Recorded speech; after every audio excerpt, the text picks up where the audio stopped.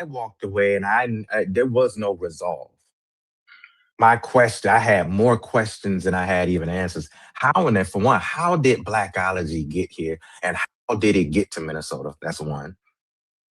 Two, how did they get that far? And how do I explain the train of thought of Black History Month being irrelevant today? Like, is there people who believe Black history has no utility, that it's a futile project? And lastly, can someone make an argument that Black history is some damn blackology project, according to the various confusing social definitions of what blackology is? And I said, I have to bring this to the Discord. We have to talk about it. Got to hold y'all to the task so we can dissect this and really have this conversation. Now, the beautiful thing is that my brother Fetty just had a back and forth with some people. I don't know if it was with Gullah, or Gullah and Fetty had a back and forth with somebody else in another space on a very similar topic. So yesterday, Fetty was like, look, I got to ask this question. We got to discuss this. Some issues some envelopes needs to be addressed. So he asked the question. And I wanted to, once you got on and said, let's hold off until I get back in town, wanted to hold it and just kind of, keep it pregnant.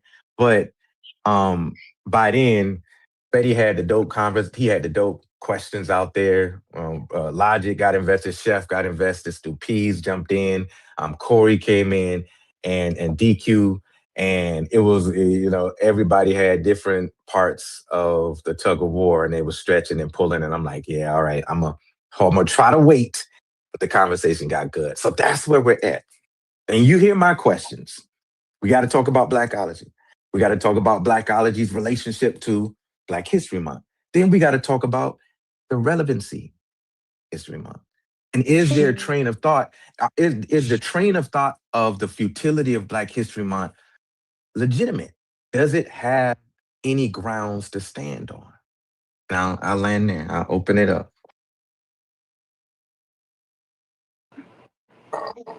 Logic, what was your argument? Well, I kind of came in on the tail end of the discussion, or somewhere in the middle, I would say. So I didn't get a lot of this preliminary stuff.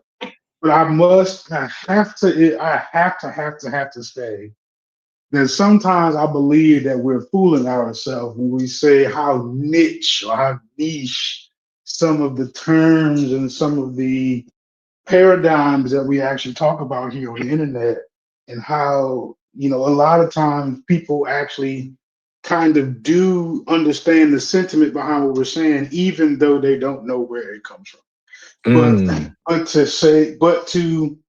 But to answering the question of like what my position was, it was there was a lot of depth there.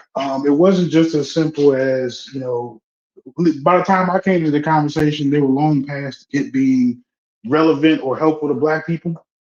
So, just to answer that particular part of it, no, it's got to be something very relevant and helpful to Black people. I think that depending on what school you went to or what environment it was, it might have been talked about in a very different way. From my experience, it was directly related to the civil rights movement and directly related around the figures who actually who showed commitment and made some advances in that particular area. And I always saw that as a time to remind us that we had more work to do, and we actually had some good examples to build off of. So that's always how I internalized Black History Month. It was, to me, it was directly related to the figures around the civil rights movement, and again, it was propelling us into more action, reminding us that we did have a legacy here in America that we were attempting to follow and keep alive. And as far as the our resistance, so by the time I actually got into the conversation, it was definitely more about what role does Africa play in Black History Month. But I think I might be jumping the gun, so I'm gonna just simply answer the question and let somebody else speak on it too. And so, and that's one of the things that we discussed. And so, Logic, You grew up thinking that Black History Month was specific in your experience. Not think you not grew up thinking. You grew up and was introduced to Black History Month as a project that was specifically talking about the diasporic Blacks or Africans in America and Mhm, celebrating their contributions to America, celebrating mhm. their achievements, their progressions, and the African or the Negro, according to Carter G. Woodson, in America. That's how you was introduced to the idea and the practices of Black History Month, correct? Correct. And that's what Fetty said. Fetty being Richmond, young brother, young blood over there. He like the history, the culture, the school systems used the utility of the institutions and museums and historical groundings over there to cultivate within children within Virginia the idea of the Negro's plight, the African in America. And it seems like the way it was curated to him, there was reference to these early Africans being on the soil in the late 15th and 16th century, as in the 16th and 17th century, as being kind of like from Africa, but then that was cut right there. There was no paragraph beyond who were these people before 1619. And so everything from there was just this great brilliance and achievements and the plight and the struggles and the circumstances and the developments and the progressions of the Black person in America from that departure point. And this was different from the locality, very similar to how Corey explained his experience, but it was different than what me and Chef experienced. And so we began to investigate if there was some generational differences. Hold on, just 1 second. Somebody got the door. Well, Black Thank History you, bro. Month, I'll be over there in a second. Okay, all right. Black Go History ahead. Month for me wasn't I don't know what Carter G. Woodson intended, but it wasn't. We didn't discuss Africa though. Like it wasn't Mm-hmm. like a. Being that I know what African centered means now, and I know what an African focus is now, I know we didn't discuss those things. We didn't discuss like the empires or the kingdoms. It was basically as a child, it's great wonderment. You dress up in a play, you do Frederick Douglass or Thurgood Marshall, or the run of the mill guys. You start talking about how peanuts can make SUVs and all this other stuff. So you're hearing about. Yeah, I mean they the one thing I remember about Black History Month every year was I was about to find out something new that a peanut could make. So George Washington Carver was like, the one of the greatest. I'm not saying I don't mean to downplay him, but I'm kind of saying it somewhat in jest. But it was just like, that was like a running joke we used to have. But it was kind of like the same circle of well, not circle, same cast of characters. That's the word I'll use. Mm-hmm. Martin Luther King, Frederick Douglass, Thurgood Marshall, lift every voice and sing. It was like kind of like the same thing. I don't think Carter G. Woodson intended it for some kind of empowerment of any kind. I think it was more like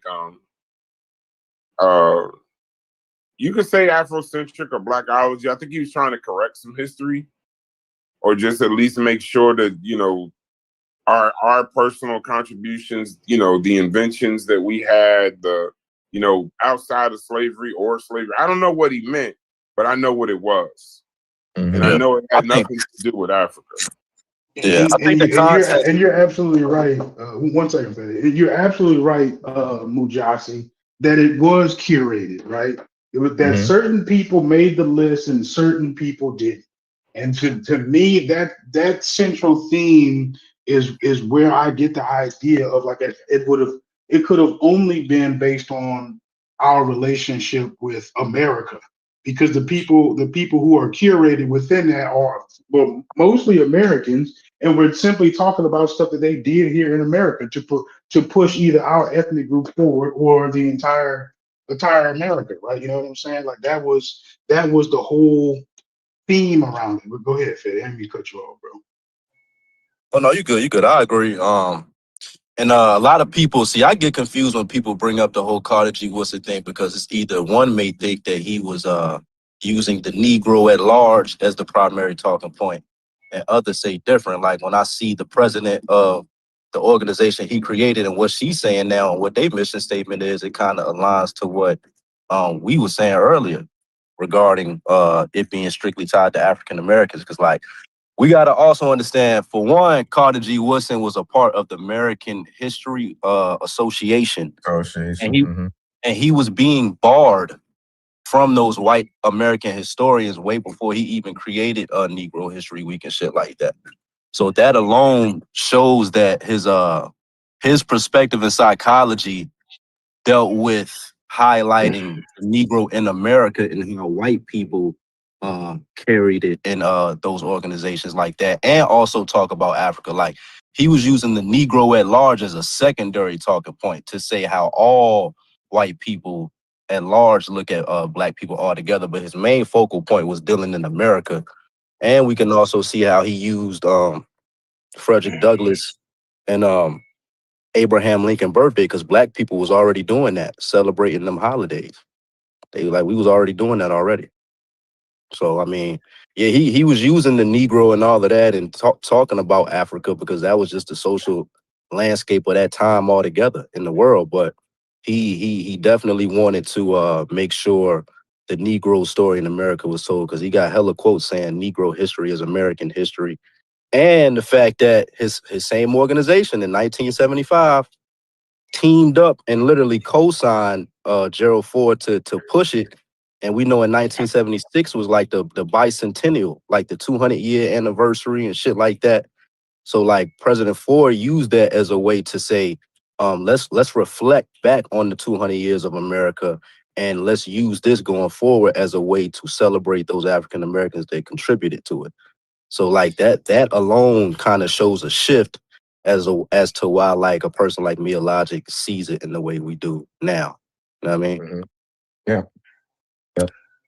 Which was credit and confirmed yesterday that it's become clear that there's a regional analysis that we have to put to this to understand that how people was introduced and brought into Black history and the practice of Black history is uniquely dependent upon where you're at, what institutions you were a part of, whether it was the school system, or your community centers, culture centers in your area, whether you had a relationship with like a historic society, or it could have been in your family and a part of your family culture. That is dependent upon those processes of how you were socialized. And so at a time, if you was a Gen X that was born in the 70s, like me, you came up at a time where the cultural revolution of the early to mid 70s had a major impact on cultural institutions in community. That there was still a movement and an effort of Black folks to say, we're not going to leave the entire educational processes on the backs of the school systems. That we still have to be responsible with making sure that children get to enact roles, plays, have community projects that that instills some sense of their identity. And so, in the same time, you're having these commitments of Black folks continuing to keep on these practices beyond the school system. You have publications starting to exponentialize in the 70s and the 80s of Black scholars, whether they were top tier scholars or class B scholars, who was producing more books on the African in various parts of the globe. So they were elevating more material on the Haitian Revolution. You start seeing more stuff coming out of the Caribbeans. You start seeing more stuff about the African in America. I mean, in the continent. You start seeing a lot of publications of the African in the UK. But you also start seeing this obsession and fixation more publicized with the African and antiquity, placing the Black man in Egypt, placing the Black man in what we now call Iraq, placing the Black man in Russia, and and all of these various different places, and claiming everybody is Black. That's where it gets a little convoluted. But what ended up happening is that now you got these young, you know, high schoolers, middle schoolers, and high schoolers who can go over to a cafe or a bookstore or a community center, and once in a while they might meet Joseph White. Once in a while they may run across Joseph de Hagen. And once in a while they may see a Clark. They may see some of the newer scholarship and newer historians in their community pumping this new book. But the key thing is that they begin to get access to African history beyond what Asala essentially intended for. And so I'm giving you kind of a small prism of how I was introduced into Black history. It had the narration of what my middle school and high school said this is what Black history is. But then I had these mentors and these folks in the community who was like, "Whoa, there's way more to this." There was a guy, his name is Philip True, and y'all could Google him. He's an interesting character. But we organized this little committee. I don't even want to say the name because I'm embarrassed to, I was young. I was 15, young and stupid. Please But say the anyway, name. Please say the name. we called ourselves the Black Panther Party for Self-Education. Oh I my mean, God. we was Going back 14, on me. 15, 16. But it I, was I think for that's a that beautiful Leave, time name, frame. by the way. leave that Thank man you. alone, Thank you. Grass. Go I ahead. think that's a Please. wonderful Yes. name, by the way. Thank you. I appreciate that. But at the time, we were kids, and my I think high at school 15, y'all should have been at the park playing basketball instead of could trying have to be the been. new Black Panther Party. leave, But I'm gonna go for it. leave that man alone, Grass. Leave him alone. Let him We tell gonna his talk story. about that on a different day. But what we did is that we helped to push. We thought our high school was a microcosm of the world. We wanted to challenge why there wasn't more Black teachers. We wanted to challenge them on the curriculum of what they had in social studies and history and stuff like that. But the key thing is that during Black History Month, we sat on a committee to bring people in. So the first person we brought in was my godfather, Mahmoud El Kati. He came in 1 year. The second year was Philip True. And Philip True was the first guy to attempt to convince me that everything Egypt was African and Black. That they looked like me, they smelt like me, they didn't talk like me, but all the achievements that Egypt established was done by these people that looked like me. And that these white folks didn't want me to know that. And so that was part of my architectural framework of what Black history was, is that it canvassed all of these different topics, if you want to use a term in a Pan-African way, to introduce me to the African as the center of civilization, human development, progress, and achievement, and not specifically focus on the African in America. And Chef had a very similar upbringing in Baltimore, that he's saying that it encompasses a whole lot. Now, we know that that may have been a deviation from what the intention of Carter G. Woodson's position was. But like I mentioned yesterday, you can only just look at his protege and his successor, Lawrence Green, to see that he shifted to where it became a study of the Negro even abroad and beyond. And you see it with the submissions of some of the folks who not only went beyond talking about the Civil War and the plight in the South and the Negro in America, but they started contributing articles and scholarship about the Negro or the African in various different localities across the globe, particularly in the Caribbeans and in Africa. And so it just depends on which narrative you come from. But I say all of this because that's kind of the context of how we're having this conversation from yesterday. But for me, I'm looking at this conversation that I had with these young people the other day and asking myself if they're not, depending on how Black history was introduced to them, which I don't know. I never really got to get that far in the conversation before I was asked to be excused. How, what is the trajectory of somebody being introduced to Black history in a way where they walk away with the conclusion that this is a decisive community practice. Divisive, I'm saying divisive community practice. That Black folks or anybody recognizing Black history is doing more harm than good, not only for Black people, but for. Well, How do were you you saying arrive at that before? conclusion? Were you saying Go ahead. before that they felt like Black History Month was promoting Black supremacy? It's Yes. kind of like you didn't One of really them said explain. that. Okay. One of them said Yeah, that. One of them said that I'm. Black Wait, history centers. one of them said that? Yes.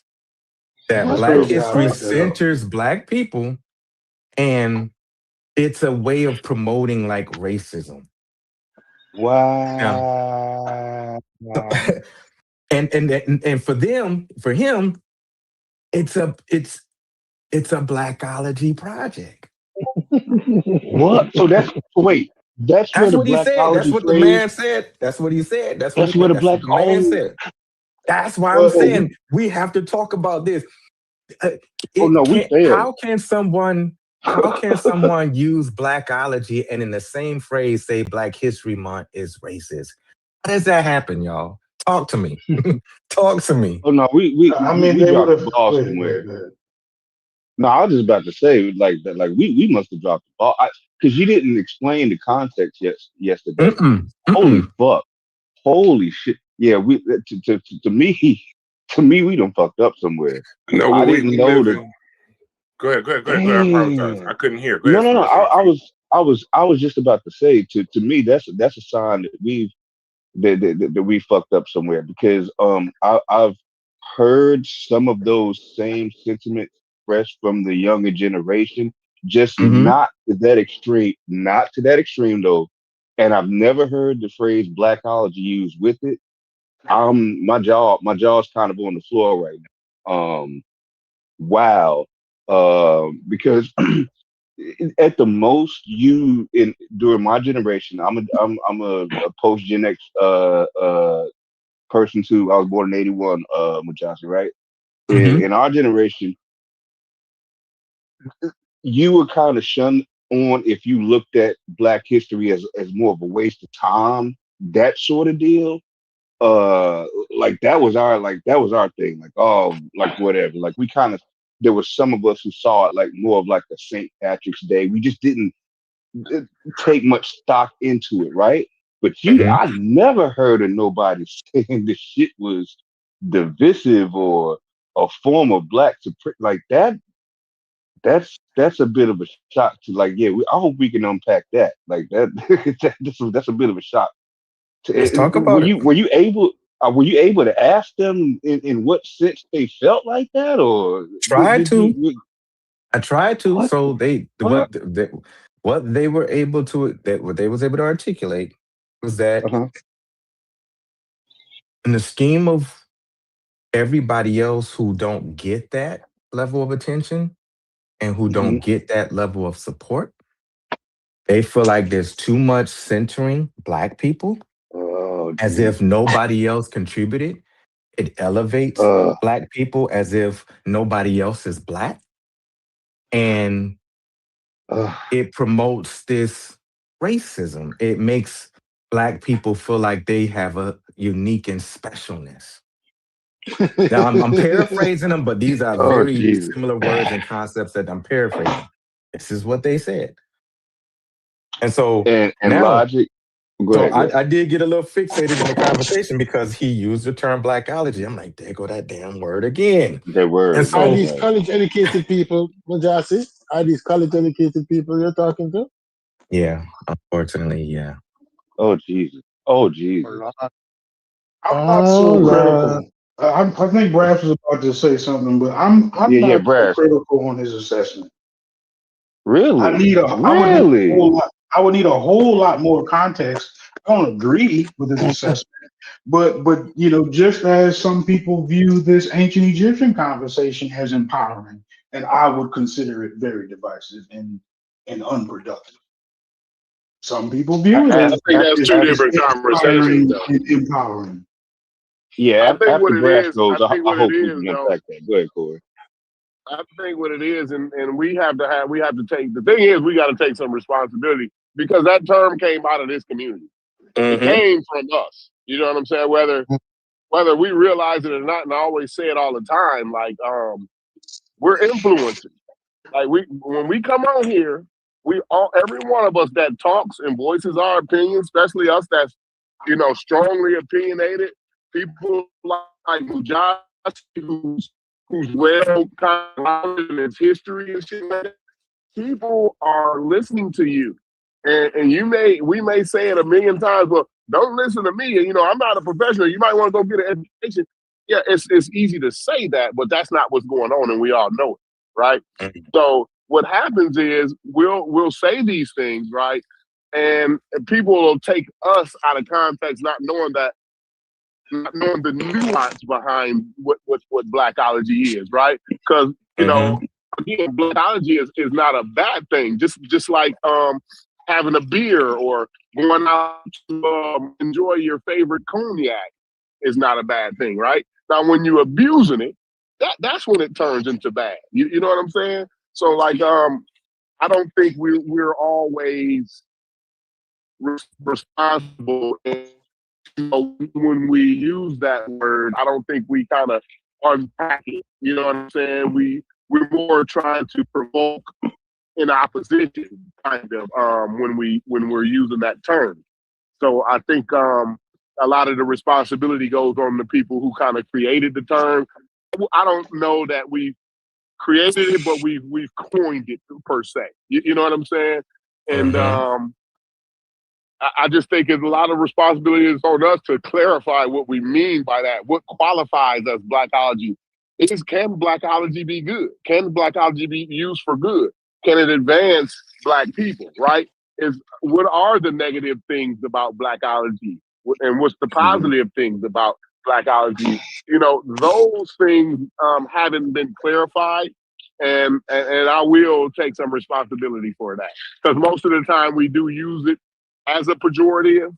But I always tell everybody, like, I'm the biggest blackologist I know, right? Everybody that's Black around me has privilege. And that's what that is to me. Blackology is privilege. You see what I'm saying? And that's how I use my blackology. I'll give that young Black boy, 2 or 3 chances rather than giving the white boy, one chance. You know what I'm saying? So, that's how I use my blackology. Yeah. But Corey, it's become the way he used it it wasn't balanced like you described it just now. It was a negative. And that's because It of was us. charged. That's because I'm taking the responsibility for that. That's because the way we use it, Mujasi. Every time we're found using the term, it's a pejorative. It's negative, a pejorative. It's a negative pejorative. Corey, can we be sure that he got that word? And of course, we really can't. But I want to just say, what are the chances of him actually getting that? Are they ran short over there? Hold on, he's talking to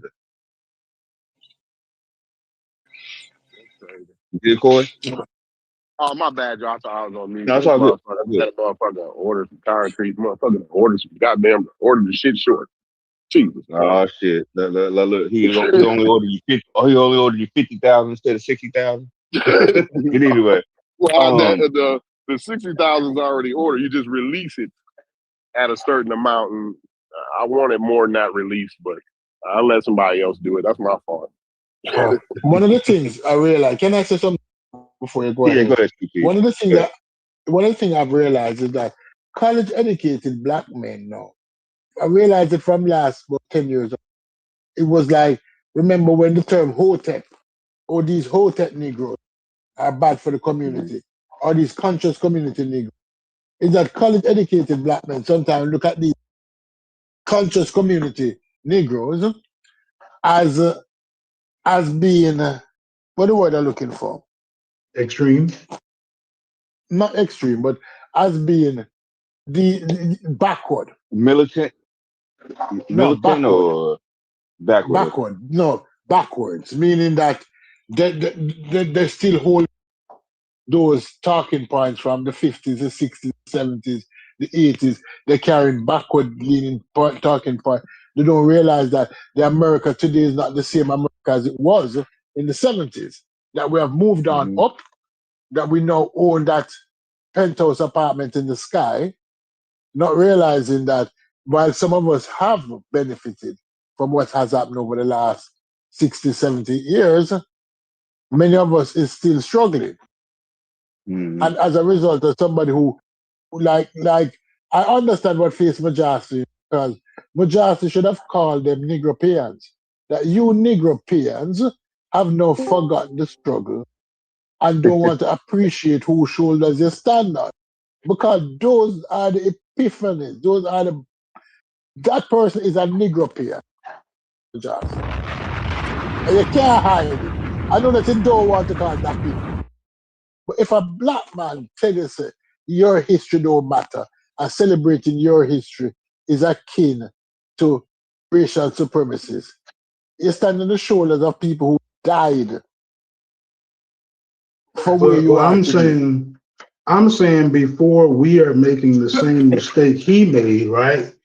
I feel as though he has to be talking about some experiences that he had around what's supposed to be taught and talked about during Black History Month, right?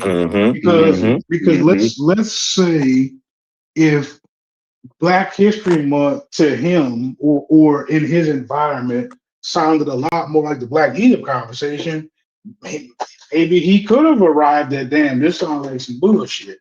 Sound like y'all doing just a little bit too much. You know what I'm saying? So I don't necessarily know what what his experiences were, but back to Mujafi's questions of how someone could arrive at this is divisive. Well, if they were going off the track and talking about it in that particular way, I could see where it'd be justified to say that. Now he could just have a very warped and messed up experience with he might have grew up in Chef like Chef did, right? Going to Dr. Ben meetings and shit like that. So he could just keeping it real, like, you know what I'm saying? Like that could be his experience and make him actually say that. So that's why I'm not like overly critical on exactly what words he used, but and maybe I'm just more interested in like how he actually got there. You know what I'm saying? Right.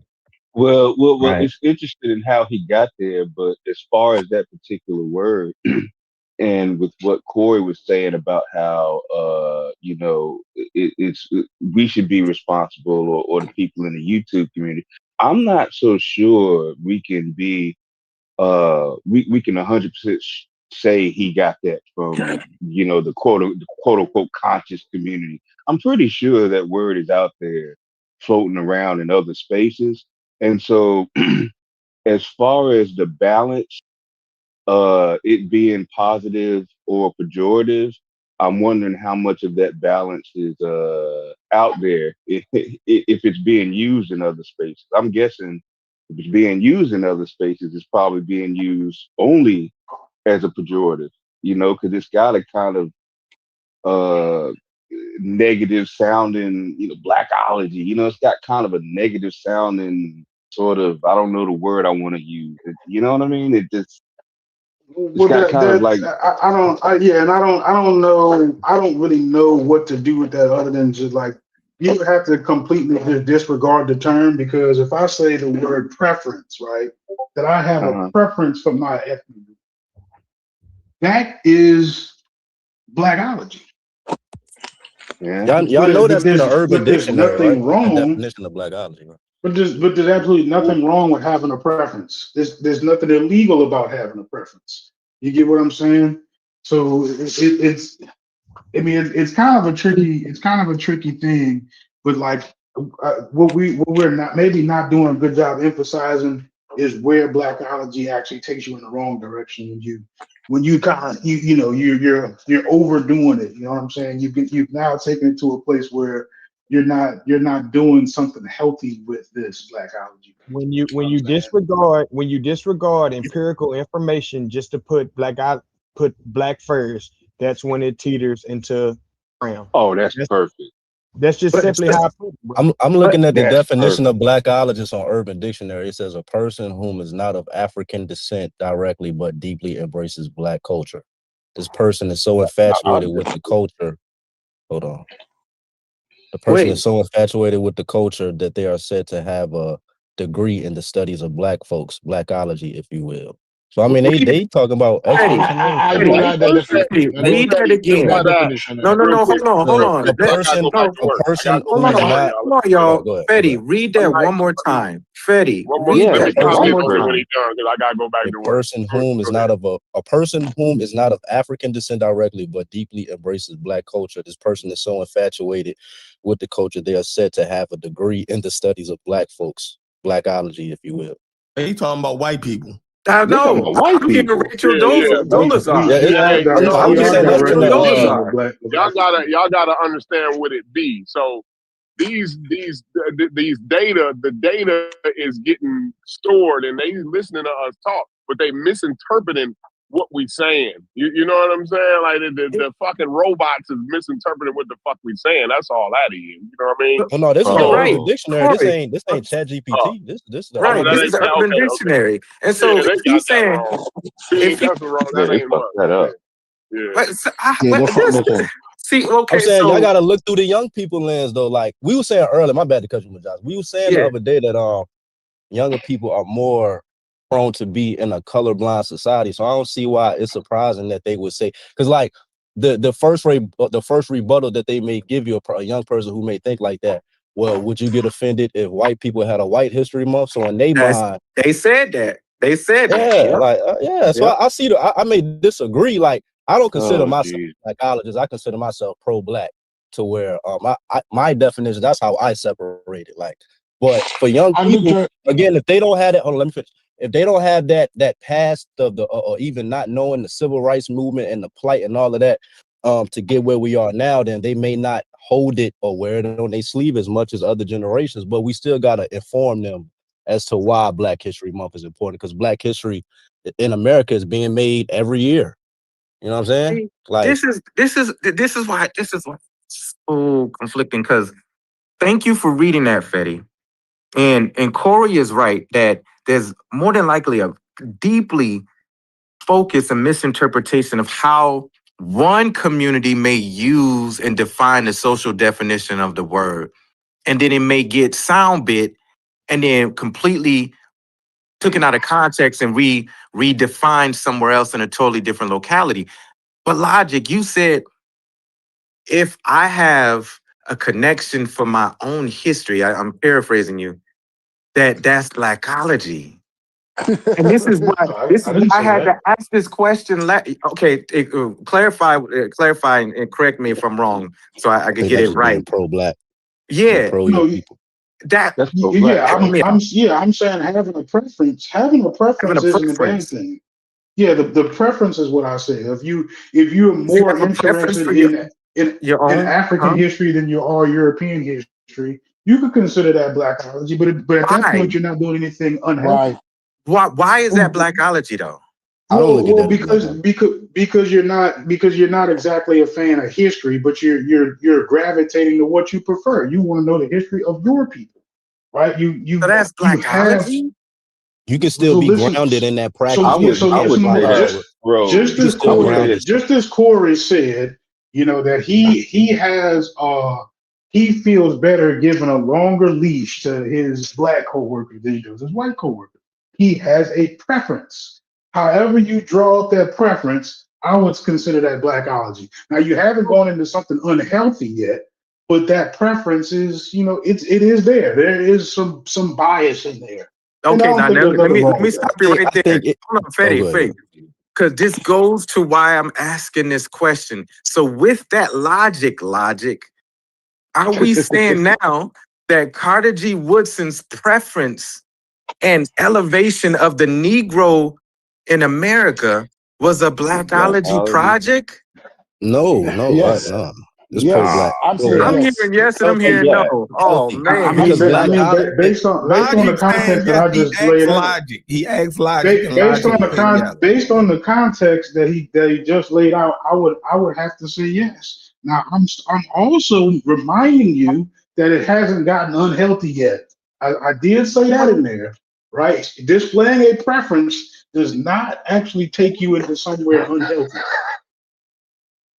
Doesn't that negate it being a blackologist? Because like some people define I don't think blackology that's. as I that. don't think it's Hold on, completely a let me finish. pejorative. I don't I see got the you. term as I'm just saying we something can't even completely. agree. I got you. I agree. We can't really agree to even the term of blackologist because some people attribute blackology strictly to unhealthiness and going off the rails a little bit. But if you everyone in here is pro-black. I would think. I would prefer Hey, that family, do be. y'all I would think we could prefer push that this be back how like people 1 use it. hour? Are you available in 1 hour, Kiana? When I think of I would prefer blackology, that be I how think people that use it. But I'm trying to meet. I'm We trying to doing 1 meet hour. the Okay, let's definition of jump back where. on y'all at like right roughly around 11 o'clock. I think Mujahid got a hot mic. Let me hold on. No, it's all good. He's coming back to us. But I'm Okay, sorry saying about that that, y'all. I That's get all where the good. definition is right now, and I'm trying to meet the definition where it's at. Right now, I don't think that you just simply having a preference is what makes blackology unhealthy or makes it bad. I think that like using it that way is a very good thing. Right now, unfortunately, we use it for both sides of the coin, which is why I threw in the word preference, which is probably a much better word to use in that circumstance, but blackology is used the same way, far too often. I got you. See, this Yeah, is where it I don't gets, know. I don't know, y'all, because like, Uh, and thank you yeah, for, yeah. like, yeah, go ahead, Smalls, go ahead. Yeah, I was just gonna say, like, I guess it's all up to the person. It's subjective because when I hear blackology, I just that definition that DQ gave, that's what I think of. People who ignore empirical facts and evidence and just, put black first. Like I think of what was that? Don't be a menace. The little kid, the bean pie, my brother. That's what I think of. So, but Right, listen, Yeah. but listen. So we can sit up here and agree that the young man used the word wrong, but we know exactly what he meant when he said it. He was not talking about the preference that I'm talking about. Right? He's talking about the pejorative more so than you're talking. Right. Right. Can I say something, please? I've been waiting. I love Abraham Maslow. Maslow with Maslow hierarchy of needs, right? And before self-actualization, also there's a space below self-actualization that they call ST. People need to read up on. In order for a person to self-actualize, they need to conquer these needs or experience these situations. No, the esteem need is to me what blackology is. A black man at any time in his life, or at least one time in his life, should see himself as the best thing walking in order to self-actualize. If you have never seen yourself as a black person, as the best creation that God made, you can never self-actualize. Because then you'd always be thinking that there's somebody out there better than you. That's how I learned it. How I learned it is when Shabba Ranks, one of our greatest DJ, was told by another DJ by the name of Joseph Whale when he was a young boy. So hold up your head, Shabba Ranks, because every ghetto youth is a star. It don't matter if you don't have money in your pocket, it don't matter if you don't have a pair of shoes on, you are a star. You are led to believe that, listen, I am the greatest thing walking in order to self-actualize. If you never reach that level of esteem where you feel like you're the greatest thing walking, you'll never self-actualize. So when people start bash blackology, because people start to think of themselves, because is that part of the growing process. After a while, you realize that no, irrespective of I am being great black, there was other great people also. But it don't make no sense. I deny my greatness. I'm not going to deny my greatness in order for you to feel comfortable. And I don't expect you to deny your greatness in order for me to feel comfortable. But once I start expressing my greatness, a lot of black people say, oh, why Stupid is doing that? Stupid don't know that offend other people. Who gives a shit about other people? When other people talking about Alexander, or when other people talking about Genghis Khan, or when other people are expressing their greatness, they're not denying their greatness. They never build statues and things to deny their greatness. Why should I deny my greatness? And why should I feel that blackology is a bad thing? Because Right. we make it a bad thing. It's we make And it a bad thing. we do. And I'm glad you mentioned that, Stupiz, because in my undergrad, I wrote a critique on Maslow's hierarchy of needs. And I Yeah. said, and it was just my own little paper that I want to explore. I was taking a psychology class, and they said, well, you got to take a theory or something like that and create your own pro or antagonism and critique of it. And so have to use scholarship and stuff like that. And I argued in that paper, this was many, many years ago, that Maslow hierarchy needs fits within the liaison-faire paradigm of American individualism. That when you move from the basic needs to the psychological needs to the self-fulfillment needs, it follows the trajectory of an individual getting their basic needs met to their psychological and mental health wellness to them feeling like they could potentialize who they are. But I said the problem with Maslow's hierarchy of needs, and this goes to the point that you're making, which is perfect, beautiful metaphor, is that a Black man in America can feel like if he aspires as much as possible to the white idea and paradigm of what it means to be success, he is actualizing himself to his self potential, even though he may have a disdain for his collective identity. And in my paper, I argued that it is a necessity that if we are to utilize the tool of Maslow hierarchical needs, we have to in place inside the psychological needs right before esteem needs, a community and community collective identity need. Because that goes right beyond belongingness and the love needs to how do you have an affinity and a healthy relationship between yourself and the governance questions of your relationship to your people. That's a need. But Maslow don't see that because in the paradigm that he developed this model from, it was that very much individualistic ethic of America. Your individual trajectory from your family to your own self-actualization, not recognizing that there's a necessity for human beings to feel a psychological health and connection to a peoplehood. So I implanted my own little African-centeredness in that argument. Yeah, call it, critique it, yeah. You implanted blackology. But that's Right. that's my piece. That's my piece. Is it blackology? Is No, it it's not. blackology? See, this my problem, my problem, my brother, is we're trying to see what's that phrase? The written word is like how they say the written word is like God made flesh. Is that how it goes? Something like when you write something, you almost have the willpower to create the reality for the world around you. And that's the dangerous piece about this, because we can invent a word and a concept.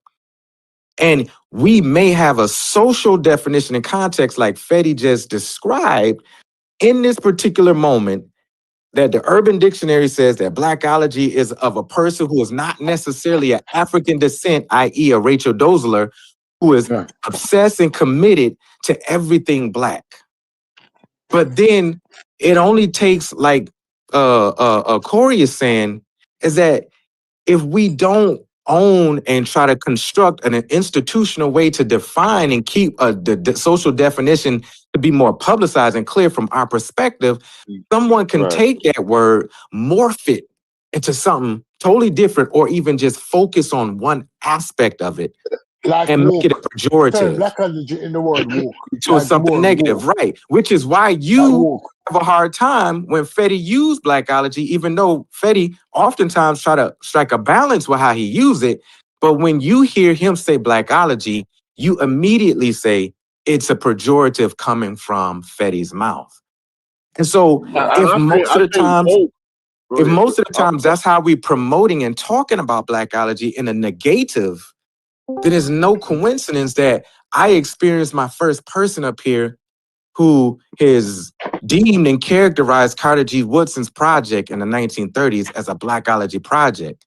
And when Logic says, well, it's just a preference for my own people, now we term that as blackology and not a sense of health.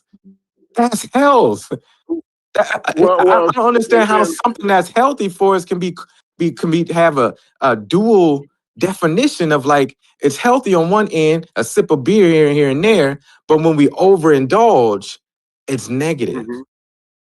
Go And ahead. see, I think blackology is a little bit different than woke because woke had no negative about it, right? Woke was only positive. Like being woke was never used as a pejorative.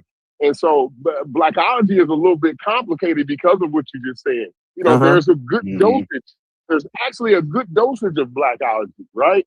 And Right. it's a needed, and to furthermore what you're saying, it's a needed dosage of blackology. You know what I'm saying? Yes. And so I think it's complicated, and that's what I'm saying. We need to be more careful when we use it, right? That's right. That's right.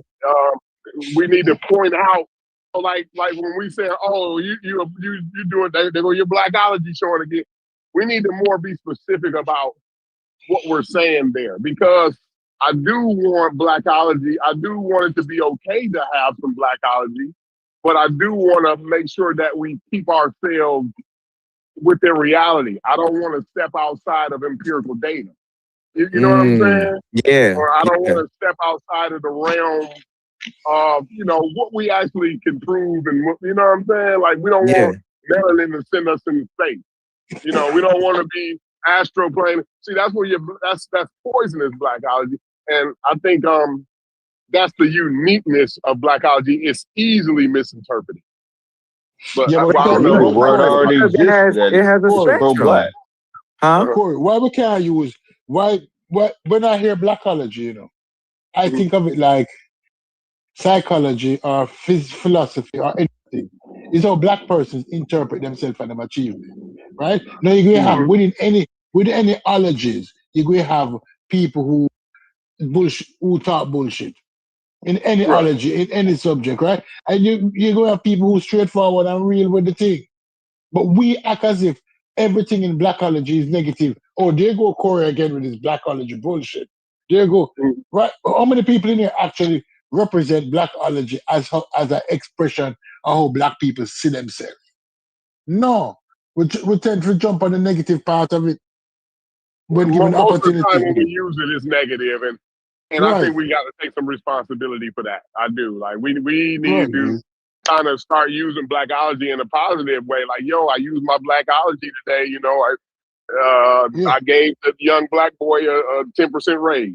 You know what I'm saying? Whatever it is. You know what I'm saying? Like, show how blackology is a positive thing and can be used positively. You know what I'm saying? And again, do point out when you are trying to use it in that pejorative way, make sure you're clear about like how that's negative and why we don't want to use it that way. You know what I'm saying? That way those youth can actually use it the right way. I can't. Can y'all still hear me? I'm on mute. Yeah, I can hear you. Okay, I'm sorry. It was just real quickly to point out what he just said. If he was happy for that black man because he got a raise and he was black, that is a preference. I thought I was doing a very good job trying to insert maybe a better term for the exact situation. Hold on, Logic, real quick, not to cut you off, but it's not being happy for the black man. It's giving him the raise before he, you know what I'm saying? Like, okay, I'm going to give him that 10% raise just because he's a young black man. Right. Right, now, but you still giving them preferential treatment at the end of the day, right? Yeah, just a little bit of extra, not too much, right? But just a little, because you know how white folks got a little bit of white privilege, so we want to. Whenever we get in position, we want to give some privilege too. You know what I'm saying? So yeah. Right. See, like that's a healthy dose, right? But then when he takes it a step further and he said, "I can't give it to that white man because he born amoral or some other sort of justification." Now you've taken your blackology a step too far. And you know what I'm saying? That's racist. That's racist. Here's my problem with the term. So, as a concept, I think it's fallible. I think it's inept. It is not accurate. It's attempting to consolidate 2 to 3 different concepts under one term, which makes it vulnerable to be exploited by anybody in any direction. What DQ said earlier and his definition of blackology, which was co-signed by Smalls, it will make sense if that was the only definition of blackology. It would make sense if it was just a term to somebody who's obsessed with blackness. What's up, Chuck? Who's obsessed with blackness, but don't want to hear any scholarship, academic facts, or anything to help them have a balanced or more accurate perspective on anything. Then psychology was limited to that definition. It may have some relevancy. The problem with that is that there's already terms that exist, like irrational or fanatical or a little obsessed. Or if you want to go with psychological terms, like you're a little neurosis or neurological, you have some neurology around this. But to come up with a term like blackology to encompass that, but then say on one spectrum, it could be a good thing in small doses, that's where it becomes vulnerable to misinterpretation, misconceptions, and it could be convoluted. And so by the time it shows up with a younger generation who don't have the context of the young brothers and sisters who kind of invented and reinvented the term, now it's taken on a total different or maybe limited social definition that can now give them a lens of looking back at some of the architectures who had them in mind when they established their institutional process called Negro History Week. And now they're labeling this person as a blackologist. And then for the life of me, I can't justify that. My question now, Mujasi, is do we get rid of it? Do we ban it? Because of the potential danger, right? Yes. I'm on a petition. Yes, we need to eradicate. Just like y'all said, pseudo needs to go, blackology needs to go. Right. Yeah. But then we got to come up with another term, because you got to understand, like in these niche communities, right? Right. We like our little nomenclature, I guess. True. We all have our little nomenclature. And very true. Yeah, so we got our own language. Just even like on the job site, like most of the shit I say out here on the job site, y'all wouldn't understand the fucking word I'm saying, but it's a niche. I'm in a niche, you know what I'm saying? And it's a nomenclature, so it all works out. Yeah. Right. Yeah, I mean, I agree. I'm going to disagree with Corey. I will sign it. Okay. Nice. I got to hear from Gullah. I got to hear from Tuck. Psychopathist, welcome, brother. What's y'all thoughts? I can't wait to hear what Psycho got to say. I was trying to fully get the context. I think y'all talking about blackology and whether or not the term should be banned. Y'all think it's problematic? Tell him the story, Mujasi. You got to tell him the story. What happened? Okay. Tell him the whole story. So a brief context, and I'll be real quick about this. In a meeting recently, talking with some young people, one of them roughly in their late 20s, the other one in their mid 30s. They feel like Black History Month is a problem project. They said it's divisive, that it's doesn't serve anything, but it does Black people and just a general population of Black people more harm than good. And one of the terms that they use is that Black History was a blackology. Black History Month is a blackology project that has, for the most part, elevated a form of Black racism and is centering Black people in a way where it leaves out other Black people who has their own Black experience. And it was my first time ever hearing the term blackology in the state of Minnesota.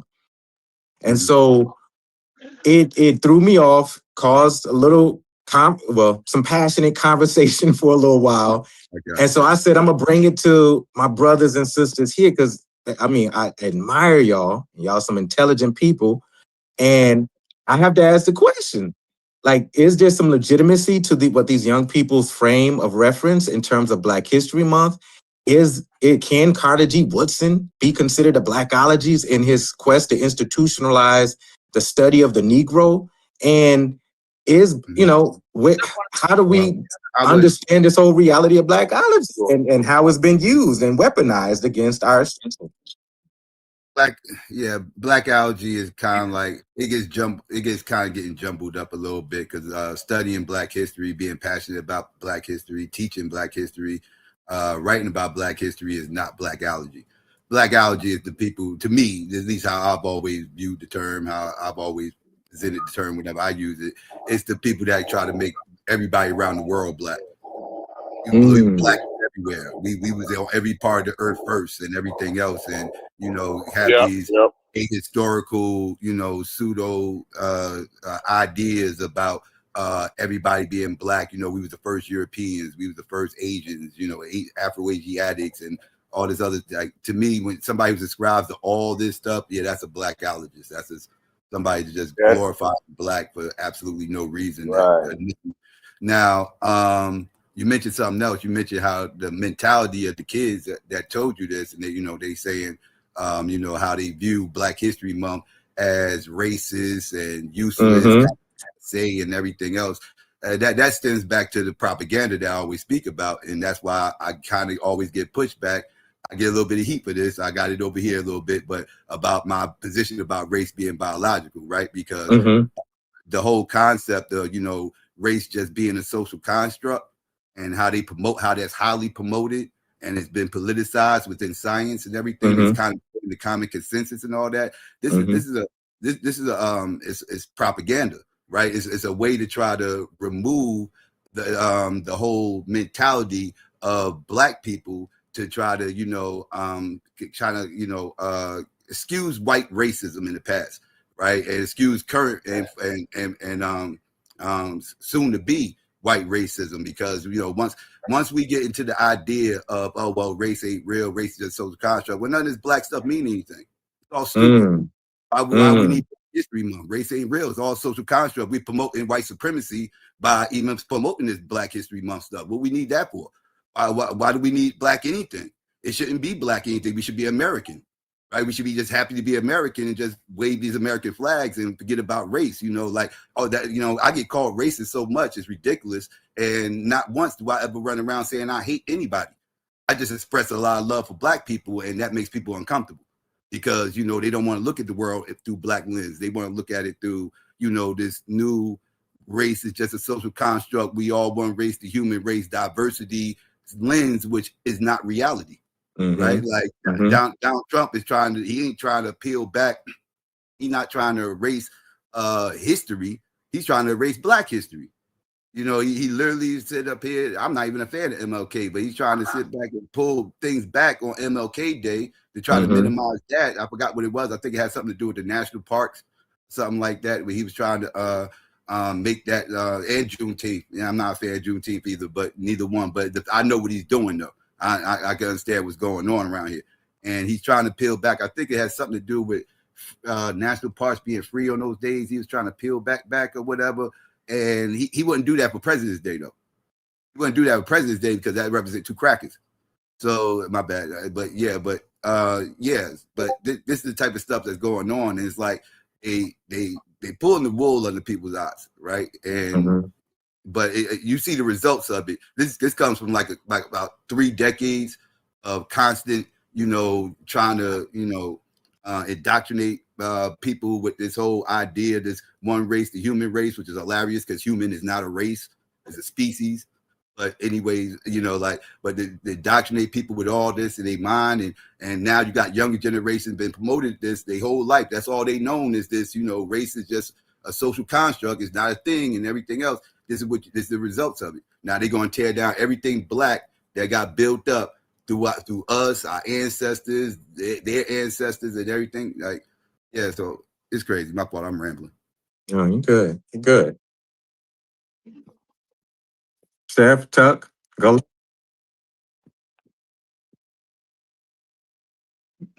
Real quickly, I remember we had a conversation not too long ago about blackology, and I believe it was Chef who actually threw the best idea out there, because I think at the time the context he was using, that the term black is beautiful actually fit into blackology, right? So, and I found it difficult to disagree.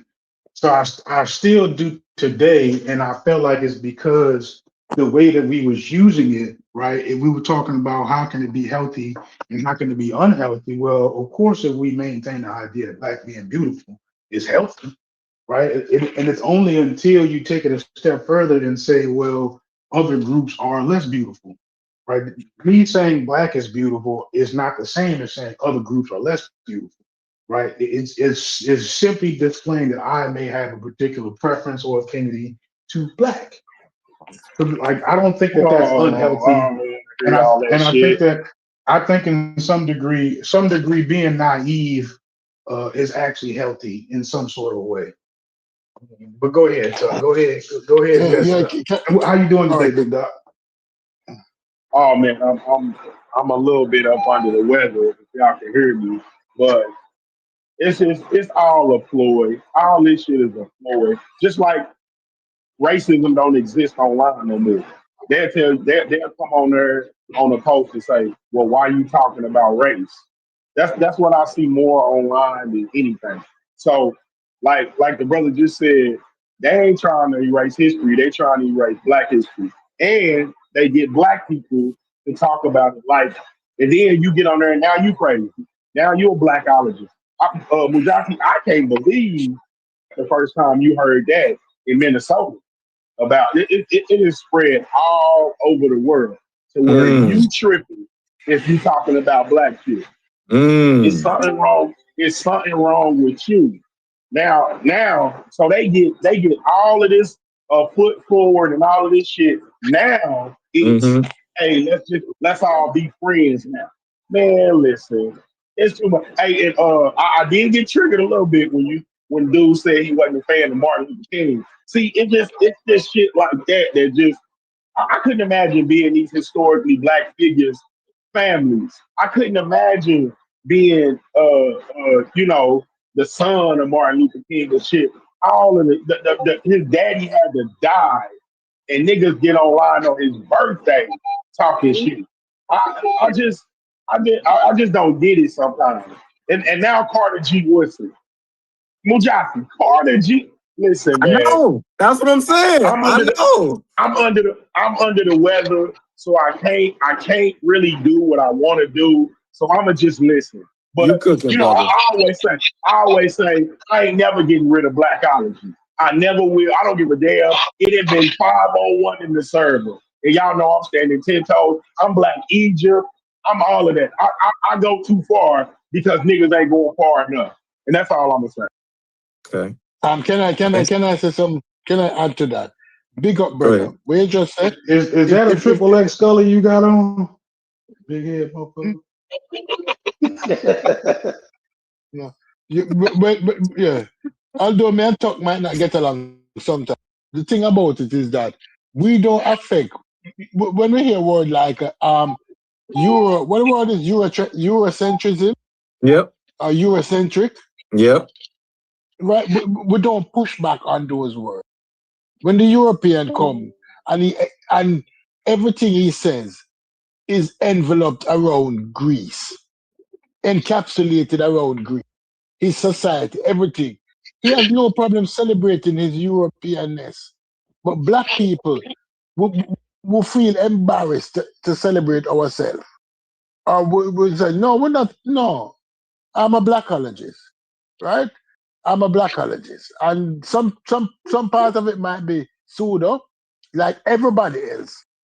Like the Asian might be pseudo with some of his thinking, and the European might be pseudo with some of it. And the Indian in India, nobody more pseudo than them. Because if you follow those history, when they're talking about flight, they were the first person talking about spaceships and different gods. But they celebrate the thing. But once we start celebrating we get a big fence put up by our people. Say, don't say that. The white man going to think you're stupid.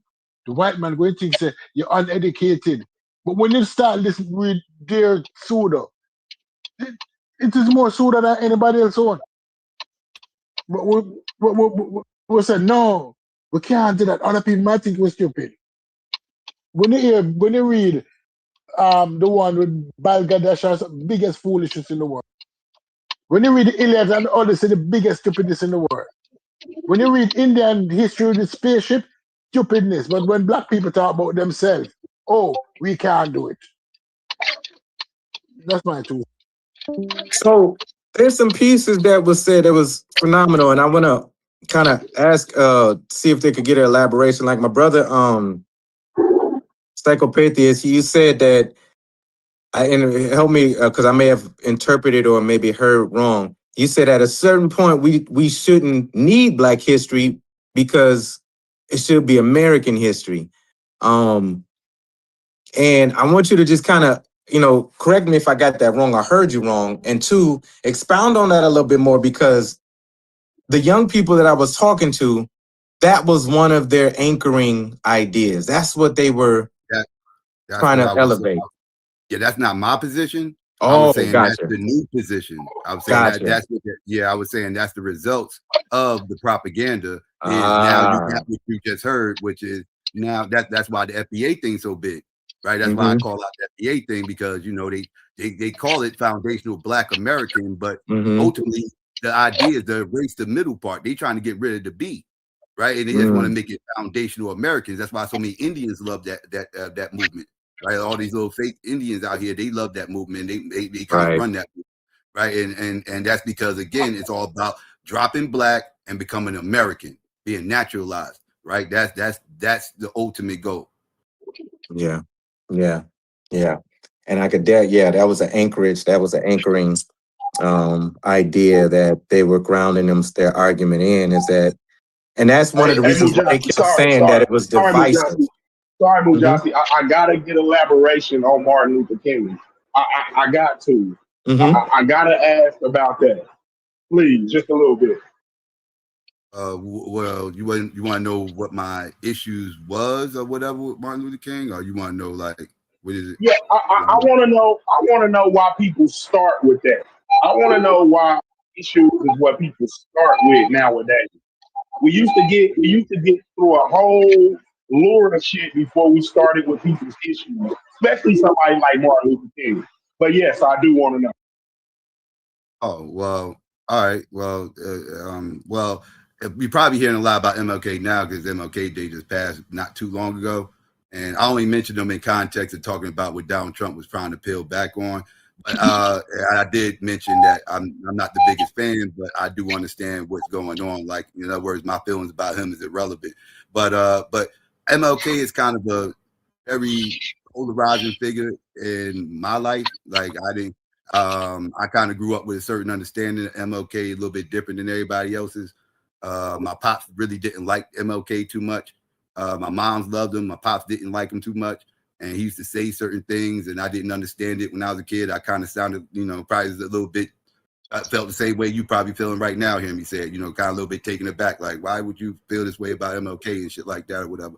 And, as I got older and did my own research and, looking at some of the books he had, I started to see that MLK really ain't everything everybody's saying he is. I'm not saying he's the worst thing. I'm not going to demonize him, because I do feel like it's two parts of MLK. I feel like there's pre-1967 MLK, which is the one that I got most of the issues with.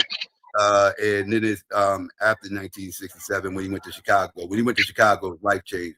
And that version of MLK I don't have too much issues with. Is pre-Chicago is the version. And my issues mainly is he was a puppet. He was a puppet for the NAACP, these white liberals, and these small hats. And he was an unknown. He was unknowingly a puppet, right? Like he was young. He was new to the game. He didn't realize he was being used. He really didn't realize he was being used too around Chicago. Okay, so you don't have a problem with MLK. You got a problem with ignorance. I got a problem with him being presented as Black Jesus. That's probably what my main issue is. Oh no, he way doper than Jesus. That Jesus ain't even a real person. So I wouldn't even go down that road. But just like I said, it's the start with it for me. I don't know. I don't know. It probably is my feels though. It probably was my feelings that I was expressing, but it just don't feel right to me. That just don't feel right to do MLK like that. And like I said, I just think about being a family. Like if I was one of their family members, having to hear that. And stuff. But you know, and the man died. He killed the man, murdered the man. So I don't know. I just don't start with that. Now, when we tell history, and I think this gets back to kind of like the crux of what y'all was kind of getting at. Now, when we tell history, do we tell it as a form of propaganda, or do we tell history how it is? So MLK propaganda. It's so much good shit that you can get to MLK before you even get to any of the bullshit. And I still don't know what you're talking about either. Him being used as a puppet, but then you say he didn't know. So I don't understand. He didn't, by his own admission. By his own admission, he was ignorant. He said so. Yes. Of course, but okay. So if he's allowed to live, do you think he stays ignorant? No, he wasn't ignorant when he died. That's what I said. Like okay. after he went to Chicago, that changed him. He spoke with Stokely. Stokely Carmichael had a lot to do with changing his ideals.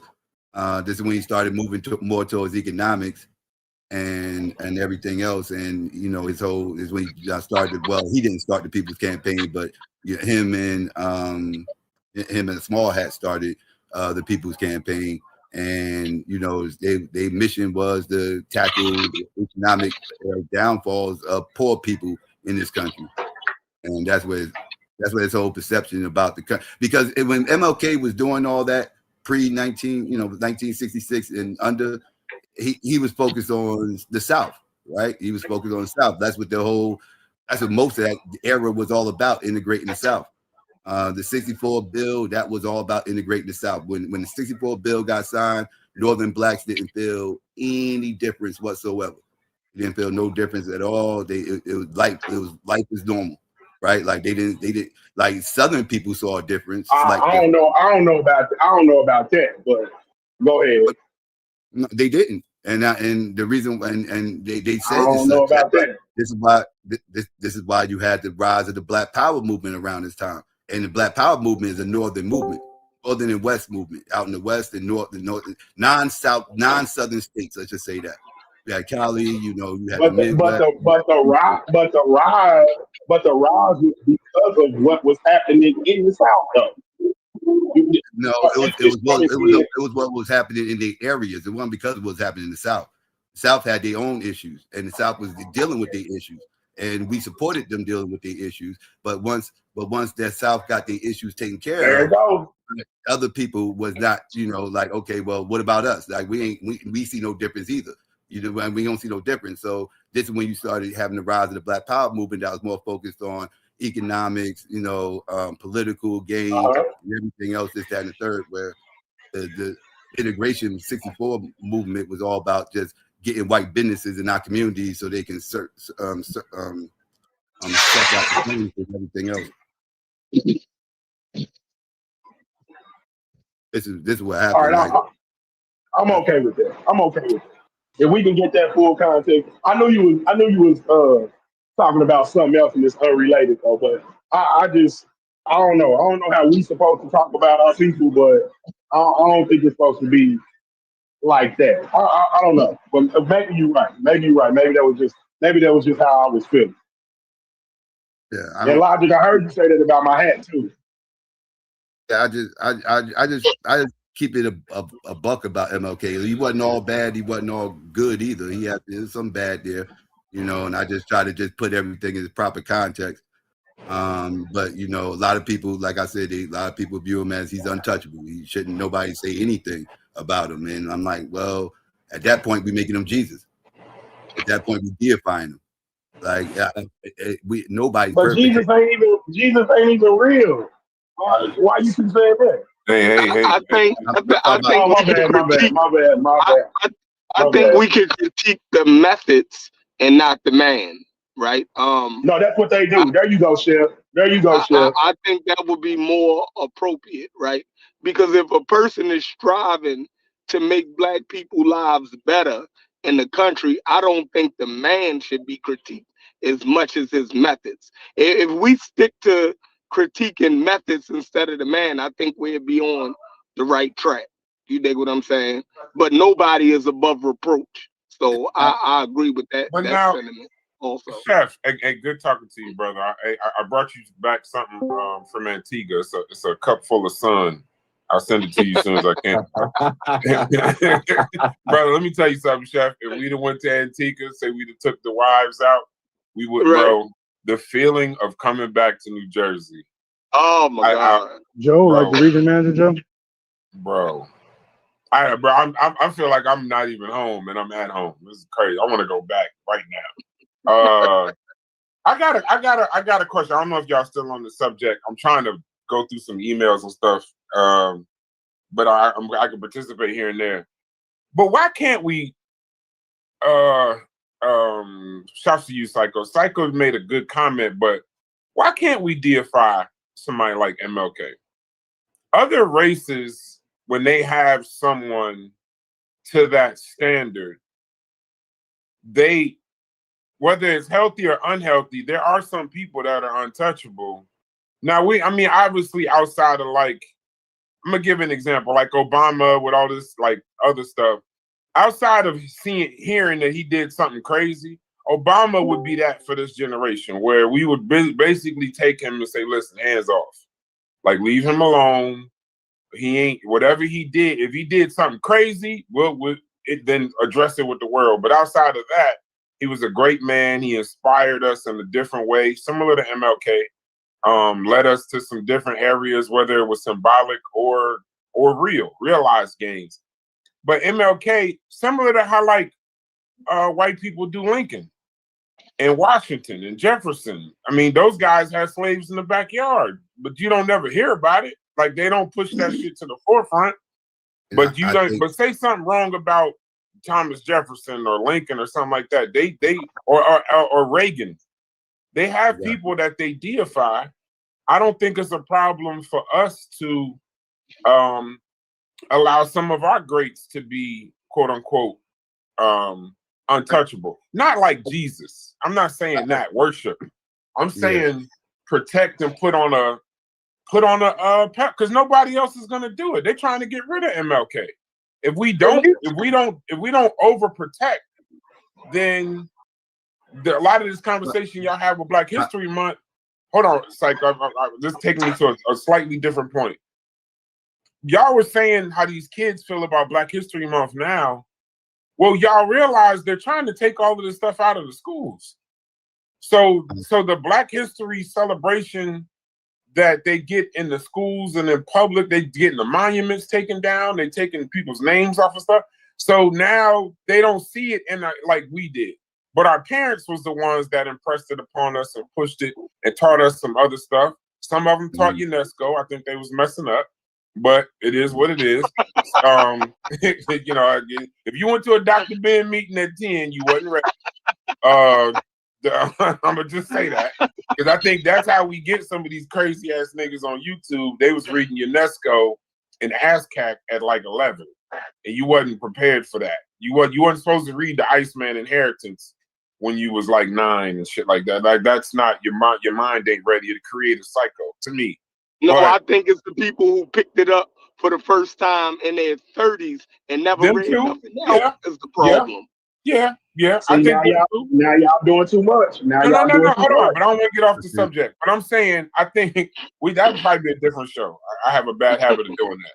But I'm saying, why can't we deify, not in the Jesus worship level? That's not what I'm saying.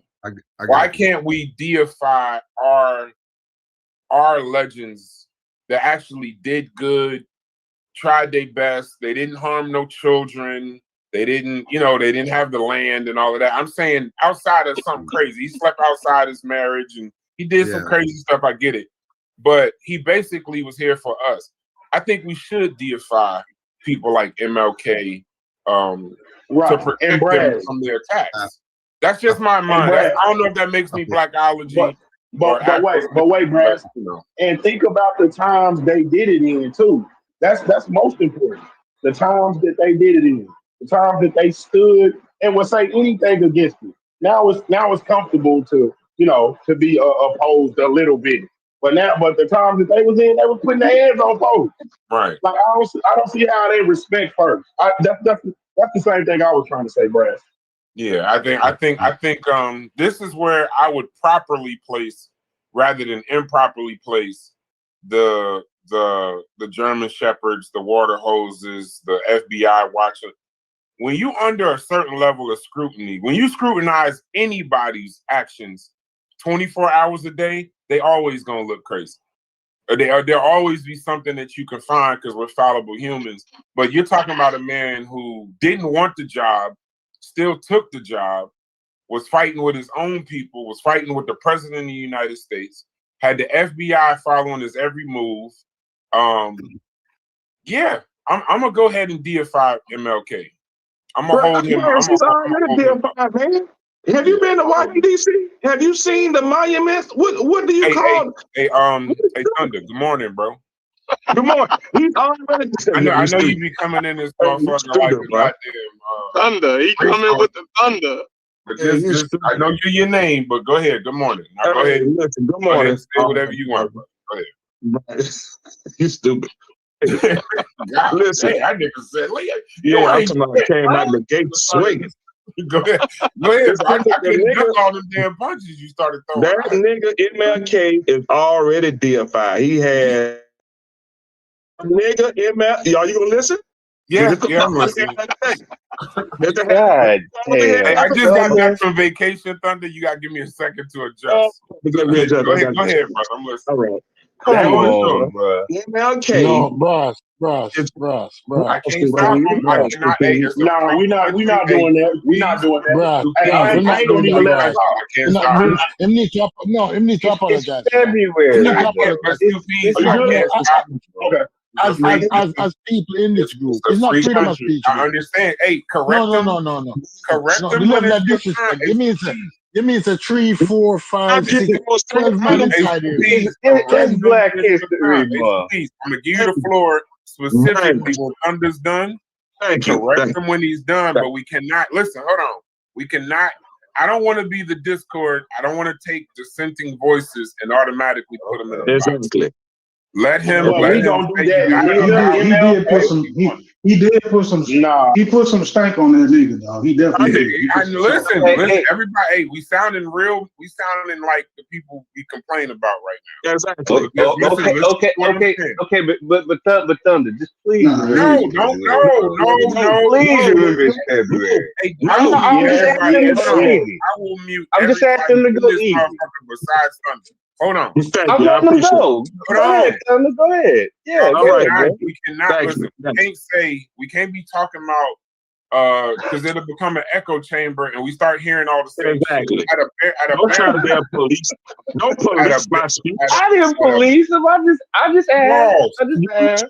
At a bare minimum, we got to y'all want to talk to the people that don't agree with you, but you really don't want to talk to the people that don't agree with you. So you got to actually hear him out. Finish talking, Thunder. Stu Peas, I promise you, when he's done, you will go next to say what you want. Go ahead, Thunder. Hey, Chef. Hey, that nigga MLK is already deified. That nigga is already deified. He has a whole holiday. He has a national monument. He has a national. Matter of fact, he has how many streets in America are named after this nigga? A million. Deified. You see how many high schools and middle schools named after this nigga? Huh? Okay, I'm only gonna do 3 niggas. I ain't gonna let him talk. Fuck that. No. Talk. Stop, bro. I understand. What's the count? Brett, Tuck. What's the count? Right? Go ahead, Thunder. Just finish the shit. Finish talking. Tuck, I had to mute you. Go ahead. Nigga got his own monument. Nigga got his own streets. Nigga got his own holiday. You already at 3 niggas, but keep going. Okay, I'm at 3 niggas. Okay, all right, no more niggas. All right, no problem. All right. Hey, that's good. I like that. Tough. No problem. No problem. We good. All right. Go ahead, Thunder. Now, Go ahead. 4. No. You went to 4. You said, and the nigga got his own street. There is powerful niggardry at work. It is some powerful niggardry going on in here right now. Go ahead. For reference, I think you say you just came from Antigua, right? No problem. Yeah. So I frequent Johannesburg and Cape Town. I own 2 hectares of land there. Me and my sister plan on moving that at some point. But the point of me saying that is when you go to Johannesburg, you see mostly Nelson Mandela all over the place. I mean, you can't go 5 steps and not see something that say Nelson Mandela this, Nelson Mandela that. And I think it's even worse over there than MLK is over here. That's how much you see him, right? You brought up the founding fathers, and rightfully so. Are they deified? Yeah, to an extent they are. But that dirt, they have a lot of dirt thrown on their name. The same dirt that MLK is getting thrown on his name at this point, right? You saying that George Washington that don't have no dirt on him? Don't feed into the camera, Thunder. You gotta keep going. Okay. Yeah, he tucked that on purpose, bro. It works. The deification of MLK, in my opinion, is 100% complete at this point. I don't know what else you can do besides maybe name a car after him or something. What else? How much more can we honor MLK? That's a good question, right? So that's for you, Brass. If the 4 things that I highlighted, not only just those 4, but the things I left out, are not enough at the end, at the Stupies and everybody, maybe you can jot down more things that we can do to give that man the reverence and pray that he's due. He's due to pray now. Hold on. He's due to pray. When do physicists stop praising Einstein and Newton? When do philosophers stop? When do they stop lifting up Sigmund and Freud and the greats in their particular disciplines? Like logic. Now, never. That's a great. They never stop. They don't let up. They don't take their foot off the gas. Logic. Those are great points, but my overall point is he's not being deified. I mean, he's not stopped being deified. He's still deified to the day. Right now, we honor his. Oh, I forgot about. He has his own. Well, we'll get to that after Brass answer that. What more else do we need to do? But I think that. Who? Say it again. The who? He's talking to somebody else. Okay. Meet up. So whenever the Chinese New Year. When you hear him saying that his people, can you mute shit? Yeah, he led his people to a burning building, right? We can't leave that out. We can't it's just like you can't leave out the slaves for Thomas Jefferson. You can't leave out the slaves for George Washington. You can't leave them out. They got to be a part of the history, but I don't think that history overshadows the greatness and the impact that Thomas Jefferson and Benjamin Franklin, he was slutting them out too. All those cats had their demons in the closet, and the same with MLK. but those things don't overshadow MLK. Same thing, they don't overshadow. I mean, let's go with MLK. Malcolm X. He was a slut maker at first, but that don't overshadow the impact that Malcolm X has, and his name still lives on. Of course, it's diminished, but it's not. I think you all are overblowing our descent of MLK. We give him his props. We're just saying that integration, in my opinion, integration. I'm always going to be a segregationist, bro. I'm just not. That's who I am. I feel that integrating with white people at this point ain't helped. Well, it has helped us in some cases, but in most cases, it's destroyed the black dollar. It's destroyed the black impact. Right? If we separate ourselves like we used to have, we had more power, we had more pride, more black pride, more black power. That's all kind of stuff that happened. But as a result of integration, those things we got rocked to sleep. In my opinion, we got rocked to sleep, and we lost our focus and our direction. So that's the only thing nobody is slandering MLK for sleeping with some hoes. Whatever, no problem, bro. Can I speak now, please? I'm about to land. As long as he land his planes, too. He bringing it in. About to crash. Yeah, 30 seconds. Nobody's vilifying, in my opinion. Very few are vilifying MLK for his personal issues. We're just saying that the impact that he had, along with not even really being the true leader. I mean, there's a lot of the SCLC was calling the shots more than anybody, but that's a whole nother story. It's just a lot of stuff that's there, man, and it's not because he was a slut maker, bro. I think that's the cheap way out. It's more so integration. That's the people. That's what people got a problem with. All right, I'm done. Yeah, I gotta. All right, brother. Before I answer your question, I'm gonna let Stu Pease get his shit off. Go ahead, Stu. Yeah, just give me 3 minutes. Thank you.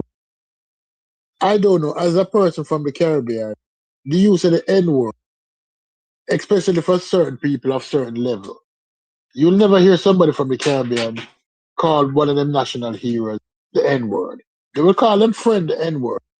But the national hero, such as I consider Martin Luther King to be, is so way above one black man referring to him as that.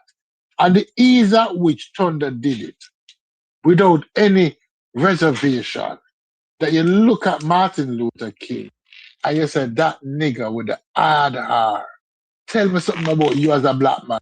And yet still I've heard you in this room bend over and suck Trump dick dry. You have never referred to him as a pedo. You have never referred to him as a child molester. You have never referred to him as a deviant. You have never referred to him as anything negative. You have bent over and allowed him to fuck you, and you suck him dick. I didn't interrupt you. Leave me talk. No, because you got very disrespectful. You got very disrespectful. So allow me to get disrespectful. He's trying to get clarity of who. That he's not cutting you off. He's trying to figure out who you're talking about besides him. I'm talking about you, Thunder. You came in here. No, he knows you're talking about him. Okay. Who is the other person that you describing that he's doing all of that shit to? Trump. I've seen Trump. Okay, Trump. You have Trump. I've seen you Trump suck Trump dick in here verbally, right? I've never heard you mention anything about him being him being a child molester, allegedly, him wanting to F 12-year-old girl. If Martin Luther King had sex with adults, it's a whole different thing than him having sex with children. But you came in the room and how you light up the niggas on that man. It's a total disregard and disrespect for him. Right? And I finish. I'm going on mute. I don't think saying any fucking because I can't believe that 12 men in this room, 12 men in the room, allow this shithead to come in here and totally disrespect somebody. Let me finish talking. Okay. Let me finish. So I'll finish. hold on. So 11, because Tuck. Oh, she changed that Mayat bullshit, but Tuck. I know Tuck. I know. It was 11. That's about. I give you a black hour. Chef, somebody take Chef off mute if he can stop talking about Chinese New Year. He said it in response to me, so I'll say 10. I don't think I'm just not into policing everybody's speech all the time. Sometimes I like to hear somebody out, so I know how to have the conversation. But I think, yeah, you would say if you're calling having streets named after them, schools named after them, statues, monuments, all of that. If you're calling that deification, I'm calling that honoring him for the hard work that he did and honoring his accomplishments. What I mean by deification is that when somebody comes in and tries to remove him, that's the line in the sand that we draw and say no. When someone tries to come in and critique him, that's fine. Nobody is above reproach. But it's funny when we say nobody is above reproach, but it took me to be an adult before I got a chance to go and see. I learned about the FBI and Martin Luther King sleeping around and all the negative stuff, the communism. I learned all about that in high school. You know, they was already doing that. And I think sometimes you could be too intellectual. Sometimes we're so intellectual and we're so willing to critique people that sometimes we lose the symbol. We focus so much on the mess rather than the message. So I don't call those things that you're saying that MLK has deification. I call that the rewards for the work that he did while he was alive on this earth. But what I mean by deification, just so we clear, is that I did not learn that Thomas Jefferson was somehow fighting slavery and an abolitionist of some kind. I didn't learn that he had slaves in the backyard until I read it for myself. I didn't read, Christopher Columbus level type deification, where even as a child, you read that when he landed here, even if it's fictitious, it was motherfuckers waving to him when he landed here. He was received by people, and they were telling us in our face that he discovered this place. I'm just talking about the fictitious, symbolic Christopher Columbus, not the literal shit for all the intellectuals. But that we knew somebody was here because they told us that somebody was here. They received them and took care of them and brought them in and fed them and all of that. But they were still teaching us that he somehow discovered America. So we didn't even get the flim-flam bullshit that was in our face. That level of deification. The Lincoln freed the slaves. They put him on the penny and made it copper because he looked the other way of all that kind of deification. Even if it's bullshit, even if it's symbolic, I'm saying he deserves that level. He's as far as I'm concerned, I think everything that they taught us, and I'm gonna land my plane, everything that they taught us about his frailties made him human. Everything that they taught us about. So I don't even want to hear the whining. Huh?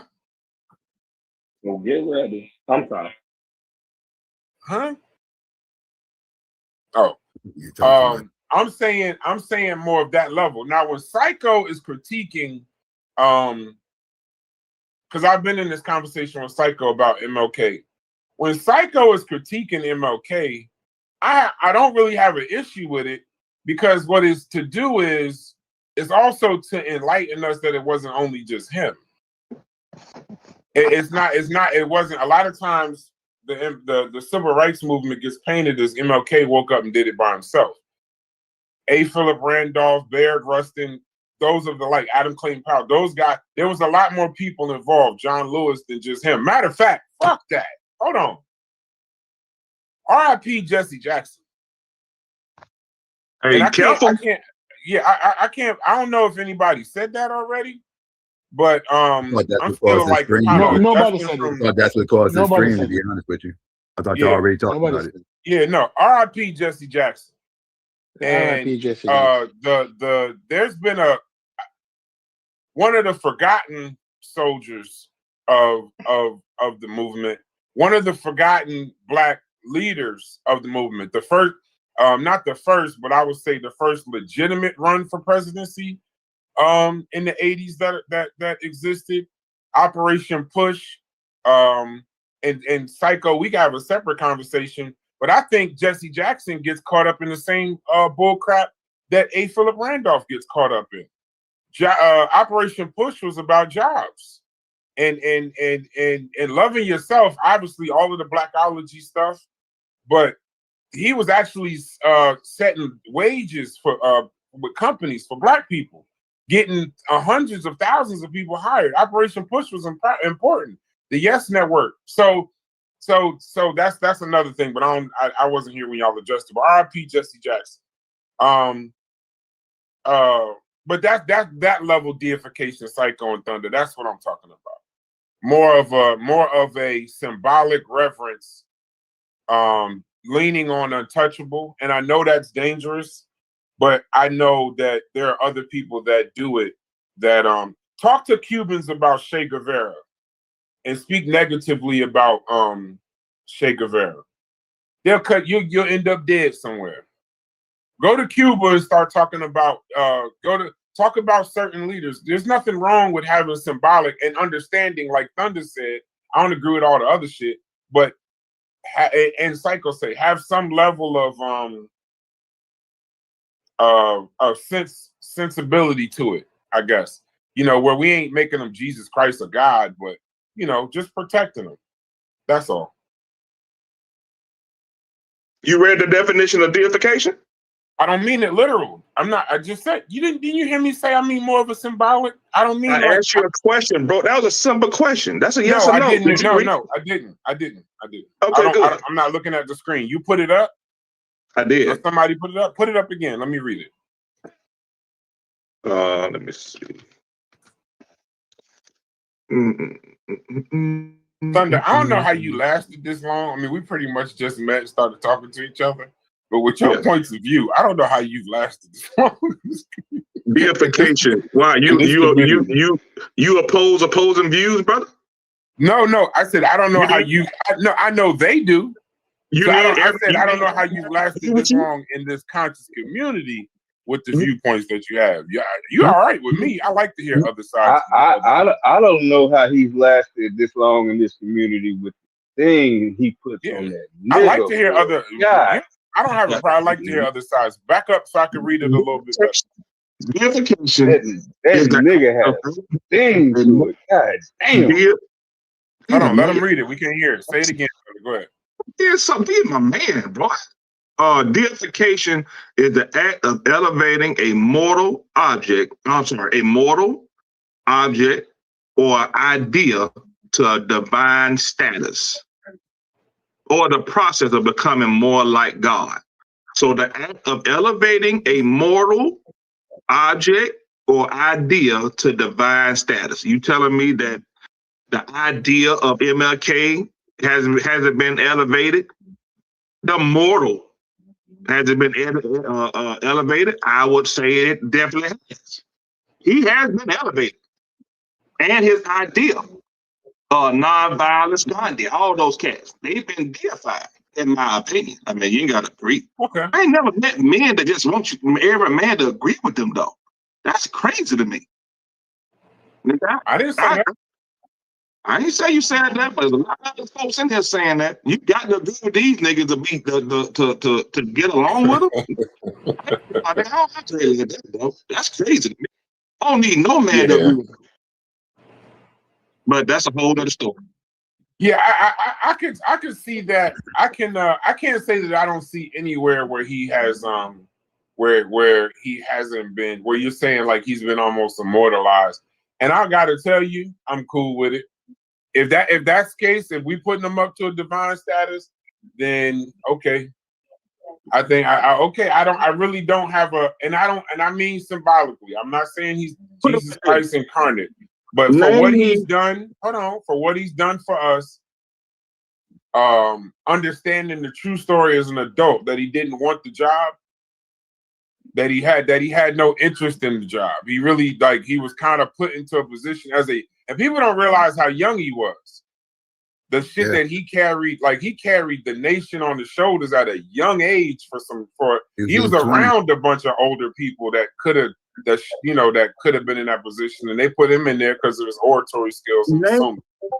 Brad, name me somebody who's been deified in your opinion, and then let's go with what you mean. You have your own definition, right? So let's figure out who, in your opinion, has been deified, and then let's compare MLK status to whoever you're going to say. I think I started with the founding fathers. I think I'm trying to find somebody that did something on his level, that did something on the level of what he did. That's why it's not many. That's why I go to Lincoln, Jefferson, Washington. You got some of the popes, right? Some of the Pope John, the whoever. You got a couple people. Pope John Paul. He was definitely deified. But I'm trying to stay away from that because in Catholicism, if we speaking about popes, some of those people treat those people like the incarnate, the walking.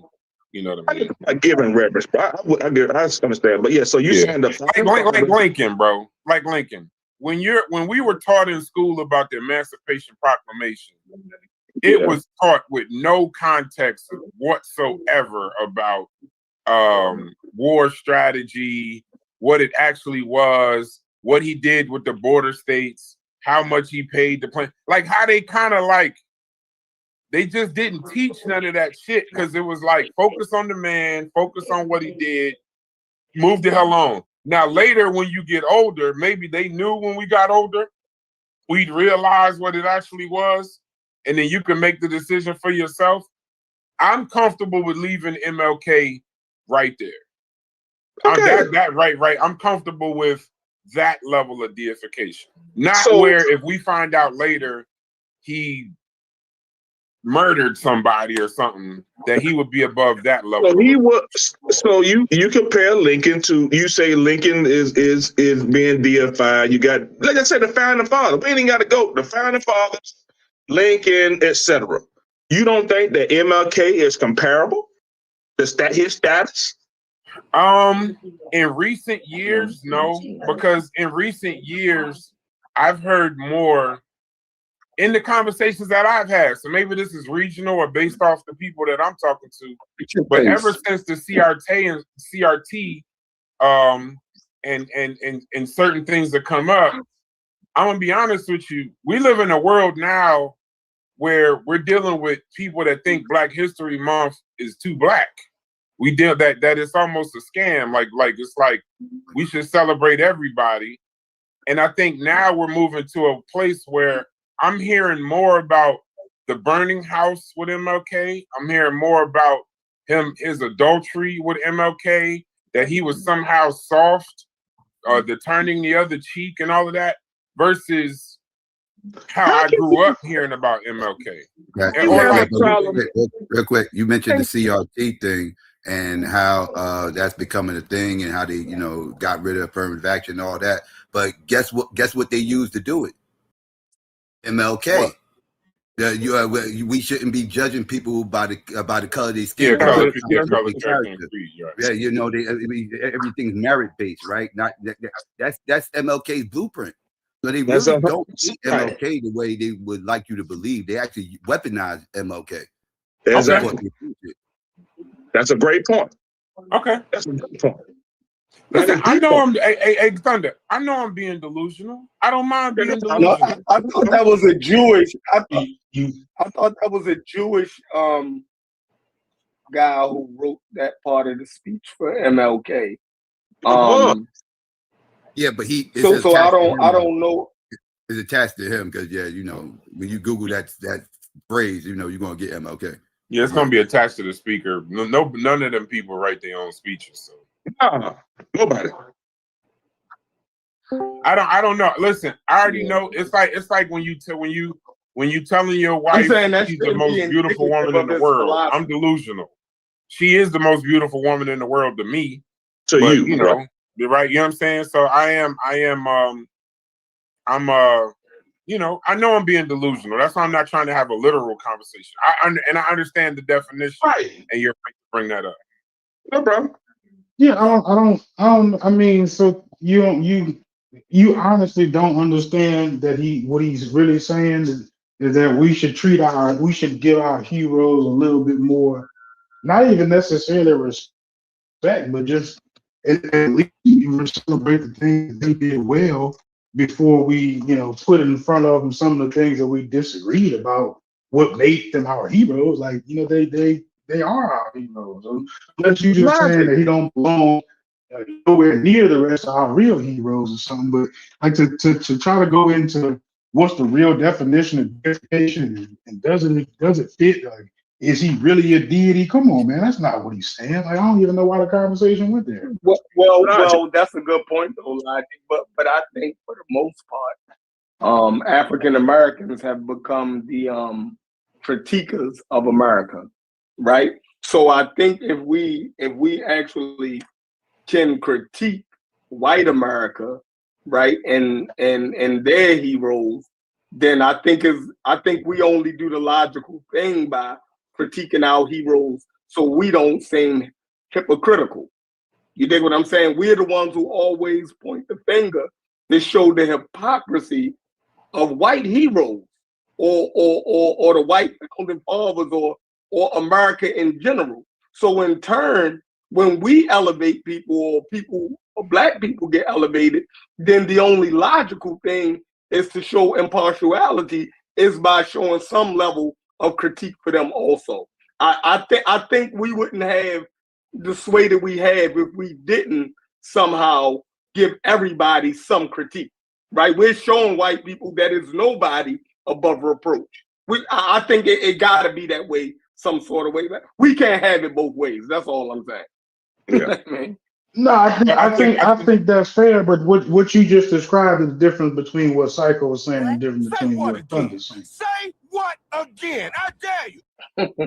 Because see, on top of that, you got to remember, Thunder's doing the nigga thing. See, I didn't even address that shit. I didn't even go.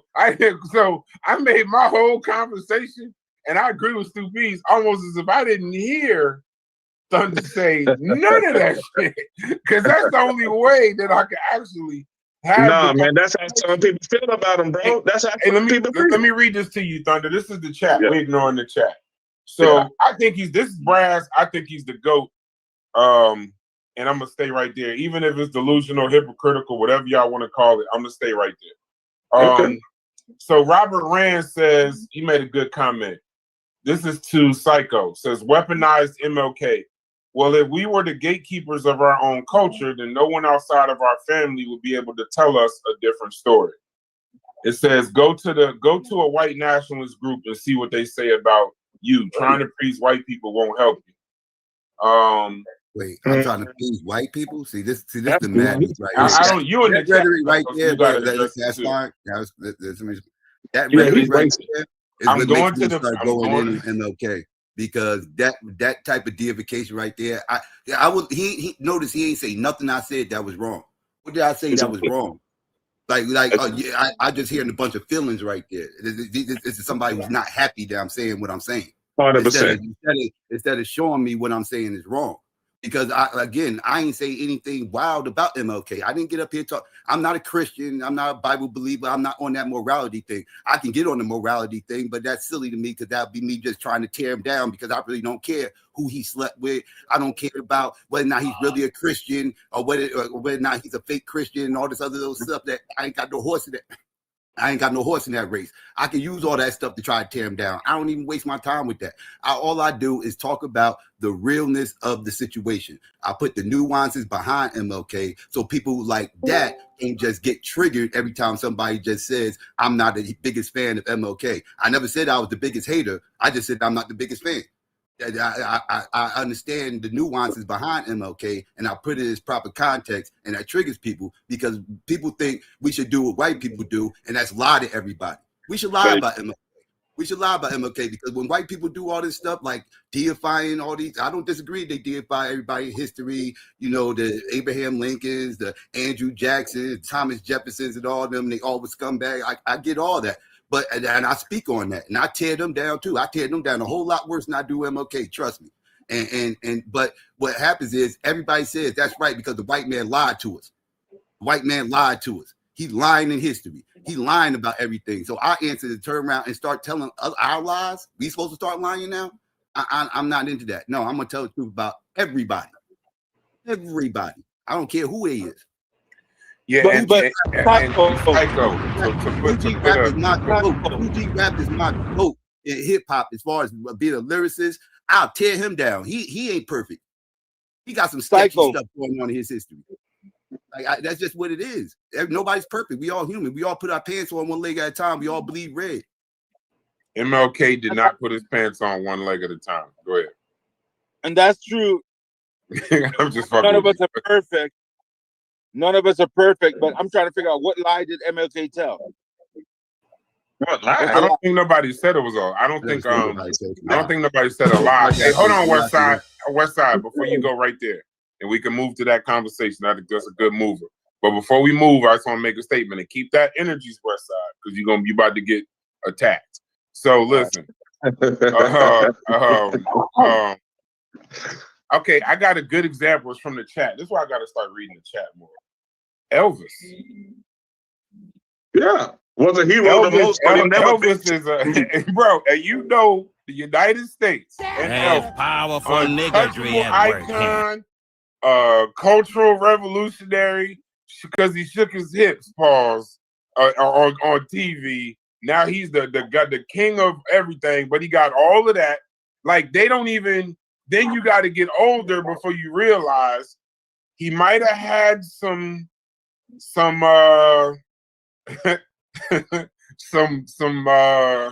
what's the word? I'm trying to not get us banned.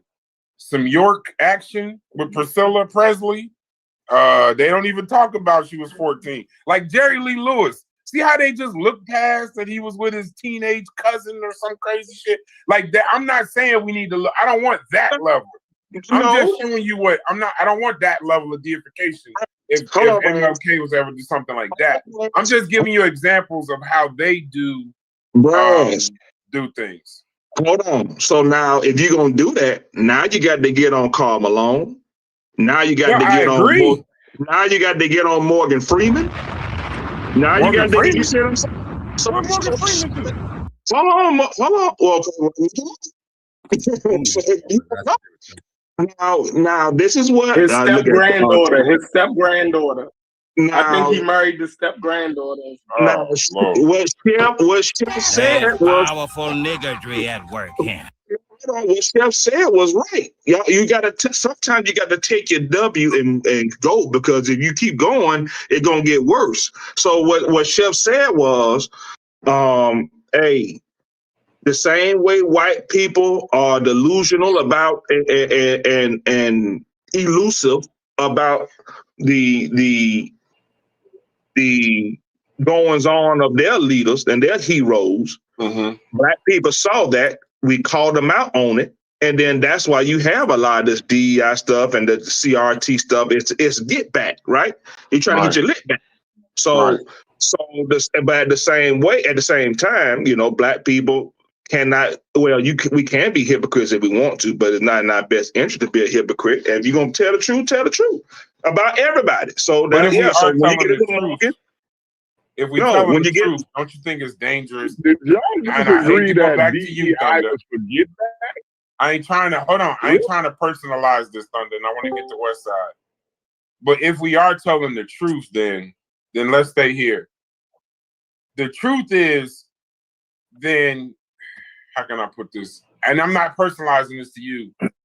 We can critique them all we want if you feel like that's what you want to do, and if you want to deify them like me, and you don't really want to think about that stuff, just what the man did and what he meant, that's fine too. But I don't think that we should say the nigga with the ER had MLK Boulevard. I think that's too far. And you see, like with Stu Pease, Like when you the same way you can say the same way you can say the reverence goes too far to where we can't critique, but then shit like that goes so far the other way where I got to protect them. All right, Brad, let me do this. And I did this. Sometimes I'm a habitual line stepper, right? I go over the line sometimes to get the conversation where it gotta go. That's why I don't want to cut you off. But with Cuban, right? I referred to some countries as shithole countries, right? Right. And Cuban explained to me how that made him feel and how I was incorrect, how I was wrong for doing it. Pull your socks up. And what hey Chef, you gotta mute yourself, bro. Nobody cares about stocks or Chinese New Year, my nigga. And what I did was I went back and I looked at him man to man and said, you know what, I apologize for that, bro. My bad. I shouldn't have did that.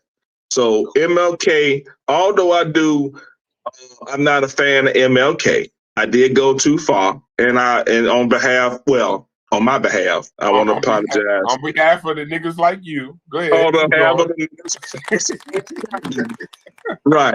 Well, I apologize for me and on their behalf. Okay, I apologize. My bad. Yeah. And you can speak what you want. It's just that's what I mean. That's the protection that we give. Psycho don't hate MLK. Y'all just don't watch the shows or watch his shows on Mondays. Psycho is more about keeping it somewhat realistic for people like me that deify the man and forget A. Philip Randolph was just as important, if not more important than he was. Way more important. They forget John Lewis. They forget Adam Clayton Powell. They forget Barrett Rustin. They forget all of these people. The civil rights movement did not happen simply because of MLK. Once again, he didn't want the job. He was being forced. He was put in a position to get it done, and he got it done. That's why I have such reverence. But I have an understanding for A. Philip Randolph. But Psycho understands that most people don't even know who the fuck A. Philip Randolph is. But Brass, this is a delicate. You want to trigger Psycho? You want to trigger Psycho? Yeah, go ahead. B.R. Rustin. What was he homosexual? Yeah.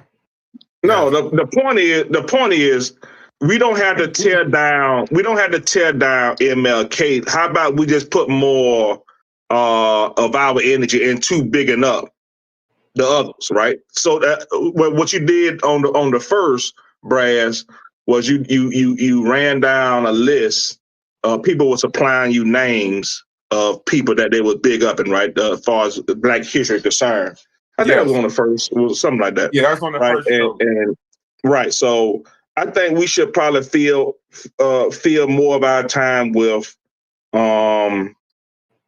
doing things along those lines, really educating people on I live right here. I'm in Atlanta, and I go down to Auburn Avenue at least 3-4 times a year, and I just go to the museum. I go to MLK House. I go to Dexter Avenue. All of that too. I go to all that. I go to that about 3-4 times a year, roughly. I kind of slowed down recently, but yeah, I mean, you got to give the others their props, man, and that the SCLC don't get the props like, let's just say, Black Lives Matter does. You see what I'm saying? That to me, that's wild to me, and I think if we fit it, go ahead. There is a more modern phenomena. It's more current to our time. Like MLK, as time goes on, it's still there, but it kind of fades because some of these people are passing away. Like John Lewis got mad props. All these guys got mad props in reality. John Lewis was in Congress, got mad props all these years for that, you know? The thing is, though, at the same time, MLK was the leader of the movement. He was a figurehead of that movement. You know? No, so John Lewis get his props here. He get his props in Atlanta. I don't know about nobody. He got a whole. No, yeah, good trouble. Good trouble. He got a whole building with his name on it. I mean, his face on it. Okay. Hey, maybe that's a show that we'll do. Maybe Mujasi, if you can help me out with that, I don't mind. Let's do that before the end of Black History Month. Let's do same way we did great Black leaders besides MLK and Malcolm X. Let's do great people that lesser known people in the civil rights movement Unsung heroes. Yeah, unsung heroes in the civil Right. rights movement.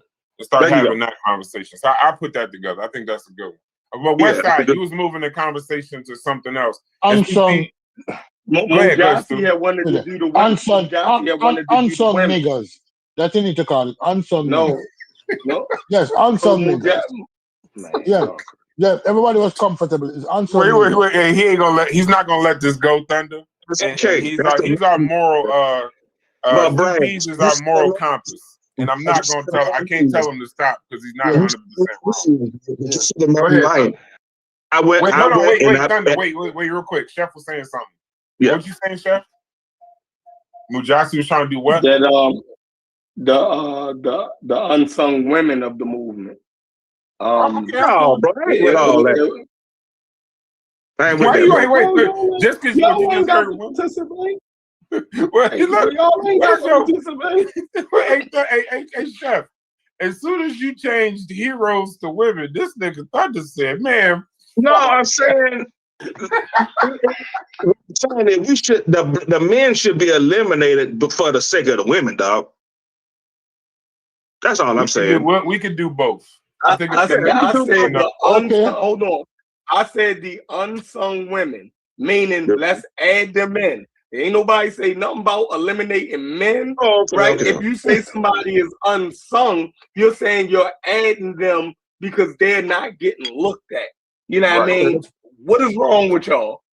No, the way they're red pill to the core. That dude is red pill to the core. But yeah, but the way you said it, if we say unsung heroes, and then you said Mujasi wanted to do unsung women, he's thinking you mean women, a woman only show. That's what he's thinking. I don't think it ain't much further than that. And Stu Pease is gonna be paused on your ass, Thunder, for the rest of your life in this Discord. I'm just letting you know. You can apologize 5,000 times. It ain't gonna matter. That don't mean shit. That don't mean shit to I'm me. You know that, surprised the right? nigga ain't told you he's gonna walk you down. I'm surprised he ain't tell you that. But moving, hold on. West Side, let's move it. Let's move it. Hey, Thunder. Oh, Thunder. Yo, yeah, you gotta have a Dr. York conversation. Because I came back from vacation and I think it's a conversation that ain't been brought up. I got some new information that was interesting to me. We'll have a separate conversation. West Side. I want to know. No, the thing I wanted to get to with the lies of MLK is that we gotta separate to me, like what someone's purpose was in a particular time or in a particular movement, right? MLK was making a move in the civil rights movement to accomplish certain goals, right? He accomplished those goals in a big way. Now, that doesn't mean he's perfect. He might have been, there might be some infidelity. That's another aspect of his life. But as far as the civil rights aspect of his life, I can't see the lie that he was telling. If he believed in whatever he was doing, and we sit on these panels using the rights that the people in the civil rights movement, whether MLK, John Lewis, I'm just mentioning him as a figurehead, right? Provided through that movement to where you can vote, particularly down in the South, without the violence and stuff like that attached to it that was at that time. And so, of course, he's not perfect, right? But I don't see the lie that you can say he told. Maybe you can say he made a mistake, which I don't agree with that, right? In his goals or in the outcome that we had. And the other thing is too, you can't, if someone has a negative opinion of you, you can look at yourself and say, you know what, they're right about what they're saying. I need to correct this particular thing, right? So let's get but in reality, if someone is a racist,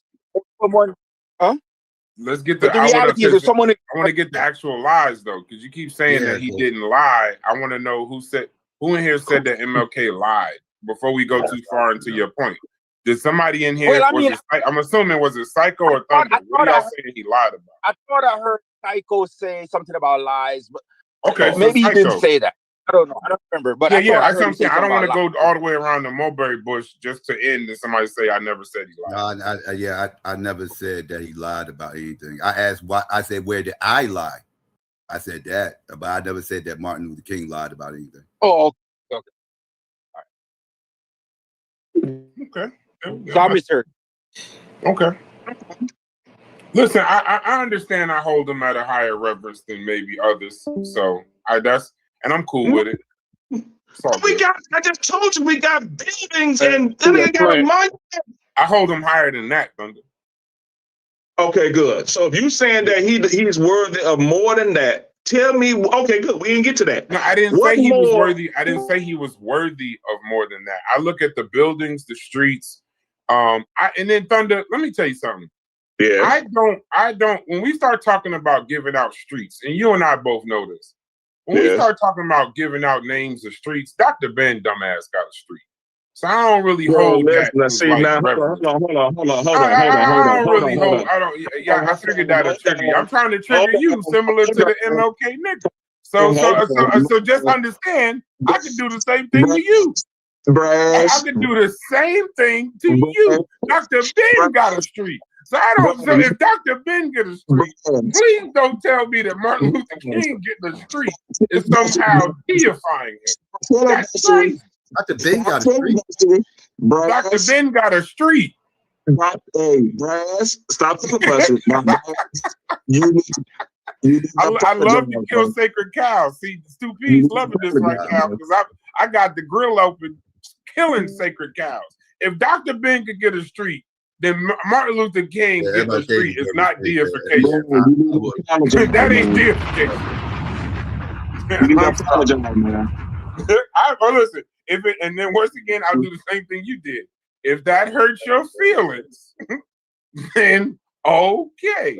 I apologize. That was good. Jesus Christ. That was good. I'm gonna apologize, bro. That's messed up, man. You ain't finna just Lord Jesus. You finna call Dr. Ben a dumbass, bro. Hey, you called Martin Luther King a nigga with a hard ER. And you care that I called Dr. Ben lying ass a dumbass?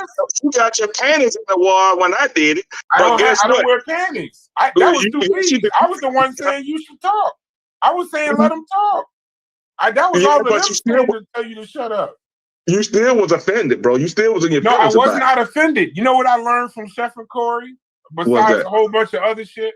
Chef and Corey have this fighting style, right? Yeah. People get concerned about Chef and Corey, and I'm saying both of them at the same time, the Coalition and Carnivorous Podcast, because people be concerned with the shit they be saying when they talking to them. But when Chef and Corey go on mute and actually sit back and let you talk, that's when you should be most concerned. Because they're literally letting you, with a shovel, dig your own grave. I wanted you to call him a nigga 1,000 fucking times before I started talking. And Chef and Corey, am I incorrect in that is part of y'all fighting style? Yeah, they will sit here. Have you ever noticed them saying, why the fuck do y'all keep cutting him off? Let them talk. And they'll even say, matter of fact, sir, I want to hear more. Please elaborate. Because they're going to take all of that shit and kill you with it. So if you're saying that Martin Luther King is deified by having a street, then Dr. Ben got a street. Streets apparently anybody can get a fucking street right here. Yeah, but it must be just a permit and a cost. It can't really be no deification. That's horrible. But you need to apologize, man. I apologize to you, and that's you need to you need to apologize, man. No. And y'all niggas who apologize to Reggie. Apologize to Reggie. Love Reggie to death. I don't care how Reggie feel about that. I don't care. Bro, you know, the Reverend, bro, we've covered, bro. Hey, Thunder. Do you know, I came into the community. The majority of these people that y'all hold in such high reverence, I never heard of until I got to this community. That's one. Two, I've heard motherfuckers say, with MLK being alive, Thurgood Marshall, Frederick Douglass, all these great people, John Lewis, I've heard motherfuckers put on Nike shoes to stand on the shoulders of some of the most grifting snake oil selling motherfuckers I've ever heard of in my life. and will be proud to say, I stand on the shoulders of these motherfuckers. Well, you're So not going to please, miss. So you're not going to say that Dr. with Ben is all that a reverence. You're not I'm going gonna to say just say, Dr. Ben is Thunder, a hey Thunder, Yo. hey Thunder. I'm gonna say this right, and I think everybody needs to acknowledge this: is that Unc and Chief, that might be the greatest rivalry in conscious community history. Oh, yeah. Them two niggas. Oh my God! Yeah, yo, you see what Chief Extras did to Unc? Like, No. I mean, like, man, this is going down in history. This is the greatest rivalry. These brothers is insane. I didn't see it, but Unc called me last night around about 10 something, and we talked about it. I ain't seen it. So she they shadow. Man, listen. If the video ain't Chef. Before we go forward, if the video is AI, I'm hoping that they made an AI video of like there's a lot of AI going around. So Chief X crazy. Chief X probably got an AI video on the street corner in Atlanta talking. Chef. Okay. I just want to be clear. It's AI. It's AI. Let's just say the AI video going around. And let's leave it because I don't want to mix MLK and this bullshit. If we done talking about MLK, we can move forward to the next conversation. That's cool. But let's put a pin in this MLK conversation. He's getting the props that he deserves. He's getting a slight amount of the critique that he deserves. I think it's a fair bet. Same thing. I mean, you got people who wanted to get rid of well, in some circles they did. They got rid of Christopher Columbus Day and named it Indigenous Peoples Day, right? Facts. So you got people that's being. You got some people who view him as the great Italian who came and discovered America. And then you got some other people who say, hey, that cracker ain't do nothing but come over here and kill up all the Indians. Right? So you get it, bro. So I'm saying everybody should be able to get it, including the great Dr. Martin Luther King Jr. So I mean, I don't see that with it, man. No, I agree. And like I told you, that's why I have to say that's why I put a pin in and said I know I'm delusional and I'm okay with it. Yeah. It's almost like it's that good delusion for me though. Like it's like telling your 5'3" son he gonna be the best player in the NBA when he grow up. Now you know that ain't reality, but I love him. That's why I gotta you gotta sit there. You gotta tell your son that you gotta. You feed that false, whether it's false, I won't say false praise, but I know I'm delusional when it comes to MLK, but not personal because I understand and know him to be his person. Some delusions are definitely healthy. Absolutely. Go ahead, Reggie. Is that Reggie? That's Reggie. You can only speak to you. Shouts to you, Reggie. The great you can nigga, speak, but I'm just telling you where the conversation is about to go. You may not want to speak. Okay. But go ahead. You can speak about whatever you want, but the conversation about to change. If somebody say they got magi in the blood, how can they not be saying that they also Egyptian? I already know that's where the conversation. Thank you so much, Brass, for giving me the money. Okay. What'd you say, bro? I didn't hear you, brother. What'd you say? I said thanks, Brass, for giving me the warning. However. Yes, sir. Okay, so hold on, Reggie. Before you go, Thunder wants to say something. What's up, man? Peace. Now, I think last week you heard something about your family or whatever being mentioned, right? And you came on to get clarity. So I'm gonna give you clarity on what just happened. I was rambunctious and irresponsible with my words about MLK.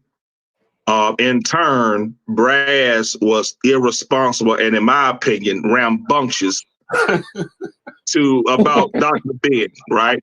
So he called. So I just leave it right there. He was defamatory. Okay, and Dr. Ben do not belong in the same paragraph. Hey, logic. All right, go ahead, Reggie. Yeah, I was rambunctious. I don't know about irresponsible, but I definitely was rambunctious in returning because calling MLK a nigger with a hard R, returning that same energy back to a sacred cow that I know. But Dr. Ben, bro, I'm not. I hate to say this, Thunder. Now that we talk about MLK and Dr. Ben, I gotta leave the conversation. We can let Reggie talk because we are now putting the fact that he gave MLK a hard ER, didn't give Nelson Mandela a hard ER, didn't give Dr. Ben a hard ER. Thunder, you sound crazy as shit. I just gotta say it. But move on. We still talk about them both. One should be discussed in the summertime. Let's talk about MLK now. Go ahead, Reggie. We don't cut you short. Go ahead, Reggie. Okay, I'm not going to be long, but I think you might be because I got some questions. But go ahead. Feel free. Be long. Many of you do know that Jesse Jackson has passed away. Yes, we're talking about it. Right. So so it's really ironic that you are talking about people with street names and who's worthy. I heard the comment about Dr. Ben. That's the usual comment, but the difference is that I've worked on maybe three street signs, and so it's a process, and it has a lot to do with the community in the area where the street sign is being put up. So street signs are not thrown up. There's a process. So the process is that you go to your council person. You go first to your community board, right? You go to your community board, and then from your community board, right, you get the sign papers, the signage papers, right? And then there's a series of presentations that you have to make as you get signatures, right? Once you get the signatures from the community and you make those presentations, then it goes in New York, it goes to the city council to vote.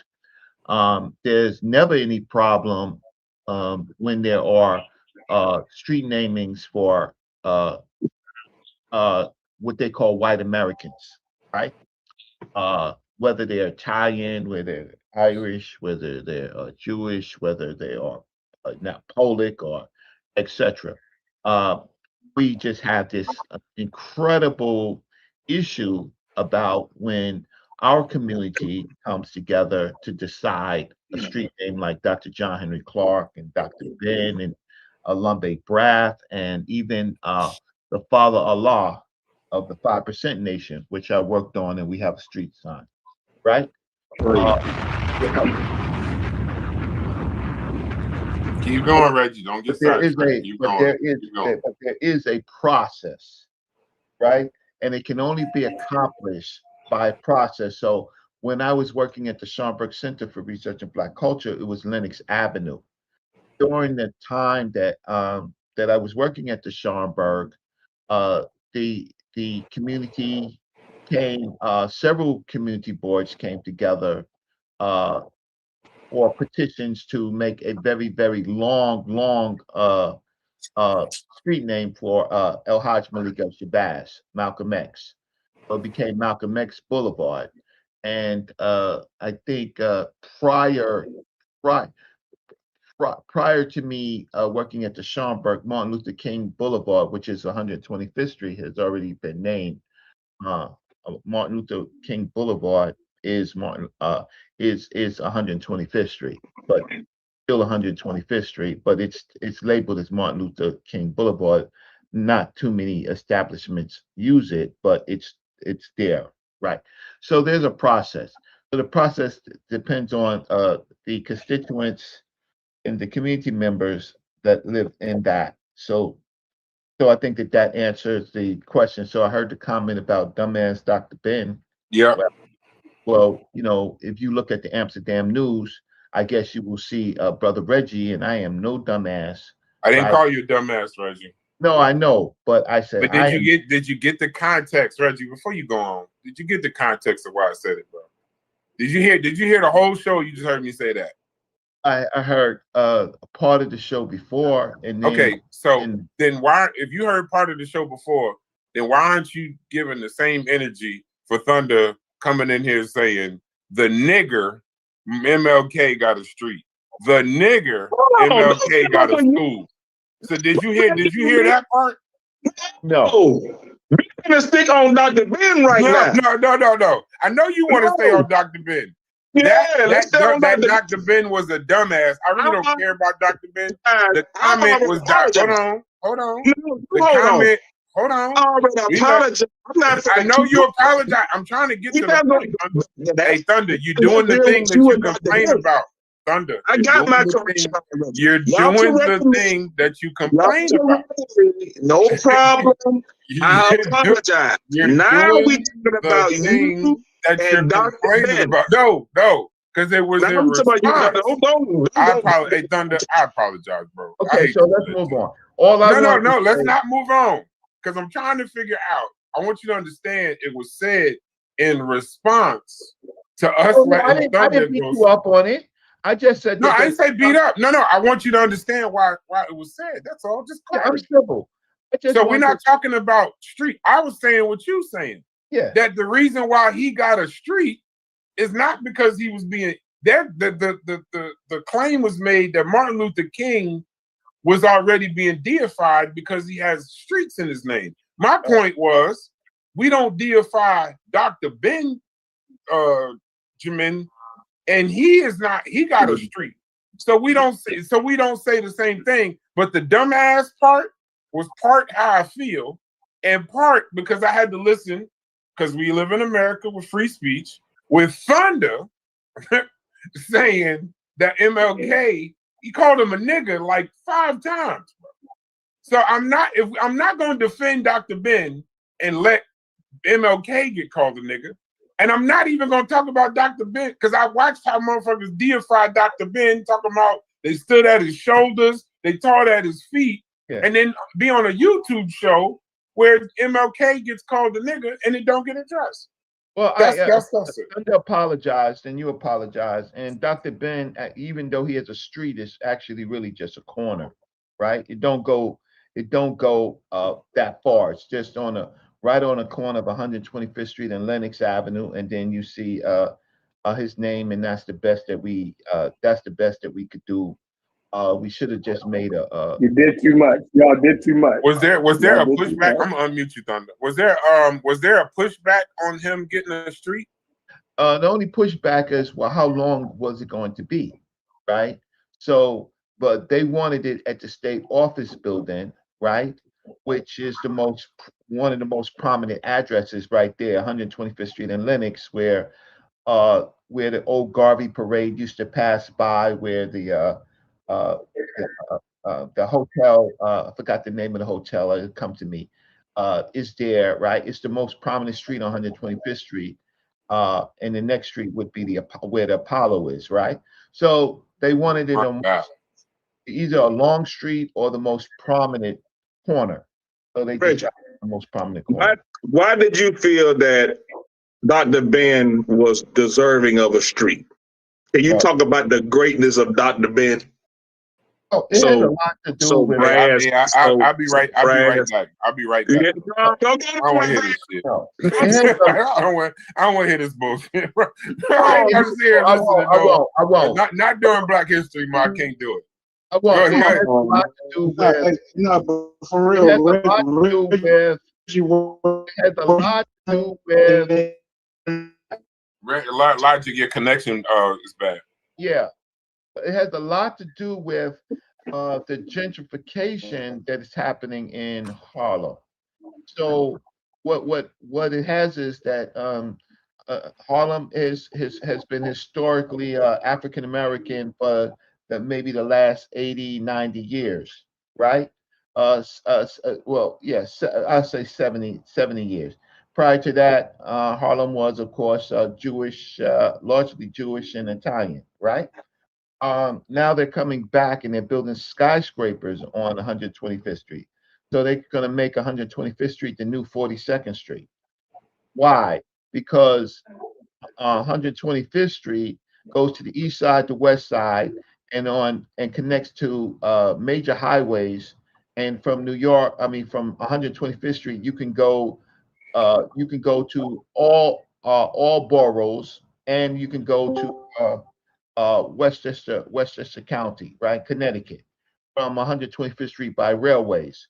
So that is a strategic avenue. So it had more to do with people deciding, because a lot of people are forgotten. A lot of famous figures are forgotten in Harlem, at least trying to get streets named. So to kind of like stave off gentrification. I think it has a lot to do with that. So when you do know you have a popular figure, and you do know that you have a community that knows about this particular figure at this particular time period, right? 50 years from now, they may not know too much about Dr. Ben, but at the time, Dr. Ben and Malcolm X and others, Adam Clayton Powell and others, right? They knew about, there was enough community remembrance. Okay, so that's that on. I think that's that on that part. So are we gonna stop? So at what point? So I agree with you. It'll be black named streets with white houses eventually, the way New York is going. So at what point do we stop though? Like, so are we? Is there gonna be a push for the Jabario Sazi Way, or Sadnetta Boulevard, or some shit like that too? Like, at what point are we? At what point do we stop and say, maybe if you're doing it for that reason, then I can understand that. That actually makes more sense. I thought it was more about the man. But at what point? So do you think Jabari Osaze deserves a street? A street is named when you die. Yes, no, Reggie. Of course not. Okay. That's okay. I disagree with Reggie. Yes, he does. Then, okay. No. Okay. A street is named after you die. The straight. Huh? No, I didn't know. I wanted to know where Reggie stood. He said he fought. Hold on. He told me the name. He fought for Father Allah, right? He fought for people that have. That's messy, Brass. That's messy, No, Brass. I know it is. No, it is. I'm back from vacation, my niggas. So just like I'm still wearing my Antigua shirt. My question is, if we had Father Allah and John Henry Clark and Dr. Ben getting streets, and he fought for that, that's cool. I just want to know if something happened. I hope it don't. If something happened to Sarnetta or something happened to Jabari Osaze, I just want to know: are you going to be down at the court, the county clerk, or however the process starts? Are you going to be there trying to get a street for them niggas too? You call them niggas. So Sarnetta deserve a street. Yeah, I do. I agree. I believe that. Who? Sarnetta deserve a street. It's just a street name. It's just an address. It's not anything more than that, right? Reggie. Hold on, Reggie. Hold on, bro. Why you? Bro, we can't get past certain comments. Reggie, do you believe Sarnetta deserves a street? Sarnetta deserves a street. Hold on, Thunder. We heard you, Thunder. He answered when it came to Jabari. I don't know. I don't want to put you in a bad position though. No, don't answer that, Reggie. Don't worry about it, Reggie. Don't answer. Let me ask you a question. Thunder. Go ahead, Thunder. What about Elijah Muhammad? Does Elijah Muhammad have a street? I'm not Muslim. I'm not talking about that. You don't have to be a Muslim to know the greatness of Elijah Muhammad. Deserves a street. I'll be shocked if he doesn't. I'll be shocked if he doesn't. I think Elijah Muhammad probably already has a street, but I don't think he should have one. What? I'm where Psycho is. I'd be shocked to know. I would be shocked if Elijah Muhammad doesn't already have one. Well, but if he doesn't have one and Dr. Ben does, then Elijah Muhammad needs a Reggie immediately. He needs a Muslim brother Reggie immediately. The fact that they got Father Allah, the fact that they got that one threw me. Yeah, that threw me off. And not when you Elijah, said they got a gang member, a gang leader Then Tookie Williams got a street. Hey, Chef, you got to be cool. You may not have a pass in New York. Alpo need a street. If that's the case, Alpo, Supreme, Frank Lucas, they should all have streets if Father Allah got one. No, but in all seriousness, that nigga got put out the Nation of Islam. How the nigga who get put out of the Nation of Islam get a street? And Elijah Muhammad. Because Father Allah, after Martin Luther King died, and it was burning down the city, it was burning down black cities. Watch, right? The nation of gods and herbs under the Father Allah, as they called him, Clarence X, right? Clarence 13X. What he did was he partnered with the mayor of the city of New York, and they came together, right? And they stopped together. They stopped some of the how can I say, discontent and radical and ultra radical black folks that wanted to burn down Harlem. Their position was, why are we going to burn down the places where black people live? And it was Father Allah that saved Harlem, right, from being burnt down like watch, right? So that is history, and that's evidence, and that is something in the newspapers. That's why Harlem didn't burn down. Harlem didn't burn down because of that organization. I think you're being a little bit. I think that's a little bit. Yeah, I believe that's a little bit. I believe the fact that you're now telling me that Harlem wouldn't exist without Father Allah. No, it didn't burn down. Has to be hyperbole. They giving the nigga.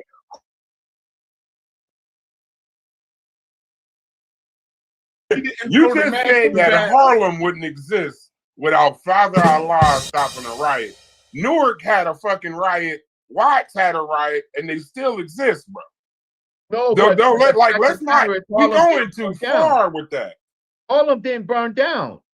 Newark didn't burn down neither. You don't know the history, but watch this. You don't. Go ahead. I don't know the history. Educate me. You're right. Right? It's well documented. It's really well documented about how it was a civic thing between that organization, right, and the mayor, right, and the mayor's office to try to deal with the public outrage, so that business went on as usual in Black Harlem. Where is this? Oh, I see it. They gave him funding for a night school and a return. Oh man, come on now. You can't do that. Dr. Ben was somebody that you read about in a book, right? Rather than meet in person, would you think he was important enough to make a speech? The people in the community, you got to understand again, it's the people in the community and the community board that has to decide. It's a civic branch. It's a government branch. Now, I testified. You can see me in the Amsterdam News. And go to Amsterdam, Google. I no longer like the Amsterdam News based off what you done told me today. Right, Amsterdam News and Brother Reggie, and I am one of the key testifiers for Dr. Ben Get in the Street. But it's a legal process. It's a civil process. It's a governmental process. I hope somebody fight for you the way you fight for all these people. Hold on, man. Although he was released from custody after 1966 ruling by the Supreme Court placed limits on confinement without trial. Although he initially taught his followers to hate white people, he eventually began to cooperate with white city leaders. Let's do that again. Although he initially taught his followers to hate white people, he eventually began to cooperate with white city leaders. They gave him funding for a night school, and in return, prevent violence in Harlem. Yes. Okay, I got then. Since we're reading, I want to read something too. So, because when you don't get educated, I'm gonna get a quick education, then go a little further later. All right. So it says a historically grounded response. It didn't happen, but there's a level of hyperbole I'm not comfortable with. Mainstream historical accounts of the 1960 1964 Harlem unrest focused on civil rights leaders, local clergy, community organizations, political leaders, and police actions. Clarence 13X, or Father Allah, is not listed as a key figure in most academic histories of that riot. It does not mean he did nothing, but it means his role wasn't central at a citywide level, and Harlem would not have burned down had he not been involved. What's the source of that? I'm about to. I hope it's the Amsterdam Damn News. I'm asking for a source as you asking me. As you're asking me, I literally am typing. I need a source on this. If it says Amsterdam News, I'm gonna throw my phone. But go ahead, bro. Yeah, but okay. So that's Thunder asked a great question. Listen, when I went to the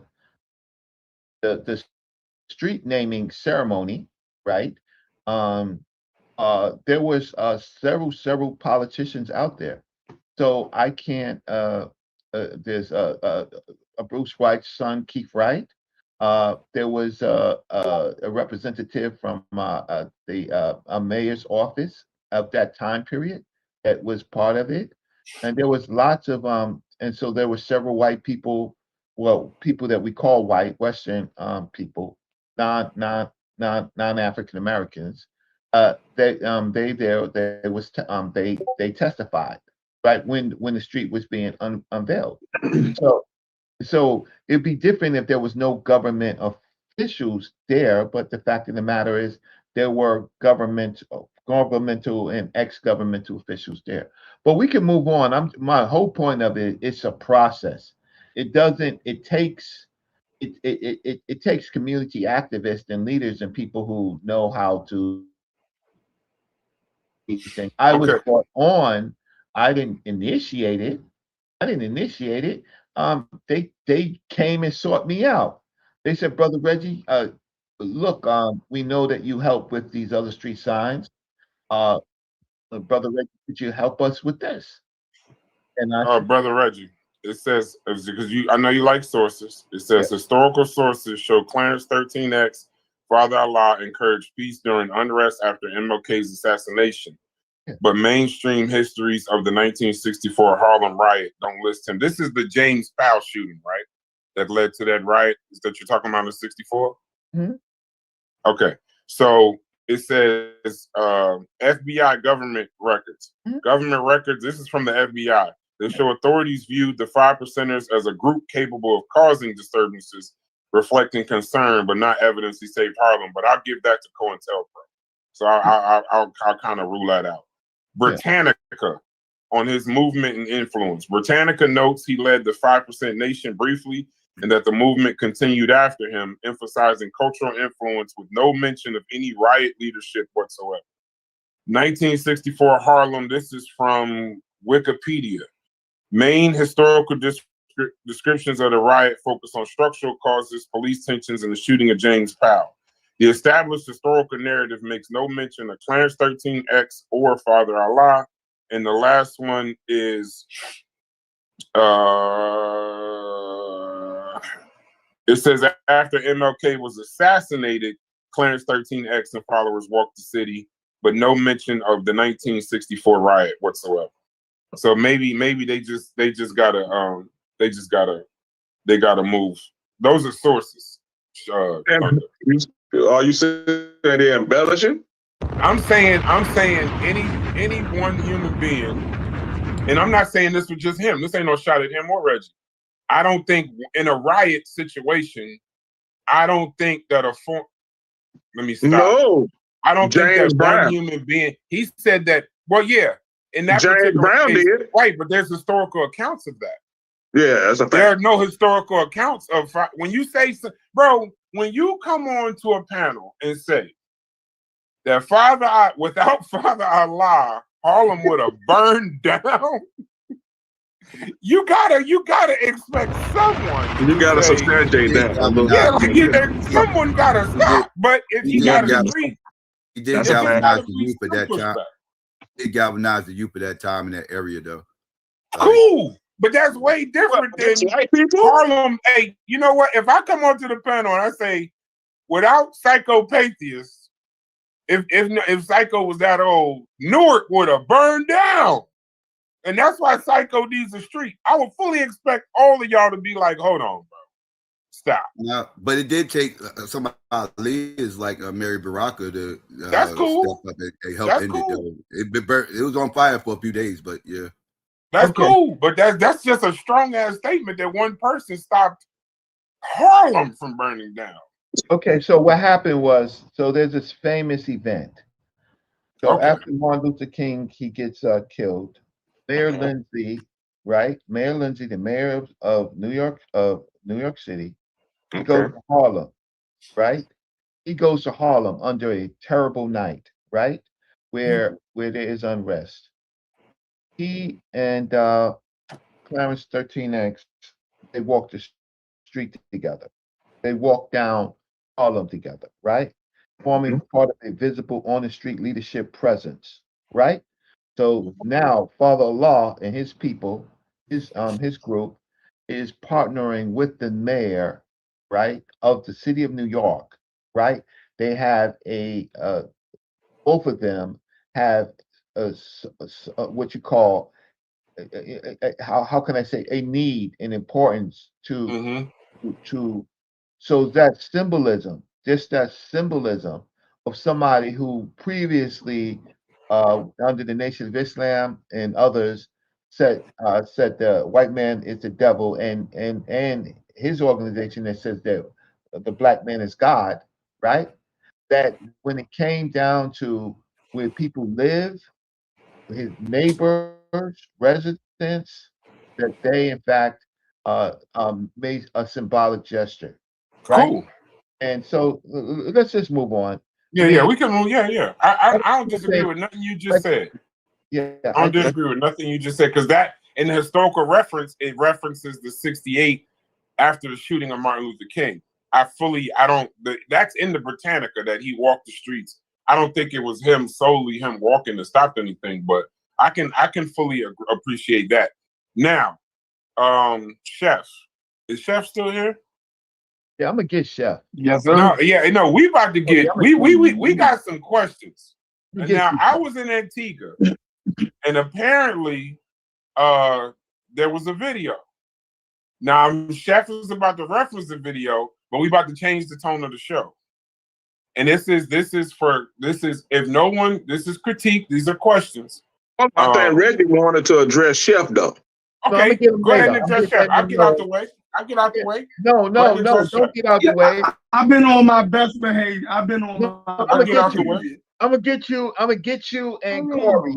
It's just that I can't get you on this channel. I gotta get you where I can show where I can show some material, right? So you can show material here, Reggie. You may not have the time, but you can show. No, it don't work. It don't work well here. Okay.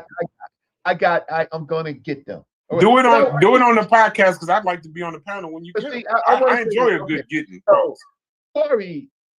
Corey had the audacity, Chef in the background, clown me to say that when I said these populations that look like Nubians, that they didn't build the pyramids, right? They had I heard a bunch of N words, one after another after what y'all nigga. Okay. I want to ask you, Chef Rand. Okay. Yes, sir. You in ancient Egyptian. I need this from you. Mm-hmm. In ancient Egypt, how do you decide who is a Nubian and who's not a Nubian? How do you do that? By their mother. By their what? By their mother. By their mother, right? That's how you decide. Yeah. You're doing some. I'm fucking with you. I'm fucking with you. Bringing slave laws. I'm playing. Slave laws to Africa. Go ahead. No, so the region of Nubia is attested to by Egyptologists, right? So a lot of Nubians in Egypt lived in the southern part of Egypt around Aswan, right? That would have a lot of times that was referenced. That's where they stopped. That's where they stopped. No, How I'm do saying how do you look at Egyptian no, street and know who's a Nubian or Egyptian? How do you do that? considered a black city, right? But there's a lot of white people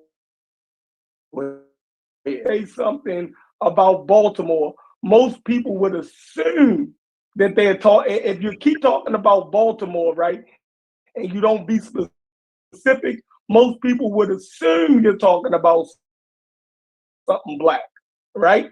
And to specify. So when you just say Nubia, right, or Nubian, then it's already assumed that you're talking about somebody black, and to you be black people. You dig what I'm saying? Did you hear what he asked you, Chef? Black people. No, I don't think what you're saying. So my problem is, what the hell are you talking about? So you're racializing Egypt. So basically, you're saying that the ancient Egyptians don't look like the Nubians, and the Nubians don't look like the ancient Egyptians. That's what you're saying. Well, I'm saying that because that's the sources show. That's what I asked you. I'm saying that Nubians have been depicted clearly phenotypically as different from Egyptians. I don't know what you didn't. I don't know, so I don't even know what type of game you playing. Oh no. Like, you about to do this? No. Here's the thing. Egyptian citizens are Egyptian citizens, right? So it's like it's like when you talk about America. If you want to talk about America, there's all types of ethnicities there, but this is the United States. How do you pick and choose, right? So if I say the population looked like this, right?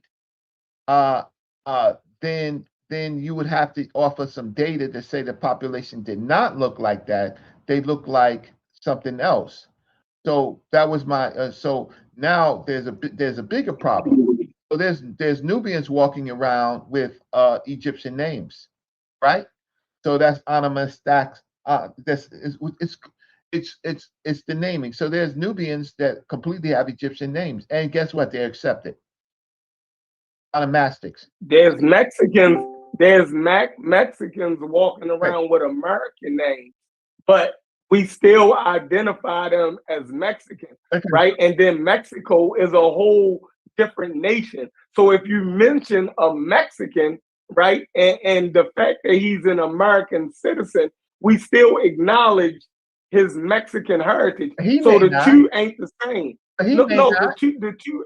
He may say he's American, he's not Mexican. And nobody would say that the Mexicans, right? Because a Mexican can be an American, nobody would say the Mexicans built Washington, D.C. or built the monuments of the nation's capital. Nobody would say that just because. So Nubians, when you say Nubians built the pyramids, you feel me? Like Nubian is already acknowledged. I didn't say that, by the way. I didn't say that. That's the way they make it. But the fact of the matter is, who laid out Washington D.C. by the way? Who laid out? It was a white boy. No, it was Benjamin Banneker. No, Benjamin Banneker worked for the white boy who drew up the goddamn. Man, it's all crazy. You can't get me with that. Benjamin Banneker worked for the white surveyor who drew it all up. The white surveyor quit or something, and Benjamin Banneker remembered the goddamn blueprint. That's what happened. Okay, that's completely what you say. So Benjamin Banneker. Hey, do anybody want to fact check this? I love you. I'm Black history man. I might not be Egyptian man, but I know my goddamn Black history in America. Okay. You ain't was Benjamin Banneker. Watch this. Was Benjamin Banneker in the lodge? Hold on, Reggie. Yes, he was. Hold on. Well, what my major point was, Chef. My major point is, did a black man participate in building Washington D.C.? Benjamin Banneker was an American naturalist, mathematician, astronomer, and almanac author. A landowner, he also worked as a surveyor and farmer. That nigga was Jamaican. Born in Baltimore City, Maryland. He was born in Baltimore. To a free American mother. African-American mother. Jeff lying on the Baltimore nigga. To a free African-American mother and a father who had formerly been enslaved. Banneker had little or no formal education and was largely self-taught. He became known for assisting Major Andrew Ellicott in a survey that established the original borders of the District of Columbia, the federal capital district of the United States. Thank you. My point is, when it came to the laying out of Washington D.C., was Benjamin Banneker an African American? Did he participate in it? Yes, he did. Yes, he did. So when I say populations of Nubians built the pyramids, right? Built the pyramids, right? How is that wrong? That's cap. Okay, you can say that that's cap, but I'm giving you the scenario. You say, watch this. You people who hate the region, you say that the Nubians were slaves. You say that they was workers. So if that's true, who would be the workers that would do it? The workers, right? And who are you saying that the workers or the enslaved are? Oh, you'll say on another page, oh, that's the Nubians, because they separated themselves. They have their cake and eat it. This is worker don't equate to slave. Let's just start there, Reggie. They had, I think they really had like some quasi company running those type major, constructions, bro. I don't think they was just every day really putting them rocks together. That's I may be. Okay, that's fine, and I can accept that because, bro, they was in a union. They had a union steward out on the job site. Of course. Okay, yeah, bet. So no slaves built. So mentioning slaves, right, and building and work, that you already taking us somewhere where we're in pseudo land. I'm in Hotep Kori, the chief boxer in ancient Egypt, right? You are gonna find talented workers. I'm in Kori Concrete Kori, right? You're gonna find, what do you call it? You're gonna find the best craftsmen and labor force that you can to build these pyramids, right? Because you're doing a hell of a job. You building all these data centers and shit, right? The modern day, and they would have been local. The union would have been a local union. And right. Anybody coming from the outside, they would have did a strike, because you don't have outside companies coming in building. You let the community, the local union come in. So right? The concrete blocks. God damn, you should come on my side, boy, Corey. The concrete blocks that were built to the pyramids, right? Many of them were the granite. A lot of the granite came from where? That's why. And so that's Southern Egypt, right? Yeah. And the people in Southern Egypt would be closely connected to the population of the Nubians, right? Absolutely. Huh? Absolutely. Okay, great. I think so. If we rewind a little bit, though, Reggie, and I think this is kind of where me and Sheffrin separates. Sheffrin acquiesces to the point that Nubians are black, right? But there were black people in the location called Nubia, right? But the same people, the population in Nubia was generally the same stock as the Egyptian stock, which were not black. Now, I'm saying Nubia is a location, and there were black people, black groups in that location. It could have been referred to as Nubians, but again, there are different groups of Nubians in Nubia. But I made that connection though. But Corey, I made that connection when I said Baltimore. Most times when you mention Baltimore, people are going to think black, right? If you keep mentioning black, it's white people here too. You feel me? So if you don't think that the major corporations and businesses here are white, you fucking delusional. Just because it's a black populated city. No. You know what I mean? Like, no, I don't know. You would be taking it. So that I made that. I never know what you mean. You When you didn't know Benjamin Banneker didn't come from Baltimore. I never know what you mean no more. Bro, I told you the history. You tried to say Benjamin Banneker, motherfucking created the plans for Washington D.C. And I corrected. He was finna let his blackology go to the bad side. I corrected you by saying no. That's not what happened with Benjamin Banneker. Benjamin Banneker worked with the dude, and the dude got fired over it. And Benjamin Banneker remembered the blackology and the plan. You're gonna use the black man. So you know, it's just your narrative. I think y'all. Listen. You done gentrified. You live in a mixed neighborhood. You know, you eat good. You drive good. No, I don't. Right? I don't. I don't live in a mixed neighborhood. Huh? I don't live in a mixed neighborhood. My neighborhood is all black. Your neighborhood is all black. All black. But you okay. Yeah, and they keep their grass cut in Chef neighborhood real nice. Keep their grass cut real nice. We're all niggas. Yeah, but they don't rake the leaves worth a damn in this neighborhood. Just to let you know. Prince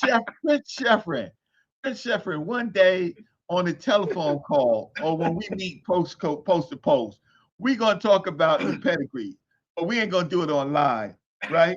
But we're gonna talk about some things, right? Okay, but not here. Definitely from the bourgeois. He from the bourgeois. Hey, he know what I'm gonna talk about, huh? The prince. Huh? He know what I'm gonna talk about, but I'm gonna leave it there because that's my man right now. My point is, now this is another ripple. So Corey, you came up with this. I think it was Chef or Corey. Y'all came up with this thing that it's largely what the northern Egyptians look like, right? It's I'm like now. Hey, you know what's confusing though about the Nubians? I'll say this. This is the best. This is the best way I can say this. Now the Nubians like this is me on the front porch, right? This is gonna explain it for the people who be. Because y'all be confusing people with the Nubian shit, right? And that's why the Egypt conversation can even continue, because the confusion with the Nubian. Let me say this: and you got if you was to go to Nubia and rip all the skin off of the majority of people in there, right? And you couldn't see their skin, but we had to identify them. They didn't have no skin though, right? They would all come back as they got Caucasoid features, right? They got the genetic affinities to North African Levantine people. You know what I'm saying? No, this is them. Now the skin color shit. I think that's all. I know you don't. I know you don't, because it's a more rudimentary explanation. It's a more rudimentary. My wife. Hold on, Reggie. Hold on. No, I was calling you. Let me be clear. I got no evidence for that shit. Let me be a little clear here, Reggie. Let me be a little clear here, right? So this is the confusion, right? Because these people have dark skin, and what's confusing is the skin color shit, right? No. But when you get down to the genetics and the skull shape or the skull morphology and the skeletal remains and shit, when you get right down to that, right, they come up looking basically like those people in that region. No, they still have that. They still have that Levantine, North African type of genetic mix, right? They still got that in Nubia. Right now, hold on. Now there are let me finish, Reggie. Let me Show me finish. something. There are groups. I only need like 5 more seconds, Reggie, and then you can tear me apart. Right now, there are people that would come up that have you know, more genetic affinity to more of the East African type of, you'll get that Ethiopian and mixed in with the Yemen and all of that. You'll start to get that more, you know, sub-Saharan mix in there. You know what I'm saying? You do have those Nilotic people there. I will never deny the Nilotic people being there, right? But those Nilotic people don't make up the whole population of Nubia. Like I said, the general population in Nubia would still genetically would come up as that North African Levantine type of genetic fix, and like I said, the same with the skull morphology. So the skin shit. So when they start talking to y'all about black and skin and dark and light and all, it's a bunch of fucking bullshit. Don't go for it. I understand. Watch this. Corey said all of that just to say all of that, but you do need to read UNESCO number 9, Shamarka Kite, and UNESCO number 9, Jean-Pierre Gordine, right? Who specifically does that, and that goes away. That simply goes away. Whatever you said is just what you said. Right now, if I ask because you got a one nigga that's going no. against the Now general consensus, I'm supposed to write that off? No. Now I'm talking. So whatever you just said was just barbershop talk, right? I don't know. You need to have lunch with Sheffrin. It's just barbershop talk because the modern thinking that's in UNESCO, it really doesn't do what you say it does. So all these hypotheticals, taking the skin off, and then you take the skin off and you find out the cranial people are like the Levantine. No, that's bullshit. That's bullshit. So now we're gonna. So at some point, not today, but we're gonna walk it back. I just think that you have a very rhetoric, but very unsophisticated, uneducated, unqualified. How can I say? A conversation. I was just asking you. There you go. There you go. There you go. You didn't rebut what I said, though, Reggie. I'm waiting on the rebuttal. I heard everything that said, and I also heard that there were more Egyptians there in Aswan that looked like those other populations than they were.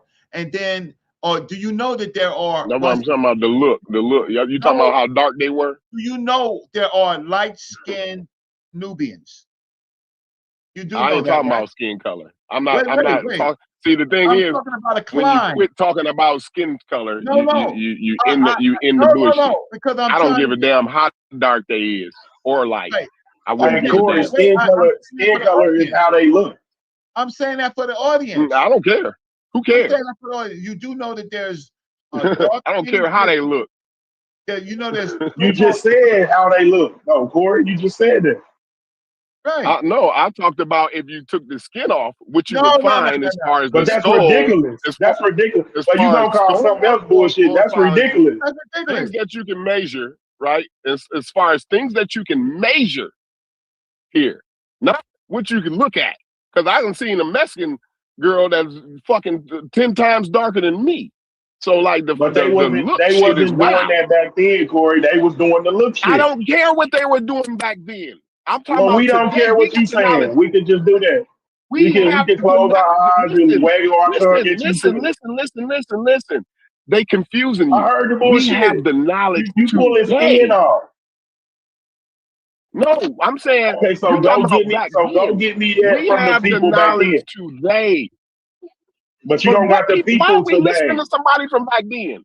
Why are we listening to anybody from back then? What are you talking about? Them the people you talking about? What are you talking about? What are you talking about, Willie? Hey, what are you saying? Go listen. Go to the people back then. What do you mean by that? No, I'm saying Oh, go ahead, Reggie. Go ahead. No, I just. No, I'm asking you, Chuck. I'm asking you, Chuck. What do you Corey, mean? you just said the by crazy shit. Let's take the skin off of them, right? Right. Yeah, that's ridiculous. Craziest shit, right? No, it's really not. It's really not. I guess I'm sorry that went over y'all head, but it's really not. Yeah, He's saying the Southern Egyptians. Let me put it in simpler terms. He's saying that You gotta get, if you get any more simpler than that, Chef. It's no, I am. Watch. Go ahead. Watch. He's saying that the Southern Egyptians are the same, basically the same as the Nubian Egyptians. They just are darker because they are more Southern. That's what he's saying. He's saying that basically they're the same people, but because they live in the South, their skin complexion gets dark. And y'all assuming that those darker skinned people are black people when they're just no. We're talking about. And Chef, that was good.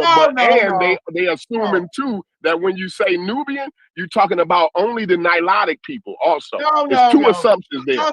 It's a double pronged assumption there. Chef. Y'all are sounding crazy. But they do it with Egyptians. That was great. All I the time. appreciate that. But I didn't think we you did any more stuff, simpler, but they do it with Egyptians all the time.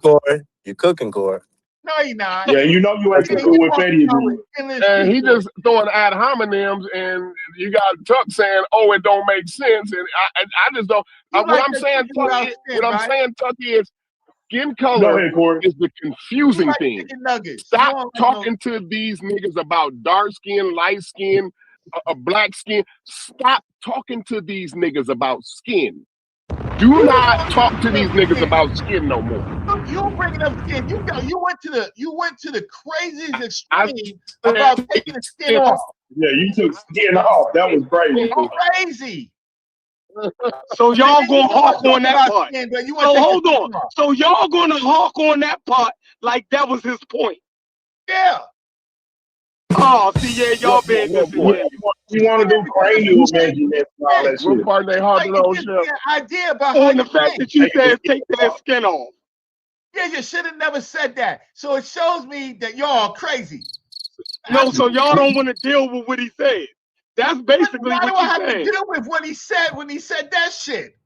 Reggie. Because I explained that he's saying that the only reason their skin is dark is because they are more southern. They live closer to the equator. But he's saying that they're the same people phenotypically, other than the skin complexion. You are skin niggas. You think skin match. I don't really talk about skin. Skin match. Remember what I showed the I hate skin, nigga. I hate skin. We skin nappers. Yeah, you agreed to skin match, though, Reggie. Remember that? No, there is some agreement. It's only a prediction. My difference is with them is it's a prediction. But what this is a close locale. So you got what you call. So you're talking about race. You're saying they're racially different. No. I'm not talking about race. I'm saying that these are the same populations with. That's what Corey's saying.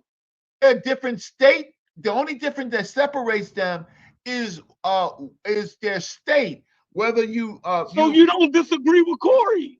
Yeah, they want big Afro-Asiatic family. Yeah, they want big Afro-Asiatic family. Corey, because first of all, you don't take the skin off of people to be talking about anything. That's crazy. So he loses there. What I'm saying is there are people who are originally from. That's a good point, because if you look at black people in Yemen or Arabia that's dark skinned, the genetics will tell you that they don't fit the same profile that your ancestors from sub-Saharan Africa. So the skin confuses you. It confuses you. Like I said, Reggie, I'm not talking about skin. What I'm saying about when you say UNESCO number 9, like you don't understand that analogy he was making. Like it was a simple. UNESCO number 9, right? I wanna read this. You mentioned this 1,000 times. So what do I need to Google to find this UNESCO number 9 article you want us to read? Oh yeah.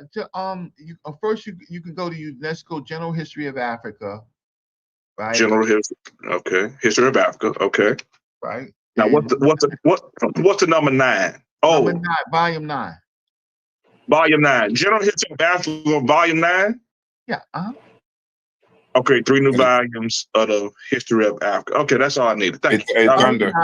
And then you, from there you can look up well, depending on your search, you can do any chat GPT and or any AI, right? And look up what it says about Nubia, right? The problem here, right? The problem here is Nubia is geographical. It's geographical.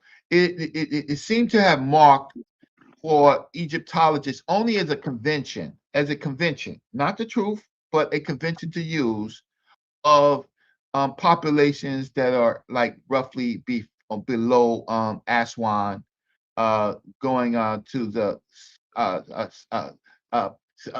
stopping around that first cataract, and then everything else after that, frontier, and then that goes into what they really want to call Nubia. So up until the first cataract, they're going to call it Southern Egyptian because that is a territory. Now it's a state that controls that area. They control that area. They control that population, right? Okay.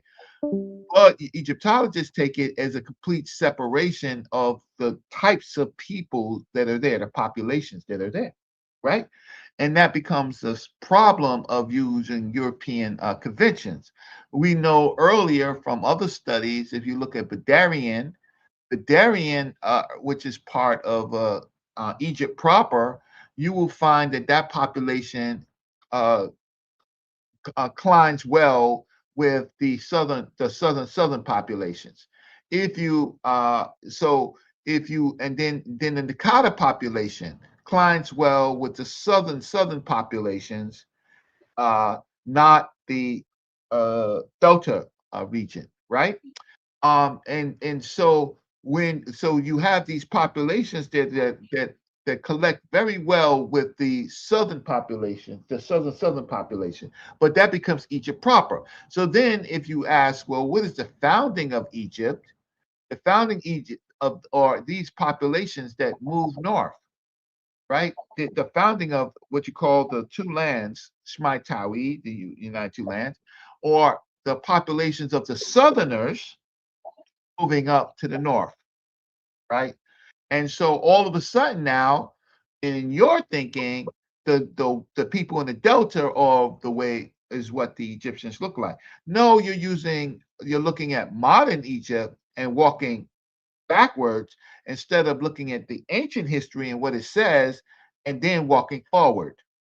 So your idea of the populations is completely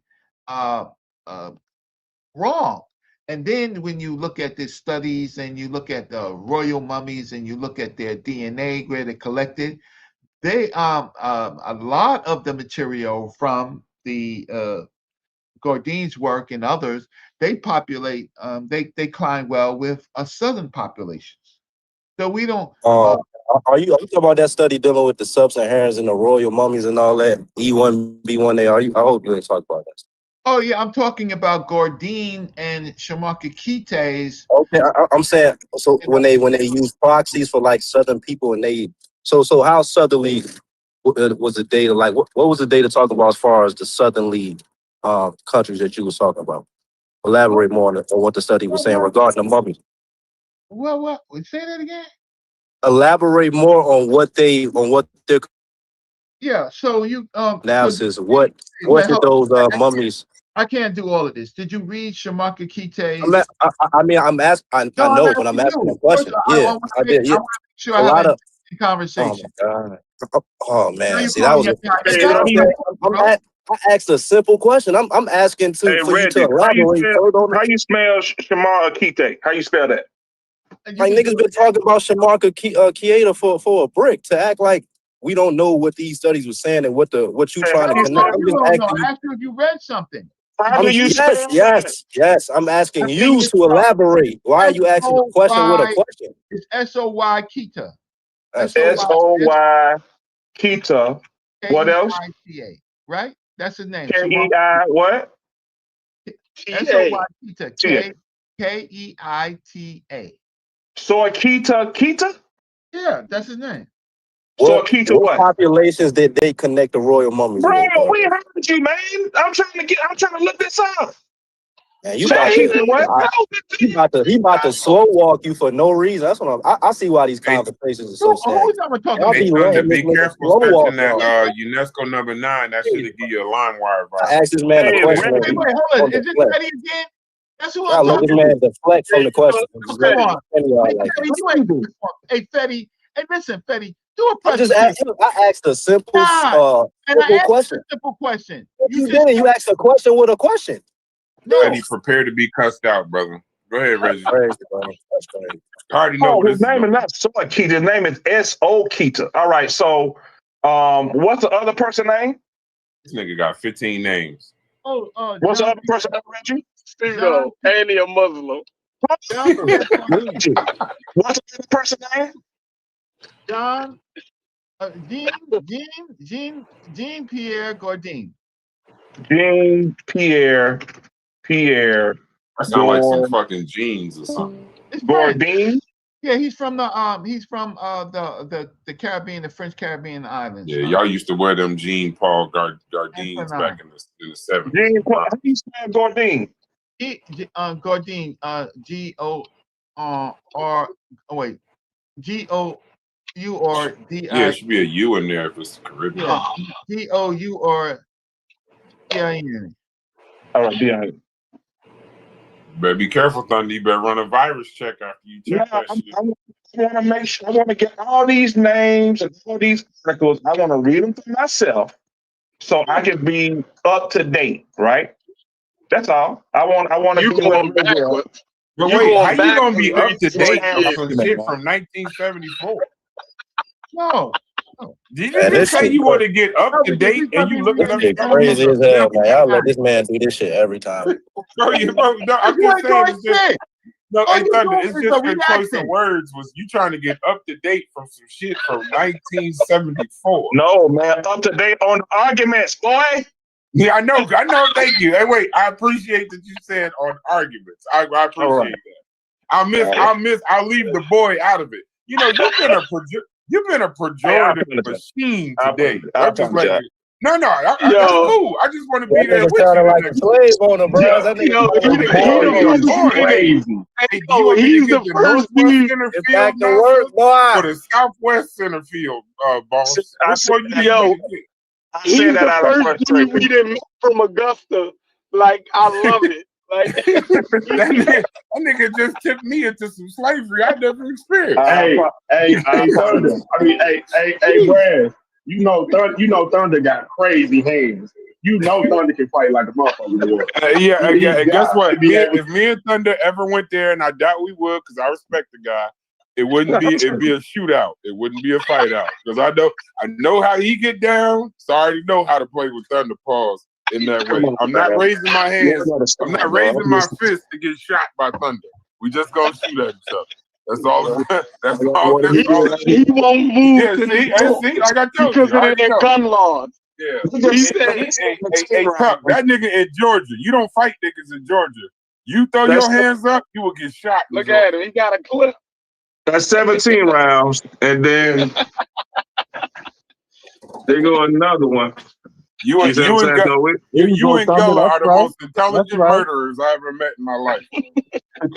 You and Gullah are the most intelligent serial killers I've ever met in my. Y'all done killed everybody and looked up UNESCO volume number 9. Matter of fact, where Gullah at? Where the hell is Gullah at? Somewhere yelling at somebody, going crazy. Where is Gullah at, yo? He perfect for this conversation. Now I'm not gonna stop. Hey, Chef, I only stopped you earlier because I think that deserves its own. If you want to go there, I don't mind it, but I don't think. See, once again, Egypt is the what do Corey say? The spray paint to the actual conversations. It's the spray paint. You start getting lost in Nubia to the actual conversation. But y'all proceed trying to figure out if Nubians is Egyptian or whatever the hell y'all talking about. Oh, we can. I'm just saying that I'm gonna find a venue to get them. So I might have to go back on. I don't know why I find that so funny when you say. Hey Reggie, can I ask you something on Black History Please Month? don't, bro. Please don't. Who Oh, okay, yeah. That'd be a good one. Yeah, go ahead. That was a good one. All right. I know where you're going. Go ahead, Freddie.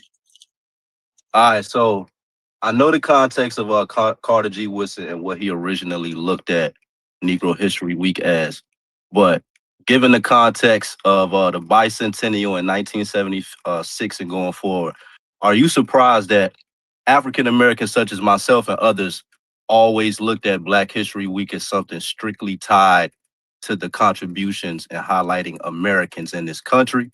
Or do you align with more so of the mindset of looking at Black History Month as something to celebrate not only African Americans, but African descendants across the diaspora? I think because we live in a global world, African descendants, African both things, African American contributions, because their parent people link them to the people across Africa and elsewhere, right? And in our future, I'm more future oriented than I am past oriented. So I'm more into planning and thinking about what this world should be for my son and your children, right? Rather than a lot of people who are experts in dusty books. I use the dusty books as a weapon to educate. I do it here. I don't really care about the dusty books. I really care about how we think about these things and whether we're right or wrong, how we present our arguments. But when you got skinless people walking around, take their skins off and putting How that. we go back to Egypt? Let's stick to Black History Month. You drifted off into the abyss just now. No, but I said a lot. I said No, I was talking about the framework because we've been talking about Black History Month more so in a way. I understand it could be both, but I'm saying the way you grew up in America, your education system, and how you grew up in your upbringing, was it more so of a ethnic pride thing or a racial solidarity thing? Again, that insisted with people outside of America. For example, like for a Black History Month project, could you bring up, say, a Shaka Zulu or the 25th dynasty? Did that in your mind constitute as Black History Month or something that could be added in that? You know what I mean? Okay, so because I am from Virginia, and because my family is a historical Virginia family, right? The Pearsons. I'm from North Carolina too, and my cousin, right, Calvin Pearson, right, got how can I say, presidential award for finding for doing the 16 let's say 1611 project, right? Finding that African people first landed at Fort Comfort, which became Fort Monroe in Virginia. My family did that. My family did the research. And those groups of people that was, how can I say, hijacked from the Portuguese by the English, right, and landed there. Um, um, but I could do what I think is important to do is to understand the peopling of of America from the vantage point of all the groups of transatlantic slave trade, and then finding out who these groups were, right? Because what they did when they got here, it contributed to us being African American, their survival. So mine's is more of a historical, but also making this relevant. So this crazy President Trump, he basically backtracked a lot of Black history. The Supreme Court, I think yesterday or the other day, ordered them to put back the things that Trump removed on Black history. The more we know about Black history, it's not necessarily about racial pride. It's more just about history and facts. Someone's trying to control the history and delete facts, right? And so common people are right. You know, they wanna do what you call cultural pride, or I don't know if it's racial pride, but cultural pride. I understand that. That's not where I'm not doing it for pride. I'm doing it for education and facts, and then dealing with the psychological problems that we have when we have these type of conversations. Like if there's things to read, we should read it, right? If there's things that we should question it, but question it based on facts, right? Those are the things. That's why I'm on these boards, and that we should use this to kind of plan out a future. Does Africa has anything to do with our direct direction in what we should do in America? I would say not directly, not directly, but we can get insight from things that they that we understand about them. It helps us understand the wrongness of the Bible, how you know, which is a major part of African Americans, both Christianity and now and Christianity, the Quran. It helps us understand that first of all, our religious things are just our faith. It's not the truth, not the truth at all. So so we should find out what the facts are, right? But when we go on these boards, and it's just how can I say, maybe sometimes comic relief. I'm gonna say comic relief when we talk about Egypt and Nubia, because most of the people here, that's not their area. Most people here never went to a goddamn museum, never went to a conference, never went to an Let's drift back. Let's come back to America, right? Remember the question. I think you answered my question. I answered it, so that's why no, I was more so looking for, like, you know, you're a little older. You feel me? I'm trying to look for the historical text when you grew up, and what Black History Month, right? Even did you do projects in middle school, high school dealing with Black History Month? Bro, I'm so old, bro. I am really so old, bro. When I grew up, it was dangerous to be Black. It was no. Let's see. So were you in high school the post 70s? Bro, bro, I was born 65, bro, in Virginia. He wrote the Black. What are you talking about? He wrote the Black City Plan. No, wait. No. I'm trying to put a timeline together. I'm saying, did you go to middle school? And when you were in middle school and high school, was it post 1973? Oh yeah. Okay, boom, right? So the reason why I keep bringing up Gerald Ford in 1976 and what it became as a national observance of Black History Month, I'm trying to get some sort of insight during those times in the late 70s. How did you see Black History Month? Because, you know, Kent State, the shit was going on at Kent State University in like 1969. You know what I'm saying? I'm saying when you was in it, because you was in it at that age, you was probably in what, your late teens, early 20s. I'm saying, how did you look at Black History Month? Was it a nationalistic pride thing over the racial solidarity? Because like you said, it could have been both. But did you look at Black History Month as something to commemorate African Americans? And I remember this is what I remember. I remember in 71 when we had just moved from Virginia to Brooklyn. I was walking with my mom. This is my early memories. I'm gonna tell you something. And we walked through a store, a candy store, and there was buttons for Martin Luther King.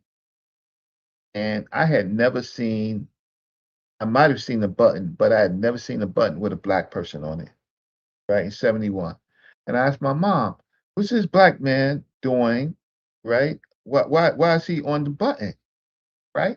And that was my first, that's 71. So I can say in that time period, 65, I was just about 6 or 7 years old, right? Getting ready to go to, I don't know, first, second grade or something like that,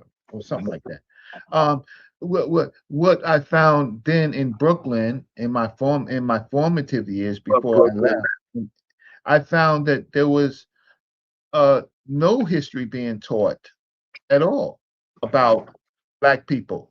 I was just sitting in the class, and I knew that there were people that looked like me, and then there were people that looked like other people, Asian and white. But we were doing smiley faces and alphabets and stuff like that. So in my formative years, in my later years, Then we go to the Bronx. I'm just talking about me, Fetty, if you really want to know. I'm going to the bombed out Bronx. Yes, I'm living in Castle Projects, and at that time it was nice, but everywhere else was bombed out. It was just survival. It was dangerous. It was just survival. Had no time. But in the classroom, yes, we did geography, and we showed the people of the world, the Asians, the Europeans, and then of course, ultimately we got to the dark land, the dark world, right? Africa, the dark. What did they call it? The dark something cultures. Dark land. Yeah, and yeah, the dark continent, and then there was nothing there but river valleys. It was just all disorganized, and then there were some people, and Egypt wasn't even in the conversation. Those are my formative years. Okay, so the reason why, 'cause we had this conversation for the past like 2 days. So with Black History Month, the problem that I find, right, is when I see even on the internet and conversations that I've had, particularly with like people who aren't African American, people who are Afro-Caribbean, or even African, right, that has a problem that African Americans may only look at Black History Month through the lens of the accomplishments of African Americans versus sharing it per se. And so they saying, so that's why I was asking, because in my upbringing, I always looked at Black History Month as something to where it was only dealing with us. But hearing other viewpoints, depending on, I guess, where you grew up or the age or whatever, they saying that you really can't, we can't even use Black History Month for ourselves. It's something that everybody can use. So I see the frustrations of certain African Americans who even claim FBA heavy, even though I don't really go that route. But when they talking to other people and the immigrants or Africans can come off as disingenuous, when I hear African Americans say like, y'all got y'all own festivals and things that y'all celebrate that we can't partake in at all. But why can't, when we look at Black History Month, that's something that could be ethnic empowerment just for us? How come delineating in that sense, dealing with Black History Month is problematic? I see both sides, but I'm just saying, the way I grew up, I thought Black History Month was something for us. Yeah, I see. Largely because who wanted to deal with the dark continent, right? And the monkey booty scratchers and all that stuff, right? So that's just how we Bush, and we're a class. African Americans became a class more than a race or anything else like that. We had, even though we didn't have much, we were still a class. A class and a culture, right? And these foreign people, they weren't like us. They ate differently.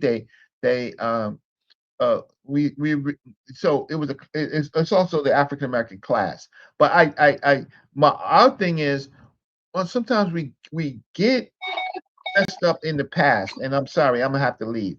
We get so far in the past, we don't know how to use. The whole purpose is to use things from the past that we can that's functional, that we can use today and in the future, right? To clear up what's happening culturally and politically in the United States, where they are literally doing this DEI stuff, and they're erasing culture, and they're basically attacking our contributions to this country. Did you read Trump's Black History Month proclamation that was released on the 3rd on the website on the whitehouse.gov? Why would you read that shit? I just asked the question. I mean, the only reason I brought that up is because Gerald Ford in 1976, again, when America kind of and larger institutions take hold of Black History Month in the framework, again, post 1976 Gerald Ford, it was used as a way to look back at America and say, don't leave African Americans out the larger story of America. Good point. You know I like that. I like that. Hey, so Patty, okay, I have to go, but they just used they was using that for vote. So anytime you it was a bicentennial. He gotta go. Let that man go. 200 years. Thanks. All right. All right, so Petty, me and you was having this conversation, right? So I agree with your sentiments about why we can't have something that's our own. Like why do people from the Caribbean or the diaspora or Africa in general feel as though we can't have something, you know what I mean, of our own and talk about our own history. So I think that aspect of Black History Month is definitely there. I think that was the initial part of Black history. But my problem with that I was having with you historically is to act like Africa and the diaspora wasn't a part of Come Carter on, G. Chef. Woodson's, Nah. huh? Chef, did I not yesterday say I acquiesced to that 10 times? I said I agree. I'm just bringing up the conversation. I'm bringing up the no, you were saying I conversation. disagree with it. That's all. I didn't disagree with it. Thunder about to cuss both y'all out. But Yeah, so that was my whole point, right? That we need to always keep in mind what the creator set it out to be in his tenets, right? Not what Gerald Ford and them did. Like that, like anytime white America get a hold of something, like if we created something for ourselves, right? To understand ourselves and to big up ourselves, how do we let white America then define that down to something? Can I answer that, Chef? Can I answer that? Give me 30 seconds. Give me 30 seconds. All right. So I feel you on those questions. I got it. I feel and those are logical things to say, right? But when I bring up the fact that Carter G. Woodson was a part of the American Historical Association, right? That establishes the framework that he was working with colleagues, that he was barred, white people, white historians barred him from that organization, even though he was a paying citizen, right? And what they basically saying, even on NBC, all historians, on everybody says they use that to say even Frederick Douglass and Abraham Lincoln's birthday to already give the mindset that he had an American history framework, and he used Africa and the Negro as like a anchor to say not only are Black people being overlooked in this country and the contributions, but this is happening all over. So I agree that he was using the Negro and he was using racial solidarity and using that context. I'm just saying the American framework of being American and wanting to give props to those people in America was always there too. And the fact that and his organization, right, also contributed to Gerald Ford by telling him to promote it and make it a national observance. So it was there was some teamwork there. It wasn't just a white man's creation that, you know, took off into a new framework. There was some contribution on both sides of communication. You know what I mean? And once you look at it, at Kent State, right, in 1969, that's when the young Black intellectuals was bringing the Afrocentrism idea back to colleges and shit like that. So I'm with you that shit was always there too. But I think post 1976, when something becomes a national observance, whether we like it or not, is something used to look at America at large and look at a group who's been undermined and highlight those people. That's what every president has said. But it was anti-establishment, right? It was established as anti-establishment, right? So the establishment was the ones that he was fighting against in the first place. So we always so think about it. In 1926 was the so this is actually the 100th year of Negro History Week, right?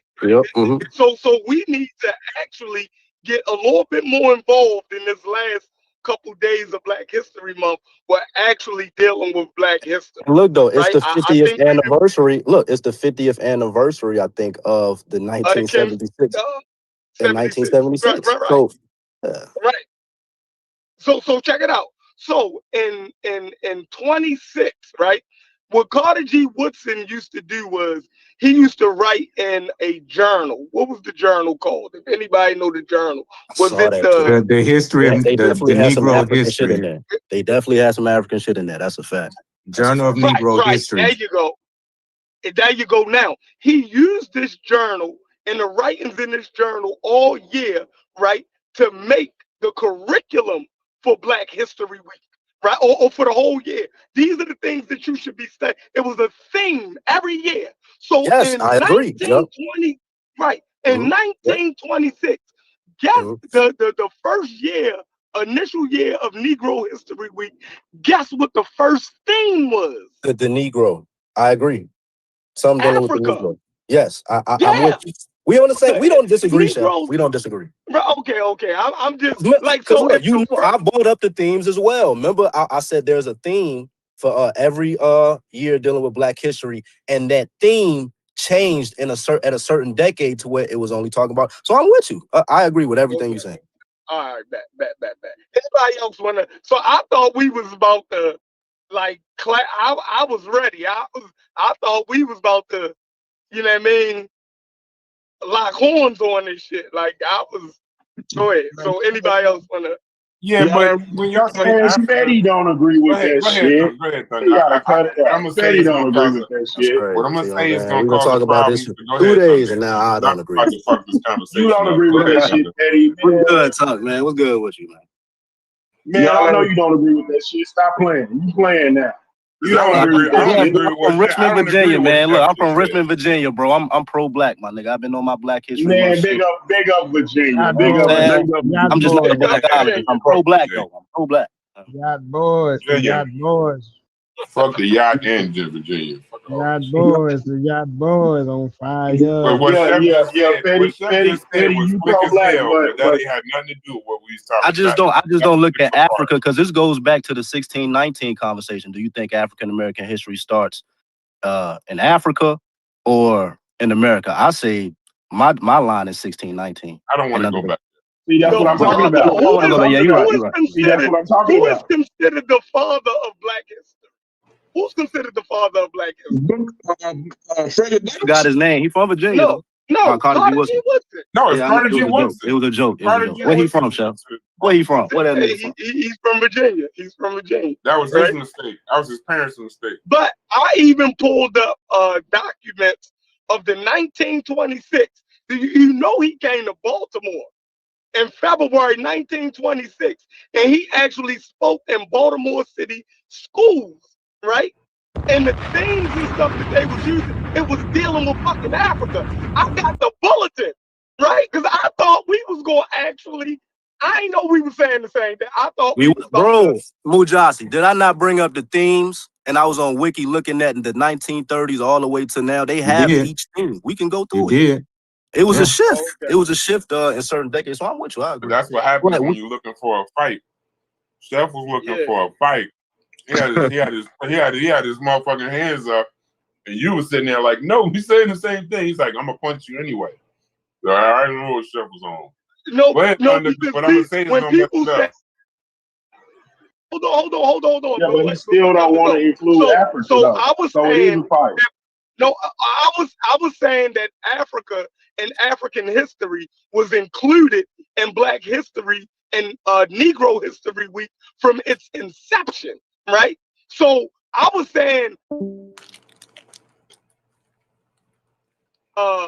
during Black History Month, right? Me and Corey was saying, yo, we covered both and during Black History Month, and y'all was kind of saying, no, that's not how it is. And I'm like, yo, come on, bro. Like, I don't know where y'all at, but like, so I'm saying what we was taught in Baltimore was more in line with what Carter G. Woodson had set forth in the beginning.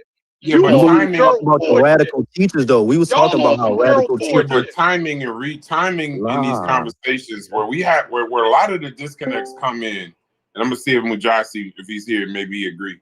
Y'all don't really take into account the timing and the region, like where this stuff is being taught and when it's being taught. So, for example, when Carter G. Woodson, the reason why he included Africa at that time, and y'all start talking about the journal, and he was talking about Africa as the first part.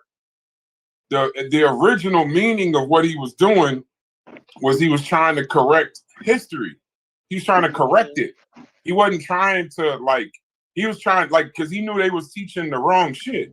So Black people was using Frederick Douglass' birthday already as a way to celebrate a commemoration of an American quote unquote hero.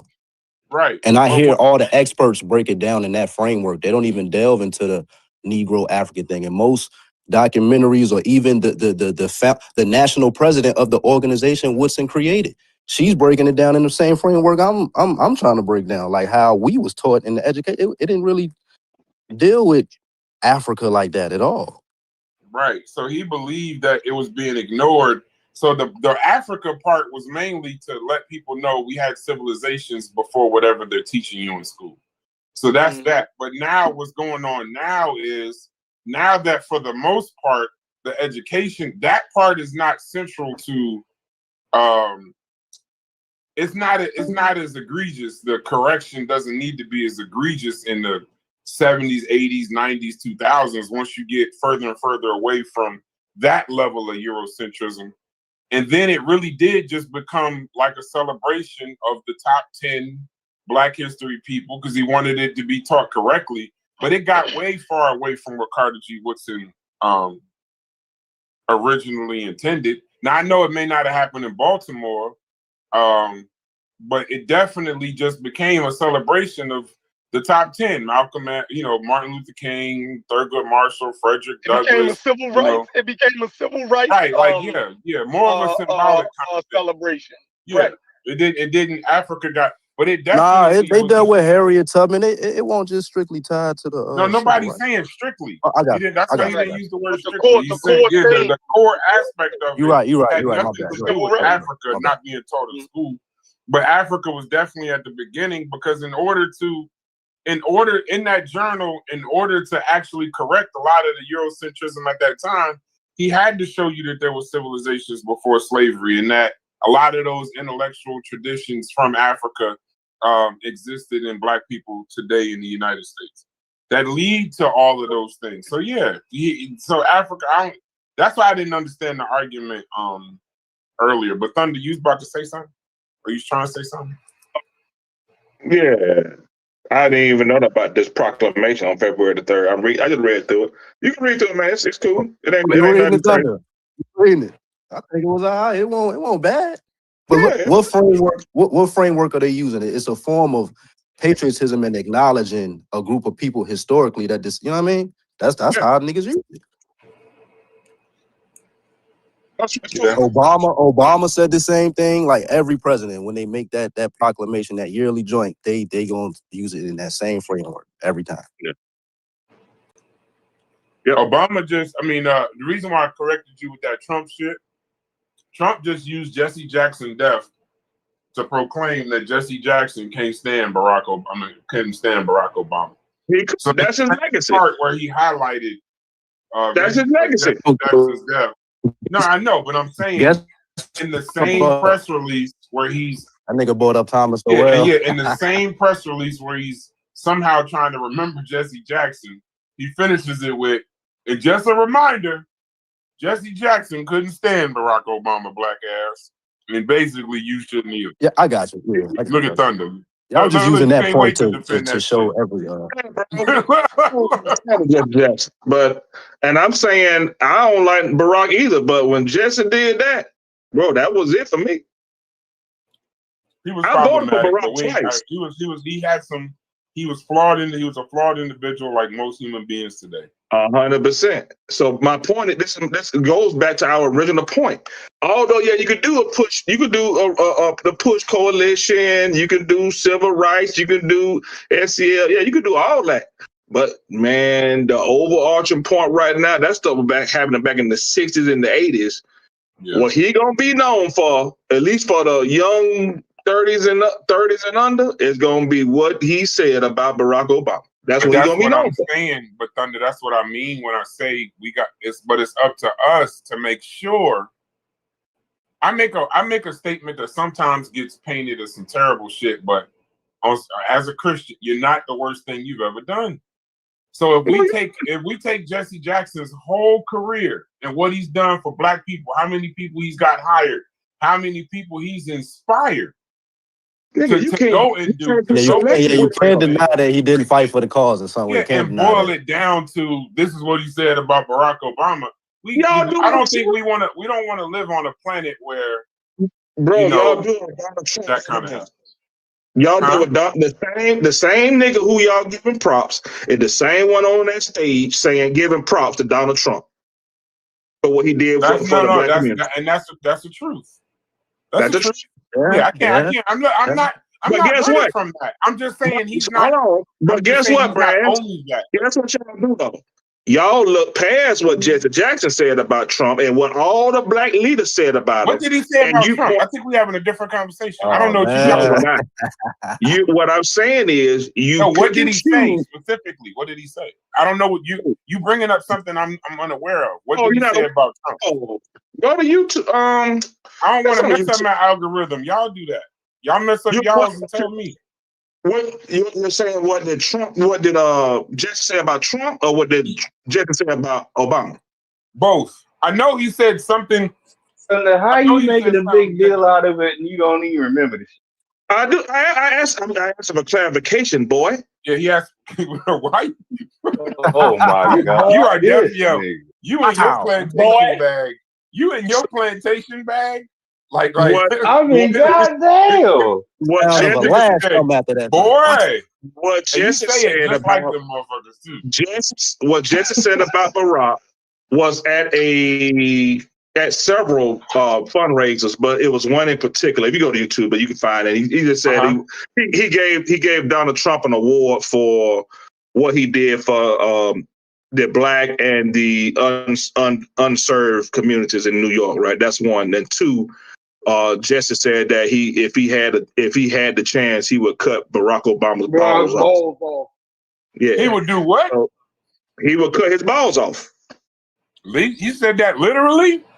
He said that literally on the night before he was inaugurated, or like the week before, something like that. Yeah. You want to hear something crazy, Thunder? What's that? So Mike Epps made a joke about Jesse. The mic. So when Mike Epps made the joke, I thought he was just when he said he was a drunk ass kicking me and all that. I thought that was a joke. That was some real shit. Jesse Jackson said if he had his way, he wanted to cut Barack Obama balls off, and it got out right. So Jesse Jackson was at Barack Obama's inauguration. And he was crying like a drunk ass pickaninny. Yeah, you ain't never see that, Brad. You ain't never see that clip of him crying? No, I saw. Listen, what I'm saying. I saw the Mike Epps comedy special. He said Jesse Jackson was crying like a drunk ass pickaninny. I went back to Denver when Obama got elected. And he had his finger on his mouth, and he literally was crying like that. So it was funny. Yeah, it was. But he also said in that same special, "I just want to cut his nuts off." I didn't know Jesse Jackson actually said it. I thought Mike Epps was being making comedy. I didn't know he actually said it. No, I think From what I remember, Jesse Jackson was on a panel, and he was he was 2 or 3 other people was on the panel. And before they were starting, the audio was live, but they wasn't showing the panel yet. And so he was making comments about Barack Obama's election and some pieces. And that's when they caught it on audio that he had said, I would cut that man's balls off or something like that. See, that's much different. He got caught on a hot mic saying some That's shit. right. That's what it was. That's way different than standing in front of a crowd. And just No, he didn't do that. No, it was a hot mic. Okay. I said it 10 times, but it was lost in translation, Thunder. Yeah, no problem. But that's gonna be for the 30-something, for the 30 and I under. can see how that. Yeah, in a social media world where we just listen to about right. I can see that's where I can see that's how we boil it all the way down. That's at the beginning of YouTube too. So So that unfortunately that's gonna be a part of it, man. No, it is what it is. Well, then it's our job to highlight Operation Push. I'm black and I'm proud. And I am a black man and all of that. It's up to us to remind people that his life doesn't boil down to a statement on a hot mic. That's a fact. That's what But good luck. Good luck. You gonna need it. Good luck, my boy. If you take from that. See, and then when I say nigga this and nigga that, then y'all don't think I'll be Damn, Jesse was wild. Jesse was wild. Jesse went out bad. That Mike Epps joke is so funny. He said he looked at Obama on stage. He said that was supposed to be me. God damn it. Yeah. He said Jesse was mad as hell. He said, "Damn, that motherfucker got it done." That's a hater of extraordinary proportion. You know what? I always thought with Jesse Jackson though. What that? I'm saying this out of love on the day that he passed away.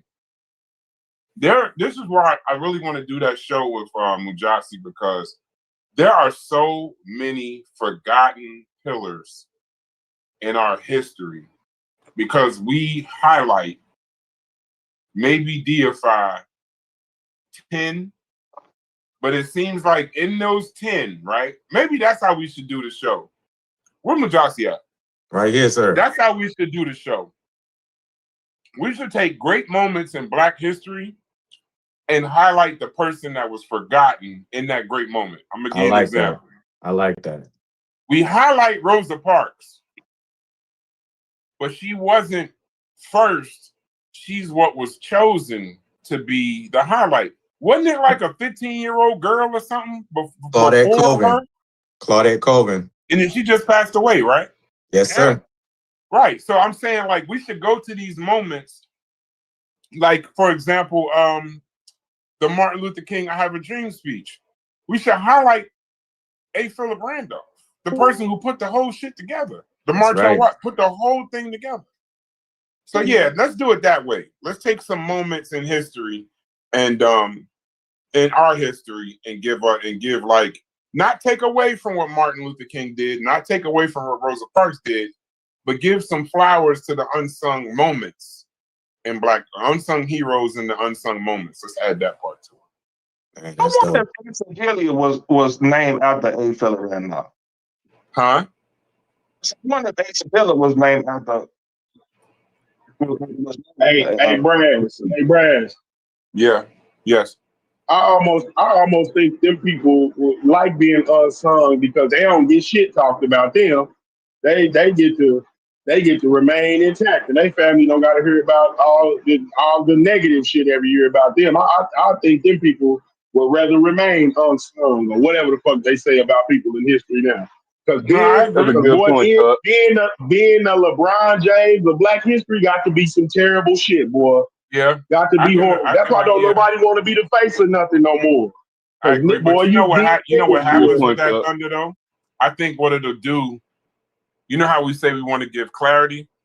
From what I understand, Baird Rustin wasn't highlighted in the civil rights movement by us and the people advertising it simply because he was homosexual. Yep. And I think that kind of stuff needs to be brought to light. I think with that young lady, I think it has something to do with, didn't she have a child or something? Yeah, she was allegedly pregnant at the time. Right. So I think it's cool to, if we say critique, and no, I'd love to critique us for stuff like that. Like where it's like, because I think with great moments, Tuck, I don't think you ever find the perfect person for a great moment. I think that's what makes the moment great. Somebody who you wouldn't expect does something great. It's not coming from, some like a place like that. Like I look at the stories in I hate to go back to the Holocaust, but that's the only one that's coming to my mind right now. But the Holocaust, where they do highlight the Valkyrie and some of the people that actually was trying to destroy the shit from within, but that shit gets lost. So they just all get labeled as Nazis and this, that, and the other. But there were actual people in the military trying to do a coup to stop that bullshit.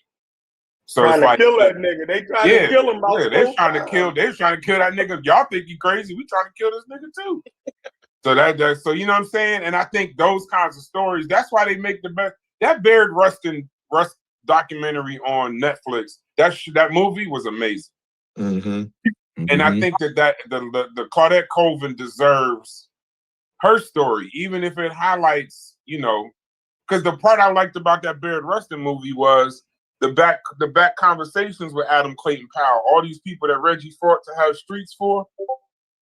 saying that Barrett Rustin was a homosexual and we need to keep him to the back. They even went so far as to accusing MLK and Barrett Rustin of having a relationship. Having a homosexual relationship. Yeah. So like, we I need to think highlight that Reggie, kind of. I think Reggie don't get enough credit.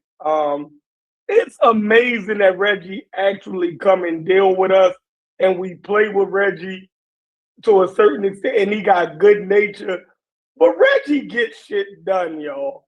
If people come to him to get street names replaced and shit, we gotta start saying that Reggie might be a little bit more serious than a lot of these other niggas that we talk to. If he got a street name for Father Allah, give Reggie his props. I ain't giving him no props. Don't do this, Brass. I gotta stop right there. Don't do this. No. If you get some shit done listen. If I had to sit in here and defend the Nobel Peace Prize nomination of Tucky Williams while y'all was calling him a fucking murderer that deserved to die, I am not celebrating the fact that he got Father Allah. No, I'm not doing it. You gotta show me something other than we're not that. talking about Father Allah. We're talking about just don't be opposed, I think they're saying he gets an A for effort type shit. Brass, I think that's what they're doing. That's a backhanded compliment. No, I'm not. No, that's not what we doing. That's not what we doing. I'm giving the nigga credit for being a dude that can get shit done. Okay, you feel that's me? what I meant by A for effort. If he was the one, it's not an A for effort. Effort means you don't get the shit done. Yeah. Effort means you tried real hard even though you failed. So, I mean the phrase does, but I'm talking about. Oh no, then I would give him an A for effort. Thank you, Smalls. No, he is a person that gets stuff done. He just gets the stuff done for the wrong people. A for effort. The people mean something to him, right? Now it would be crazy if you niggas or us can't get shit done for people who mean something to us. He's showing he a serious nigga. You feel me? With some nonsense people. I'm not letting you get off of this, Jeff. He's a serious person working for non-serious I'm giving people. Reggie. Well, either way, Reggie gets his props. You dig what I'm saying? I'm not gonna get Reggie gets his props. But now, hold on. Now I'm not expecting Reggie to be perfect, but he got a streak for Father Allah. John you always do too much, Brad. And, hold on, I'm just I can only be me, Chuck. I don't know how to be nobody. I mean, he do got a point though. I don't know, like if he got a streak for us. So he's a serious person that got some serious stuff done, but then he chose to be the co-host of the House of Consciousness. Oh my God! All right, so I'm gonna propose a question. Thank you if for we saving me, use Mujasi. Yes, sir. Yes, sir. I got you. You know, I always got you back. Thunder was about to reach back and get that person. I know it was about to drop a anvil on you. Okay, no, let me propose this. Guns and she about to gullet me to death. Go ahead, let me propose this. I'll walk you down, Thunder. I'm just letting you know I'll walk you down. Nah, it's 3. Y'all, it's 3 for the 7, right? It's one hit. Go ahead, Mujasi. That can pack a bang. Where he shoot his camera. Go ahead. Real quick, Thunder. Thunder. What's the recoil on that? How do you handle the recoil? I got several video. Yeah, it's a one hand up, but it's two is recommended. Okay. Can you feel the recoil if you already laid down? I think you do feel it in your shoulder a little bit. If I was to lay you down first, then the recoil wouldn't matter, correct? Oh, okay. You talking about that? Okay. I thought I know how to make veiled conversation. I love my brother Thunder. I bring him to New York for that conversation. Let me ask this. I know, hey Mujazi, I know he wouldn't bring that to New York City. He'd have to come out here for that one. Gotcha. I see. Gotcha. It was necessary on the lay down. Pause is necessary. Yeah. Lay down. But I'm like Charleston White. You come to New York City. He was with him. He was with him. So when y'all talking about Brother Reggie, and I much respect to my big brother Reggie. I don't know him much at all, but I'm hearing a lot of great things about him. If we just use him as a case example of examining the polarities of what Akbar teaches, that you measure a man not by his perfection, but his excellence. What would you say Brother Reggie has been excellent in providing to his community? Being the change that he wants to see. Well, When I think of Reggie, that's what I think of. He's actually trying, whether he fails or accomplishes it, he's actually trying his damned hardest to just not talk about it, but actually be the change that he wants to see. And he's trying to make the world and he's doing it. Like I said, it's just the people around him. He truly wants to be how he sees the world. He actually gets out into the street and tries to make that be possible. The man protests. He works in politics. You can tell by his wife, his lovely wife. She ran for mayor. She's trying to. You can look at his son, look through his actions, look through his offspring, look through his choices and partners. He's trying to be the change that he wants to see, how he envisions the world. I give him all props for that. Nice. Chef, what would you say? What you asking me? Oh, okay, go ahead. Go to Thunder. Go ahead, Chuck. Chef giving Jewish tapers. Go ahead, Thunder. Go ahead, Chuck. No, that was Thunder, I think. Oh, Thunder? Oh, that was you, Thunder? Oh, my bad. Go ahead. No, I got it. So I think what he do best is he'll have a conversation with anybody. He'll come, and if you need help with shit, he'll help you with it, no matter which side of the argument you on. If you seek out Brother Reggie, he usually will come and help you. That's what I think. So that's it's kind of what Brass was saying, but yeah, I think that's the best thing that he does. I think that's fire. That is. Brother Thunder? Yeah, that's a part of it. Yeah, I would go, the time he put in, man. The time he dedicated to us when he didn't have to is always, that's why I'm always defend him, and I'm going to defend him until I can't. And I don't care what y'all say. You know what I'm saying? Y'all can say what you want about me. But well, when it comes to Reggie, man, Reggie don't get the props he's supposed to get. He get these boys, they shit on him every chance they get. And I don't get it. It don't make sense to me. Like, they don't respect them. To me, in my opinion, they don't respect them. Well, you got somebody who putting 40 years into something, bro. To me, automatically, that should put you in another category. There you go, category. You sometimes can pay a price for the company you keep. Yeah. No. No. Most certainly. No, that's not. That's most certainly. The company ain't got nothing to do while y'all be leaving on. No, it don't. I don't know what world you live in. I don't know what ain't world you live in where the company you keep doesn't somehow, sometimes. Hey, Brass, he wasn't doing that yet, though, Brass. He wasn't doing that yet. We was being complimentary. Let me get my piece. You're right. You're 100% right, Tuck. You're 100%. So check it out. So this is why Reggie has to, get his flowers, because at the core of it, I think he do it all for Black people. That's a fact. Hands down. Now, and the reason why I can say this, because we know what side Reggie leans to. Reggie then gave me information. He know what side I'm on. You dig what I'm saying? And he still took time out to come teach me how to work the TLA. He done gave me resources to help refine my argument against his. You feel me? Reggie done got in trouble from the conscious community. This nigga even helped the Hebrew Israelites to go against the command. They call Reggie a snake. You dig what I'm saying? He just wanted to, he feels as though they Black men, I'm going to help them with their research.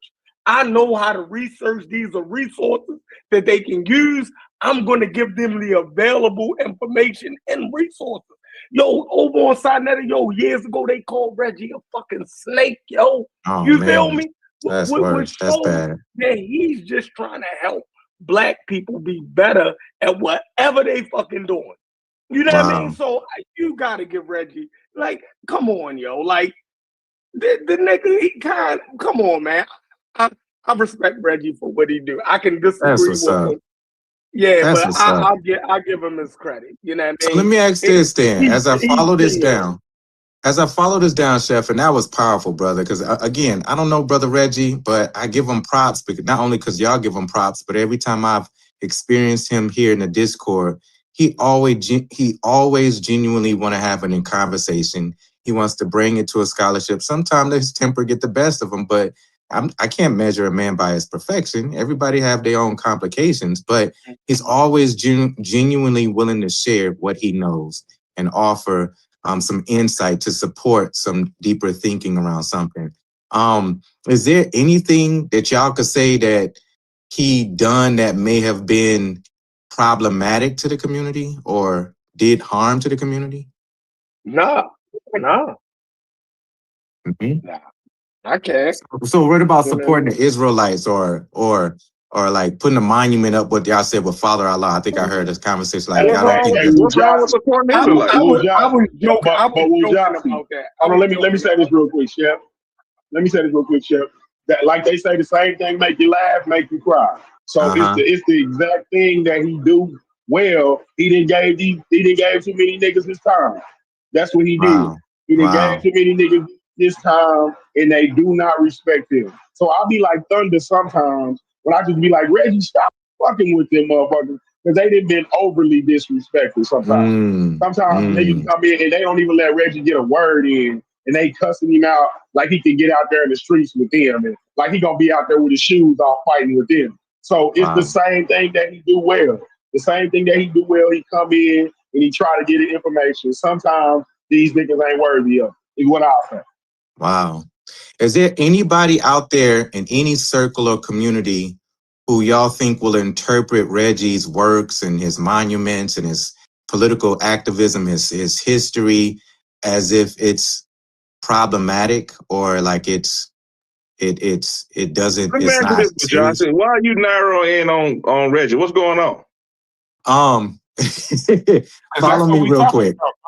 Yeah, that's that, because I was talking about Reggie earlier. But follow me real quick, Thunder, because you'll know why in a second. Be careful. Here come the damn defense team. There you go. I'm asking. See, I'm on there too. The first two questions was cool. Now we're going down a rabbit hole. So what's going on? Okay, well, stick with me real quick. Stay with me real quick, because you'll see why in a second. But just to that question, is there any circle of people who will look at, I mean, even if just like 3 or 4 brothers or sisters would look at Reggie's work and say, man, he was damaging. He hurt us with that. You got a lot of people. People say anything, bro. You're gonna have people who gonna say, like he's a black Egypt guy, right? Some people will say that's detrimental to the black community because we have identity crisis already, and he's convoluting that. So it's a lot. You can say what you. Anybody gonna say anything? I just call MLK a nigga 5 or 6 times, right? So people gonna say, you can say anything, but at the end of the day, did MLK do anything to let's just say purposely to harm black people? No. Same thing with Reggie. Reggie ain't never him supporting Hebrew Israelites against the Kemetic community. That shouldn't be. That's why that's who I am, bro. I ain't loyal to nobody. Anybody, y'all can, I'm on team me. I ain't a part of no squad or no team or none of that. It's just me. So I can bang on whoever. Somebody clip that. Bro, I could assure you, hey, you might not be on no teams now, but for quite a while, you was known as Thunder, the co-host of Garfield Reed podcast. Yeah, but I wasn't on that. So you wasn't team me. I'm not a part of that squad. I'm never a part of that squad. So let me ask you a question, a side question. Hold on, Braz, don't deviate, because I'm a land right here. Thank you for that, Thunder, and thank you, everybody. What I'm hearing about my brother Reggie is that he put in work in the game. He's always genuine. has For 40 conversations with years anybody. in the game, He's been active. he has He sat can't even let at you get the it out feet. your mouth, I'm Mujahid. trying to know Pause. He because can't even let you ask, get it let's out. go ahead and answer him, right? So he sat at the feet of some of the most prominent, quote unquote, sat at the, relax. See, that's why I didn't want to No, say that. I wasn't on mute. I apologize. I thought I was on mute. Relax. So he sat at the feet Uh-huh. of some of the most prominent people in this community. Is your Dr. Benz and Dr. Clark's, all those cats, right? He said that he's interacted with them. He was pallbearers for a lot of those great men, right? Whether they was correct on the information 100% or not, most people aren't correct. Especially when you're dealing with history and anthropology and stuff like that, you'll get probably more stuff wrong than you get right. That's right. So, what you had to understand here, when you dedicate a huge portion of your life to, I don't care what it is. If you dedicating 40 years of your 60 years to anything, that's deserving of just respect, just right at that point, the utmost respect. There. I love that. See, I captured that right there. What about 40 years as a criminal? 40 years as a terrorist? 40 years as a snake oil salesman? 40 years as a grifter? What if you dedicate 40 years They of not your gonna life let you get to it out, disinformation and misinformation? Okay. At this point, they ain't gonna let you get it out, Mujahid. But I got to get this one out because but this is sincere. This is sincere because it's like, this is sincere because what the accolades that we're putting around Brother Reggie, he is well deserved. And it's some powerful piece, stuff that I don't know about him. And I really appreciate it. I even have a deeper respect even more now, just hearing how y'all have been able to put some context to him on things that he's just not recognized with. People that you just don't know the work that they do, but you elevate them to see that piece. Hold on, Chef. Hold on, Chef. One more time, Mujahid. I want you to clear it up. But Reggie, even with his degree in computers, right? He was the one who helped translate Diop into English. He worked on that committee. As much as we give Diop his credit, Reggie is the one who got Diop's first book, translated into English for us. That's powerful. Like, come on, like at this point, who else should we be talking to? Right. This shit is crazy. That's powerful. That's powerful. Go ahead. So here I land with this. I'm going to bring some stale cornbread, put it back on the table. Hopefully we could put a little butter on it and heat it up and see if we can digest this one. Can we give a rejuvenating conversation in the same way we just did Reggie to Dr. Francis Cress Welsing? No. Talk your shit, you just. Yes, sir.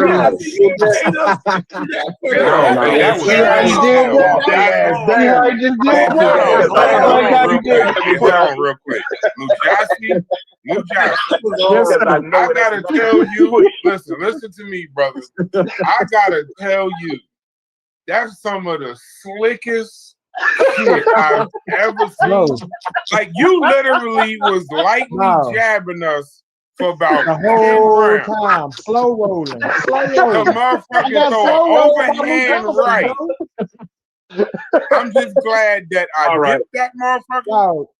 Tell us your point. Hold up. Let me get this off, Thunder, because I just been listening. I never thought in my life you would use your powers for evil. And you just got me.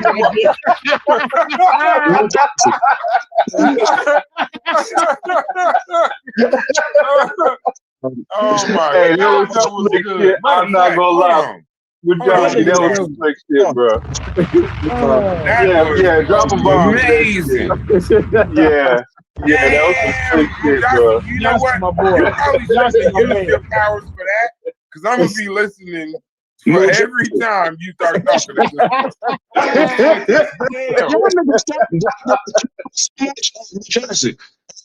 Hey, quick question. Hold on. I just looked something up. What book did Reggie translate from Shake Out the Diop? Hey, what book? Why did you bring up Francis Cress Welsing? No, hold on. I need clarity on Chef's statement. I'm gonna come back to that, Thunder. What book? What book? It was one. It was one of his earlier books. It might be African Civilization origins. of Barbarism. Oh, I gotcha. got that One of book. them I early got that book at the house. If I'm gonna open it when I get to the house. If I see Reggie Marbury, No, I don't think his name is in it as a. But Then he worked at the Schomburg, and they was the ones that was. He actually. okay. Reggie ain't no lie. He ain't no captain. Oh He man! don't break his recorded. head. The nigga who Here we recorded go. it. Here come the Griff and the Snake Oil. That man did not translate no Diop book. Mujasi, why you bring up Wilson? Y'all kill me with this shit. Man, Hey, Mujasi, Brad, why you bring up Wilson? So Thunder, you wasn't here last summer. Because Francis I know it Cress ain't nothing but Welsing the was a push. conversation for Here we almost 2 weeks, 2 to 3 weeks. Okay, what's up? And there was a lot of brothers in the Discord who was upset, because Francis Cress Welsing had some complications with some of the her research and the argument behind the scholarship behind some of her research and how she dished this off as a doctorate and talking about things that was beyond her discipline and training and kind of, put it together in these forms of essays and for the most part distributed to the community as if it was concrete science and it was research. And so the brothers got locked in specifically on that aspect of her. And, it was hard to consider that she was excellent in other areas in the same way that y'all cultivated the aspects of Reggie that needs to be celebrated. And everything that y'all said about Reggie, there's people who can say the exact same thing about Dr. Welsing. And so, but the brothers was like, cancel her, put her on the stake, burn her, destroy her. She was a grifter. And I reserved the space of being able to say, hey, she didn't get a lot of things right, exactly how you said it, Thunder. But she was excellent at this, and this. What? Mujasi, you are Ansel Adams the way you framed it. You know what? That's exactly what I'm thinking. Hey, you know what, Mujasi? Yes, sir. You frame that in a way I don't even Don't let them off. She was excellent at what? Tell us. Come on. So you want to. You might have slow walked yourself into the final boss. Thunder about to try to kill you. That's fine. Remember, the disagreement that I got, the walls that I ran into last summer couldn't be no different than what. Go ahead. Y'all. At what? Tell us. She was excellent at least trying to disseminate the ideas of white supremacy and what it looked like in a systemic form to the common layperson, being able to break down concepts of how white supremacy shows up, how we're affected by it, how we experience it on a social level, a systemic level. This is some of the things that she's done in terms of her research and her philosophies and what she's taught and lectured on. We could talk about her piece and breaking down her coaching and mentoring experience with numerous scholars in the 80s and the 90s, trying to fortify Black thinking and ideas around how sociology and psychology and some of the cultural pieces show up in the work that we do in practical practices in psychology and mental health. That's another aspect. And I would say just her being on the circuit of really trying to advocate for Black folks and their humanity and really elevating who we are versus the scientific racism that was on its way out in the time that she became more popular. So let me ask you a question. There's other areas that we could celebrate her, but she stayed a champion in that role for quite some time. Go ahead, brother. How you feel about David Duke and let's just say Robert Byrd and all those type of cats? How you feel about them? The final boss. The rednecks? How you feel about David Duke? The white supremacists? How you feel about David Duke, Robert Byrd, etc.? How you feel about those type of people? I don't have no feels about them. And Bull Connor. Yeah, I don't have no feels about them. They are Bull Connor. You ain't got no feelings about them? They're products of white supremacy. That's what it looks like. You know, in the various forms and aspects and how it shows up, they just following in line in traditions of white-minded thinking that this Okay, cool. society has perpetuated. All right, good. So is Francis Quest Wilson a product of black supremacy? I don't subscribe to her being a part of a black supremacy, but I've heard the argument. You got to have a great. I don't mind you doing your thing for against white people. That's fine. But this is what Chef was talking about earlier. Man, we got to call this thing down. Paul the strikes, bro. She was an outright rabid racist of the highest order, along with the rest of those cats back in those days. Ain't nowhere in the world you can sit there and have a negative view of David Duke, a negative view of Bull Connor, and not have the same negative view of her. I don't care what she said about white. Ideologically, you can, but they were more instrumental in the action of racism. Well, the implementation, right? You were talking about it. I get. Yeah. If you're talking ideologically, yeah, but ideology versus action being state and city officials and were actually implementing things that hindered us. They were more. That's correct. On Bull Connor, but not on David Duke. David Duke was just a regular guy that was just a leader of the Ku Klux Klan. He was a legislator, wasn't he? What? No, not David Duke. David Duke was elected to office. Oh, that nigga was a politician. I didn't know that. So Thunder, just to respond to your piece, and this is what people argued last year. This is a couple people argued last year, is that she was a black supremacist. She supposedly promoted some black racist. And when me reading her literature, she was using like certain attempting to use in an interdisciplinary way certain anthropological pieces that she wasn't really trained in, on scholarship that she didn't have a strong familiarity with. And she was drawing conclusions that wasn't grounded in science. And she proposed some ideas that challenged, attempted to challenge white supremacy in its scientific root at the time, pseudo-scientific ideas, by using formulations that was reactionary to their thought. So she figured if she can use some of the same ideas and premises of race thinking and race logic in terms of supreme and hierarchical order and phenotypical data, she thought that using black bodies and reversing that piece would somehow show that they are actually an inferior group of people based on some genetic pieces and stuff. Now, to say that she ran around and had this theosophy that black people are a superior race and others are aberrations of that black superior race, my research, my readings of her stuff, I don't draw that entire conclusion. And everything that she's lectured on for 20 to 25, 30 years after that don't add up to that.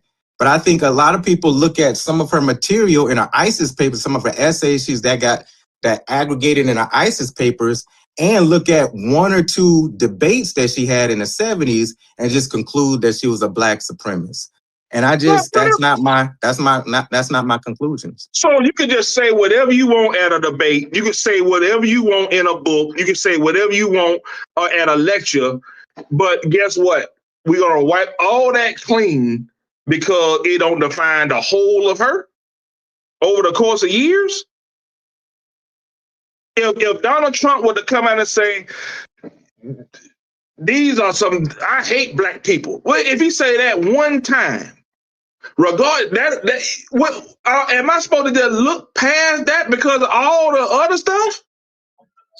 Wait, what are you saying, Thunder? We told you why, Thunder. They had the ability to change legislation and shit. She was just talking shit. They just give it to you plain. If that's what you want to hear. Yeah, but she wasn't talking shit. She was talking shit as a doctor. Yeah, that's good. There's a difference. Good. Like me, we're on here talking, bro. We're the ones. We talking about as opposed to the people that he's talking about, though. Oh yeah. But I'm saying in regards to her, I'm trying to keep it with her. it's not the issue that she was talking shit.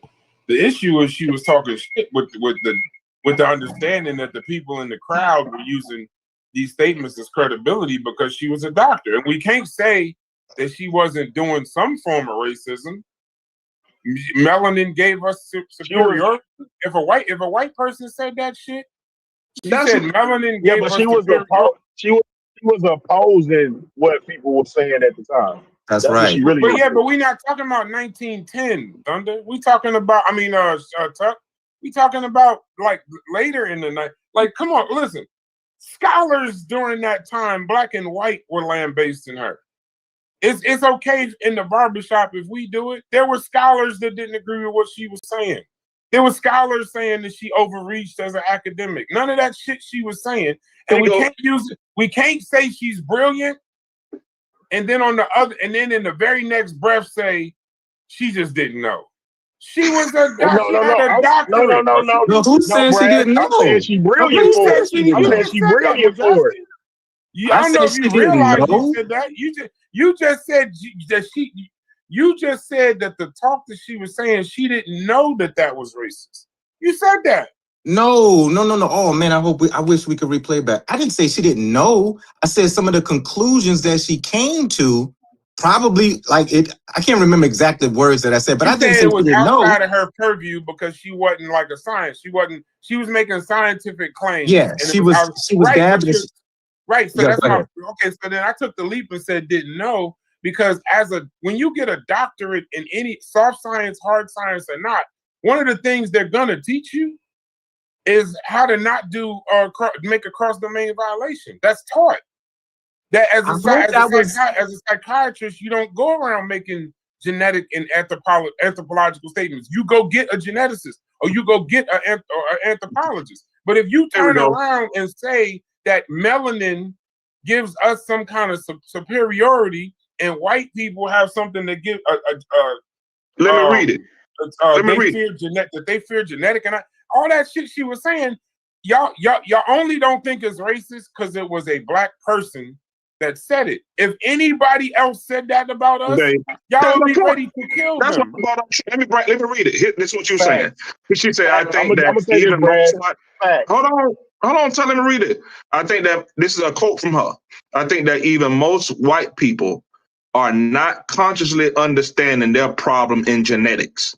They are certainly aware that they are genetically dominated by people of color. That's why there's a statement that one drop of black blood makes you black, because people of color have the genetic capacity to annihilate white people. Melanin is the black pigment which permits skins to appear other than white. That's a fact. Melanin is a superior absorber of all energy. The fact that the whites lack melanin may also help to explain why they have a different concept and understanding of God. She's stupid. And why? She's not even explaining it right. Everybody got melanin. She's stupid. Why in the view of many of the non-white people, the whites lack spirituality and the capacity to tune into and thereby establish harmony and justice in the universe because they lack the melanin sensory system. They cannot intuit that all is one. These are some of the things this is just one or two or three of the bro. She wilding way out. In the other part, okay, now pull up some of the shit the white people said. No, but we all have hurt people, man. You know what I mean? We all have melanin. The statement she made is that if black people have melanin and nobody else does. We all got melanin. I don't know that. I'm sure during that time of her school and they definitely knew about melanin and things like that. If she took a biology. So okay, good. That make it even worse. So she knew better and still said it. Is that your argument? No, I'm saying those concepts of melanin and melanin and everyone having it was around at that time. What I'm widespread. What I'm saying is, so you're saying that she knew that she was lying. Well, I mean, I can't put He that on. I definitely ain't gonna knew put she that on. was. Well, that's what you got. But that, I mean, yeah, that, I mean, it leads to that. I mean, I'm just thinking like in the classroom, if she's talking about, You said that she knew that she was lying. She knew she was deceiving everybody. I wouldn't That say make she it work. knew she. Okay, so I think if you're a blackologist, here's the I don't thing. want to use blackologist, but I think that those emotions may. Who's to say? Why can't we act? Why are we acting like you can't be an extreme radical blackologist or whatever and still be somewhat credentialed in whatever field you're in? Man, No, you can't most be a certainly can, but racist. that's the Oh, crime. no, I agree. No. I agree with you. Yeah, it definitely was racist. But we learning that racism. Let me rephrase. They attempted, him and Haskell attempted to beat up what you call the source, Gullah source, because it was derived from a racist. What I'm telling you is this lady was an overt bigot of the highest order. But the rebuttal you're gonna get from black people is that, and I agree with you, but the rebuttal you're gonna get from black people is that she was fighting, basically hurt people.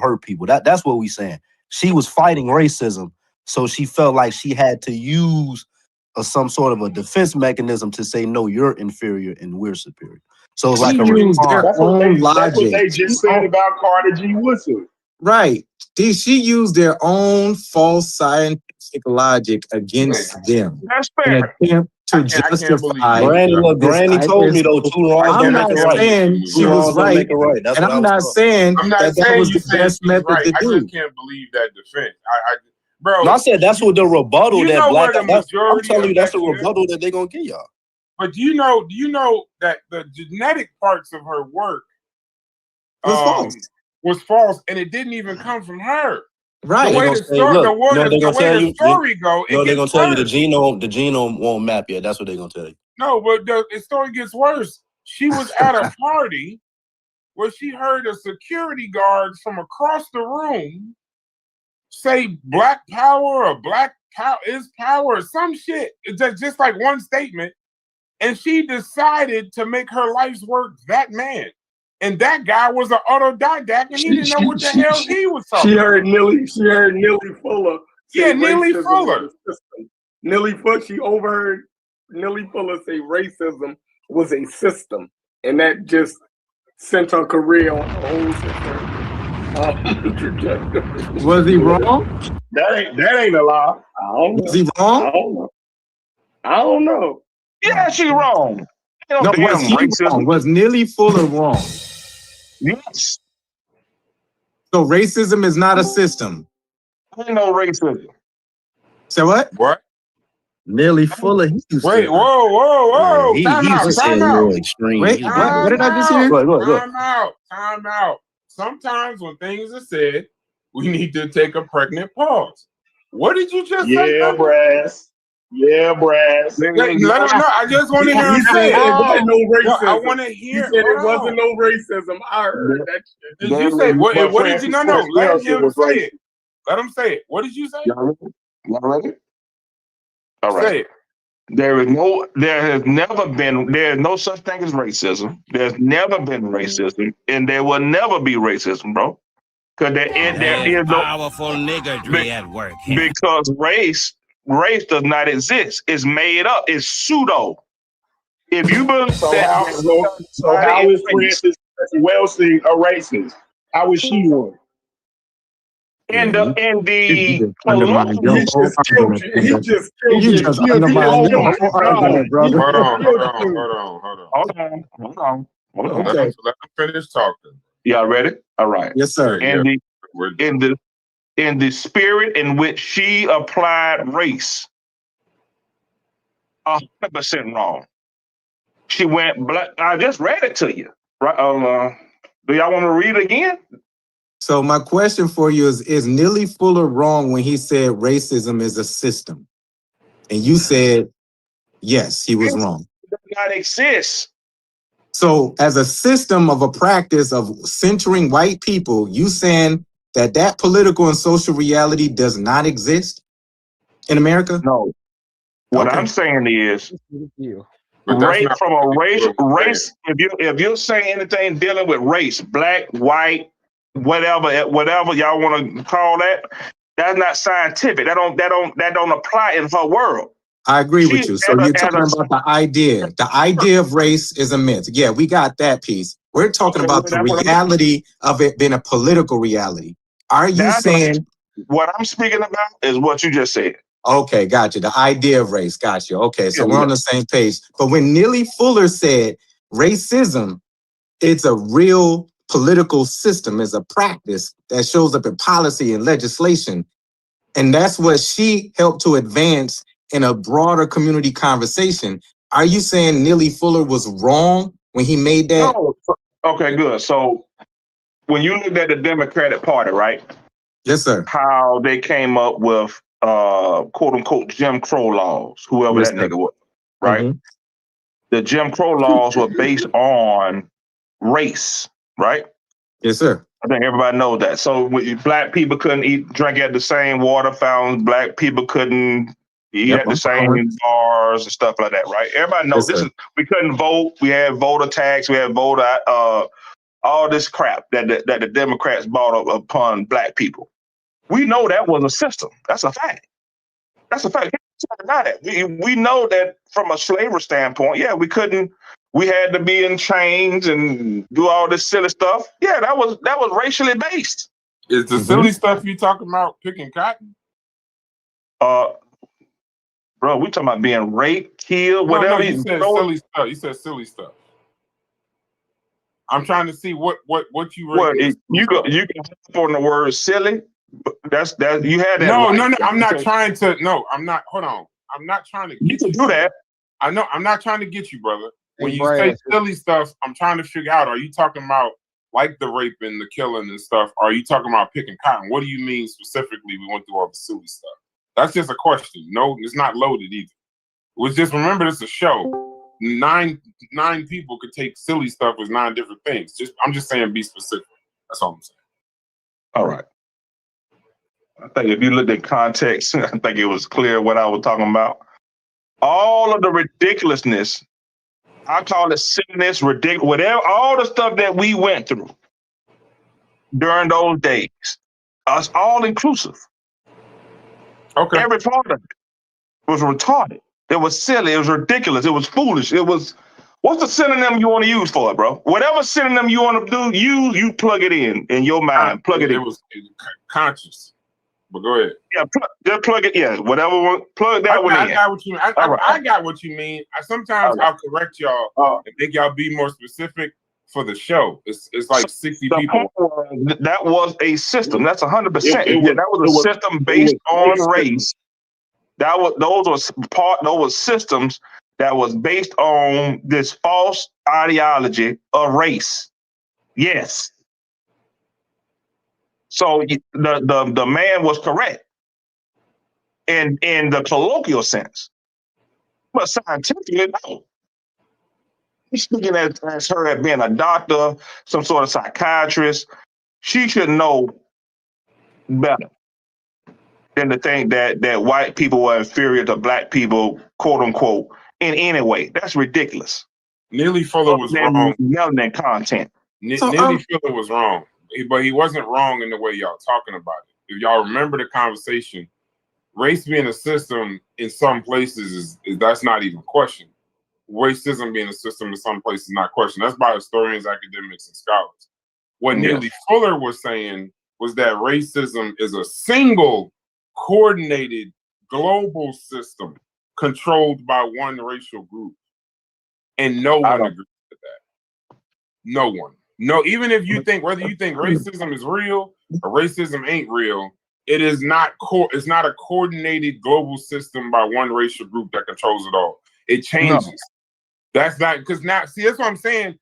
You can add extremes to conversations, but when you do that, you get a Mujasi who will hear him say racism is a system, and you agree.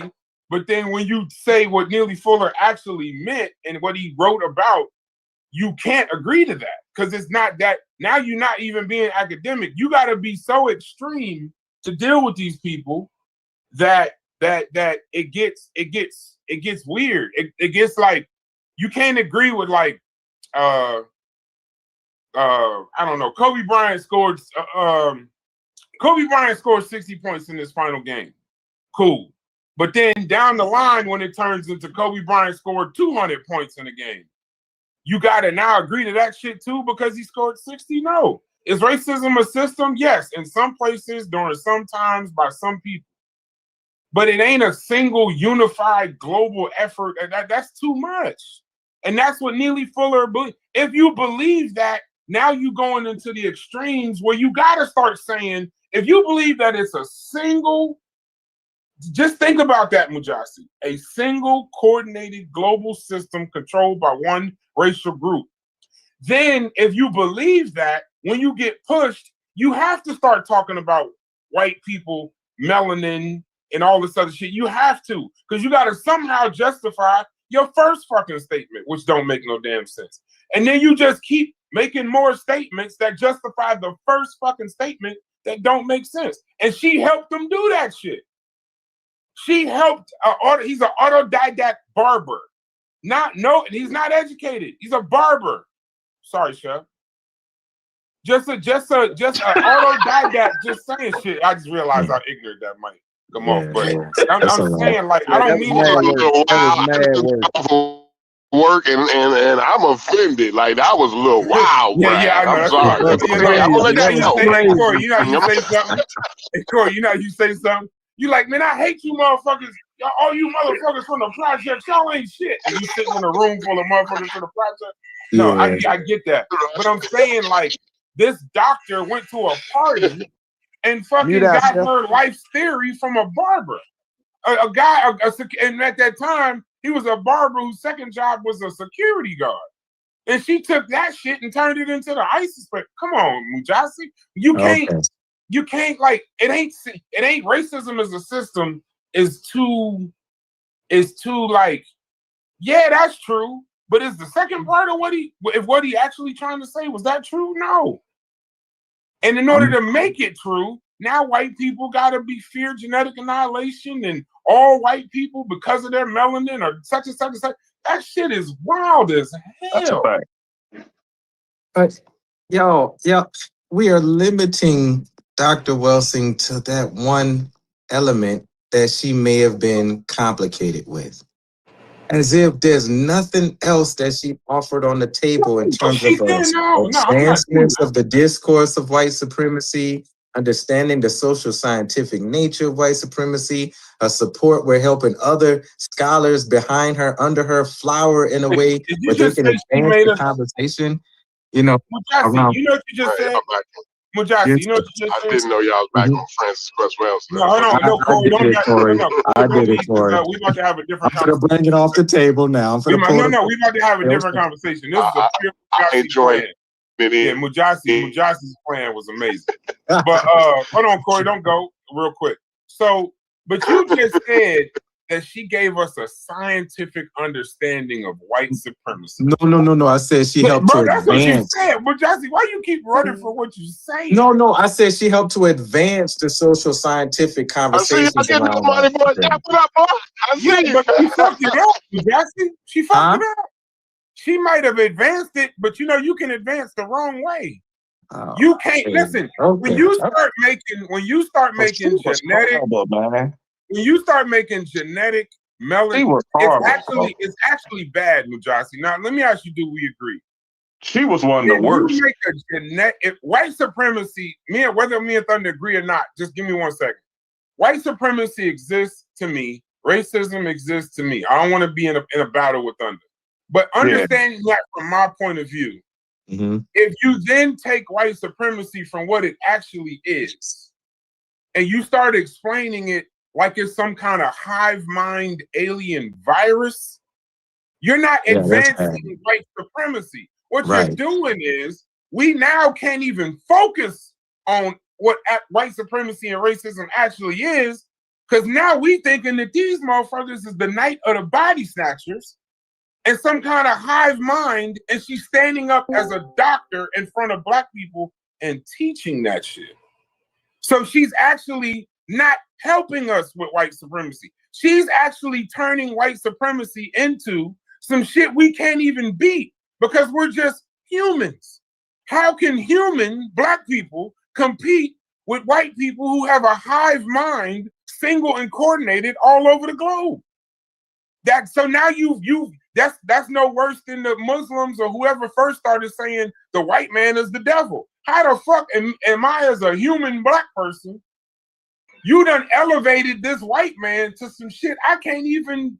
We're not 99.9% human. He's the devil, and I'm here with my limited capacities. I'm fighting Thanos and Dr. Doom. Hey, Brad, that's why she gave us the superpower, the melanin. That's the heart-shaped herb. That's the Black Panther shit. True. She gave us it.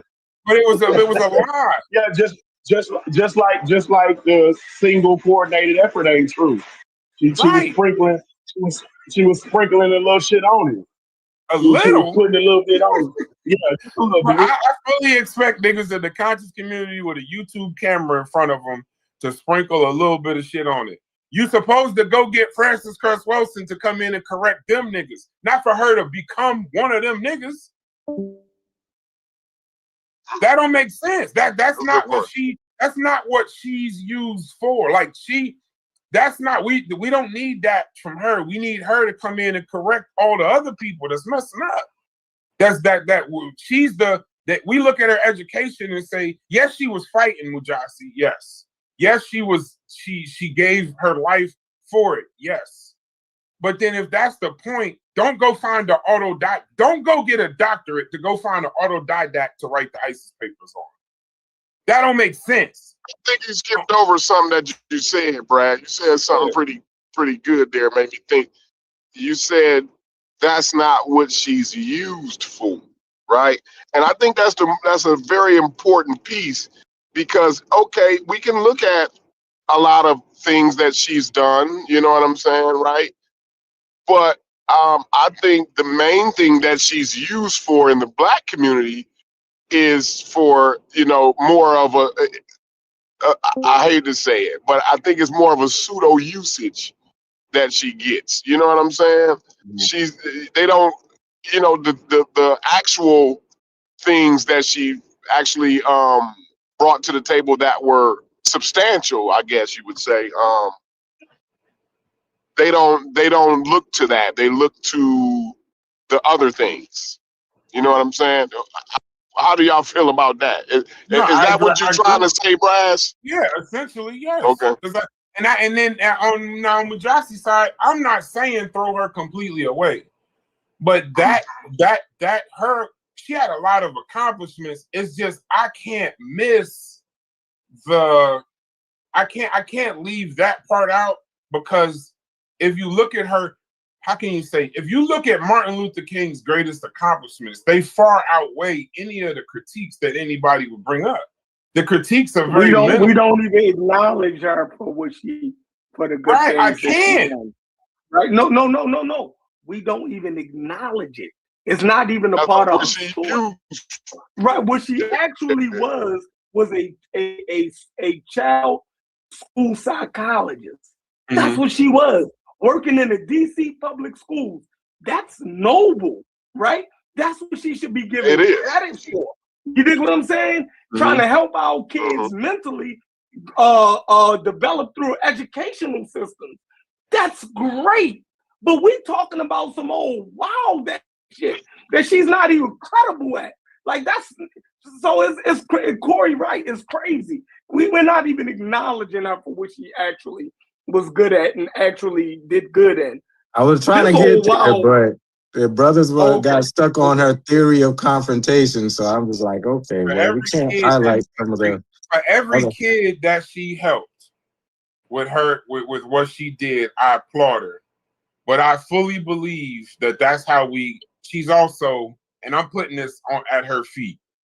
I also believe she's the reason why we got Umar Johnson, why we got a lot of these crazy motherfuckers that affect way more people throughout since from the 60s on, people that took the ISIS papers, ran with that shit, and gave misinformation and disinformation to this community. And I'm talking about black people, not this conscious community. that used that shit over the years to grift and sell snake oil. I think you measure harm and you measure good. I don't know how much good she did, but the ISIS papers and that shit she was pushing back in the day led to a lot of grifting and snake oil, and it was defended because the Honorable Dr. Francis Cress said it back in the day. And I don't think you can run from that shit. No, you can't. You can't. And so I'm gonna pull the stale cornbread off the table so we don't have to talk about it. Damn, that was sick. I'm gonna pull it off. So it's done. No more stale cornbread. It will not show up on the table no more. But we can at least. So my whole point with this is that anytime we're making an assessment and just looking at some of the folks who did this work that we stand on, whether they were perfect or not, we have to take into consideration that they have had flaws. They were complicated, and they may have contributed to a very distorted frame of reference that some people have been able to create their career on. But there's always something, to some degree, especially amongst us, that we can evaluate them off of their excellence. Something that they did well, whether they mentored somebody in their career and helped them to develop a deeper understanding of a certain philosophy or idea, whether they contributed to the development or examination of our children's mental and psychological states, or if they just kind of helped bring forth some ideas that flowered into some other people's work and research that advanced a deeper conversation. But we have to at least consider something that they did. We don't. Say, there's some powerful pieces instead and you of look at Queen and and I'll Zinga. land there. You look at Queen and Zinga. Queen and Zinga is heralded. Hold on, let me mute these fucking live. Hey, you need to fix your clippers or something. Golly, this shit sound like has been heralded in our community for 100 years. And it was not until, I don't know why, I don't know how they even got on that, but I was listening to the show, him and Chef. I say the story all the time. I had no clue. Everybody, the strong woman leader of the whatever, right? No problem, whatever the people was. And women king, and King, she had the most fierce military of all time. He had all this stuff. And then when we reading about her, I mean, some of the most deplorable stuff that she did. You want me to look past that? Because she was a good, I like that word. I like that word. Leader? What? Let me add something. I like deplorable. I like that. I just wanted to say something. What word you say, Corey? Deplorable. That always makes me laugh when I hear somebody use that word. It always makes me laugh. That's what Hillary Clinton. Hey, Chief, you can get it. Because I don't know how I can get any worse than deplorable, right? I don't know that you can get a worse word. Yeah, you don't get much lower than deplorable. You're pretty much finished once you reach deplorable. Hillary taught me that. Hillary taught anybody that taught Trump a deplorable. Well, go ahead. What you about to say, Mujasi? Go ahead. Go ahead. No, Chief, Mujasi tapped out. Oh, my bad. Go ahead. Go ahead. Yeah. Wait. Hey, shouts to Dave Chappelle. Chappelle in Minnesota, Mujasi. Shouts to you.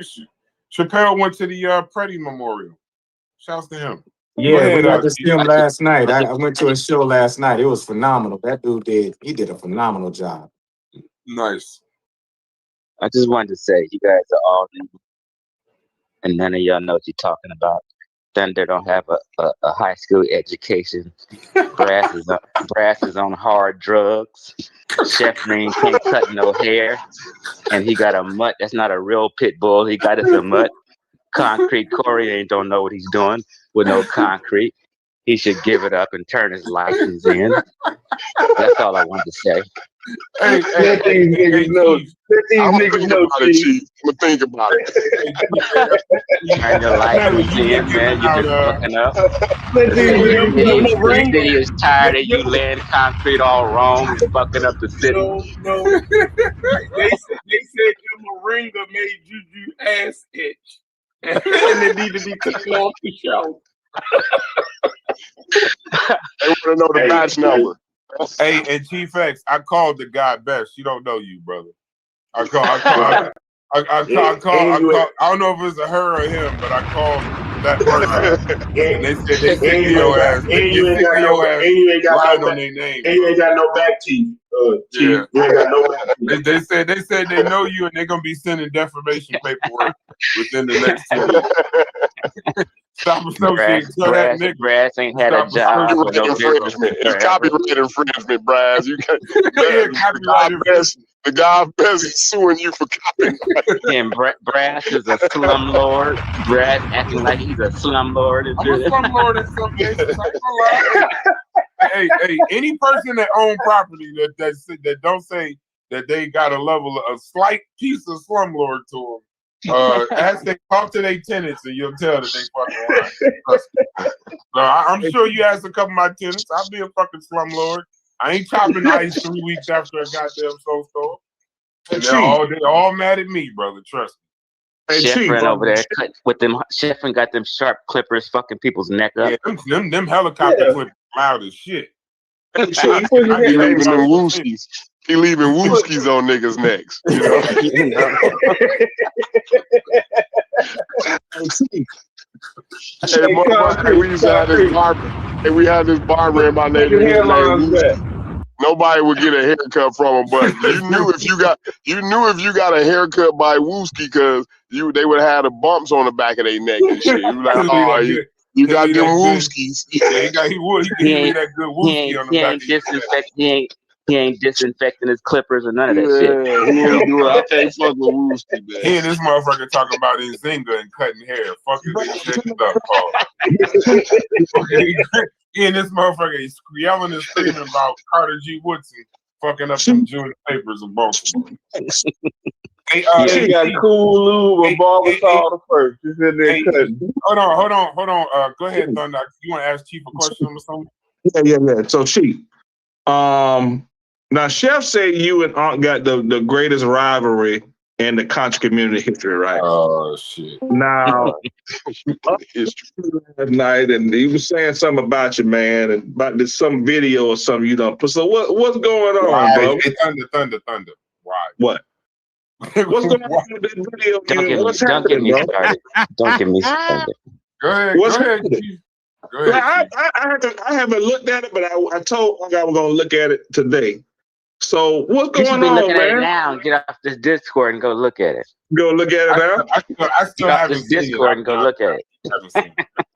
Bro, what's going on with you? Y'all, when y'all gonna stop, man? Can we piece this out? You know who else had the what worst is the rivalry? video I think Ankh and Young Pharaoh used to have a worse rivalry. Oh boy. Come on, man. man. I still haven't seen it. So what is I've been hearing about it, but I still haven't seen it. So what is the video? What is this video before I watch it? Because your videos, you know how to rile niggas up. So before I watch man. What is y'all doing, man? What did you say that it got to be taken down and all this wild ass shit? I think it was deplorable.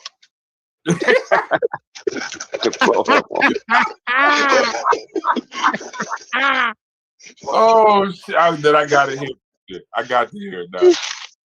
So what's the video about? I think you've seen a few clips though, Brad. Give us an AI summary. No, are you guys talking about the video where I said Uncle supporting pedophiles? I haven't seen your video. I haven't seen your video. That one. That was, man, that video. Was that AI? That's the question. Was that really him or did you use AI?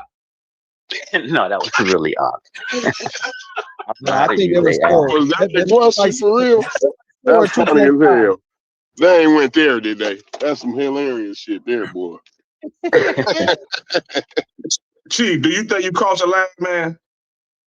Do I think I crossed the line? No. Well, let me bring a scenario to you. If Ankh tells you, Thunder, fuck your mama's a bitch, and tells you that 3 times, and then he goes on a video for 3 whole hours telling 1,000 people that you're a drunk and you're a dope fiend and all kind of stuff, and just disparage you for 3 hours. All right, Chief. You're gonna snap back. All right. Okay. So what's in the video? And the person steal from you you know, you might be a little bothered. All right. I just want y'all to piece it out, man, at some point, bro. Oh no, that shit's over with. If it's the Okay, video, It's over. that video's over with. Because that's the video about him in York. We saw that video like 2 months ago and just decided, I don't know why, we all pretty much decided like we ain't going. We can't do that. We can't. We saw that's suicide. That video was during Inky and them debating. So that was like a couple months ago, I'm assuming. But we all saw that shit. If that's what the video is, I don't need to. That video already disturbed the fuck out of me. So I ain't. We decided not to even do no show. I made the claim because he was in support of Polite and Dr. York. So hey, I played his words. I didn't make nothing up. Hey, Thunder. So Thunder, when you telling Chief to chill out, because we live, don't show it on screen because we live, bro. What? You know what I'm with you. I'm big Second Amendment too. Just don't show it on screen because we on YouTube. Oh,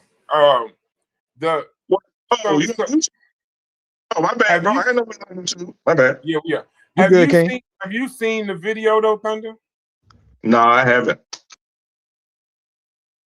Bro. And I will today. It's like y'all deliberately don't watch shit. What? So it's like, yo, how? Like, y'all love the conversations to just keep going because y'all will deliberately, like, that shit, it gotta be AI. It gotta be.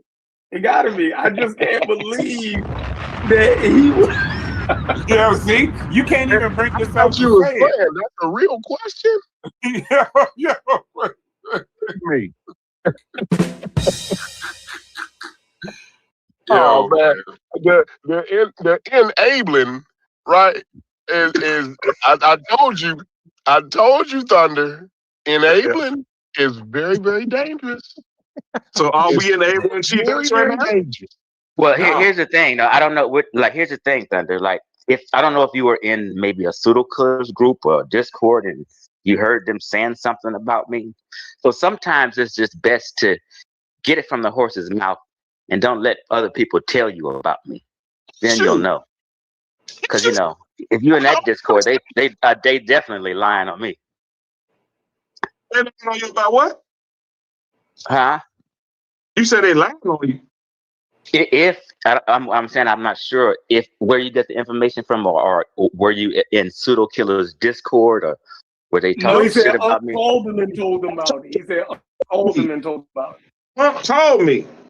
Oh, okay, well, yeah, well, yeah, it's like you can't. That's like listening to Trump talk about Kamala Harris. No, you want to go you go get it from the horse's mouth and watch my video, and then you'll see. Saying, no, Chief. What he's saying is that he called them about your video, but but Thunder ain't seen your video or what's in the video. He don't even know what the hell. He don't even know what we talk. Well, here's the funny part. None of us. No, you said I called him, right? I called Thunder. Yeah. No, that's what he said. Okay, so what I'm saying, I heard him. So what I'm saying is, if Ak had called me about Sheffrin and telling me about Sheffrin, I'm gonna go to Sheffrin's page and watch Sheffrin's video to see what Sheffrin really said. I'm just gonna listen to Ak. No, I'm asking you. I asked you what was going on with you and Ak in the video. I didn't say that. Yeah. No, I'm just saying, as soon as Ak called you and told you about it, you should just went to my page and watched it. Then you would have seen that Ak is probably misleading you. It was late, man. Yeah, Ank's misleading you. Don't ever listen to anything Ank say about me. He's lying. But just get it from the horse's mouth. I think that Sheffrin would just said you intentionally not watching. Like this is what Sheffrin means. I'm gonna watch it. Okay. I'm gonna watch it. I was just saying, you know, I just want y'all to piece it out, bro. I just want. I can't wait to hear Unk's response. Like, I need to hear the response to what allegedly, what we seen him say on camera. If it ain't AI, and he said that, I want to hear how he get around. That's why that was I'm Oh, saying he's definitely concocted an excuse. No, I'm gonna go ahead and say it's AI. And then the community. I want to know how the community is going to listen to his response and not call bullshit. Like that be the amazing part for me. Like, how you not call? Like, oh man, like this. The video was crazy. Like, I mean, just listening to the whole context of it. Like, you saying you don't believe the kids in the family of Dr. York. Like, you don't believe that he actually did that. After he was convicted for years, you stood on the street corner and said, "Listen, man, here's the kicker, though. Here's the kicker, though, Chef. Here's the kicker. Here's the kicker. I've been on live stream with Ankh years ago in Wuzhou, and Ankh, and a couple other brothers broke down meticulously Dr. York's case, what was involved, all the evidence. Ankh was on the phone listening to all this. So I know it's no way he could think Dr. York is not guilty. It's no way. The way Wuzhou broke this down. Years ago, man. That had to be 25 years ago. So are we gonna hold him accountable for that? Oh my God. Oh my God. Oh my God. We got to enabling. I'm enabling. Oh my God! I know you didn't. We just got a statute of limitations on it. Come on now. Anytime you pedophile protect, you know, it's a statute of limitations. So like, I think after 15 years or so, you can forgive them. You can forgive them for doing that. I'm with you, Thunder. I'm with you. No, well, the main reason I did it though, Thunder, is because Ankh today has been claiming he wasn't a Nubian, but then in the past he's always told us he's a Nubian. So I was just putting it all together and showing that, hey, he's always kind of supported Nubians. He's well, that white man told him. The white man told him he wasn't a Nubian for real. Bro, y'all ain't playing foul, man. Damn.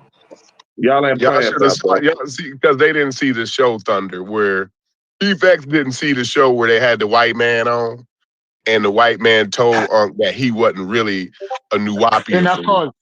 No, he told him that he wasn't in a call. Stop. Yeah, he wasn't even. He wasn't. Well, basically, I mean, if he would have knew the name of the code, he would have said Nubian. But you know, yes, I would just understand. You know what I'm saying? And the white man had already told Unc that he's not a Nubian, so he didn't know. He didn't see that show. They say all is fair in war. No, it's not fair, man. That's why y'all got the greatest rivalry. They got the Geneva Convention. Yeah, they might have the greatest rivalry. No, man. Everything that you ever said, that's not great. Everything that he's ever said is under scrutiny. That's not great. Like 24/7. Like, you can't even make them. Oh, it's horrible. The Geneva Convention. Thunder. If you want to be right, Thunder. I like you, Thunder. Just by the way, but if you want to be right, tell Ankh to pay me that money that he stole from me. Did you tell him to apologize? Did you tell him to apologize to me? No, he ain't gonna apologize. That's what I'm saying. That's what I'm saying. Y'all be biased. How much do we owe you? I'm just saying. Did you tell him he should apologize for stealing from me? He ain't gonna apologize, but how much? I know, but you're not gonna tell him that either. But you'll reprimand me. I didn't reprimand you. I asked you a question. No. Hey, Thunder, were you serious? Because sometimes I don't know when you playing or you trying to move. About what? Are you serious when you say that you could say pretty much anything in your history and we can't go back to it? Listen, what I'm telling you, bro. Okay. I'm not saying that. But what I'm saying is, when new information came along, did Ankh have the same? The information was already out on.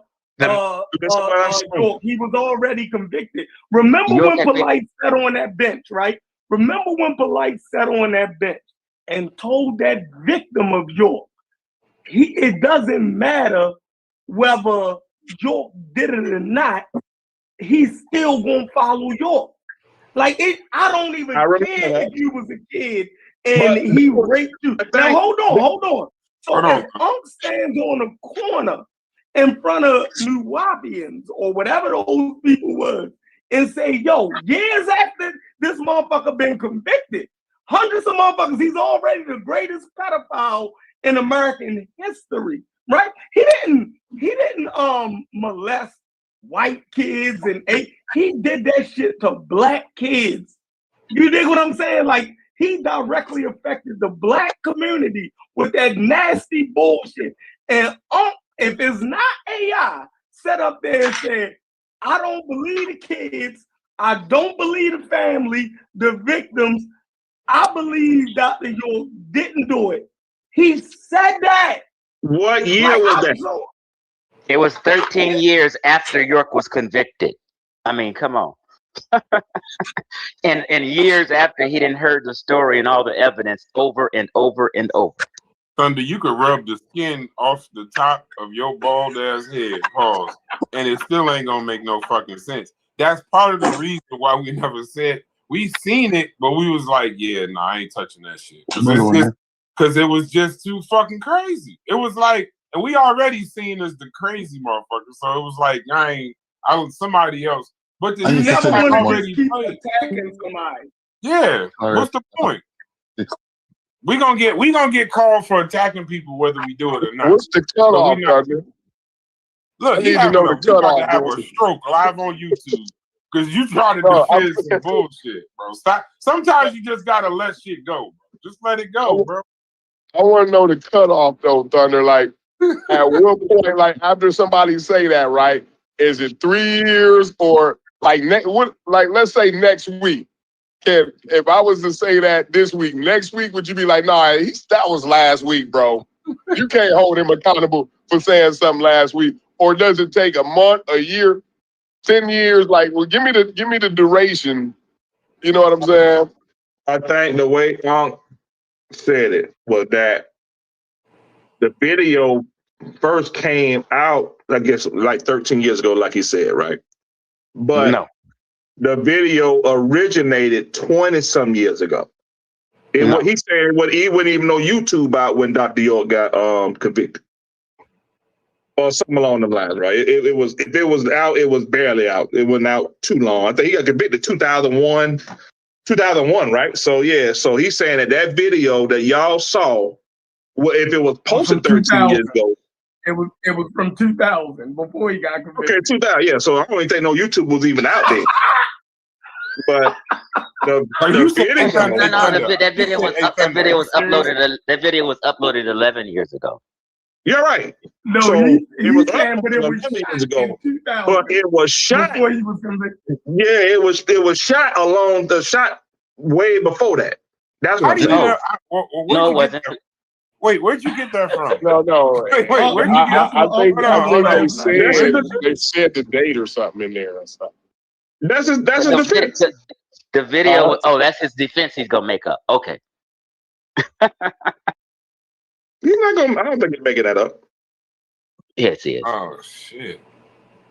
Because when he was talking, so maybe you didn't see the whole clip. Because when he was talking,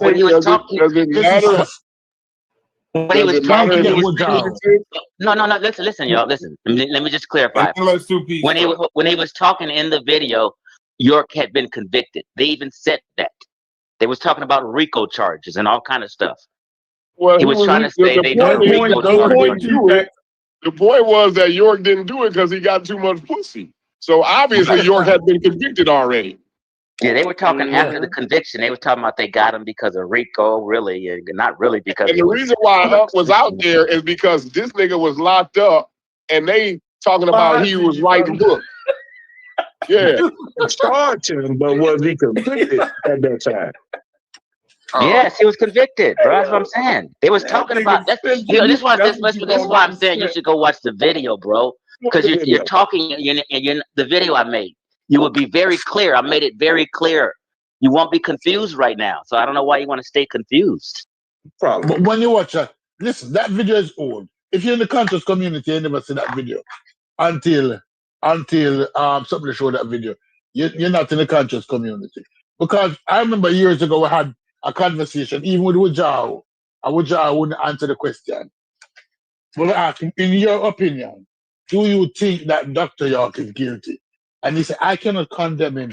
I was on his He legal refuses to team, answer. Wajal and he refuses to refused to answer. answer, right?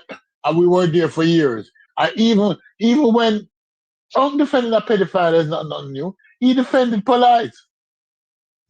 Just last year, or 2 years ago, he defended Polite. Both him and Reggie defended Polite. What do you mean, Stu Peas? Remember that defended Polite?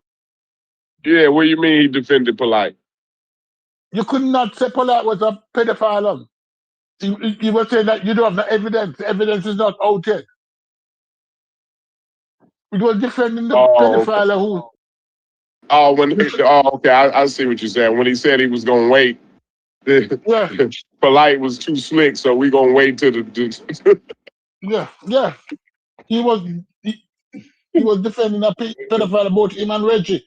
Reggie with you, Stupies. What case you have in law? What case you have in law?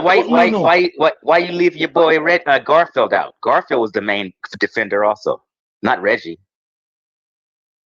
Garfield was defending him. No, Garfield was the one who Garfield didn't wasn't want defending on the show. Garfield wasn't defending him none at all. Garfield was saying that he's not interviewing him. Garfield was the one who fell out. Bro, you need to watch my video. I've showed this video over and over. Garfield had went one way for a minute, and then once it became overwhelming, I think Garfield started to change. Yeah, at first Garfield said Polite gonna get off, and y'all niggas is liars. Like he didn't. Matter of fact, Garfield said he didn't believe the girl. Garfield went off. Matter of fact, y'all gotta let me tell it because y'all are not keeping it real. Y'all trying to protect. When the short evidence come on, no, I'm not protecting Garfield. When the short evidence come out with his sperm, he changes tune totally. Once confronted with evidence, when Garfield found the short evidence, because I was on Garfield channel also, and I was saying that how does semen come on a garment? Semen is not like blood. Semen is not like tears. Semen is not like sweat. Semen comes as a result of a deliberate action. Yeah, Stu Peas, that's when they said that could have been her mother's shirt. I remember that excuse, Stu Peas. Yeah, they made all kind of excuses. It was crazy. I was the first. Y'all know me from the word go. I was the first one. Fuck all of that. I agree. I agree. You was on bullshit with Polite. Let me ask you a question. As soon as he got accused of this shit. These accusations, and I'm listening to Howard. I was gonna stay on mute because I'm trying to stay out of this shit. But Howard, now when you bring up the fact that it could be, or what they were saying that it could be the wife's shirt, right? I just got it. I know, but I got a question. And what's the likelihood of it being his wife's shirt or whatever? Because he got like multiple wives, from what I understood. But how could that even enter the argument when you got a video of the nigga with the fucked up hairline sitting on a bench with a camera in his face saying, "I don't give a damn if my master teacher touched 100 kids. He's still my master teacher." How do you lose all? No, but what I'm saying is you lose all. But when you say shit like that, you lose all benefit of the doubt. Hold on, Thunder. I know you do. Just give me 1 second. I'm not gonna be that long-winded because I don't want to talk about this shit. I didn't want to talk about it 2 months ago when we first saw this shit. What I'm saying is, if you say that, right, and then later on some pedophilic accusations come out about you, that is a time where you are proved guilty until proven innocent. You are guilty until proven innocent because you had the audacity with the fucked up hairline to say you don't care if your master teacher touched 100 kids. So in my mind, I wouldn't be that fucking shocked when it comes out that you might have touched a fucking child, bro. All right. I got a question for Corey. Listen here, Corey. Once you find out, once they said he was in a hotel room with a 14-year-old girl by themselves, what else do you need to know? Corey, isn't that enough information for you to make up your mind? But talking, I would. Okay. I would. Listen, I don't know. I was a stepfather to a 14-year-old from my first wife. Being alone in a room or in a house with a 14-year-old, don't. No, him and his wife, him and the child. Hold on. Him and the child's mother already had a room. The family had a room. He left that room and went to got another hotel room with the 14-year-old girl. Listen like, what are y'all talking about? You're making that bully assumption because we don't know what the plan was the next room with, right? Hold on, Stupies, can I ask Brian a question real quick? Can I ask Brian a question real quick, Stupies? No, Did you see the video I put in of the cop surveillance? I mean, the cop hidden cam when they arrested his ass, put him in jail, when they went to the hotel and he left the hotel and shit and all that. Did anybody see that? I put it in the... I saw that. Yeah, okay. Yeah, the initial police report said he was in a hotel room with the girl. What are y'all talking about? Yeah, he Hold on, Zubies, because the video, that's why video is way better than he say, she said. Because the hotel, it was two detectives talking to the person that was like the manager on duty at the time. And they told that lady, they was like, you gotta let us in the room. She said no. That detective said, do you understand that this is what kind of case this is? And that if you don't let us in that fucking room, we'll lock your ass up. That's what the detective said to the lady. That lady said, I'll be right back. And went to the fucking general manager, and the general manager told that lady who was crazy, she only locked up, come with me. And they went to the room. He said, are we gonna have access to this floor or this room today? He said, you'll have access when we're done. So they had already you gotta say they went to one room and he wasn't in there, then they went to another room. This is how you know they had the two rooms. So this cooperates with Chief X said. And also they had that was already stated, like that was already general knowledge that he took her to two rooms. Yeah. But he took her to a separate hotel. He took the young girl to a separate hotel. I don't really care about the specifics. No, brother, he had two rooms in the original hotel that they were staying with, right? But he took her to a separate hotel. So Polite said that he wasn't going to... Well, that's even worse, yeah. So Polite said he wasn't going to defend because he wasn't going to bang on York because I think his wife is his daughter, is York's daughter. So that's why he said that. No, I agree. If your father-in-law is ranked in Wikipedia as the world's worst sex offender up to that time, fuck him. Yeah. I never heard that though. I never heard that was Dr. York's daughter. I never heard that. Has anybody else heard that? I don't. I heard something like that, but it was never proven. I hear there's rumors that Aminette is Dr. York's daughter. Aminette, that's her name. Man, I don't give a shit. The fact that we trying to defend, like Thunder, I know you be saying shit sometimes. That's why he said it. I hope to God. All right, see, don't cross the line, Brass. I just told you. I'm just telling you what he said. Don't cross the line. I'm finna be a pedophile. I don't want to get into y'all private conversations. I'm not saying that. He said it publicly. Huh? What? No, I'm talking about something different. I ain't talking. Fuck, man. Oh, what's talking about? Up already. I'm saying the fact that we bringing in the fact that the time frame of when this was said matters. I think this is the spray paint shit that people be talking. We so far away from what actually happened that we are now talking about, well, depending on when it was said, it's okay, or depending on what. Like, no, it's what was said was just fucking egregious, bro. No, you can't do that. What? That ain't fair. You got to be fair. That's why you got to consider all that. There ain't a real thing. You know that? Of course.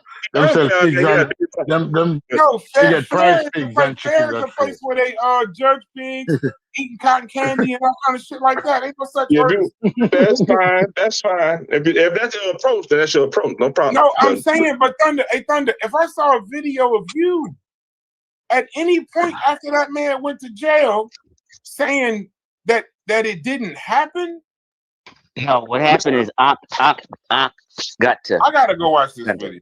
No, Yeah, I got I'm the Thunder and making Thunder think this way. I didn't say it was fake. I said that he said that the video was not from that time period. It was from years before that. But why does that matter? That don't matter. That Why don't does matter. that matter though? Like, don't matter. why does that matter? If Right, let me in ask you a question. the video, we can talk about the video. I'm gonna try to be as. Because I don't know. Hold on. No. Being that Brad, this you video, can't filibuster, man. You have a very bad habit of doing. I don't know. I've been talking for 10 seconds. Question, right? So allow me to answer the question. I didn't ask you a question, Thunder. Again, it doesn't matter if it was from what I'm And then telling you you. answered. Wait, you answered that. I thought you thought a new question. I heard your answer. You still ain't told me what the cutoff date was. You said I wasn't being fair. The point Yeah, that's not fair. Right? I need to know the cutoff date. The point is, if that let's just say, for instance, the video was shot before. Why he was charged, right? Let's just say Thunder, it was not shot before. Listen to me. Hold on, we don't know that. Let him finish, Chief. We do know that in the video he's speaking about RICO charges and him after him being arrested. Just let him get it out. Just let him get it out. Let him get it out. Right. So he's saying that the video is older than what is posted. The video was just posted years after he actually recorded, right? All right, so we got that. Now,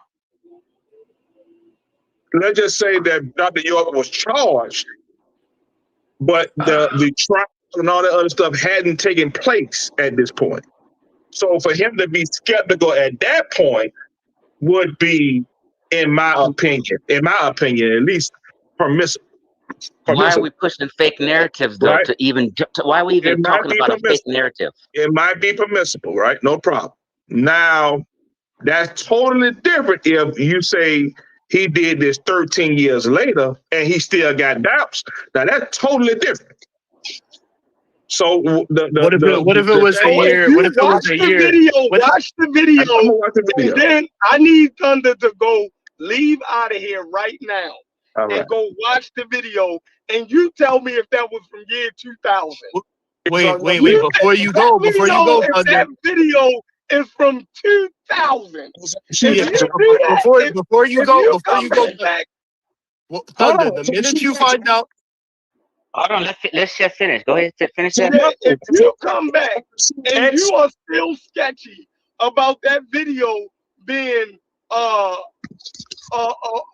circa year 2000, then I ain't even talking to you no more. No problem. Now, Thunder, I know right there. Is it on your channel? That's all I'm asking. Listen here, Thunder. Me and Sheffrin has been telling you this since I got on this stream. Is it on your channel? Go get it from the horse's mouth. You're debating something you haven't even seen. I said, get off this stream and go watch the video. Chief X, I asked you 3 times. It's on his channel. It's on his channel, yes. 3 times. Okay, all right. Wait. Thunder crazy. Y'all should have made him say the minute he finds out it is post conviction that it is indeed deplorable. Y'all should have made him say that. We'd have to make him say that. It means we're going to question the money. We're going to question the money. I'm going to question the money. If you think it deplorable. I don't understand. People sit on this Discord. I'm not going to say that. People sit on this Discord. I know, got you. People sit on this Discord about 4 hours and act like they can. This is what Chef mean. Hold on, let me just say this. I'm done. Because they're going to play the same game you play. Never finish speaking and you speak. I'm not speaking much today. I haven't spoken much today.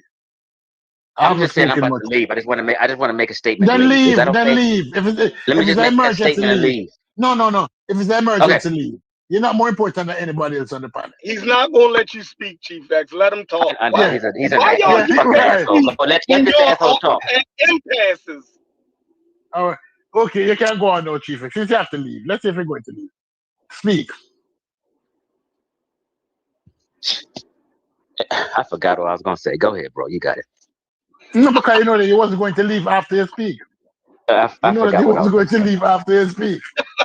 You know that you wasn't going to leave after you speak. Bro, you got it. It's not that Okay. serious. Go ahead, bro. Say what you're gonna say. Know. I'm out of here. I know. Y'all enjoy your day. I'm out.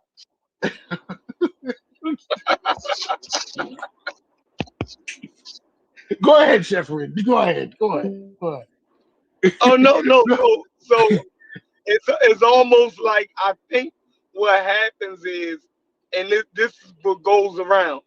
Majority of the people who gonna watch Unc's rebuttal is not even gonna watch Chief X show. They just gonna be there to say how much they don't like Chief X or how he's so wrong for doing it and how he a fucked up person. So what actually was said in the video, they would never have to address it. Y'all see how shit go in this community? Like what the topic at hand don't ever have to get addressed. You know what I mean? So it'll continue. Like it's plausible deniability. That's one of That's what. All right. biggest motherfucking things is like everybody do this goofy shit to have plausible deniability. They already saying Chief X's line before they even watch the video. They already That's why you need to do a show. We need to do a show after he does his show. After does his show, we need to do a show critiquing his show, critiquing what he said. If you need people to come up and speak, I'll be on that show. We need to do a show afterwards to say, listen to what this dude is saying. He's lying. Yeah, but my thing is all the defense to try to argue that it was prior to being convicted. At the minute he discovers it was post-conviction, he needs to stand on all of the defense he was making to prove it was pre-conviction. Because it would only follow then that if he did say it after the man was convicted, he'd be wrong. But now Thunder's going to see he said it post-conviction, and he's going to come up here try to defend why that's okay. The video is after he was convicted. See, like I said, we all know that. We all seen the video months ago. We didn't bring it up for this express purpose. Like we just didn't want to go there. But now that Chief X done did it, I don't mind talking about it because I ain't bringing on the community. But in the video, one of them funny dressing ass niggas says, from the time he was sentenced to the time he was in jail to the time he was charged to the time he was in jail to the time he was sentenced, and then he starts defending why he wrote the books. So that shit is after 2004. Because he got sentenced in April of 2004. So this conversation is taking place after. This is after. That's and that's in the video. It's indirect. Because then they start talking about organizations and all this other shit. It was so foul that we didn't want to really go there like that. But it gets a little crazy. See, like what bothers me about it though. And this is why I think I told Chef for Logic. I think I told them one of them. I don't even want to see what the community gonna do with that. Because my thing is like, we know it was well after 2004. Right. Look at the video. Do y'all know what 2004 looked like? No, I'm gonna tell you. The iPhone wasn't even out yet. Yeah, I'm gonna tell you honestly, I don't. Hold on. By 2007, the iPhone had just got video in the 3GS, right? So that video quality, it's well after conviction. Well after conviction. You can't even look at that video and And the technology didn't even exist in everybody's hands at that fucking time. Just look at that's it. well after Nokia. That's well after Nokia. That's well after Nokia. Yeah. So that's the point. So everything Thunder was just using as a defense, it doesn't matter. He's gonna have to move the goalposts once he watches the video. But see, here's the crazy part, though. Once again, but if you was already told that what's the timestamp in the video? If you was told that it was the timestamp was 2015, it's clear the video. No. Huh? When Uncle's talking to the man in the African garb, 31 They all look minutes, 41 crazy as seconds. fuck. Which one? We don't know the timestamp. I don't know no time. The video Chief X played, the video he played, it looks, if I had to guess, it looks like 08. Like 08, 09. It don't look like. I'm gonna say an honest statement, Truist. And now y'all making me feel like I'm not really all that intelligent. How the fuck can y'all look at an area that y'all don't know and say, you know what? That looks like 08. How the fuck are y'all doing that? Because we remember how the technology looked. The video quality, like just different things with digital imagery. Okay. I know it's after the sentence because of what the guy said. Because he said that he was sentenced. So that means he was sentenced in 04. So it's at least at a bare minimum based on the words, I know it's after 04. But my thing is, I'm with Corey. See, this is what, Corey, can you come off mute for a second? This is the fucking spray paint that irritates the fuck out of me, bro.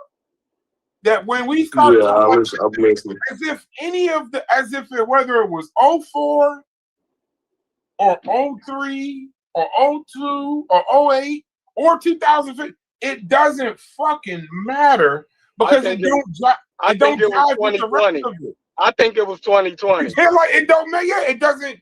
It's the same thing. It doesn't fucking matter because it was definitely post-pandemic. I'm gonna say it was post-pandemic.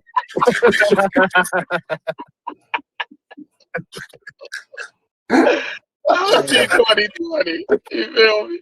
I'ma up that motherfucker. Y'all trying to push that bitch. Yeah, but that's what I mean. We get so stuck on, and this is why I didn't want to talk about the first time public, because it was like I knew this is where we was gonna be.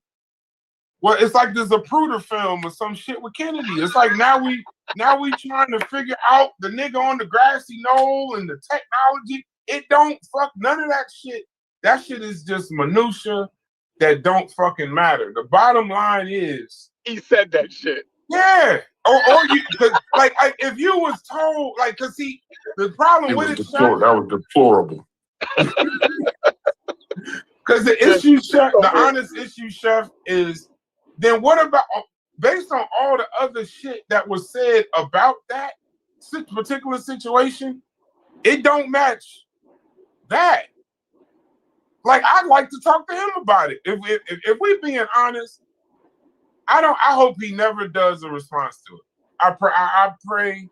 I hope he doesn't do a response to it. Just move the fuck on, do whatever. Because any explanation, once we start getting into whether it happened in 02, 01, 2000, now it's like, all right, man. Okay. You know what? I want him to make a response because I feel as though I know why he said the shit, right? And if he come out and say that, right? If he come out and say why I think he said that shit on that video, I would gain a lot more. He will get a lot of cachet back on me. You feel me? I'm not gonna say it online. Why I really feel as though he said that shit. You know what I mean? Because I don't want to give him leverage. I want him to be whatever's gonna come out his heart need to come out his heart. You dig what I'm saying? About it. However he chooses to deal with it will let you know what type of person the motherfucker is.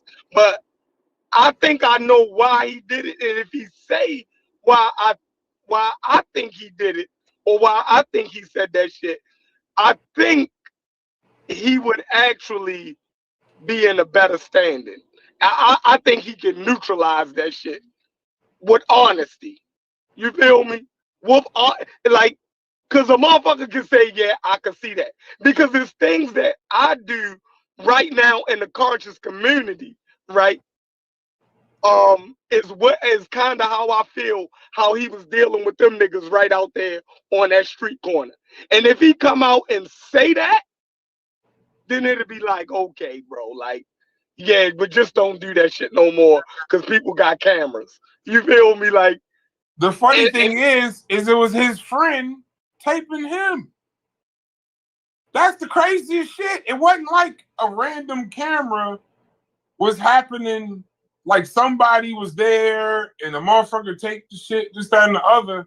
But at some point, you supposed to look over and be like, hey, put that down. Before you say that, you can't, bro. There's never a time. If the only reason, I'm not even thinking of no excuse for that shit. Like you ever have a conversation? You ever have a conversation with a Jehovah's Witness or somebody rabid about their doctrine, right? The main thing you want to do is soften them up, right?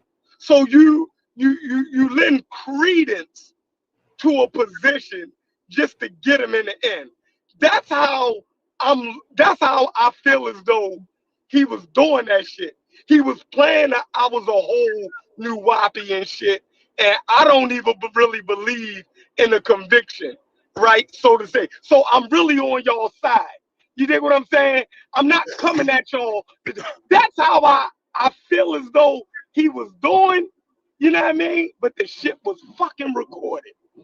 You know what I mean? But see, that's what I'm saying. Like in a vacuum, you dealing with a statement, but it was so much other wild shit said that kills that. And then on top of that, if I'm talking to a Jehovah's Witness, I was never a Jehovah's Witness. So whatever I'm saying could be seen as that if I wasn't associated with them. Yeah, but you believe in the Bible. Hold on. But you believe in the Bible. So correct. Most people cut into Jehovah's Witnesses or Hebrew Israelites or Muslims or anybody with acknowledging the scriptures, right? Or acknowledging that you once was a believer. You'll always lead with those type of things to soften them the fuck up, to let them know, you know what I mean? That Christians I don't hide from Jehovah's Witnesses when they're not. And I can see that. Hold on, Corey. Hey, Chef.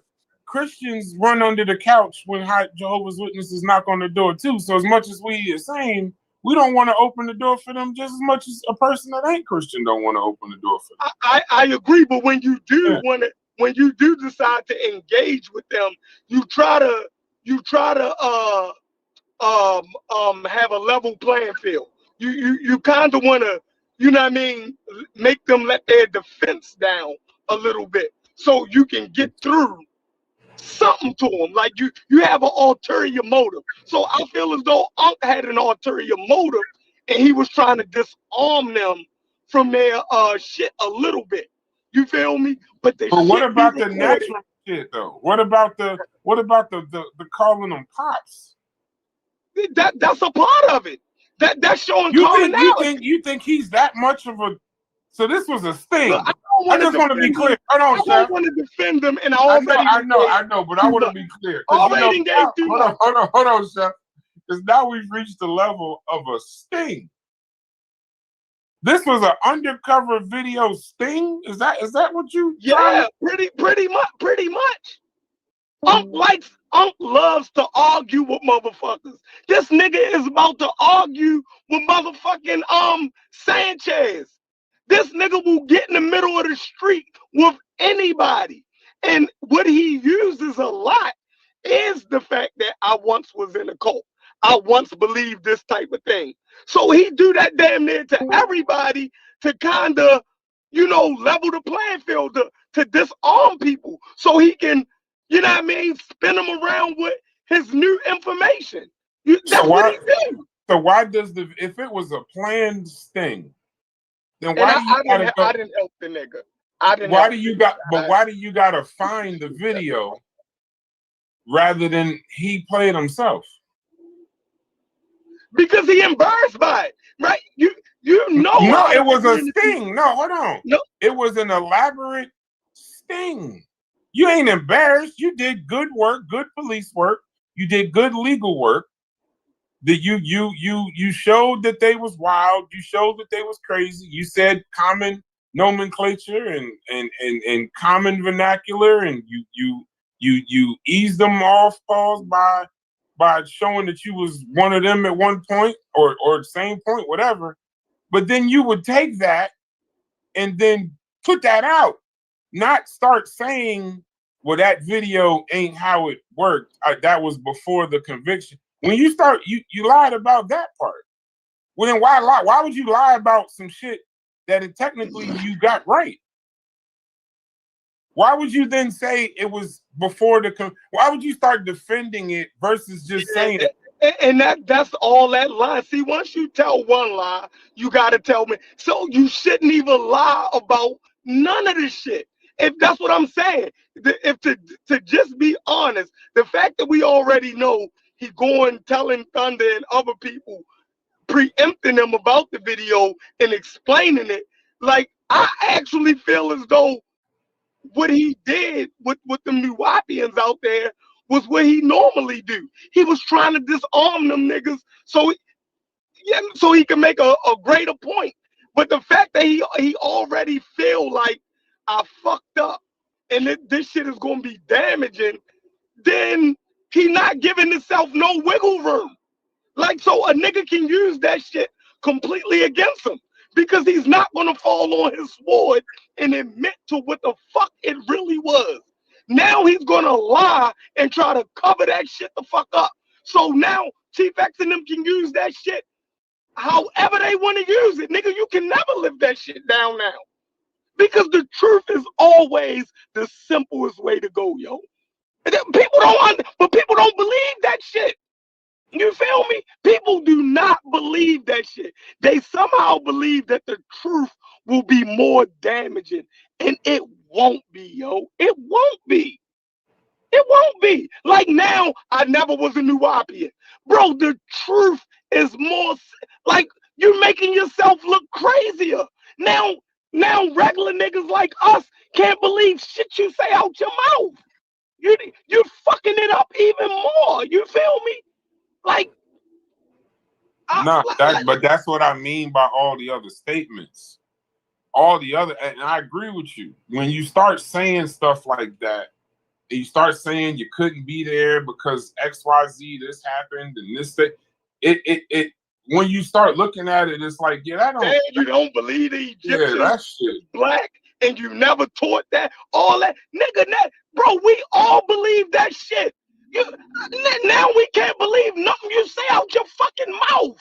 You know what I mean? Like you make situations worse. I don't even know how to look at you. Like, oh, it's crazy, man. Like just oh, that shit gets under my skin to the 10th degree. You feel me? Like, that's why we didn't do it. Remember how when we saw it, we had this exact conversation and was like, yeah, I ain't.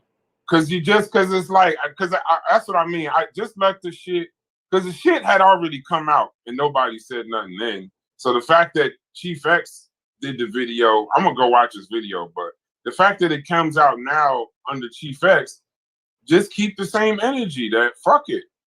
Just let So I was under the impression that he had addressed it already, the video. No, Inky had already right before. I'm not sure because the history and the time frame matters, Corey. That I don't know if it was before their debate or after their debate, but the video was played on Sonnet already. Like Inky had already played it there. It was either before it or after. So this video ain't new to the community. That's what I'm saying. I thought he addressed it like after that. That's what I'm saying. I know it was. I don't know if he did. Y'all can tell me, but I don't know. I was just under. I was just under the impression like he should have. It seemed like he would have said something. Like I just didn't follow it, so I didn't know whether he had said something or addressed it in some kind of way. Not in the Discord. I don't watch the shows. I don't know, but I know this. if he didn't, then that theory of it being a sting and undercover, he knows that shit came out already. He knows that the community, Sinetta got a bigger audience than all of them, and Iggy played it on Sinetta. So this is not, so for people to say they didn't see it, if y'all watch these conscious community shows, you've seen it. We don't watch that shit. Yeah. Well, I mean, a lot of people in here don't, but I'm saying, but I know a lot of people do. So that means that's what I was, when we saw it, that's why I was saying I don't know if we should talk about this publicly, because I don't want to know. Remember we was just talking about deifying Chef, when it was like somebody, you can't make Martin Luther King above. If you found out that he said some shit or did some shit that was crazy as hell like that, nobody should be above that part. So if you find out that they're above that part, then it becomes like, now you running into like a cult. You running into some cult shit. Like, if you can do no wrong. Do dykes know that they're still females? Or did they go crazy? I'm watching this dyke walk across the street. Oh my God. With her pants halfway down. With her butt. You know you still a female? Are you fucking nuts? I've come to realize I've only experienced those on social media, but I know exactly what you're talking about, where they actually are dressed like men to an extent. She got her pants halfway down and her boxers showing, just walking like you a boy. Your ass fat as shit. Yo, what the fuck are you doing? Yo, we are definitely in the barbershop. Like, what the fuck is wrong with you? Like, oh, go ahead, my bad, dude. This shit is. But yeah, I don't even feel right talking about this shit right now. Because it's such a wild. Because see, that I told you that kind of shit is gonna irritate me, Chef.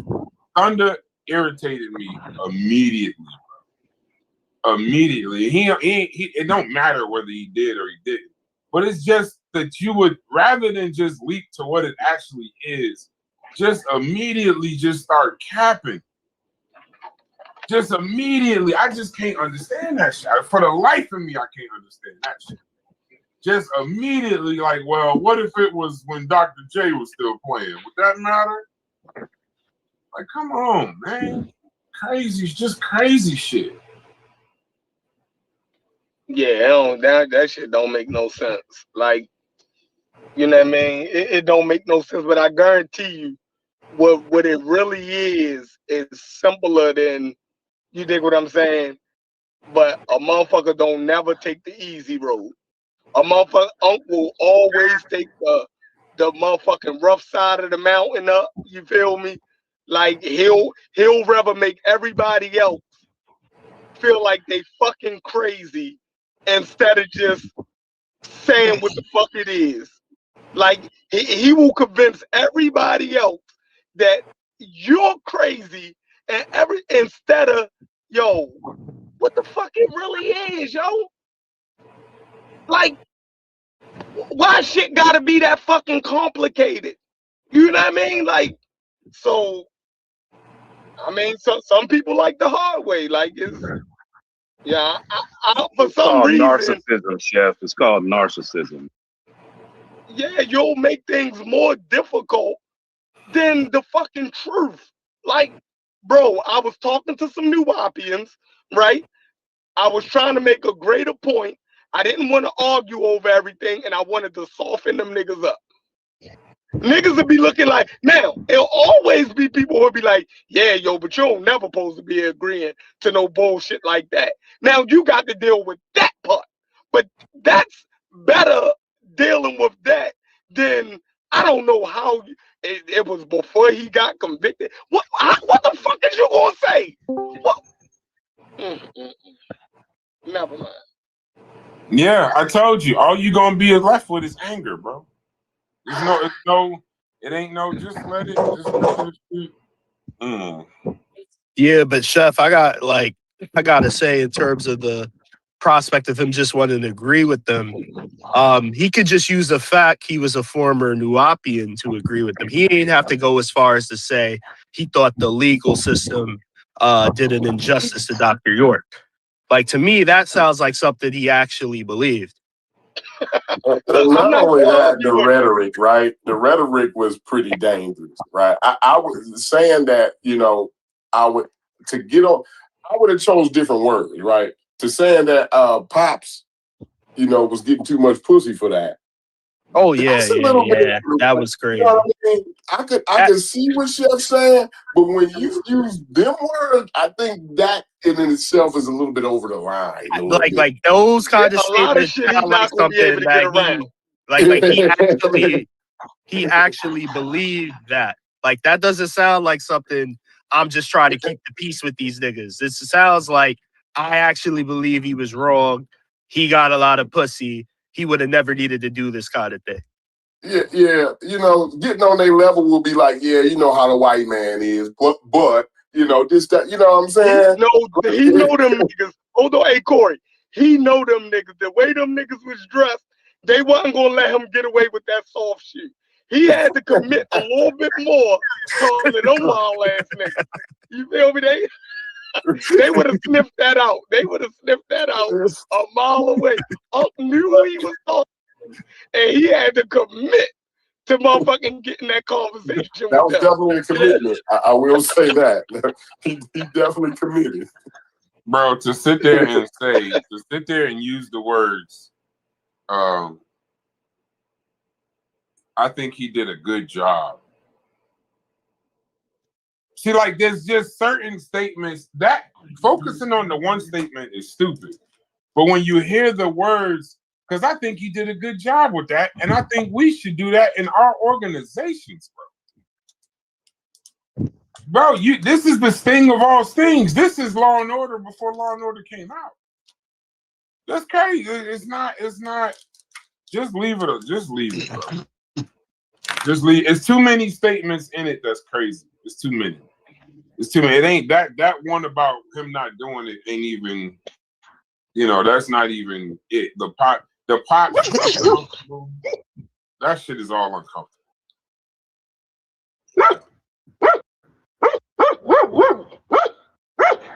Do one of y'all niggas finally decide to just start barking? Getting chased by a dog. I almost did. Did you see that? Yeah. That nigga smelled that It was moringa. a big old German Shepherd. He smelled that moringa on your knee. You be rubbing on your knee. They said they smell that moringa. You smell that moringa. You be rubbing on your knee so it stop hurting. I'm walking to the YMCA down the street. Oh, and a German Shepherd almost got Y'all me. still got a YMCA? Yeah, YMCA is for old folk like me. You know what the YMCAs out here are for? Homeless people. They turned all them shits into shelters. That's no disrespect. I mean, it's actually kind of smart. But they turned them all into homeless shelters. Yeah, they got a big old swimming pool here, and I do like laps about twice a week. I don't know about swimming in no public pool. Not in 2026. A drunk got to stay in state. You crazy as hell. So are you not y'all about to debate or something you were saying? What was you saying? You was willing to debate or something? Y'all got something set up?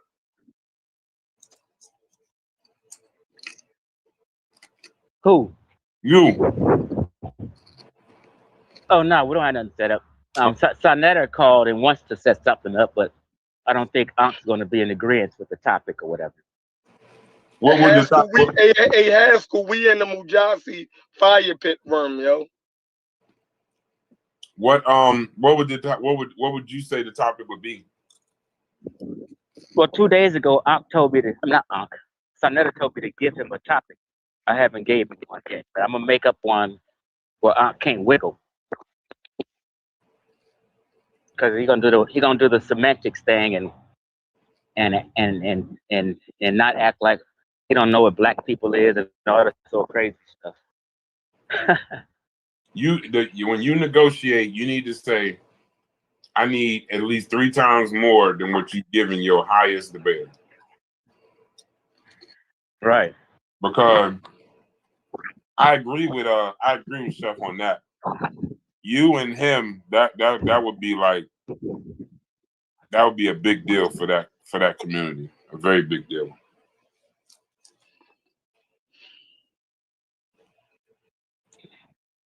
Well, unless y'all got something else. Nah, I think we covered so many things. You know what I mean? This has definitely been, you know, we did Black History, we did blackology, we did, I don't know how we ended up on Francis Cress Wells, and I don't know Mujasi, you know, he ain't give a fuck about Reggie. No. Right? He diverted that whole thing. He used Reggie. Yep. To get the fucking Francis Cress Wells. He ain't give a fuck He was about trying Reggie. to make us believe Reggie was credible, so he could get the and it's not that sounds terrible. He was trying to lean on Reggie's credibility to somehow wiggle Francis Cress Wilson into the room. Hilarious. That was nuts. He spent the fuck out of us with that one. We broke so many podcast rules today. We literally talked about Dr. Ben and MLK in the same sentence. We somehow ended up on Reggie, Father Allah and Martin Luther King in the same sentence, just to end up in the summertime with Francis Cress Wells. Amazing. Now I'm trying to figure out whether Unc is what's going to be his defense against that disgusting video Chief X posted about him. That might be AI. You feel me? Where's Thunder at? He ain't came back yet. No, Thunder crying. Thunder somewhere crying. Wait, Thunder somewhere crying. That nigga say that shit is over. He like, what? Thunder somewhere crying. That nigga somewhere underneath the table with the gun. Don't know what he about to do. No, he on the phone with Unc right now. Phone cussing Unc out right now. Yeah, he on the phone with Unc right now. I guarantee he cussing Unc the fuck out. He said he on the phone with Unc right now. Yeah. He cussing Unc out like a dog. He calling Unc all kind of boys. He like, yo, you have me up here defending you and shit. Yeah, he hitting him with more niggas than he say he looking at it. Thunder said he looking at it. Listen, bro, if you get on a live show and say the nigga called me and said it happened before the trial, and in the video, the nigga says he's already been arrested, charged, and convicted and sentenced in the video. If you can get out of that shit, boy, run for Congress. Just run for Congress at this point, because it's like, if it's anything other than what I said it was, then I have no choice but to believe that he believed that motherfucking York is innocent and didn't do it, and he's a pedophile defender or protector. If that's the only logical thing that I could come up with, is the nigga was trying to soften their fucking defenses. Or people, a lot of these cats be okay with that type of shit, so they defend it. No, even if you okay with it, the fact that you would say you don't believe the victims, right? Or that, you know what I mean, you don't believe the state or the victims because the victims said he did it. So if he's innocent, you don't believe the state or the fucking victims. Well, the victims had a sexually transmitted, the victims, it was known that the victims had sexually transmitted disease. Yeah, right. That's which is wild. I mean. So the only thing it could be is that, I was trying to soften them niggas the fuck up. If it ain't that, bro, then everything that Chief X and them say about you, it gotta be true. Ain't no other way around it for me. But that's the only thing I can see from talking to Unc for all of this time. He talked about how he don't fuck with York and how that motherfucker, he the one who put out that York was the biggest child molester in American history. He brought that shit to me. You feel me? So it's no way he could be serious about what the fuck he was saying in that fucking video. No way. No way. So he had to be lying to them niggas to make his overall point. And if he wasn't, if he's saying the video was before, bro, if you come up with, if that's your thing, then you, Chief X and them might be right about you. I hate to say it. Hey, Chef, okay, so now I'm going to go ahead and get cussed out real quick. Go ahead. So this video got 16,000 views from 2015 to now. Nobody in the conscious community seen this video? Most people in the conscious community, the rabbit side of it, agrees that that Dr. York is a great person, and the government, the government basically went after him because of his ability to galvanize black people and give them the correct information. Some crazy shit. You dig what I'm saying? Like, Sinetta, all of them look at York as being a great person. Like, they on record with that shit. You feel me? So the white man trying to bring the black man down is what it is, basically. You know what I'm saying? But they just don't give a fuck about kids there. Kids don't even matter. Like basically what you're saying is you're essentially publicly saying fuck them kids. They believe that the white man is a greater liar, you feel me, than anything, that he can make anybody look fucking crazy if that's what he set out to do, right? So I think that's the biggest thing in it, is that the white man is the greater villain than anything that York could actually do, right? So that, that's part of blackology too, Sheffrin. Yes, sir. Yes, sir. Yeah, that's part of blackology. I hate the way you just say yes, sir, but the point. But if it was one child, it would almost be plausible. One, if you're trying to stick a case on somebody and you're like, one, I would think just now, I'm just using my small brain here. If you said one child got taken advantage of and you tried to come with the argument of the government might have tried to do such and such, cool. Over 100? And wives and all other kind of wild ass shit. They don't need to, he wasn't that powerful to even try to, the level of, bro, there's a conspiracy that the NBA draft, there's a conspiracy that the NBA draft is rigged. But in order to, when you look at any kind of conspiracy, in order to believe that the NBA draft was rigged, there would have to be so many people involved in this conspiracy. And over the years, nobody has turned states, not a scorned, fired person, nobody has ever come out and said anything, showed any proof. It would be the longest running con in the history of sports. That would make you at least say, I don't think that's true, but I'll leave myself open to different information. If Dr. York fucked with hundreds of children and was having sex with wives, and they have testimony from these people, that's that whole single coordinated, like there were black, to say the white man wanted to take York down, I'm pretty sure there was black detectives, black cops, there were black people testifying against the same person. So they convinced all of those people too? They say he got 100 kids. Yeah, look at what he was doing. He was sleeping with a lot of them people's wives. Of course he got a lot of kids. He was sleeping with damn near every woman that was there. It's so deplorable that you can't it's very dangerous to try to make excuses for it.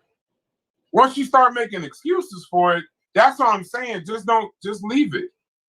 It was already brought up. Chief ain't bringing the shit up. Inky brought the shit up. Chief X just, from what I see, I'm watching some of it right now. You didn't even go, bro. Chief X, what Inky did was way worse than what you did in your video. It was worse, and nobody said a word. So just leave it there. Don't nobody really give a fuck. I'm assuming that's the same way y'all come to these conclusions. I gotta come to the conclusion that the community actually don't give a fuck. Not about no kids. You know what's real weird though? In the court, on the land, in the court, these men allow York to separate their wives and children from them. Yeah. And men were allowing York to mess with their wives. This is crazy. Mm-hmm. How you gonna separate my wife from me? Easy. It's easy when you got, but see, that's where you're giving too much power to Dr. York. Because in a cult, yes, you got the charismatic leader at the top, but you also have people that are facilitating that shit that are a member of it and that are a part of it. It wasn't just him. Now,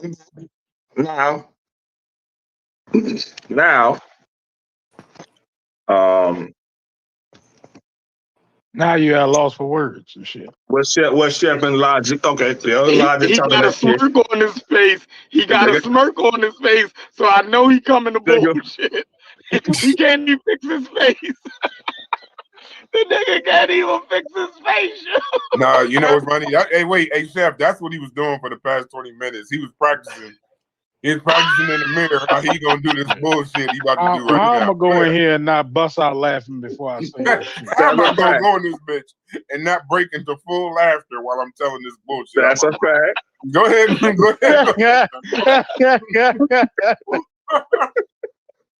Go ahead.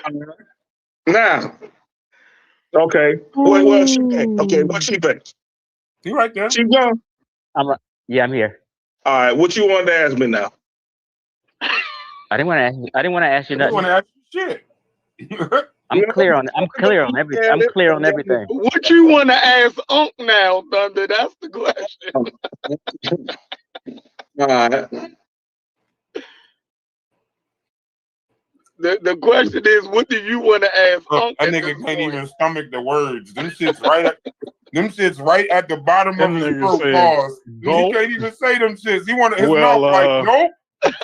Like, his heart is like, defend that nigga. His brain is like, shut the fuck up. Don't you do it. You on camera, nigga.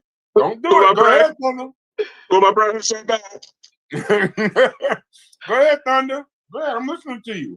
You saw it. So now what? Is AI? No, not AI. Okay. So what's your defense? Look at Chief done laid down. He about to light up some moringa. Go ahead. Go ahead. I'm on this incline. Okay. Listen, Thunder. Tell us that we're horrible people. Now I want to be clear, Thunder. We saw this video 2 months ago and didn't say a word. The nigga done called chimps, bitches, all kind of wild ass names. We still ain't say a word. So just don't. This ain't for trying to destroy the nigga, because we didn't want to say nothing ourselves. So go ahead, Thunder. Tell us we crazy. Tell us we hating and haters and all this other dumbass shit. Go ahead. All right. I saw the video, and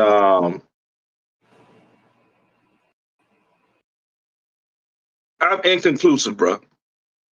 You know what I'm saying? I don't know about the time period. It is. You watched Chief X video? Well, the video you saw was Chief X video? I'm talking about Chief X video. Okay, so listen, Thunder, before you go on. In the video, there's the video that Chief X is showing. Yeah. Mind you, we told you we saw the actual video he's critiquing 2 months ago. So In that video, before you go on, so you didn't see Chief X only talked about. I watched the first 10 minutes. I didn't You watch talking about all the the Doggy Diamonds? Or the No, I ain't one with talking the two about guys? that video where he makes the statement is a longer video. The With the two guys. original video. The original of that video. Oh, Chief X critique maybe 2 minutes. In the video, one of them weird ass niggas that he's talking to on the corner says the words. He was charged, he was arrested, he was put on trial, and he was sentenced. In that video. So that video took place. That's my point. So I don't see that in the video. Yeah. In that video, it's clear at a bare minimum. Corey said it's post-pandemic. Oh, hell no. Wait, he just that's a joke. That's my bid. I mean, he did. It was a joke though. But at a bare minimum, that video is post 2004. So wait a minute. It's post sentencing, Thunder. So he was sentenced April 28th, 2004. So it's post. It's not pre-sentence. It's post-sentence. Thunder, did you hear the part where he said Dr. York did a great job? Yeah. He said that he did a great job, but he was talking about starting a new. Yeah, he did. He said that. He said he didn't start another organization, right? Remember that? No, he said, I think he did a good job, and all of our organizations should be like that. So that's a wild statement after knowing this man is So you can see that I did watch the whole video. But I want to see that. Let me see that original you got. Because y'all was doing the conscious community thing where you play it back in 5 or 6 times. That was Chief X video. Yeah, I know. I just want to see. I want to see that whole video you got. I don't know, Chief X. You saw it. I can't go looking. I try to protect. All you got to do is put the video in the search bar. Thunder. The name of the video was right there, bro. You're not trying to do your research. Mm-hmm. Yeah, so you're not really trying to do no research. Okay, assume that we're telling you, because the funny thing is, I know we're all going to be called liars and we're all going to be called haters. But what I'm saying is, assuming, I guess you need to see the guy say that it was he was charged in his sentence, right? So that part right there, that's all I need to see. Right, but when you see that, my curiosity is, then what though? That's what I'm trying to say. The time frame don't matter because the goalposts keep moving. Right. You realize that was my question. Once you find out it's after the goalposts keep moving now. How you gonna get First mad? it was AI. First it was AI. Wait, how could you get mad when you find out it's after sentencing, other than he told you it was before sentencing? But the statement is so egregious, that's what we're trying to tell you. It don't matter. That's why we didn't bring it up. Because we know as soon as that video hits, we got it. Now we in the weeds. Nobody said nothing to Inky. Now everybody, like, now Chief Tuck's telling us, how is Sarnetta telling Chief X to take a video down that he premiered on his channel with Inky? He did it with Sarnetta on the panel. Sarnetta was there when Inky did the mix-up, and it was way worse than what Chief X did. When Inky did the video on House of Consciousness, this was months ago. Nobody said a word. They paid for the debate. So Sarnetta was asking Chief X to take the video down? Sarnetta told Chief X to take the video down that he was wrong. When months before, him and Inky did the video way worse. Bro, where's that? Hold on. I'm going to go back in my Discord because I told you, niggas send me this shit. That's why, what the funny thing is, niggas in this community, I don't really talk to dude, but I hope he knows that people that he know hate him. Fuck how anybody else feels about him. The people that send us this shit, it's the niggas next to him. It ain't us. We don't. How would we ever know? I mean, I guess some of y'all niggas watch Sarnetta, but I wouldn't know that Inky was on Sarnetta unless somebody sent the shit to me. So somebody next to him is doing this. What would be the animus? And if the conscious community didn't care when it was aired in front of more people, the shit was more direct and more entertaining, then why all of a sudden with Chief X or us talking about it, why would that be? He didn't answer them then. I'm praying he don't answer the shit now. Keep the same energy. Don't defend that shit. Don't defend it, because you can't defend that shit. And now you calling them that, wow, you making it worse. I think people didn't listen to it when Inky did it because of the people Inky has defended in this past and people Inky was associated with. No, I agree. Yeah. I agree with you. Didn't that nigga used to live with Polite? Yeah, exactly. Yeah. So that hey, true. I have a theory. I'm the nigga that says throw the whole thing away. I'm the nigga that mute your mic, Thunder. I'm the nigga that says grab the tablecloth at the end of the kids' party with all the drinks and the chips and all of that shit, and you cleaning up after the party.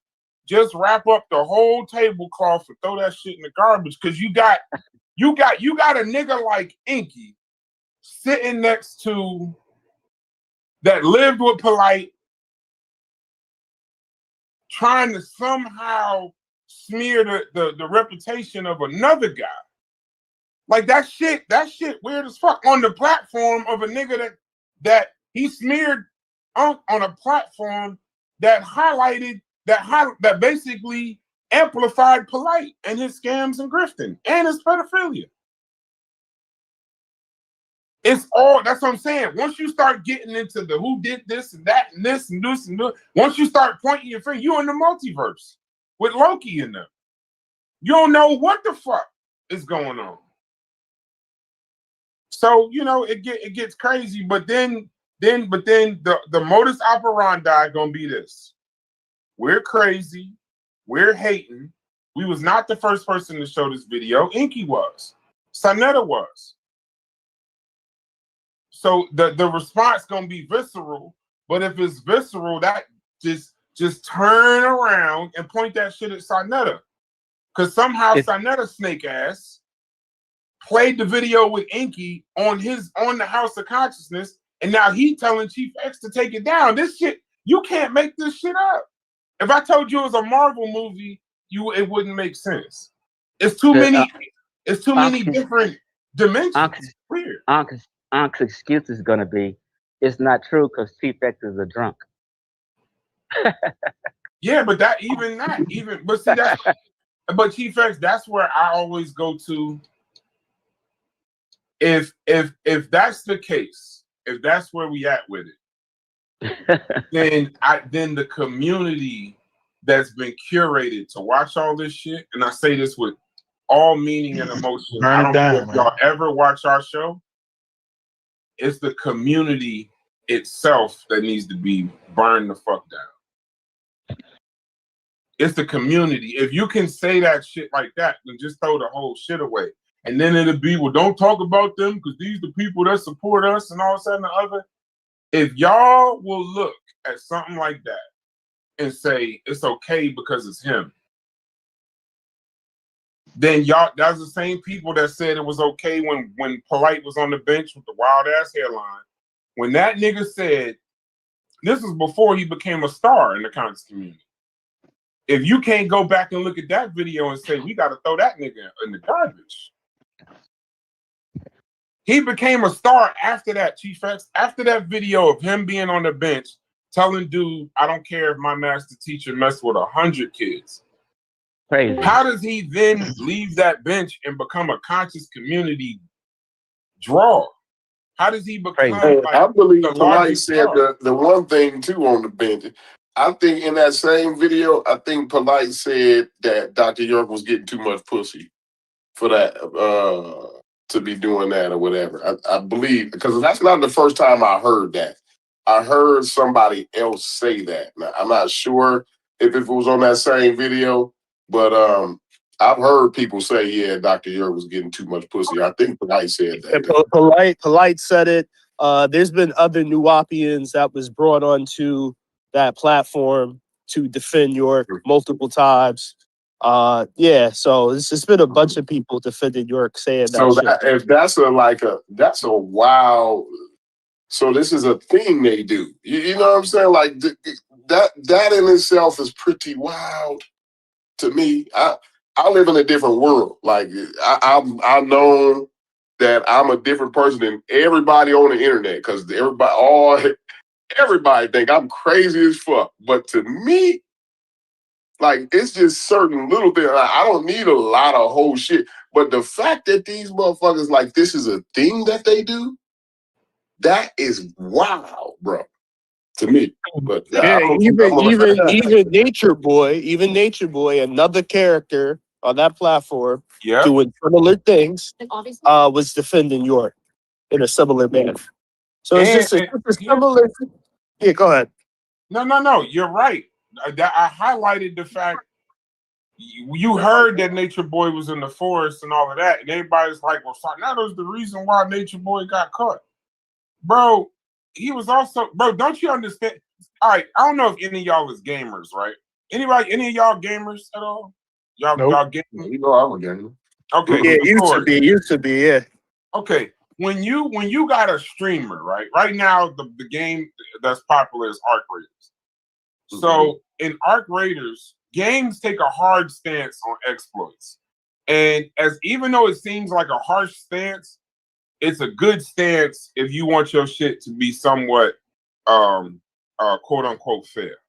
So in Arc Raiders, Call of Duty, any of that, if you're a streamer and you online, you playing the game, and you say, now I'm not doing this because I'm cheating, but I'm trying to show y'all what the cheaters is doing. Right. Yeah, so that's it brings why. attention to what they doing. But then when you do it on screen, even if you didn't mean to, you're not trying to cheat to get an advantage. The fact that you went online in front of your viewers, made a YouTube video to show motherfuckers how to do it, even if you saying that that's not what you was trying to do, you get banned too. Does that make sense? Right, yeah, definitely. You're ample. So when Sinetta shows Nature Boy in the jungle with men sucking his toes and slapping the shit out the niggas and everybody sitting cross-handed, he got the women bowing down and wild ass shit. You not showing like to turn that into Sinetta cracked the case. You know that wild shit. You showing all this wild ass shit. That's your version of cracking the case? That's the narrative after the third showcase. Yeah, after the third showcase. And it's like where's the police report? Did you go to the police? At what point did you call the police? When he slapped that woman in the face, at what point did you call the police? When you get online because the nigga scammed you out some money and you calling them a pedophile and saying that's his daughter and this, that, and the other, but then when he pay you, I was just playing. I was angry. But then later on, when the nigga gets locked up for the same shit you was ranting about, at what point, that's what I'm saying, this ain't a leader's problem. This is a community problem. The grift and the snake oil has been getting sold so much that it's like Corey, I was thinking about when you said, I thought I heard the Dr. York was getting too much pussy shit. You know what? The first thing I thought about, and y'all gonna be mad when I say this, but I thought about the gorilla. The first thing when you said that shit, because you said that shit just now, how you said, I also heard about the gorilla shit and all that. Remember when you said, remember when all that shit happened? And you came off mute and was like, well, hold up. I heard the story too. See, now it's like now you don't know what to believe. Now we've been on record since all that shit was over. Okay, apparently there was the video, But even in this video, Corey, which is crazy, which is insane. If this video took place in 2004, where the fuck Logic at? Because I don't even know if Logic knows this. In this video that Thunder is watching right now, put the razor down, Thunder, and move your wrist. When motherfucking when in the video that Thunder is watching, if you watch that sick ass shit long enough, A nigga in that video with them wild ass glasses and that King Tut headdress. That nigga says, and I quote Logic, because you know, like the animal sacrifices, like if you was trying to get this thing, you would kill something small. Hey, but if you was trying to get a job, hold on. Yeah, look at that funny look. That nigga look. Hey, that nigga look like Haskell's thumbnail. When motherfucking then a Logic in the video, that nigga says in that little crowd, if this happened in 04, but if you was trying to get a job or something serious, you got to kill something bigger, like a cow. Hey, Thunder. Hey, Thunder. Are you a pseudo Hold killer? on, trying to rob a bank now in the that we're talking motherfucking about that, graveyard, nigga. Braz, hold on, real quick, y'all, real quick. Because we got to, now that we're talking about that, because I think we skipped over that a little bit too quick, and that might need to be revisited. You know what I'm saying? Because now, when you look at this, right, let's cancel out the gorilla. Let's take the gorilla out of there. We don't even want to talk gorilla talk no more, right? You in a graveyard stealing Jewish headstones, bro, rubbing blood on them and sacrificing to me. Again, I come from a small town in the Midwest, and I don't see a lot. Okay, y'all done showed me.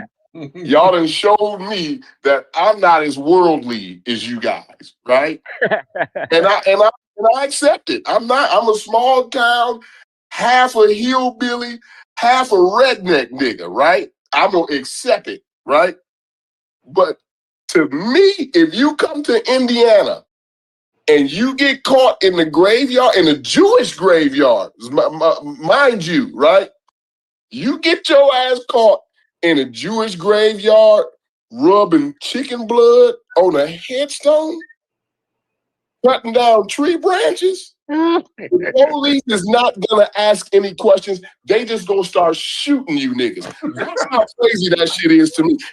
And I would say, and if I heard that on if I heard that on the news, Thunder, I would say, you know what? It's too bad that they was brothers, but them niggas deserve that right there. Hey, Thunder. Are you in the pseudo killers Discord? I don't think so. Oh, okay. Listen. What's in Discord? Listen, if I see some niggas in the graveyard putting blood on tombstones or big ass, yeah, them getting shot would be justified. I'm not gonna lie. I wouldn't. I don't think we need to do a march or a visual or anything like that. That ain't even gonna be an investigation, Chef. They're not gonna put the police on 30-day leave. None of that. They going straight to the next call after that. They ain't gonna ask them no questions.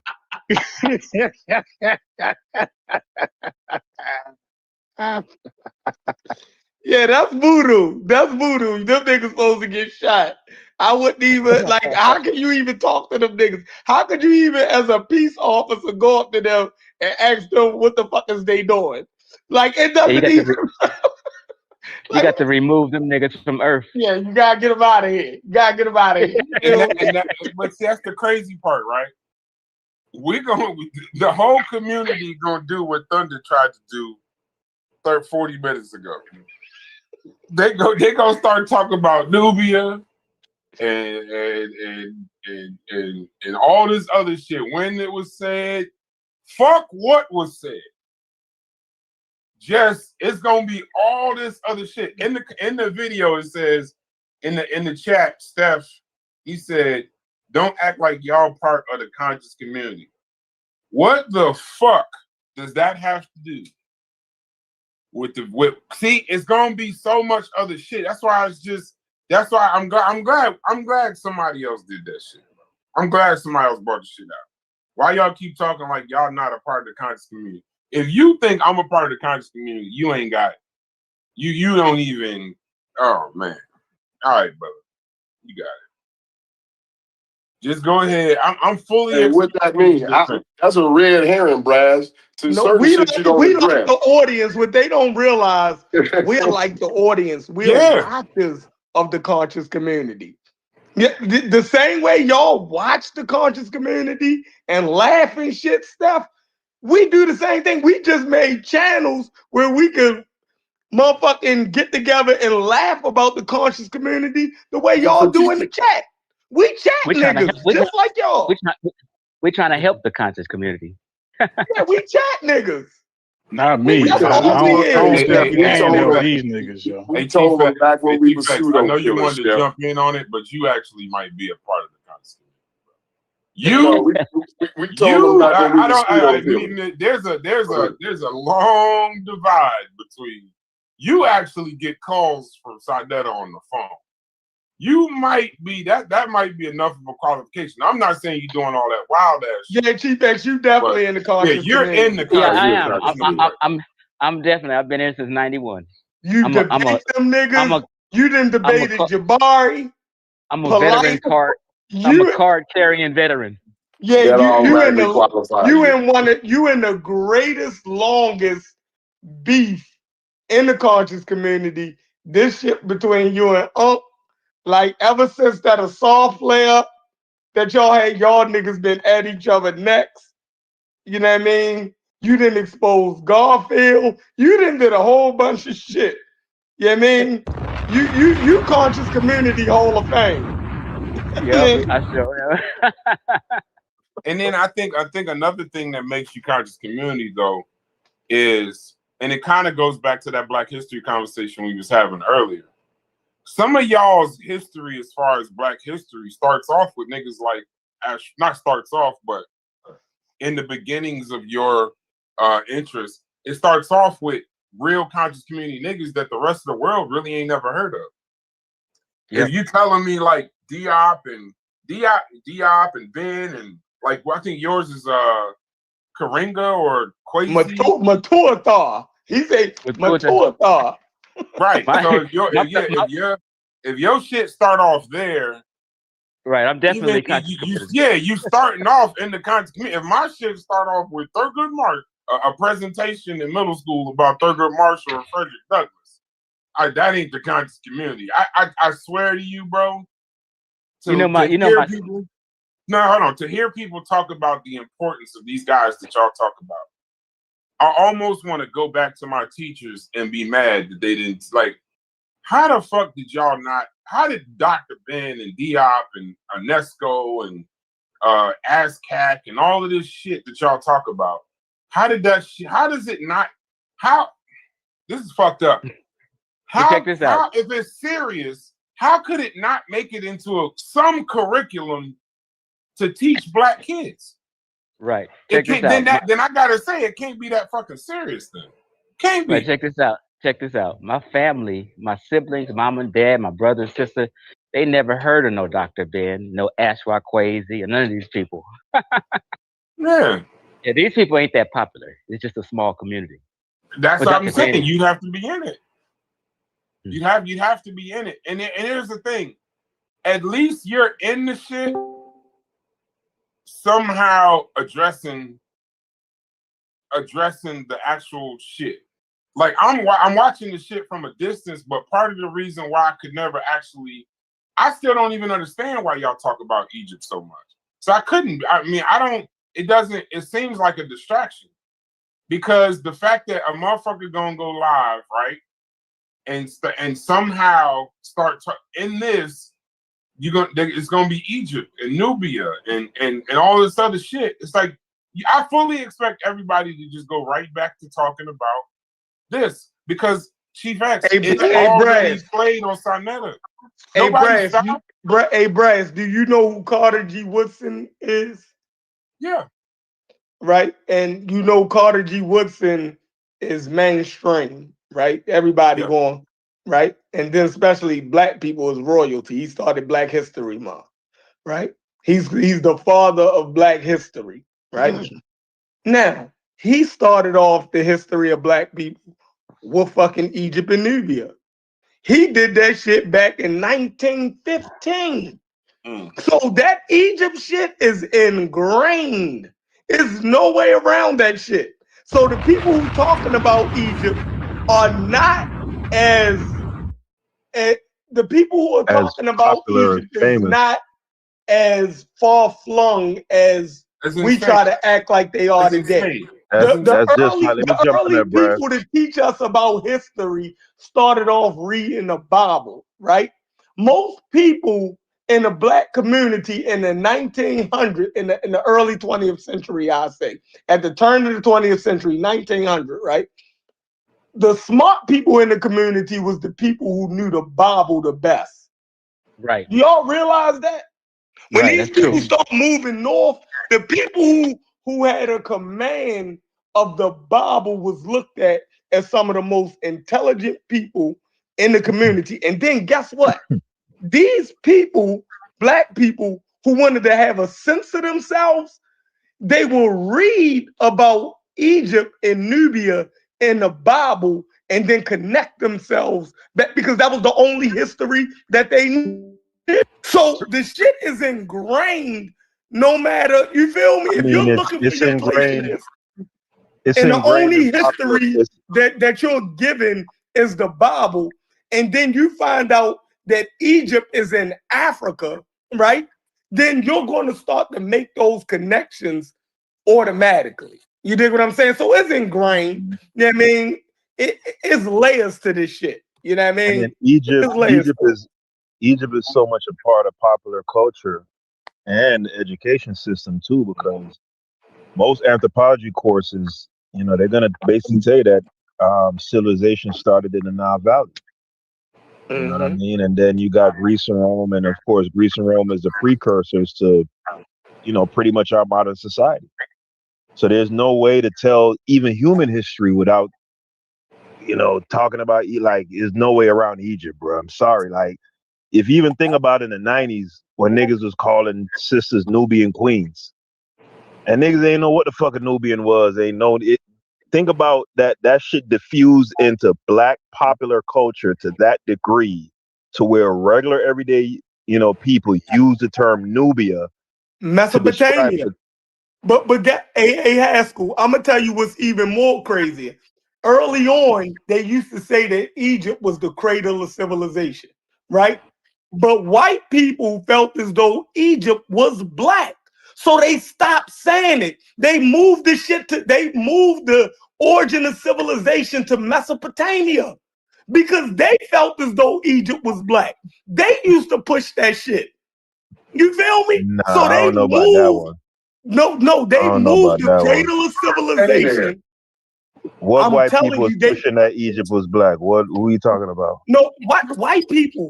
The connect that what No, they somebody used to got say. background. Yeah, they used to say that the connection to Egypt and black people was so pronounced that they couldn't even stomach it. Nah, They moved the origin of you went off the civilization rails. into You went off the Mesopotamia. rails there.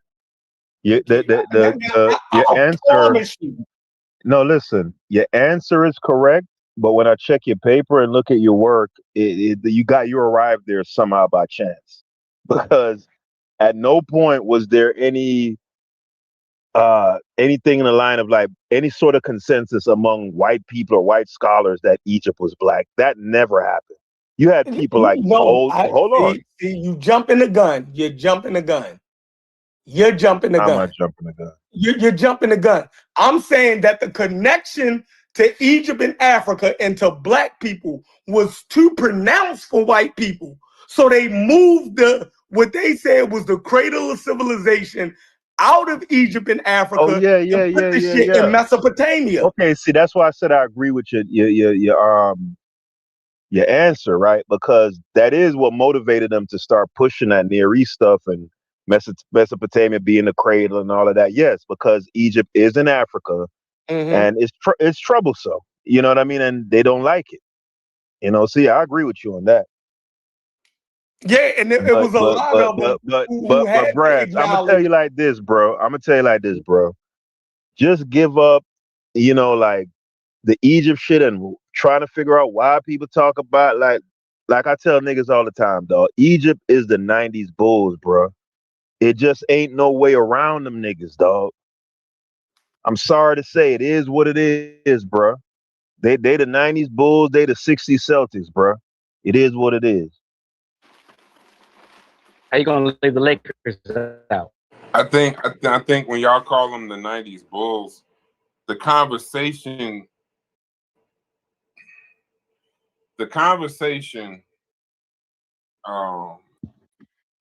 maybe not you, but the conversation from different parts of communities, the different people discussing it. If you're saying that it was talked about in 1915, and we're in 2026,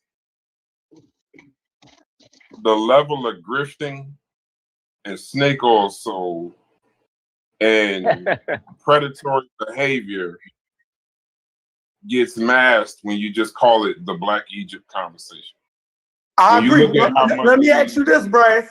Let me ask you this. Before you met us, and you sound like a pretty educated guy, but before you met us, if you was talking to your son and them about motherfucking ancient civilization and black people, I guarantee you connected Egypt to black people. Because it was prevalent. Until you start talking to us and we start saying that the Egyptians wasn't black, most black people who went to we already assumed that Egypt was black. It was common. You know what I mean? This is a nuanced conversation when niggas saying in the black community that the Egyptians ain't black. We the crazy niggas for saying that shit. That the Egyptians ain't black. No, that's cool. What black people say that shit? None of them. Cool. But I don't but here's the crazy part. Even amongst y'all don't all agree on whether they was black or not. There's a side that agrees they black, there's a side that doesn't agree.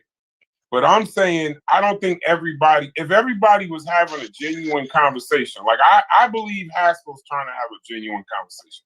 Chef, I believe you're trying to have a genuine conversation. Don't believe that. Yeah, that's true. But in Haskell's defense, I'm gonna say it like this: in Haskell's defense and Chef's defense, I'm about to get to a point because I don't think they've ever said "pay me to talk about it" or "pay me to hear me" or "pay." Hold on, I got to defend myself. I ain't like that a while ago. Hold on, pay me here. Pay, buy this shoe, buy this. What they call that shit with the It looked like the DNA, not DNA. It looked like the male symbol or the female symbol. What's that shit called? The shit they be wearing. Yeah, buy this. Matter of fact, now that you bought this, I know it only costs $1,000 to go to Egypt and stay for a few days and do tourist shit. But why don't you pay me $5,000 so I can show you how to talk to the mummies and all this other shit? I like or the black and his God and all of that. See, like when you doing that kind of shit, you hiding your grift and your scamming through cash apps, super chats, and actual predatory shit on the community, while also saying you helping the community. I agree, but the lie that's very problematic. Yeah, but the lie that we proliferate too much is that saying that the Egyptians was black is a conscious community thing. I'm saying black people have been believing that since the turn of the 20th century, right? And the conscious community just talk about it more intelligently and nuanced than everybody else. But most black people, it's already ingrained in us that, Egypt black, white people was lying. That's like a motherfucker ain't never had to read Dr. Ben or nothing like that. Before that, we already believe that shit. This shit come prepackaged. But if y'all take it right, I agree. But Chef, it's been taken. I'm not gonna say you can't see it, but if it's been taken and weaponized for some real negative, nasty shit.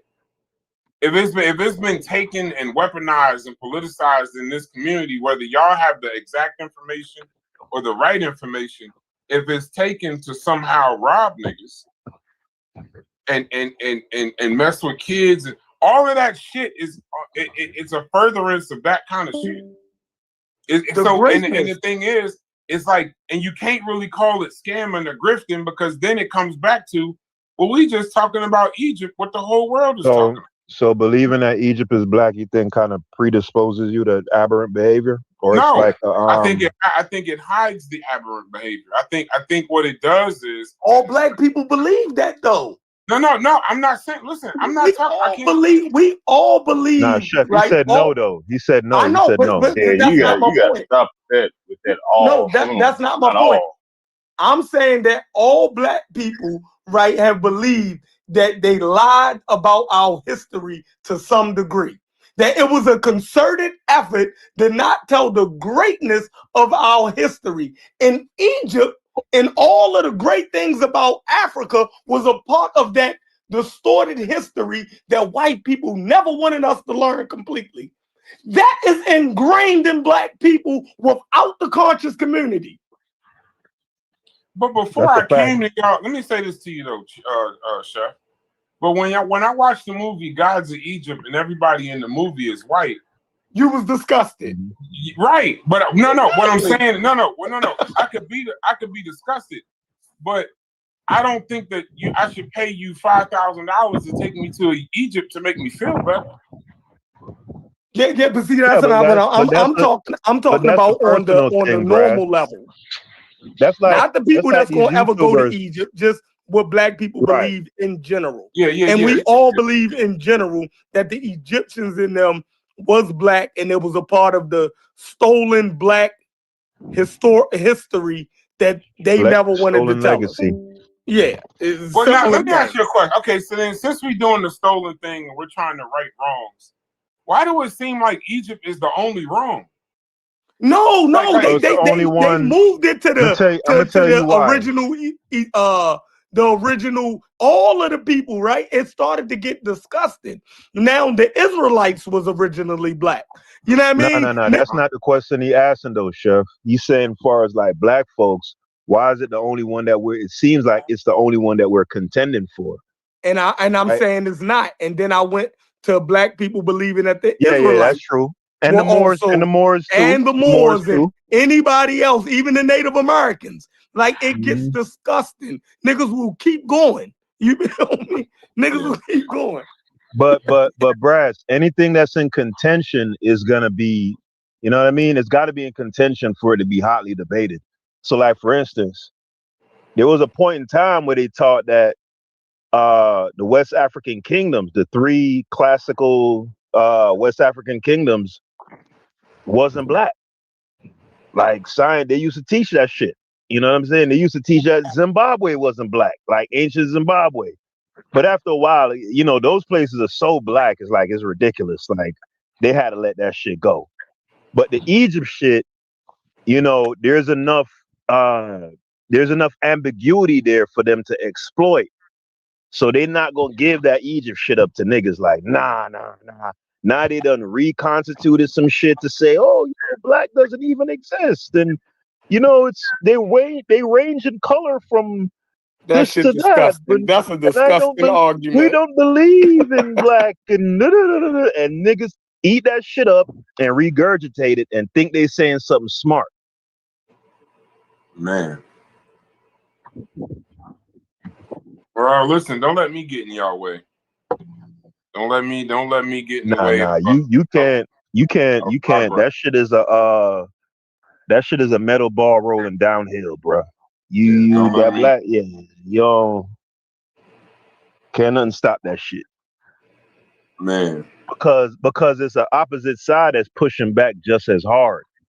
So that's keeping the energy going. You feel what I'm saying?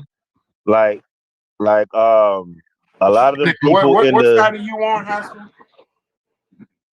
I'm on the block. Come on, man. You know what side I'm on, man. You know who I rap, man. What side are you on? Egypt is black, right? Egyptians is black? No doubt. Okay. So if I think that you're sensible. You're saying that Egypt is black. Egyptians is black. And I also think Chef is sensible. And he says Egyptians weren't black. When y'all just argue over, when y'all try to then say that the whole world's talking about it, but I got to come to the conscious community essentially for clarity, and watch two people that I think are very sensible in their real life be so far apart on what I guess would be a simple, this not simple, it's but not simple though.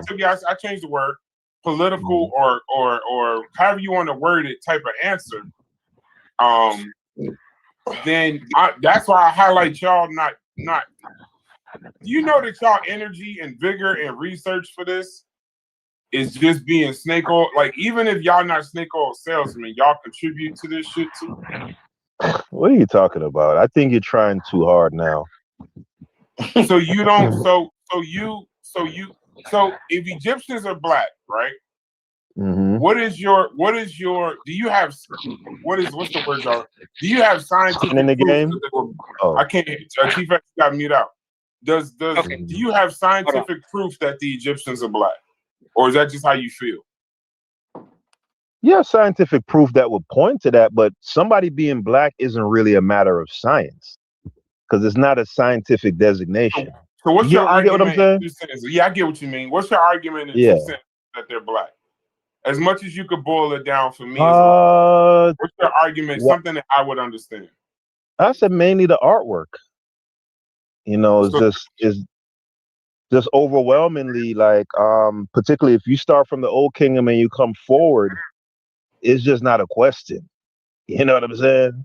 Like if you look at Pharaoh, if you look at Huni, and these are families, by the way, right? So you can look at the dad, the son, the grandfather, the great grandfather, right? And it's notated in their writings. So if you look at Huni, then you look at Khufu, then you look at Khafre, then you look at Menkaure, then you look at, you feel me? Yes. And you can see Menkaure have waves, right? Straight up waves, and then the same king at a later date got little twists. That's a nigga. And if his daddy is such and such, that's a nigga too. And Okay, it got pictures and all that shit. So last time I saw French Montana, he had waves and he did tight. Stay right there. Chef, can hold on real quick. French braids looser than a bitch, man. This is the problem, bro. This is the problem in the community. I clearly, in our Discord, showed that those were not waves and it was a headdress. But he gonna continue to say that they're waves. This is the problem with this community. You still saying that stupid shit? No, hold on, Haskell. I'm trying to prove a point. I appreciate that, Chief X. Chef, what's wrong with Haskell's statement in regards to why Egyptians is black? And then in the 2 or 3 sentence thing, tell me why they not. Or anybody that can expound on it if Chef is busy. Somebody in 2 or 3 sentences tell me why they not black and what's wrong. And maybe it's Chief X to do it. What's wrong? Why are they not black? You told me the headdress thing, so you pointed to his argument. Give me in 2 or 3. I agree with Chief X. On the point that Haskell just brought up. So I think he's looking at the art and the iconography wrong. He's not taking the explanations. He's making his own explanations of the art and the iconography. So I can't even argue against it. Like, if he's going to say that they waves when there's clearly a cap on the guy's head, you know what I mean? I don't know. Like, I don't know. Okay, so stay right there. Why, in 2 or 3 sentences, why are they black? Why are they not black? Why are they not black? Like your simplest layman explanation, if you can. I believe it was what we consider black people now in Egypt, but I don't think that was the main portion of the population. And I don't think they're responsible overall for that civilization, even though they do show up there. The same way that you have black people in France. You know what I mean? You wouldn't say that because you have black people in France and some black people in French iconography and their art, right? And you wouldn't say that that's a black civilization. Okay. If I didn't break up. No, you didn't. I caught the end of that. So, and now DQ put in the chat that neither white nor black, they're an indigenous African culture. So my point is, now DQ sensible, you're sensible, and Haskell sensible, but the conscious community, the average person. Oh, that's what UNESCO said. That's what DQ said. But the average person coming into this community would be like completely like I wouldn't come to y'all for clarity and y'all discuss it the most, because y'all like you'd almost have to kind of have an ignorance is bliss kind of thing and assume it doesn't really affect your everyday life whether they black or not anyway. So you understand what I'm saying by that? Like if I watched Gods of Egypt and got mad, okay, cool. Then I went to work the next day. I got past it, watched another movie. Maybe I watched 12 Years a Slave, felt a little bit. I don't know. But if I then spent 4 years, 5 years in the conscious community doing cash apps, watching videos, niggas talking about different shit, all kind of shit, I think at some point, like I don't think in order to get clarity, you got to do that. If that's what you truly if you're trying to get clarity on whether they black or not, I don't think the conscious community would be technically where you would go to get it. I think you'd go to school if it really bothered you. But school ain't gonna give you that either, because it's just as schizophrenic. The discussions in mainstream academia is just as schizophrenic as the conscious community. A lot of goalposts moving, just like Chef pointed out previously. The Nile Valley was uniformly considered a cradle of civilization, and then at a later date they moved it to Mesopotamia. You know what I'm saying? Because niggas started, latching on to Egypt. You know what I'm saying? So it ain't nowhere you're gonna have this conversation isn't clean anywhere. But if mainstream academia is not clean anywhere, then why do everybody, when they're trying to prove that they're right over the next guy, go get mainstream academia? Let me answer your question, Brass. Go ahead. Said, how do we know that they aren't black? Did the DNA evidence says so today? It said so in 2017. We've cleared that up. If the DNA comes to court, you got to get the guy out of jail. He didn't do it. It's the case is closed right there. The DNA says they're related to modern day people right now in 2026 that live in Egypt and North Africa. It's the game is over. But Chief X, deal with that last question I just said. So okay, if academia, so I could just look up real quick, because this is what y'all about to fight now that we got AI.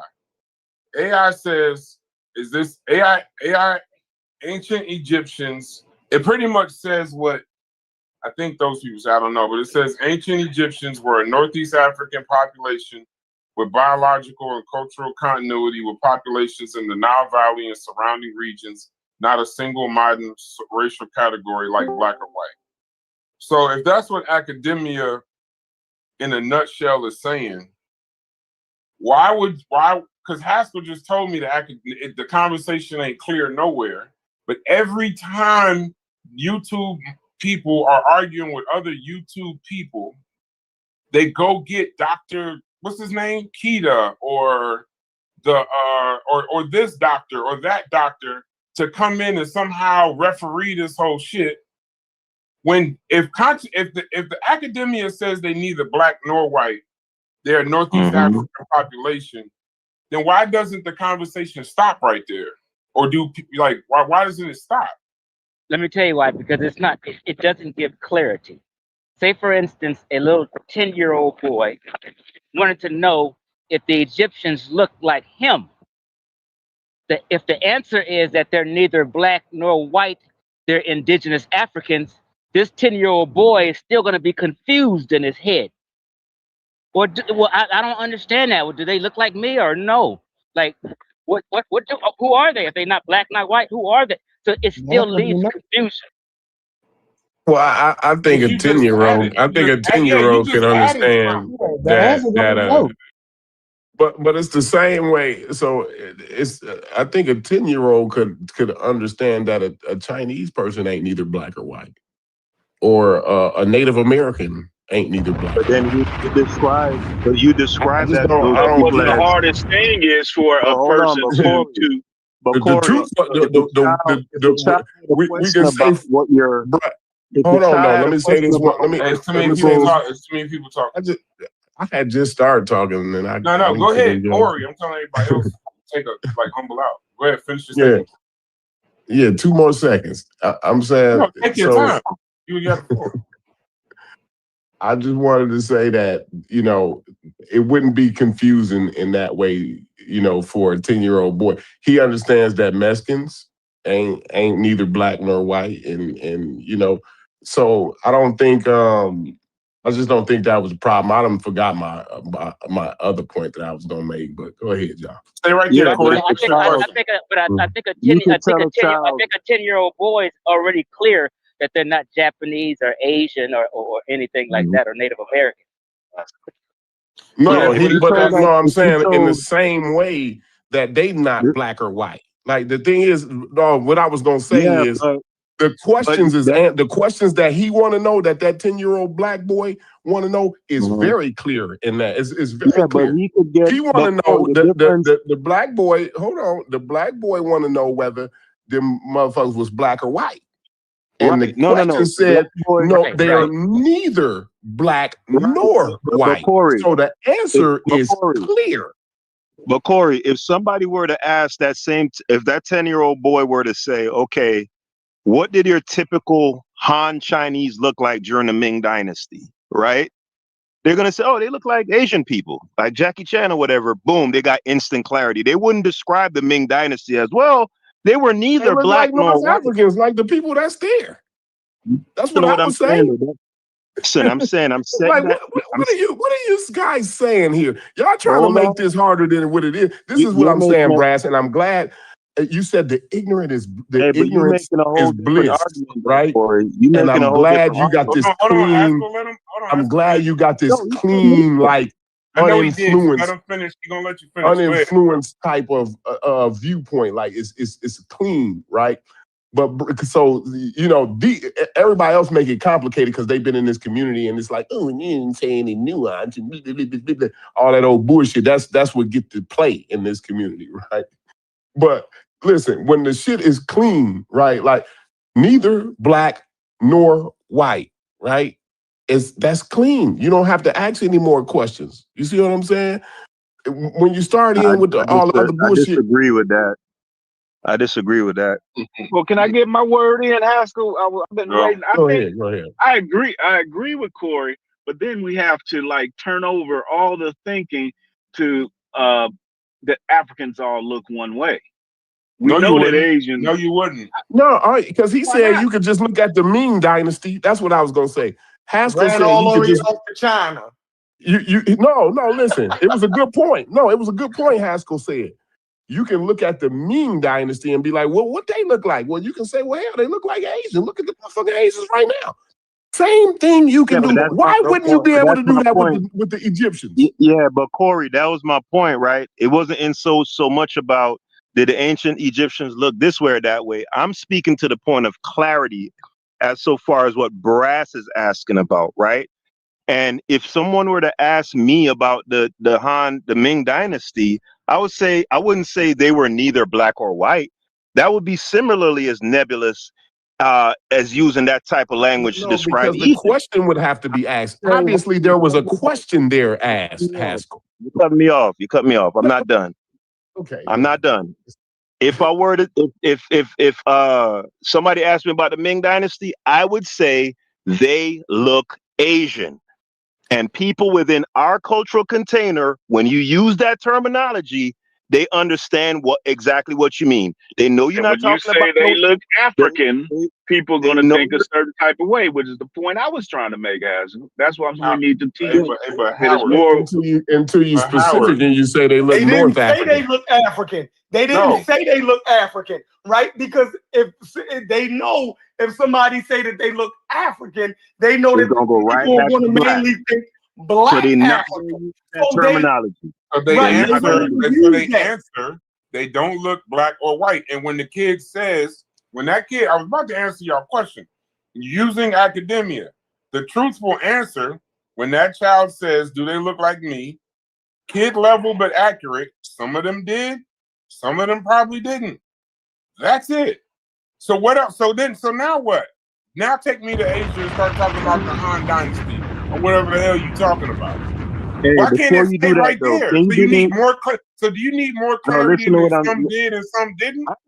Listen, I don't need any clarity. I know who. I have a perfectly clear conception in my head about what the What's wrong Egyptians with look the like. academic answer, Haskell? Brass just told on him. Brass just told on himself. Hold on. Why did I tell Hold him on, myself? guys. I'm curious. You told on yourself. Wait, go ahead. Wait, You don't like wait, the Han Haskell. Dynasty. Wait, Haskell. He got something against the Han Dynasty. Yeah. Why? How did I tell myself? I'm just curious. 1 second, Haskell. Okay, let me ask you this question, Brass. Was the Egyptians black or black to you? No, they're neither. You having a conversation with ChatGPT though? Yeah. Right. So how do you ask ChatGPT a Chief X question? I said, what does mainstream academia say? Yeah, what if but then if you a then 10-year-old you boy said said, "Do they look like me?" What would mainstream academia says? It says the truthful answer, kid level but accurate. Some of them probably did. Some of them probably didn't. Ancient Egypt had people with many different looks, just like countries today. That's great. So Brass is saying, but Brass believes that. I think Brass is saying that they were all mixed. It might be 50% black. It might be 50%. I don't know. North I'm just telling you, but that's what I'm saying. Y'all fighting with academia, not me. Yeah, so yeah. I'm saying, so what's wrong with what that? What's wrong with that? Fight that answer. No, but academia roughly backs that up too, Chef. That's essentially what academia. You'll find that same sentiment in academic circles, right? But let me clear up one thing, right? For me, the conception is very clear, right? And I don't deify academics or academia in general. Like its root is in racism and it's still there. That doesn't mean you throw the baby out with the bathwater. But I don't look at anything that academia puts out as a dictate or an edict, right? I have mental faculties of my own. I can collate information and come to a conclusion on my own. Academia doesn't dictate my thinking, right? Some people, they're not that adept at thinking. They're not critical thinkers like that. So I get it. They need somebody high on up putting out edicts that they can go regurgitate. That's never been me since legit, right? But I want to say another thing real quick, Brad. Hold up, Haskell. Let me ask real quick. I just want to ask Brass, did you specify in your chat GPT whether that kid was a white kid or black kid or anything, or you just said kid? I just wanted to know. I said a 10-year-old child. Y'all didn't say a black one, so I could look up. I asked him. Exactly. I don't think that's Brad, hey, hold on. I wanted to say something, right? This is why I don't like having these conversations, really. Like I'm trying to stay away from them because on both sides, niggas don't keep it real. Niggas just can't talk like, straight up nigga to nigga. You know what I'm saying? So I feel like it's a lot of gamesmanship. I can't even have a regular convo, right? And niggas will gaslight you to fucking death on both sides, right? Now, I want you to do me a favor, right? I want you to go into into this chat, not the Discord chat, but this chat right here, and look at them pictures I just put in the Discord, right? Tell me when you see them. Go ahead. All right, boom. Buddy at the top, them is fucking waves. That ain't no motherfucking cap. Oh, you right? talking to them? Good. Yeah, but you looking at the picture, right? No, I'm looking also. I just can't. Yeah, I'm looking. It's not waves. It's called a Hold cap on. crown. No. It's not Hold I don't on. know. I'm looking at the picture. I don't know Hold for on. sure. Hold on. I'm just walk with me. Chief, give me a minute. I'm talking to Brad. Brad, do you see the pictures? Yeah, I'm looking at the pictures. But I'm saying Yeah, that I can't hear. If that is his head, he had a cold Hold ass on. lineup. Hold on, brother. Hold on, bro. That king on the left, right? I'm saying that them is waves, right? And the way how I could prove or that solidified in my mind that them is waves, because that same king grew his shit out and twisted his shit up. Do you see that on the right hand? Do you see that on the right hand side? Lies.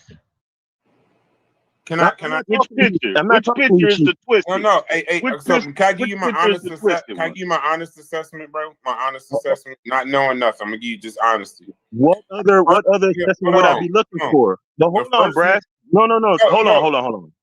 Hold on, real quick. Don't do the you wouldn't know thing. No, You because ain't I'm. gotta know nothing about No, the Egypt. reason why I said that, Haskell. The reason why I said that, Haskell, is because my other answers came from ChatGPT.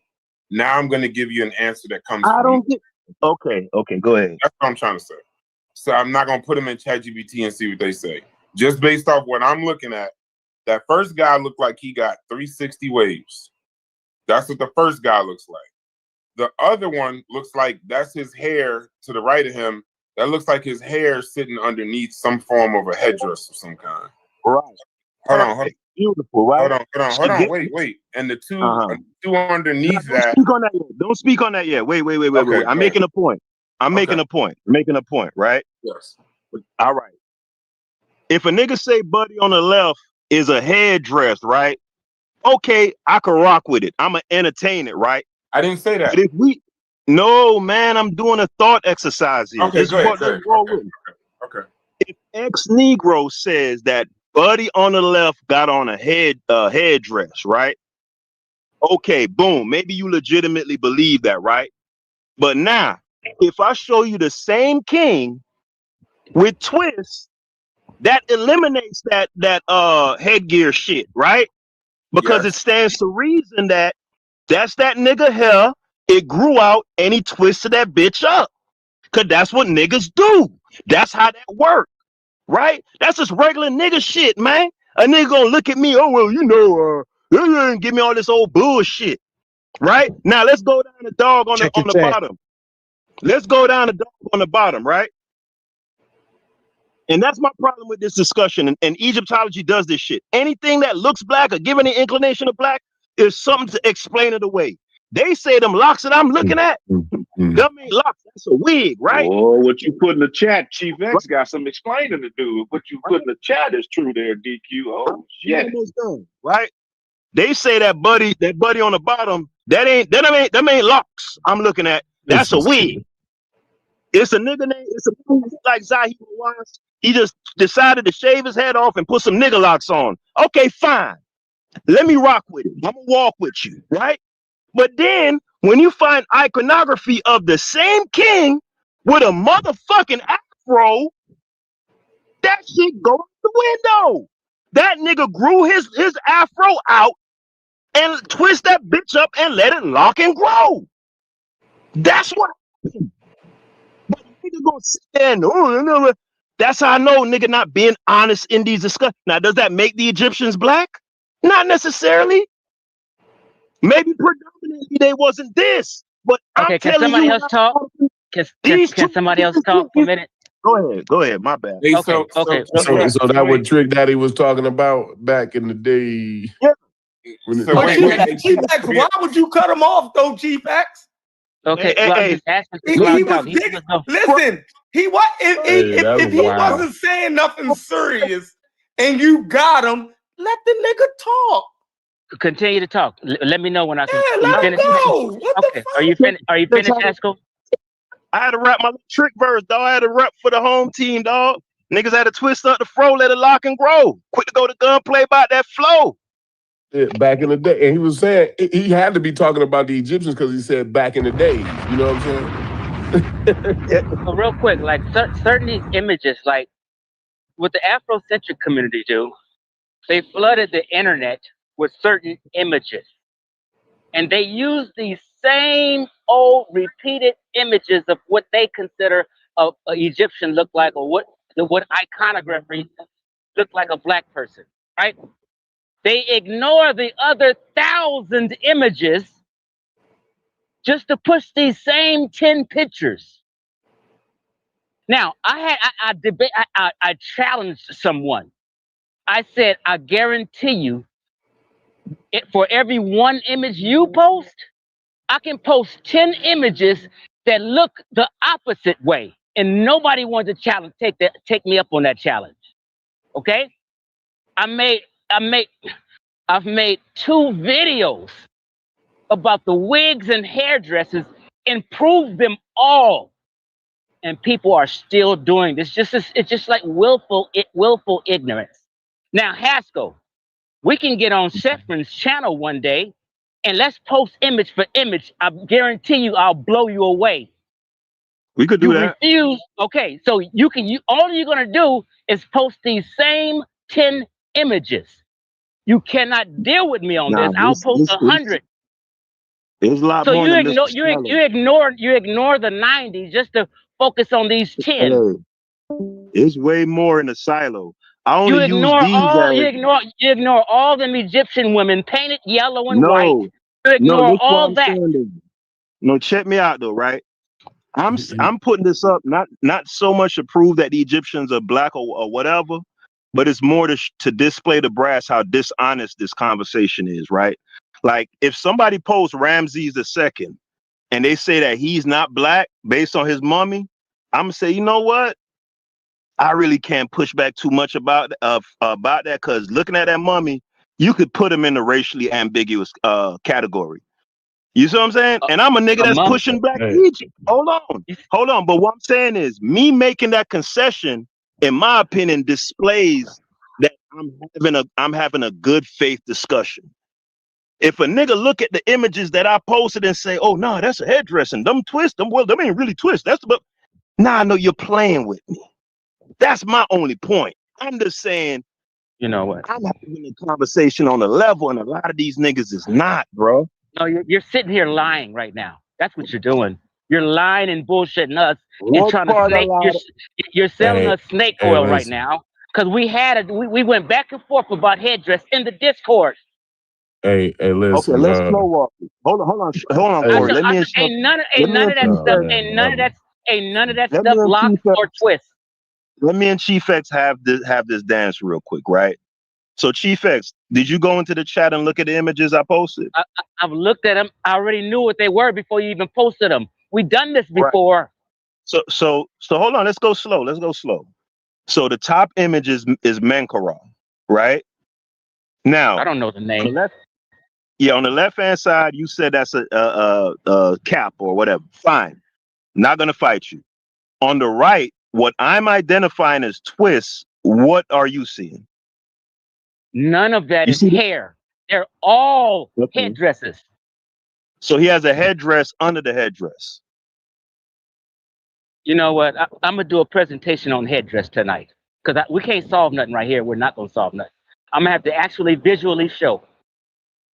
And after I do this, hold on. After I do this presentation, we're gonna need you to come up here and say, you know what, I was wrong. Thanks for that information, Chief X. Okay, fine. Let's go to image number 2. Let me see how you're gonna gaslight me on this one, right? Image number 2 is Dozier. You believe that this is a wig, right? All of that shit is headdress. The Egyptians kept short hair. No. This guy doesn't have. Hold on. This guy doesn't have short hair, so it would have to be a wig. If you're saying that that's not his hair, it's not a headdress.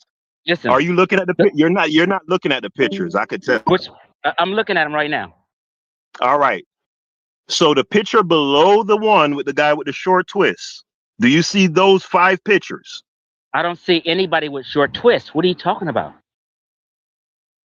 Hold on, where the pictures at, Haskell? In this chat, or is it in the Discord? It's in this chat. It's not in the Discord chat. Okay. It's in this chat. Look at this chat right here at the bottom screen. Oh yeah, dude with the y'all saying, you know what? Listen, Hold on. have y'all ever heard of an untrained eye? Have you ever heard of an untrained eye? Yeah. So Corey, let me and you have the conversation then, right? Since you could be a little bit more real. All right. Let's go to Buddy on the bottom. No. Let's finish this conversation. Go ahead, y'all can have it. I'm not doing that. That's why. Haskell, you need to stop that. Chief X. You lured Brass into that. Come on. Do you see? No, but he asked. It ain't about no lure. Hold on, forget all that. It's 7 pictures. I'm looking at 1, 2, 3, 4, 5, 6, 7 pictures. Right. Okay. All right. So the bottom picture with dog with the locks, right? The bottom right, left, middle. Which one? The bottom one is only with the long locks. Yeah, There's only the one bottom dude left. lock. You talking about the bottom left, right? Yeah, and okay, and the bottom right. Okay, the bottom left. Okay, the bottom right is a little far away. It's headdress, just like the beard. The beard is also fake. All of it is fake. So If you're he got saying a fake that? beard, he got fake hair. Okay, so it's a wig then. I call it a I headdress. don't think they was trying to be like it was a wig. I think it was more of a headdress, like more of a status thing. You know what I'm saying? It would have been a status thing. You wouldn't have been walking around in the desert with that much. Right, Corey? Just so we're clear, is right? the headdress made out of real hair? That's my question, you guys. If it is a I headdress, don't know. Like some of those may have been, but I don't know. No, I'm talking if about all this of one, those. Corey. You see how we can't get a clear, simple answer? Go ahead. Niggas I get the was dance. trying to answer. What are you talking about? The left bottom one? Then is that again? Yeah, that's probably hair. I don't think it's. I don't. It might be hair. Hold on. But the bottom picture with Buddy with the long ass locks. We see the headdress. Hold on. The headdress is called a nemes. Nemes. On the side shot, you can see the back with the hair coming out of the headdress. And then on the front shot, you can see again, you see the two flaps at the front, and then you see the hair coming up underneath them flaps. So unless somebody is claiming that hair was basically a part of the entire headdress. Oh, you talking about the top right? To me, Haskell, that's the top right you talking about. No, not top. In my thing, the way it's coming up to me. Why the simple thing so difficult for y'all? Maybe we're seeing it different. And there's 2 pictures at the top. There's 2 pictures in the middle, and there's 3 pictures in the bottom. Yeah, that's okay. Listen. The 2 pictures at the top and the 3 pictures at the bottom are the same guy.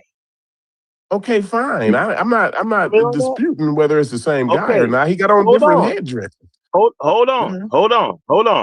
Now, I need a clear position. Do you guys believe that that's a headdress with hair attached to it as one whole contiguous unit? Or do you believe that that's a headdress, but he has a wig on and the wig is coming out from under the headdress? Take a position.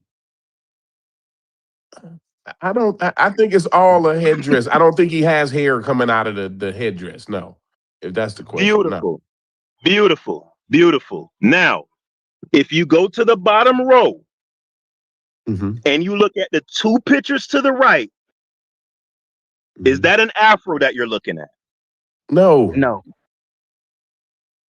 What are we looking at? A headdress. Stonework. Just a stone. You can't tell it's a stone.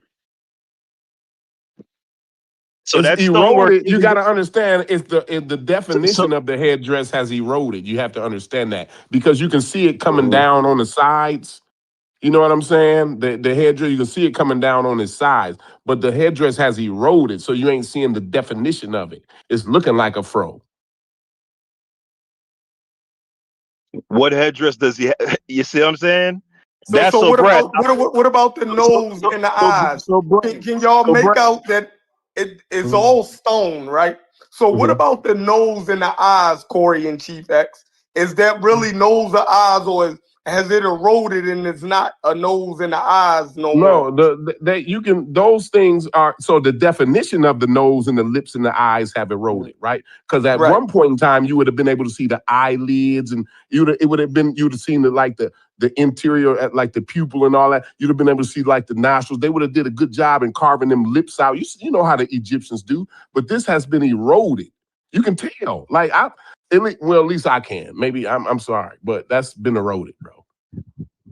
So you're saying that Afro type that's thing not an that's Afro on your head is the headdress, and it don't have nothing to do with hair?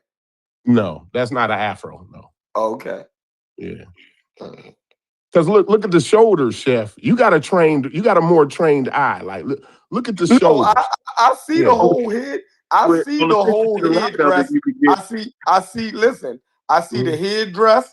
Right. I see how it comes down over the shoulders. I see the fake beard. Right. I see the whole thing, but I'm just trying to make sure, you know what I mean, that he's explaining it and y'all not running off. You know what I mean? Yeah. Okay. You wanted me to explain. Yeah. So look at it. You could tell that you know how the Egyptians carve shit out. You seen how they do lips and shit like that. This has been eroded. The detail is gone in it. You see, look at the whole carving. The detail is gone on the whole carving. Look at down by the legs and everything. Everything has been eroded. The whole thing. Or you get a better look in the next picture to the right of it. It shows the whole. I'm looking at it.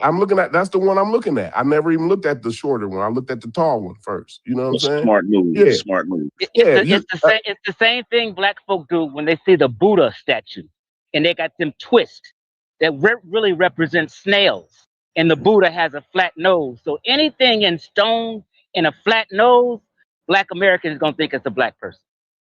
They do the same thing. Is anyone with gonna read what? Is anyone gonna read what DQ put in the chat? And this might end the conversation. Look that up. I don't even know anything about that statue, but y'all can clearly look that up and see if that's been eroded. And they would tell you that's major erosion there. Yeah, it says that it's actual hair and not a cat.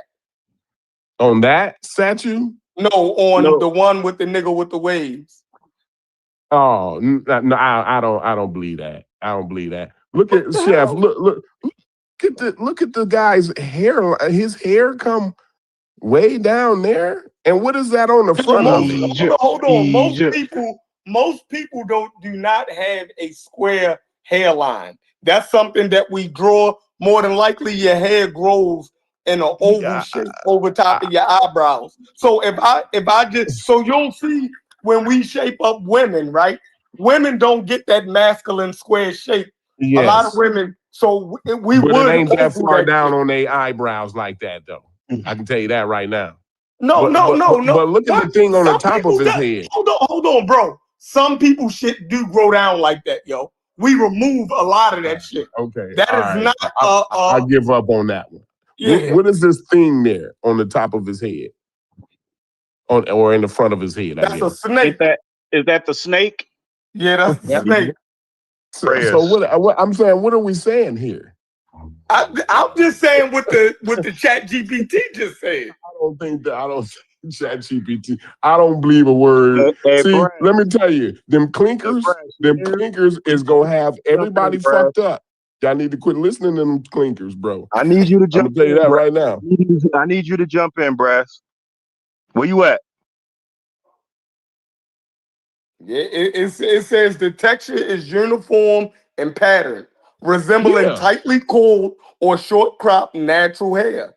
Like don't black people gotta brush their hair to get waves? Right. Is there any proof of them using a brush in the same way that it's wild, bro? Yeah. Or they use it. 360s like that. People back then couldn't brush their hair. I'm asking, is the practice? Do you know what a brush is made of? Do we know what brush is made of? Y'all niggas, man. Y'all be getting spun, bro. I'm showing you how simple it is. Y'all niggas. How simple it is. The answer is, hold on, Chef. The answer is yes, they had brushes. That's all you had to say. But I'm asking them if maybe they think a brush is modern technology or something advanced. I'm just asking a simple question. Fetty. Okay, this was an ancient Nubian style brush. Okay. They had horses. If they had horses, they had brushes. Exactly. Anybody know about horses? Mhm. Anybody know that you groom horses, you have to brush them, right? Or if that horses, right? So if you have horses, you have brushes. Ooh. And the same brush you use for a horse, you use it for anything else. Yeah, they said they had a Shouldn't be brush. They said complicated. it was a Nubian style brush right here. Yeah. Hey, where's brush. Brass at, bro? Is Brass on the gone. panel? He ran. Y'all. He ran. Yeah, I just don't. I mean, but the thing is, most of the rest of the so when you look at these statues and these people, So what if this nigga was black? He don't prove nothing by showing that this nigga that this nigga is black. That's what I'm saying. We fight so crazy that we can't even acknowledge that it was possibly that more than likely it was people who we considered as black now in fucking Egypt. Like that, how is that not? I'm not don't saying mean that it the wouldn't be Egyptians that was stuff. black. That still don't mean that the Egyptians was black. You know what I mean? Overall. I'm just saying, me looking at it, you know what I'm saying? Now, y'all saying that is hair fine. It doesn't make any difference to me. I'm saying it just didn't, to me, when you got all these other headdresses, you know, it just makes sense. Plus, he got a snake on there. It just makes sense that would be a headdress. I don't know. It just, to me, I don't know. So I go for it. I can go for it. Yeah, the nigga had 360 waves. And this is why. So, I'm bullheaded. I don't give a fuck. If you're listening out there, this is why the Black Egypt conversation will continue to persist. It's not as simple as how you think it is, because niggas can't even look at a simple picture and just acknowledge what's in front of them, because they so much against the idea of them being black, they don't even want to admit to like the sky being blue. Like anything that they think could give the black side some kind of, we gonna fight that. As opposed to what Chef just said, dog. Just make a simple concession. That don't mean that them niggas was black overall. Because I know you don't think that it wasn't no black people there. There's no way you don't think that. It's just talking. I think you heard yourself like as a listener when you tried to connect it. That's nigga shit, and he had it. That shit just sounded so cringe. But you can keep going. Yeah, that's nigga shit. That's what niggas do. I ain't worried about that. To me, I'm just saying. I'm just saying, like how you put it together. You really think you was rocking, and it's like. All right. So you're not clutching your pearls through the language. I thought you That's was not killing what it. you're getting at when you say that, right? No, when you say that, I ain't even go ahead on it. Keep going. No, I'm saying when you say you kind of taken aback or it's cringy, is it based on the language that I used? Nah, just get your shit off, bro. So Haskell, is that a point? Is that a point for his hair being wave? Is that a point for? Are they being black there? Yeah, of course. The tight coils. The tightly coiled hair. Have you ever seen like an Arab or like a Middle Eastern looking person with like a low cut or like shorter hair? Yeah, this guy is a Middle Eastern though. He's No, an I didn't say that. No, I'm just saying like most. Have you seen or even a North African with a shortcut? Asking.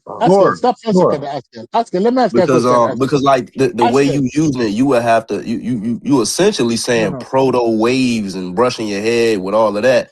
If you was to create an evolutionary time, you get. I'm saying the way you're connecting it to niggas. You said that's nigga shit, right? Yeah, they niggas. That don't mean they. What do you mean by that? Don't mean they us. That's just like the South Sudanese, not us, but them niggas. What do you mean by nigga shit?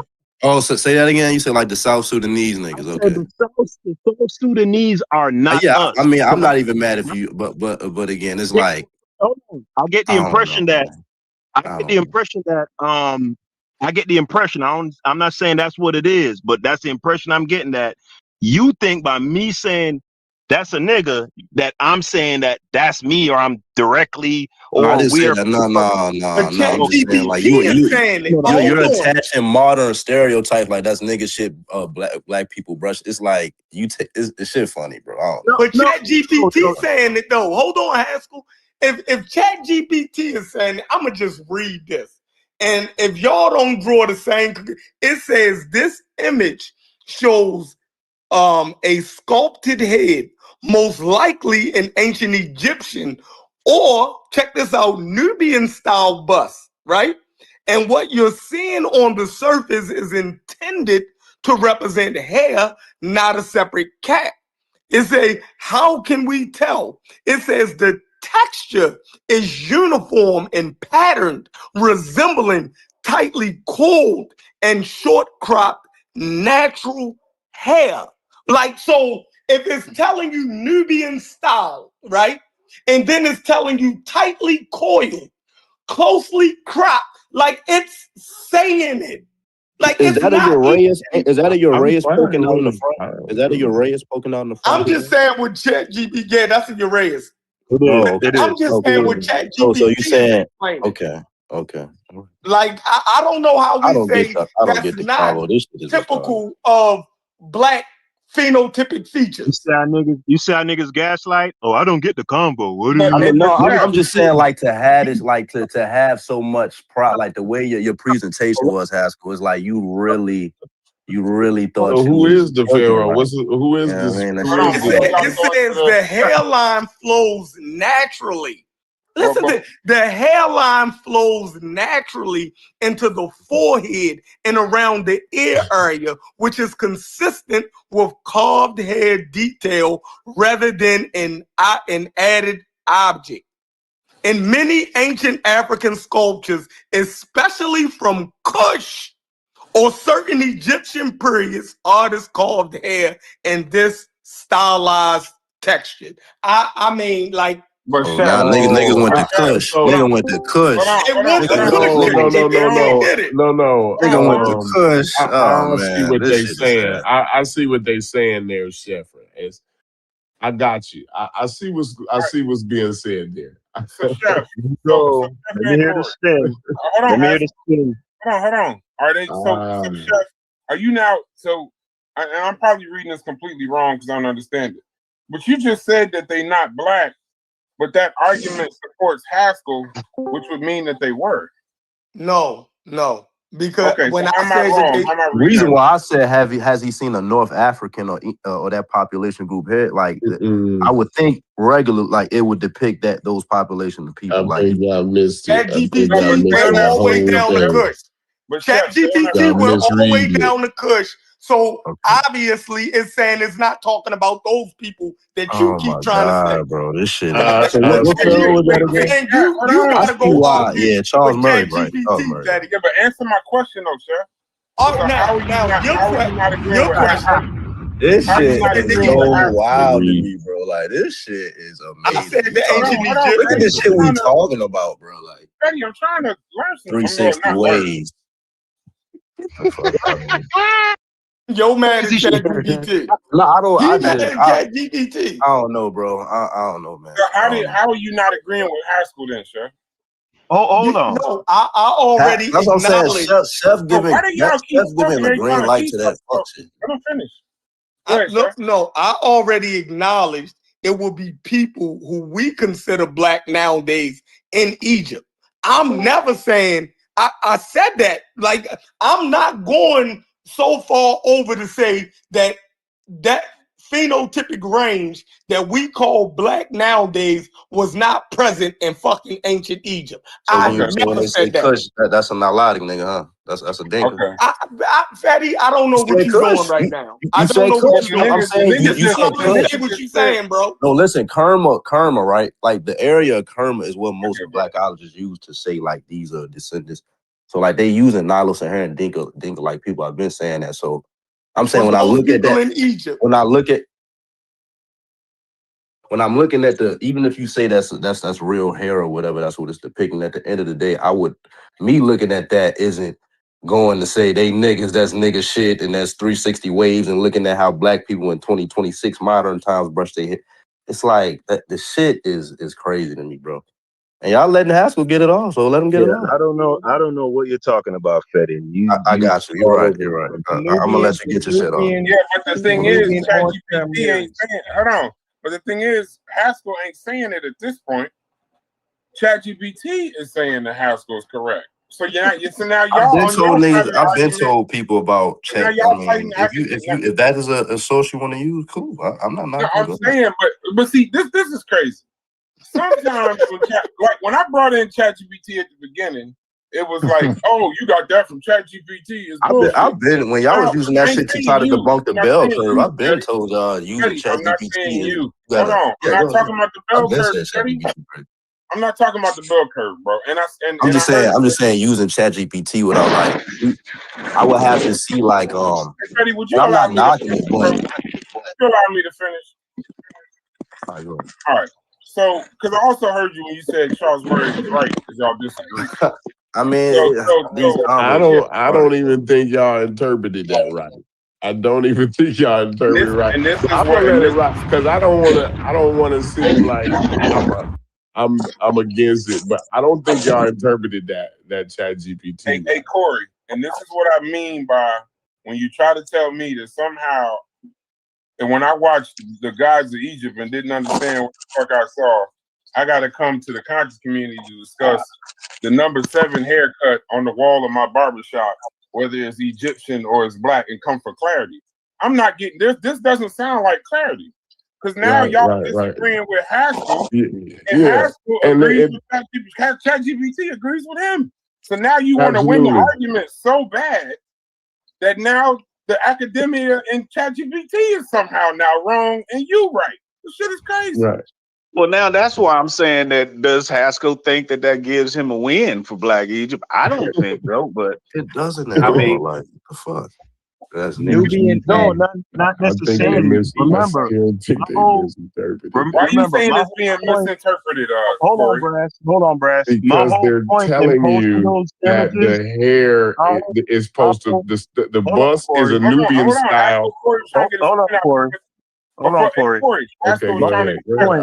My whole point in posting those images, right, was to answer Brass's question. Brass said, if we generally understand this and we generally understand that, why is this such a persistent question? Why is this still going on?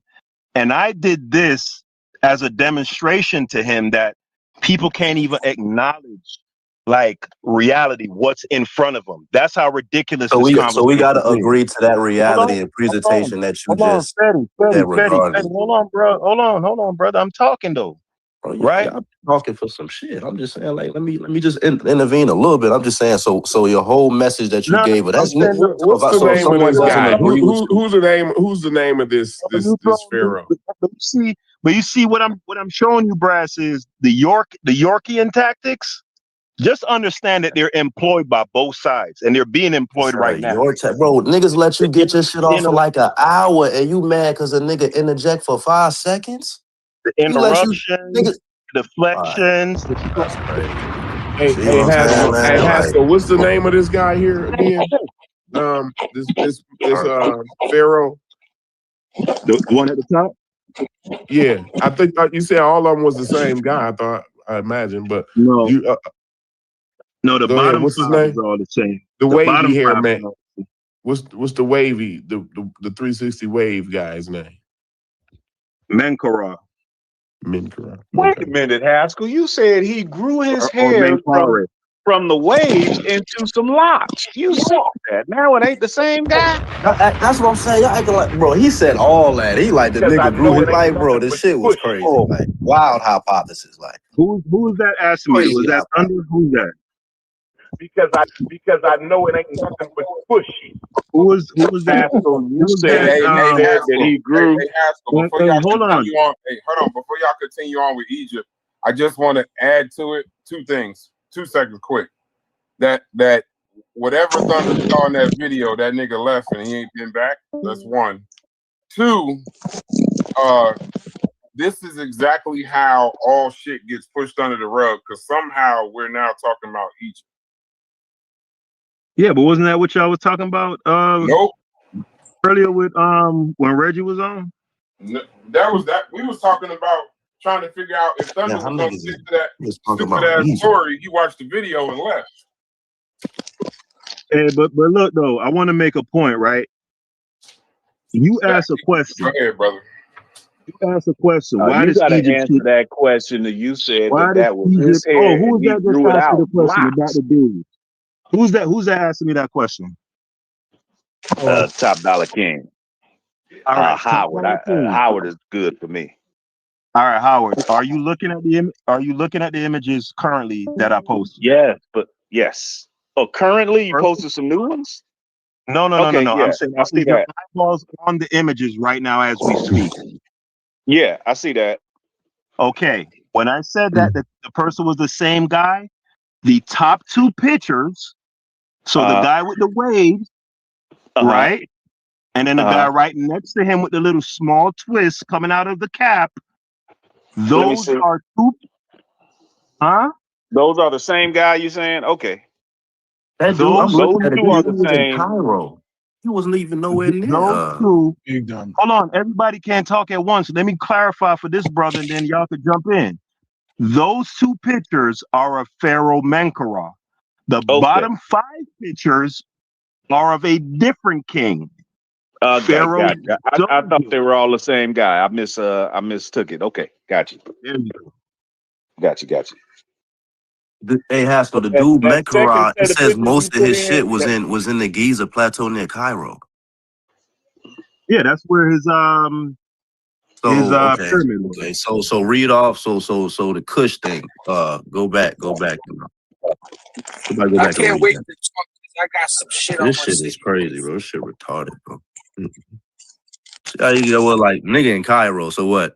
It was niggas in Cairo with waves, 260 waves, brushing their head with a do-rag with grease. He's making a decent argument. I don't think he's tripping. He's making a decent argument. I'm saying those people. I'm saying he was of those people in Cairo. That's what I said earlier. When I look at that, even if that is his head, I'm not going. My mind ain't going to niggas and him taking his hair out, and that's what niggas do now. My mind don't go to that. No, but what makes a nigga, right? Are his physical features. Okay. Phenotype. That's what make a nigga. So if a nigga in motherfucking China, nigga got motherfucking locks, that's a nigga. I don't give a fuck. And you looking at art. You looking at art to make that determination. Got it. Dumb as fuck. I don't give a fuck if a nigga in Cairo or if a nigga in Jerusalem or if a nigga you see what I'm saying? Y'all hear this? That's a nigga. That's just like you see how I go? So a nigga in Sumeria with that same type of. So if I can show art in like Sumeria or that area, that's a nigga too. Y'all definitely. If I go to misinterpreted Samaria that and have kids, will my kids not be black because I'm in Samaria? Oh my gosh, Chef. I can't. No, I'm saying ancient Sumer. I'm talking about just that population group of people, bro. Like y'all niggas, man. Hold on. So you think black folks wasn't in ancient? Hold on. You think black folks wasn't in ancient? I'm losing hope, man. I'm losing hope, bro. My kids, not black population. You do know. You believe. You claim to believe in this the out of Africa migration theory. You claim to. Oh, now niggas went to the idle migration theory 65,000 years ago. You do understand that? No, but the theory goes all the way up until the AD period. It doesn't stop at 65,000 years. I said the out of Africa event of how again. I know you don't like follow genetic trees and shit like that, but just keep going, bro. Don't keep me out of it. Keep me out of it. I'm gonna let the niggas already let you get your shit off. Just finish, bro. I ain't even going to interrupt. I'm attempting to speak your language, right? No need. So, don't even leave me out of it because we just gonna keep disagreeing. So there's no way I can leave me out of it. There's no way, but you're talking, so there's no way to leave you out. You feel what I'm saying? I'm just saying, like, as you keep talking, just don't, just keep talking about what you're talking about. But my opinion, mention your name or something. No, I'm just saying, like, obviously, I'm seeing the end of the road of where, like, it's going to be no common ground found. So I'm just all right, then sit the conversation out, then, brother. Like, why I got you. I'm saying proceed, but don't say like don't bring up nothing about me, but just keep going. Well, no, I'm gonna do what I want. I'm gonna say what I want. I'm convinced now the Egyptians was black. Yeah. Hey, just don't mention me, but you can talk all that. Just don't mention me. Nah, just the Egypt shit is like because you bringing up out of Africa. It's like, bro, you about to Jason you having Tatum. Do y'all think ADHD ass Jason Tatum conversations. can Bro. get It's some like, three? Do y'all think Jason Tatum can get some 360 waves? I'm asking for a friend. He got 360 waves. What are you talking about? Okay, I'm just asking. I'm just asking. But see, that's the way. Is his hair kinky? Is his hair kinky? No, his hair not kinky. Okay. So I'm saying I don't know why y'all tripped out. To me, this doesn't give Haskell a win. I don't know why people would think that. But hold on, but Tatum is still got African. He still got what we call black in him. So those people got I don't African in understand them. the point. Yeah. You're proving this point. Those by bringing people up have Jason African Tatum. in them too. Those people have African in them. No, he got West African in him, what you would call nigger, what we would call black people. So you're proving Haskell's point even by saying that. No, I'm not. Because now y'all thinking that nobody intermixed with each other ever. Nobody did anything. Everybody at that point in time up in but Egypt you was all mixed up. You brought up a person with West African genetics into I brought up a person conversation. who's light. I brought up a person who's light as hell with some curly hair. That's what I brought up. Oh my God! You can put the other shit on it. No, I don't know how we do this. I get what Howard is getting at, right? Jason Tatum can grow a full afro. Y'all do know this, right? That nigga would look like the Jackson 5. He would look like the Jackson 5 if he let his fucking hair grow out. I don't know about that. I think his shit would be falling all over the place. No, sir. No, sir. We see how his low fro taper sit. We can see how that nigga shit curly as hell. What the fuck does that mean? I'm looking at ESPN right now. It look like that nigga got a perm on his shit. Oh my God. Nigga, even Klay Thompson can grow a fucking fro. Klay Thompson hair look a different texture than old boys. That I brought up. Y'all got problems. Y'all got serious problems. So Brad, I hope that black. Well, my point is a light skinned that man can get waves, man. That Jason Tatum can get waves. He got them. We seen him with waves. I know that, and so I'm saying a person that would kind of look like him in ancient times probably can get waves too. Hey, Chef, you arguing over nothing. Howard is basically saying that person who picture that I put up potentially could fall in a racially ambiguous category, but have that type of hair. That's all I'm saying, Chef. That's all I'm saying. No, but Jason Tatum is black. Chef, you fighting a different fight. He's biracial. Hold on. He got a West African descendant parent. Y'all ever seen his mother? I'm not, Chef. That's not my argument, bro. That's not my argument. Chef. You fighting a different fight. See, you always fighting for the light skin because you think we on some black skin supremacy. Oh no, I didn't say that. No, I'm not even talking to you though. I didn't say that. Yeah. I'm not even talking to you. I know, but this is what I'm saying. I'm saying that you can get waves, Haskell, with your fucking hair texture, and Jason Tatum can get waves. French Montana too. French Montana too. He from North Africa. That's what I'm saying, Chef. And I brought up French Montana an hour ago. That's what I'm saying. So it doesn't give Haskell a win. That's my point. Jason Tatum is black.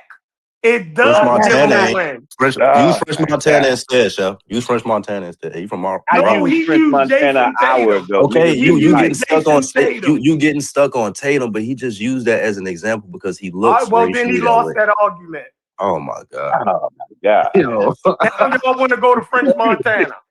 You know I'm what I just saying because realized? he's a North French African Montana, descendant. I'm nobody just saying, couldn't win the no, Jason Tatum shit. no. The reason Now why I since brought y'all up couldn't win the Jason Tatum shit, no, y'all bro. go to French No. Montana. The reason why French Montana is brought because he's a North African descendant and he can get waves. He's a better example. That's why I brought When I brought up French Montana an hour ago, nobody bit. So I went to Jason Tatum an hour later. And you lost that one, so now we were two niggas they about the same skin tone and Chef, shit. holding up the I'm good. conversation. Okay, fuck it, Chef. You got it. You got it. Do you know what You we got it, read? Chef. What we read ain't say nothing about no French Montana.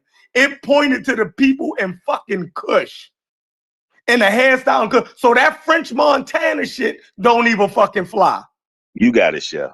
No. But Chef saying that phenotype, he's simply saying he's not making a geographical argument or any of that. He's just simply saying, how do the people in Kush look? Hold on, no, that ain't got nothing to do with it, Chef. Like you're doing the thing that them niggas be doing now. Listen, what the man is saying, bro. He's simply saying that the presence of waves, right, doesn't necessarily mean that that person, a racially ambiguous person, a person with even, let's say, 70% European DNA and 30% African DNA, let's say West African DNA, right? That person can display waves. True. That's his only point. That's his only point that he's making, Chef. Thank you, Haskell. I don't even know, and I don't even do, and I don't even agree with you, Haskell, but thank you. All right, go ahead. Listen, y'all gotta have dexterity in fights. No, it's too many right? games being played. Like it's. But Chef, when you hunting wabbit, you gotta be patient, bro. Niggas gonna play games because they so against the shit that they're willing to blow up. You know what I'm talking about? They'll cut their nose off to spite their face because they so much against the idea of a black Egypt. So they gonna play them games, but you just gotta be patient and slow walk a nigga, right? So Brass, are you in the chat, brother?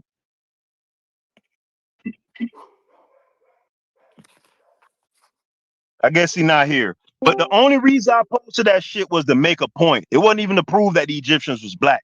It's just to prove that niggas will fight over simple shit that shouldn't even be in dispute. You see how Howard dealt with that? He said, okay, yeah, that is waves. But potentially a racially ambiguous nigga can have waves. Easy peasy. That's all I was saying. I don't know why I Chef think shooting I down think I this think a lot road. of people were saying that. I think that's what most people were saying. No, if you y'all, just look no, at y'all where he's wasn't. from, you can look at those people and just say, hey, that those No, people can have that type So of hair it's too. not a headdress now. Now it's waves. I see niggas don't. So Haskell. So when I said earlier, right? I So said Haskell, either. now it ain't a You see how headdress no niggas more. keep cutting me Now off? it's See, Chef, waves, yeah, Chef. but it ain't our I kind of see why waves. Chef was a PK member. I see why. Now it ain't. He do that same shit. He do that same shit. Do he do that same shit? I'm not even talking about you though. Nah. Because I keep getting cut off. Because you be adamant on a nigga not cutting you off, right? Okay. And I clearly was I'm talking, going and on you mute. just this I'm shit going be on mute. wild, bro. This shit crazy, bro. Like, come on, bro. That's all I was saying. Like, I was saying, like, those populations, even if you was to say, if I was to acquiesce, bro, that's hair.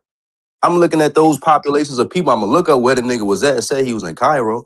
I wouldn't be surprised if people in Cairo or just North Africans in general that got that type of low cut, they could depict it. I wouldn't be surprised. So I'm saying, like, I'm more so disappointed that a black person, quote unquote, in 2026 is using that as a talk. Hold on. I'm saying I'm more so like kind of like amazed at the fact people are still using these talking points that Afrocentrists made 56. It's like, do we still even need to make that talking point? That because it sounds like when you was kicking it, it sounded like you was really like you had pride. Like you was like, yo, that's, and I'm like, we don't need that in 2026. You know what I'm saying? Like we got to go to a ancient Egyptian art to say the nigga got waves. I don't know, man. I don't know.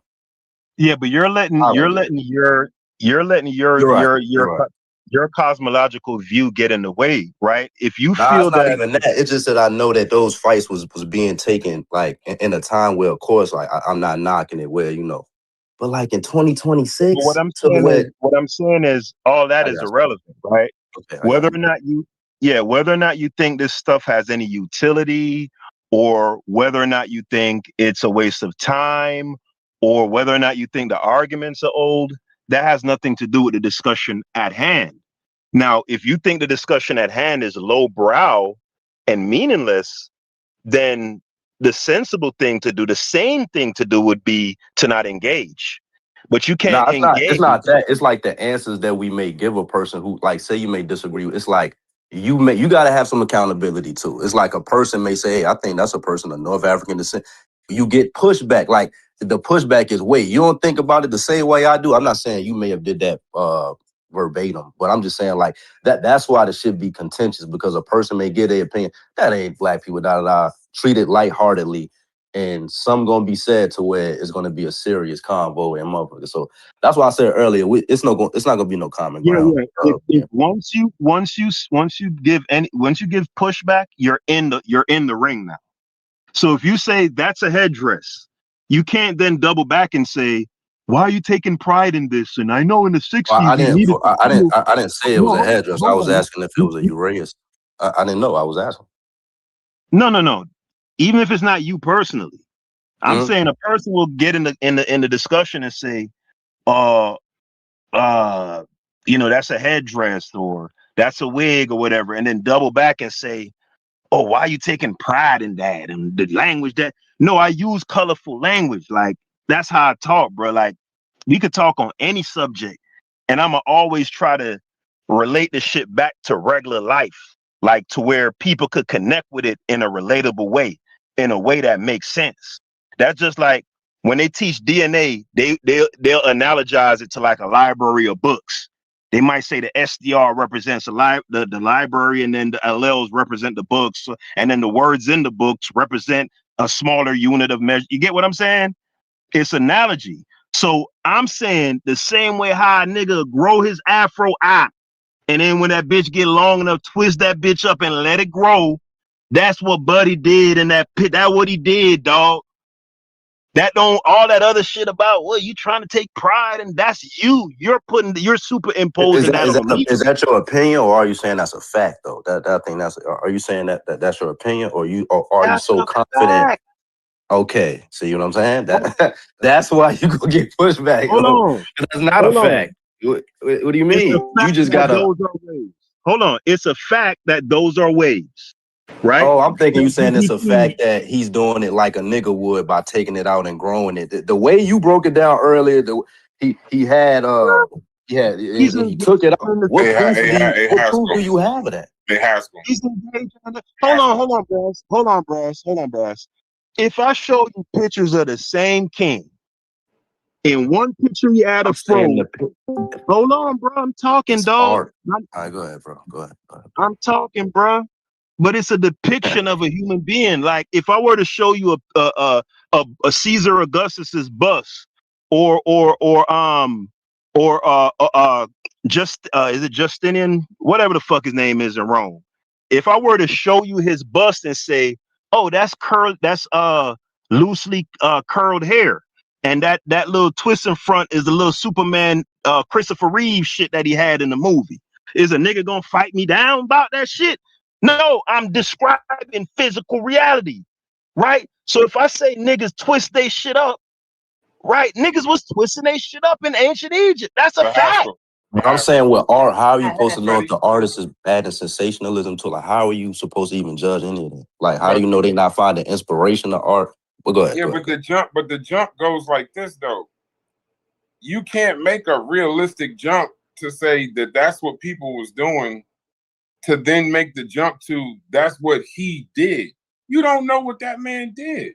Exactly. You looking at art, my nigga. You don't even. And the fact is, you so focused on niggifying and layman making the conversation plain that you're not even seeing that you can't do that with history. Just because that's what people were doing at the time. You making the statement that he did that. Like you knew him, or that's written somewhere specifically about him. What are you talking about, bro? You have to show some How do Freddie understand what I'm saying and you don't? Because he's playing with niggas, bro. That's why I'm like, I be feeling like he be playing, my nigga. Like Like when I break down, like using history in the context you just said, it's like, bro, you looking at art. I don't want to be in the middle of the street with you. Let me talk to Brains, dog. If I see a fat, he gonna try to spin you, bro. If I see a motherfucker in ancient Egyptian art depicted as fat with a motherfucking a big ass gut, and I say, man, that look like my motherfucking uncle. And even leaving the race part out, just pointing out that my uncle looked like that. That motherfucking Egyptian was probably eating all kind of zuzus and whams, right? Just using colorful language.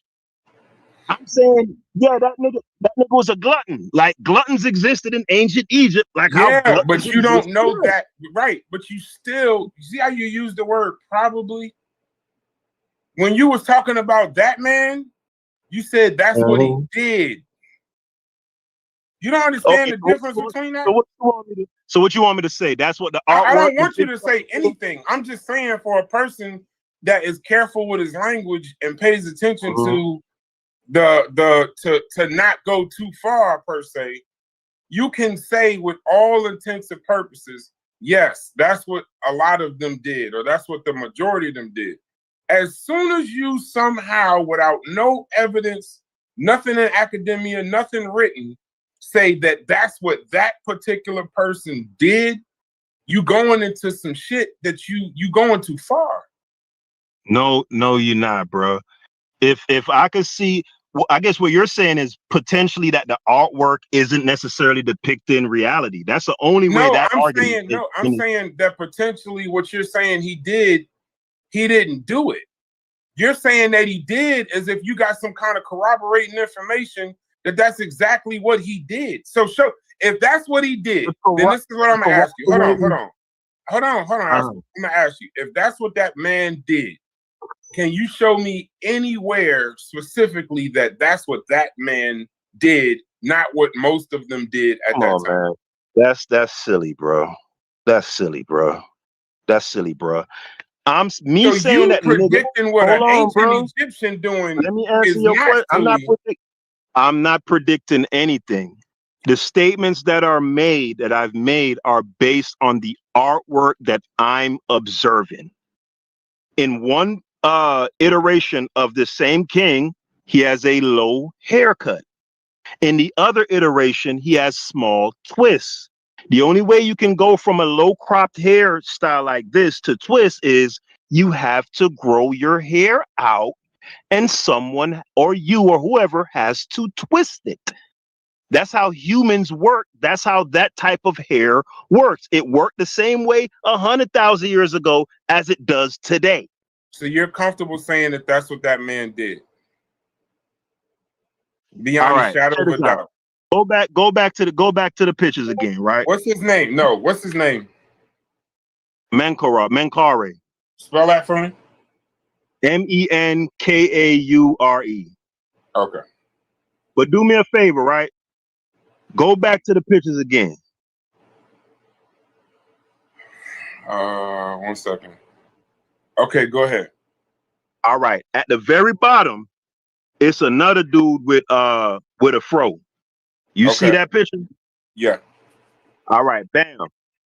That's a dentist named Hesse Ra, right? On the right-hand side, that's the same dude. But this time he got them little thin locks, them sister locks. That's me saying that based on the artwork that I'm looking at. So I guess you want me to throw that disclaimer in there. I'm saying that's based on the artwork. I like that. I actually like that.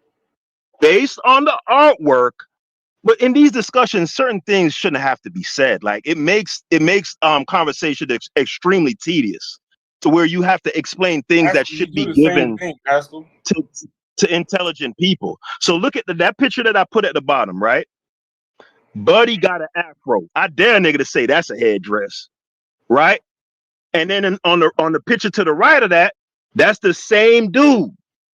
Now he got long hair, long sister locks. So the nigga grew his shit out, twisted it up, and let that bitch grow. That's what happened based on the artwork. You're yelling. Okay. I am, because I'm just flabbergasted as to how we quibbling over. I'm not quibbling. I asked you how you could predict something. You just told me how. but you changed your language to say based on it. I still am looking for a probably, but if you know for sure, then you're the authority. You know for sure, bro. No, I it's not can't about. argue with you on that. You just know for sure. Right. So Brass, the last picture that I posted, right? You can Google image search those two pictures to see if that's the same. That's what I'm doing now. You can find out if that's the same person, right? His name is Hesira, Hesira. One image is of him in an afro. The other one is with him with long hair.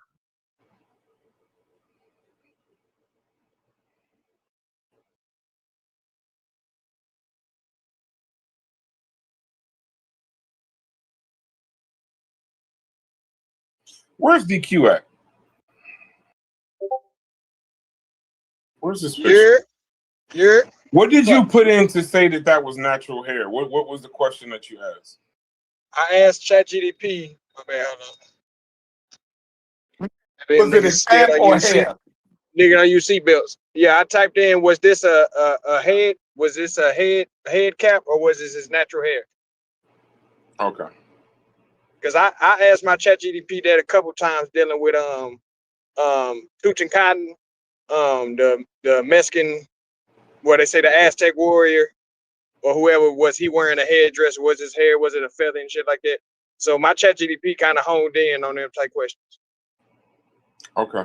It clearly said it was hair, and it was a style.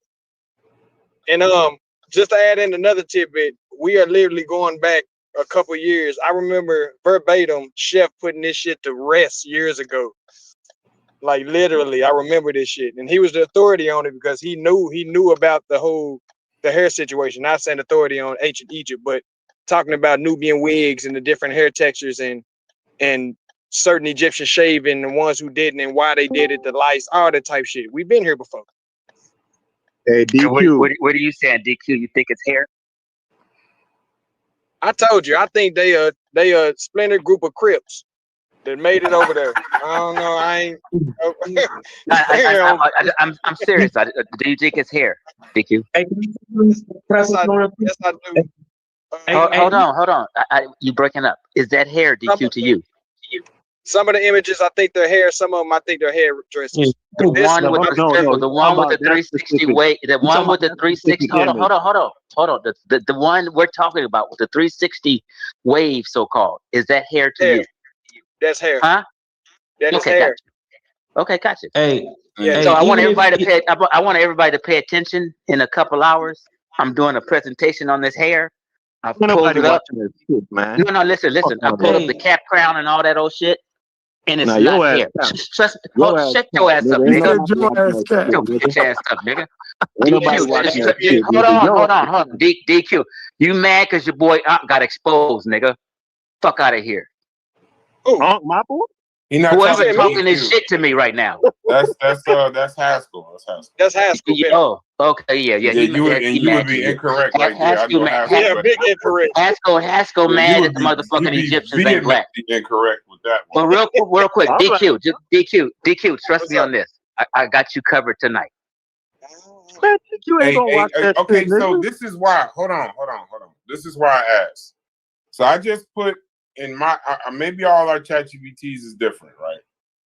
So I just put in ChatGPT those two pictures. Hold on, give me 1 second. I'm gonna be specific. Okay. Who did you say that first guy was, Haskell, with the 360s? Mankare. Okay. I would say even if it was waves, like racially ambiguous people can have waves. Like Puerto Ricans have waves, North Africans get waves. Like French Montana has fucking waves. I'm just saying. You late, Gullah.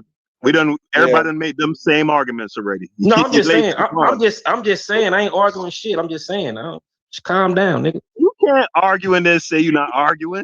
Hey, I ain't arguing. Don't make me argue. Don't say I'm arguing. Don't say what the fuck I'm doing. Don't say what the fuck. Don't say. I'm gonna speak. I'm gonna say what I'm doing on my own. Don't say what I'm doing. Hey, when I so say Pascal, argument, where brother, does it say that that's Menkaure? Where does it say that?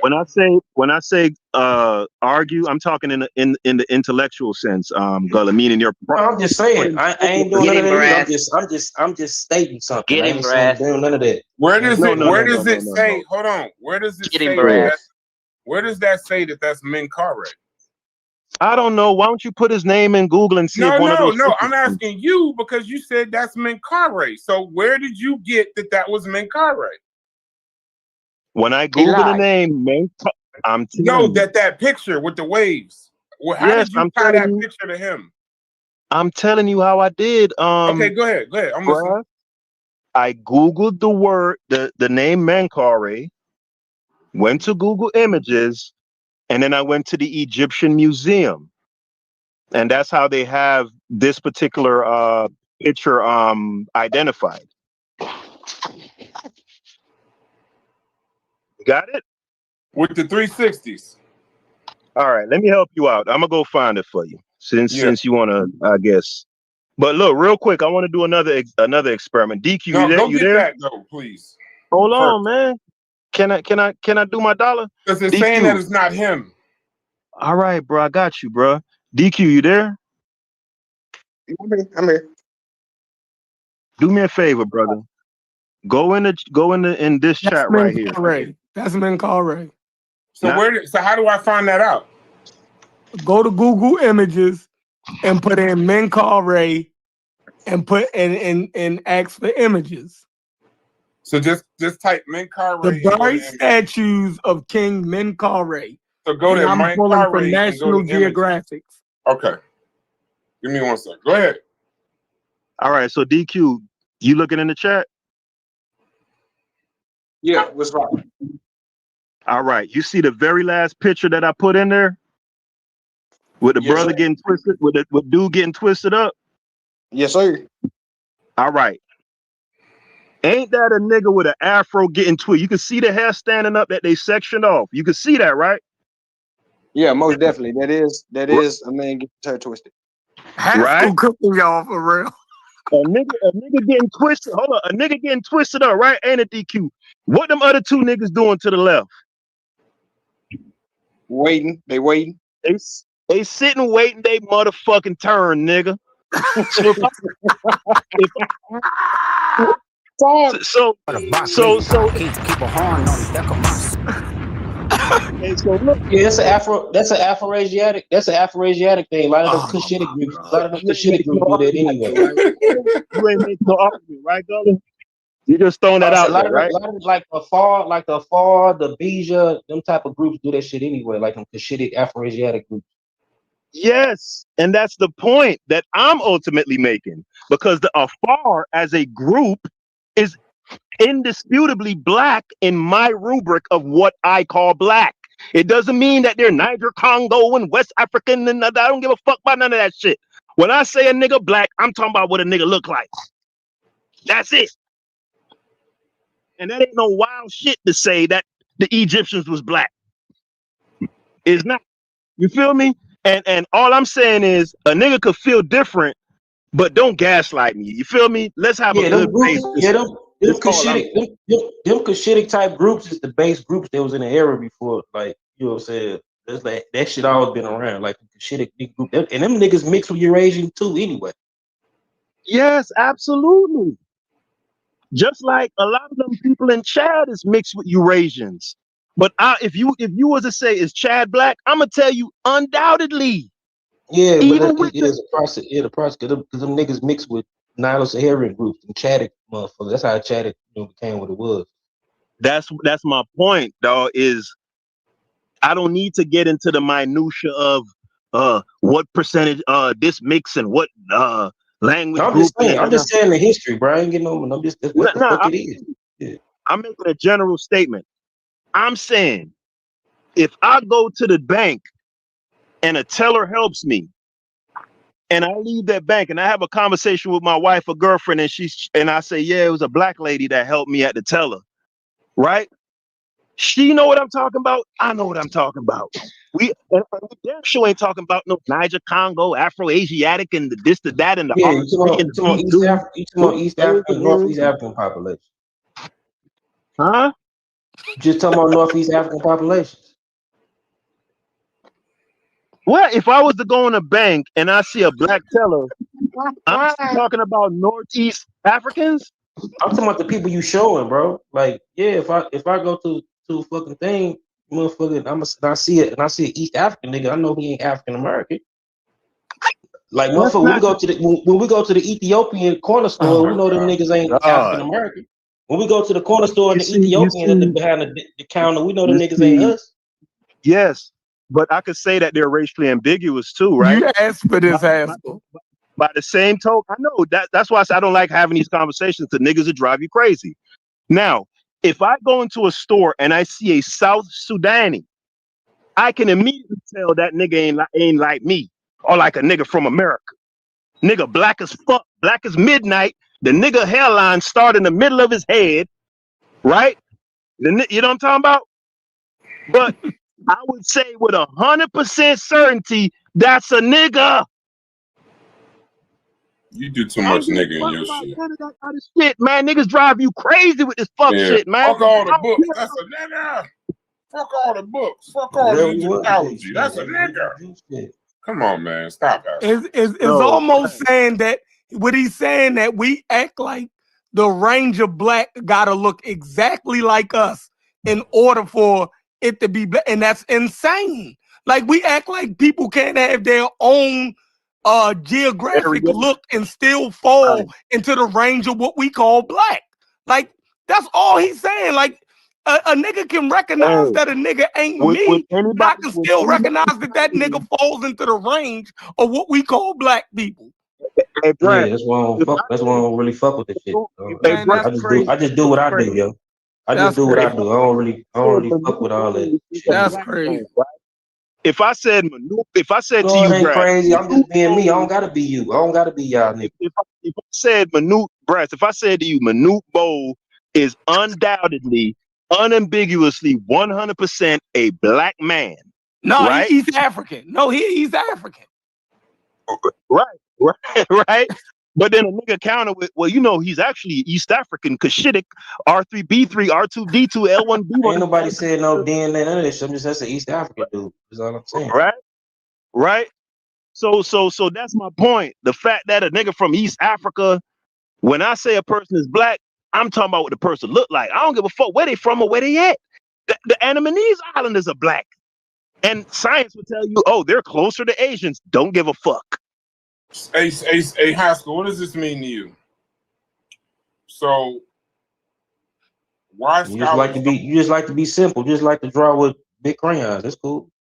No, it's a phenotype. It's a phenotype. When y'all do that, now we gotta argue for 20 minutes. Black is a phenotype. It's not genetic. I don't take offense to Gullah because he's a pretended wise, right? He's trying to be sophisticated. I ain't trying to be nothing. That's just me. No, ain't nobody trying to do shit. Ain't nobody trying to do shit, nigga. That's what I am. For 20 minutes. Go ahead. Hey, yo, are y'all live? Because I've been asking y'all for hours. If you've been asking us for hours, why you ain't just go check the YouTube? I'm just doing me, nigga. I don't gotta be like y'all. I can be me. I'm an individual. If you did, then you see we was live, Cuban. No, we not live. Yeah, I see. Just all monkeys to me. Shit, that's all. Shit. How y'all gonna tell the niggas that got the live set up that we ain't live? We not live. We not live, Cuban. Where did you get that At the end of the day, I just see a bunch of monkeys. I just see a bunch of organized monkeys. That's all I fucking see. Never mind. Forget it. Fuck it. Go ahead. God damn. He talking about fucking Black Egypt every fucking day. We're gonna talk about Cuban Egypt in a minute. I want to talk We're gonna talk about you. We're gonna talk about you in a second. I want to talk about the Egyptian. Nah, don't do it. Don't do it. And I'm gonna have to join them. I'll have to join them. No, we're gonna talk about y'all Cuban Egyptians. You met the Mexican Egyptians. That's what I want to talk about. Yeah, when we gonna talk about Cubans are really Mexican. You know when I read in Dr. Clark's books that the Mexicans are Egyptian, like you know. Hey, Haskell got a Mexican Egyptian on his profile. That's an Olmec. Well, He got the wild Olmec head. That is a fact. You do got a wild ass Olmec head on there. What do you think a taco is symbolic of? Nah, that's crazy. The Olmec's been messing Egyptians is crazy work. I like that. That nigga look like that black nigga on that video. That's a taco exactly what the nigga face look like. A taco and a taquito and a burrito is symbolic of the sands in the Sahara Desert. Man, so we talking about tacos and burritos. I've been away from He's doing that on purpose. That's his style. He's doing that on purpose. He's doing that on purpose. He just fucking with y'all. He mad Haskell was cooking them. Hey, Cuban. So hold on, Chef, stay right there. I got a question. Them Cubans hate that type shit. Yeah, they hate. Stop. Cubans hate when black people get any type of clarity. They hate it.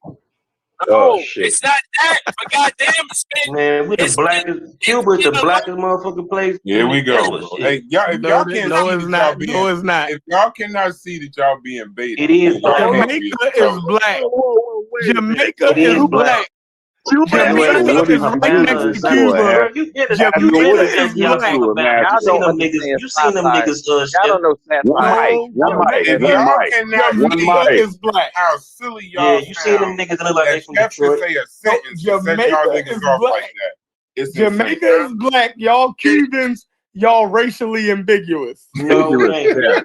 No, we ain't, bro. You gotta. Y'all Afro-Asiatic. Y'all Afro-Asiatic. Now we back on that nigga that played for the Boston Celtics, huh? Yeah, y'all Afro-Asiatic type niggas. And Chef got his fucking fiddle out. That's when my grandfather came here. When my grandfather came here, that's why he settled with motherfucking black folk. Those niggas look like him. The same nigga. You're applying sources to a nigga that's giving you satire. Yeah, he's just talking shit. But I thought you didn't. I thought you ain't play the race game, Gullah. But you playing it right now. You Cuban. You said what? Now we're gonna argue for another 10 minutes about that statement. Go ahead. He's trolling. I'm talking about colonial. I'm talking about niggas. I'm talking about motherfuckers in colonialism. I ain't talking about no African population.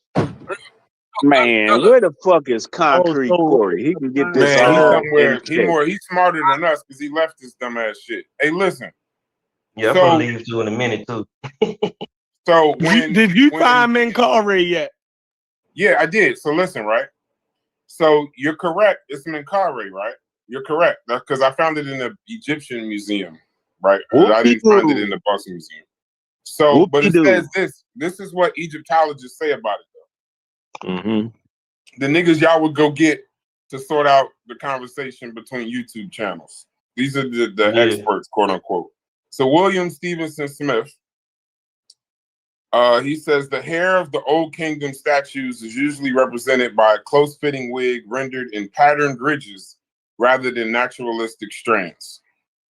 Dorothy Arnold from the Met Museum in the Royal Women of Amarna Egyptian Scripture Catalog writings, she explains royal sculpture does not attempt portrait realism.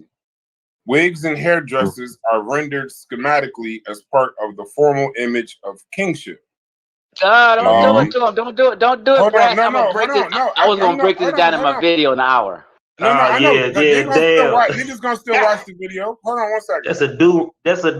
That's an ancient do-rag.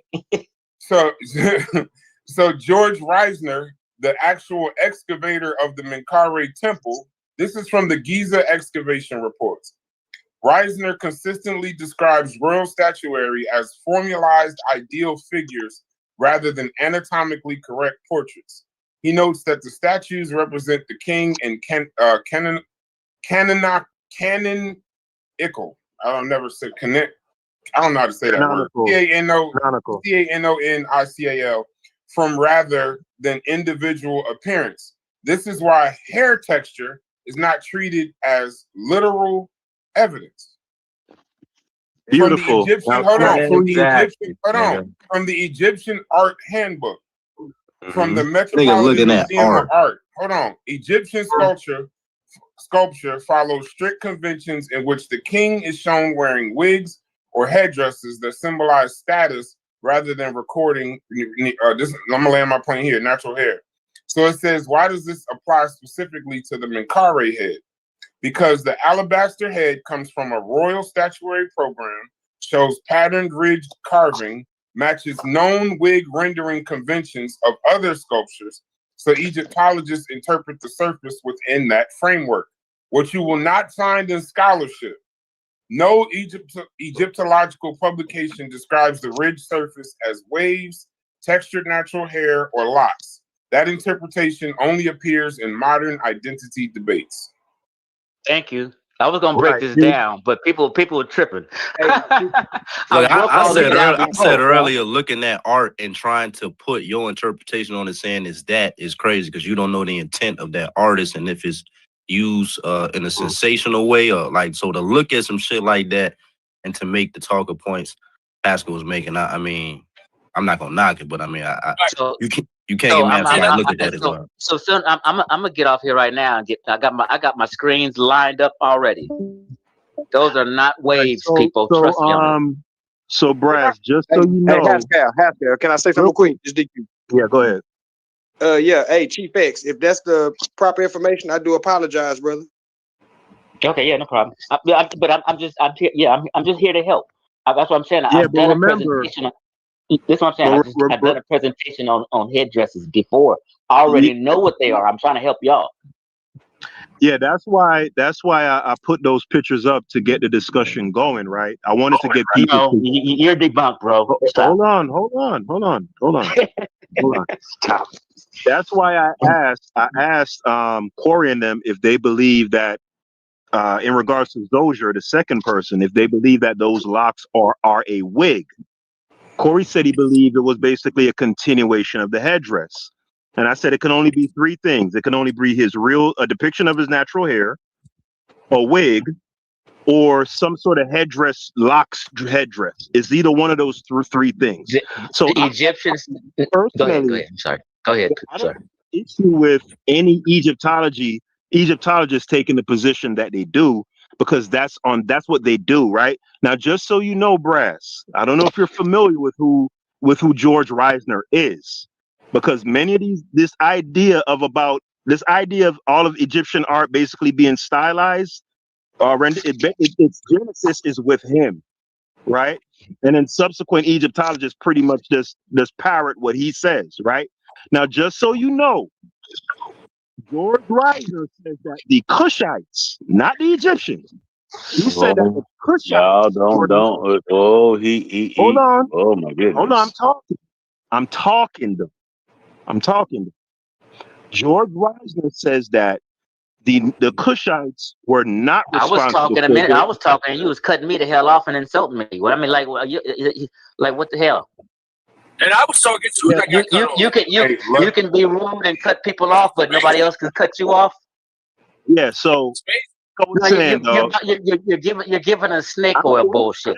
You double down and triple down You double down and triple down so much on those waves and hair. You debunked now, bro, and now you're trying to wiggle out of it. No, y'all made y'all point. Y'all gotta let him make his point. Y'all said y'all just debunked him. Now let him make his point. I didn't say anything. No, I'm talking to Chief X and them. Chief X, if you agree to what Brash just read, then why not let Haskell make his point? Well, why you didn't ask Haskell to let me make my point well, before you started cutting me off? Go ahead, Haskell. Because you said you was doing the whole show. You said you was doing the whole show. I tried. You guys the whole show to make your point. I was quiet for a minute, and I only interjected about 30 minutes ago, and Haskell started insulting me. Nobody gonna watch that shit. Start talking over me. Ain't nobody gonna watch your shit. Ain't nobody gonna watch your shit. And ain't nobody said nothing. Yeah, it is. I hear you, Howard. Can I say what I was trying to say before? Yeah, but when you started talking, you got cut off because you started talking about tacos and taquitos. That's why you got cut off. But Cuban, why are you trying to have interest in a conversation that you're not interested in and you don't want to have? Because I'm trying to tell you why, my brother. I'm trying to tell you. I'm starting to see your point with that house. trying to tell you why. But that's what I believe y'all got the correct information though, and say to them, hey, this is why you should be having the discussion.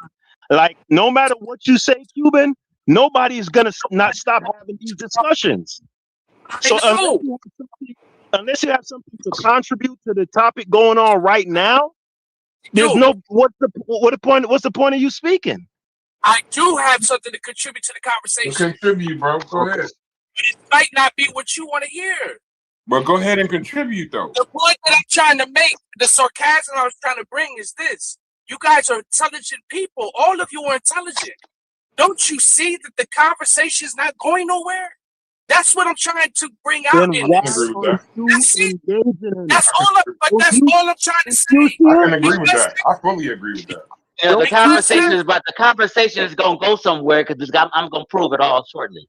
Hey, check it out, right? Check it out. Right? We're getting clarification. If y'all argue this long, and y'all don't see that we about. Hold on, let me say this. If y'all argue this long and y'all can't see that the conversation that we're having is about to come to a head, then I don't even know how y'all sit and listen to the rest of it. These niggas are at a point, and now y'all saying, what the fuck? We are at a point of clarity. Cuban is derailing the conversation, right? I let him talk. He came in to say, you came in to essentially, but you just essentially said that you said the conversation isn't going anywhere. The implication of that is, why are y'all continuing to talk about this if it's never going to be resolved? That's what's implied in that. So somebody is about to die. We're at a point of clarity. So Cuban, I'm going to tell you something unequivocally today, bruh. Nor Chief X, nor anyone else is going to stop talking about this, no matter how senseless you think it is, or if it's not going to get resolved. So if you could kindly stay out of these discussions until they're over, I think that would be respectful. I don't think it's respectful to come into somebody's conversation and say why they shouldn't be having a conversation. I think that's disrespectful. Okay, can I finish what I'm trying to say? Yeah, finish. Thank you. So, in that again, I'm going to say again, you guys are intelligent people, right? And it's not me. I'm really not trying to derail the conversation because I know that no matter what I'm going to say, nobody's going to give two shits on a Thursday afternoon. And the conversation's going to be. Do you have to contribute to the discussion? We don't need your editorializing discussion. This is okay. If you guys don't like being cut off, why the fuck you cut people off? No, you saying you guys. That was Haskell. What they gotta say? That was Haskell. That's the shit that fucking kills me. Yeah, so but you're yelling at all of us because of Haskell. Yes. But he's just anger. Let's name it up. Why you want to? No. Get on Haskell. No, fuck Let that. him get it out. Say Haskell. We all sitting here listening, and Haskell cut you off. And then you start talking about all of us. It was Haskell. Yell at Haskell, bro. Keep y'all shit specific to the nigga that cut you off. Haskell's still talking. Listen. I'm not gonna say anything. Continue the conversation. Cuban is still talking, Haskell. Jesus Christ. I'm not going to say anything. Continue the conversation. And what's going to happen is there's going to be a video tonight, and a video tomorrow, and a video the next day, and a video the next day, and a video the next day, and a video the next day, and all of you going to say that you don't know what you're talking about. Only I know what I'm talking about, but none of you are fucking scholars. I agree. Hold on. Give me a second. I can't even argue with that statement. So right, friends, this discussion is going to continue in perpetuity. Yeah. Do you know? That's what's going to happen, and there are going to be incessant, nonstop videos about the subject. That's the reality. That's what's going to happen. Your shaming tactics is not going to change that. The sun's going to come out tomorrow, and it's going to shine. Now, once you are aware of this, the only sane thing to do is stay out. Right. Conversation. So I'm insane, but you're not insane for having the same conversation every fucking day? Yes. I'm perfectly fine. Okay, all right. Okay, so I'll be quiet. Go ahead. Go ahead. So, but I think, hold on. But my point to even talk in it though, Chef. This is to Chef and Haskell. My only point to it is, right, we had a point. I want to go back to that point. Hold on, Haskell. He didn't. It's easy to get the shit back. It's easy to get the shit. Nigga tell me what the fuck to talk about and what's not gonna. I don't give a fuck, nigga. No, but now you the one taking it off. Let's get back to the point, bro. They like to see you like that, Haskell. Don't go there, brother. Cuban, nobody's telling you, but I think you need to get off speaker because we can't hear you well. And when you talk, you get drowned out. So you got to come off speaker. Hold on, Chief. So real quick, y'all are insane. Yeah, this is insanity. And Haskell don't even realize that they actually love to see that crazy shit come out right there. But just listen to what I'm saying. Hold on. We can't even hear you because you blew your microphone out. Pause. Your shit is distorted as fuck right now. That was crazy work. Hey, look, bro. Okay, you clear now. Out of all the crazy niggas on every side of this argument, right? The niggas that can't take a position. 1 minute they here, 1 minute they there. They talking about there's no such thing as black, and then you got this nigga saying, you feel me? And this nigga saying R2D2 D1 B1. The craziest niggas in the whole conversation. Out of all the crazy niggas, right? And I'm throwing myself in the mix. Yes. Craziest nigga is the nigga who comes in the insane asylum and say, man, when y'all gonna stop acting crazy, man? Y'all should stop talking about this. Stop doing this. That's the craziest nigga. Because niggas done let him know over and over, I don't care what you say, what you think about this, and the whole implied thing about I think take that as a sneak diss, because if a nigga say y'all are intelligent people, but you're engaging in unintelligent discussion that's not going anywhere, I take that as like that could be taken as a shot. Yeah, that could be taken as a shot. Take that as a sneak diss, my nigga. Look, I don't care what a nigga say.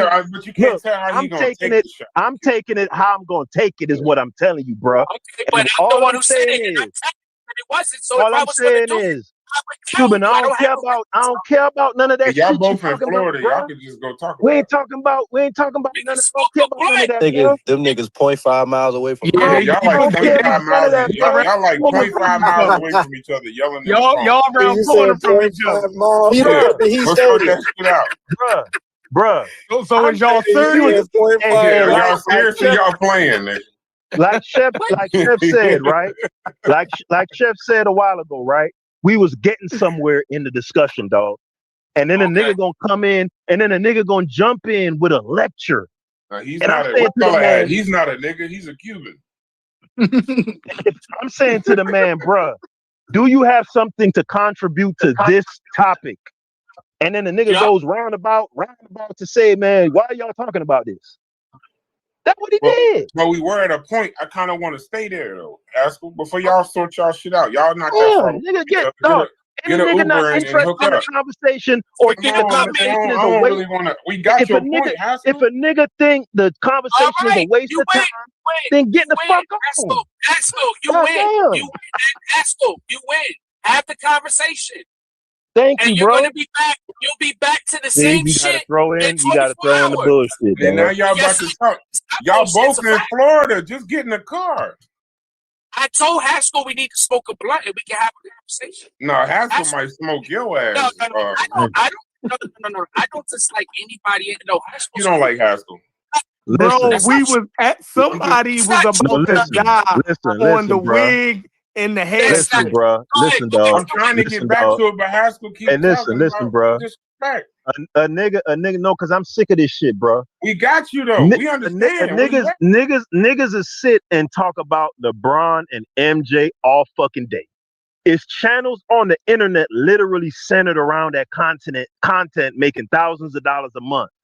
That shit will never be resolved. And niggas gonna have that argument till the day they motherfucking die. Okay? I'm not finna Hey, go. Haskell, I think. Oh my bad. I'm not. Hold on. Please don't I'm cut not this finna off. go I thought you was on on. I no thought he was done. channel. Go ahead. I'm not finna go on no channel about the GOAT discussion, giving motherfucking lectures. Or I think you guys are intelligent people, but I mean, who the person thinks is best is a subjective matter, and it's never gonna end. You're gonna make a video, and then he's gonna make a video, and then he's gonna make. Yes, we know that.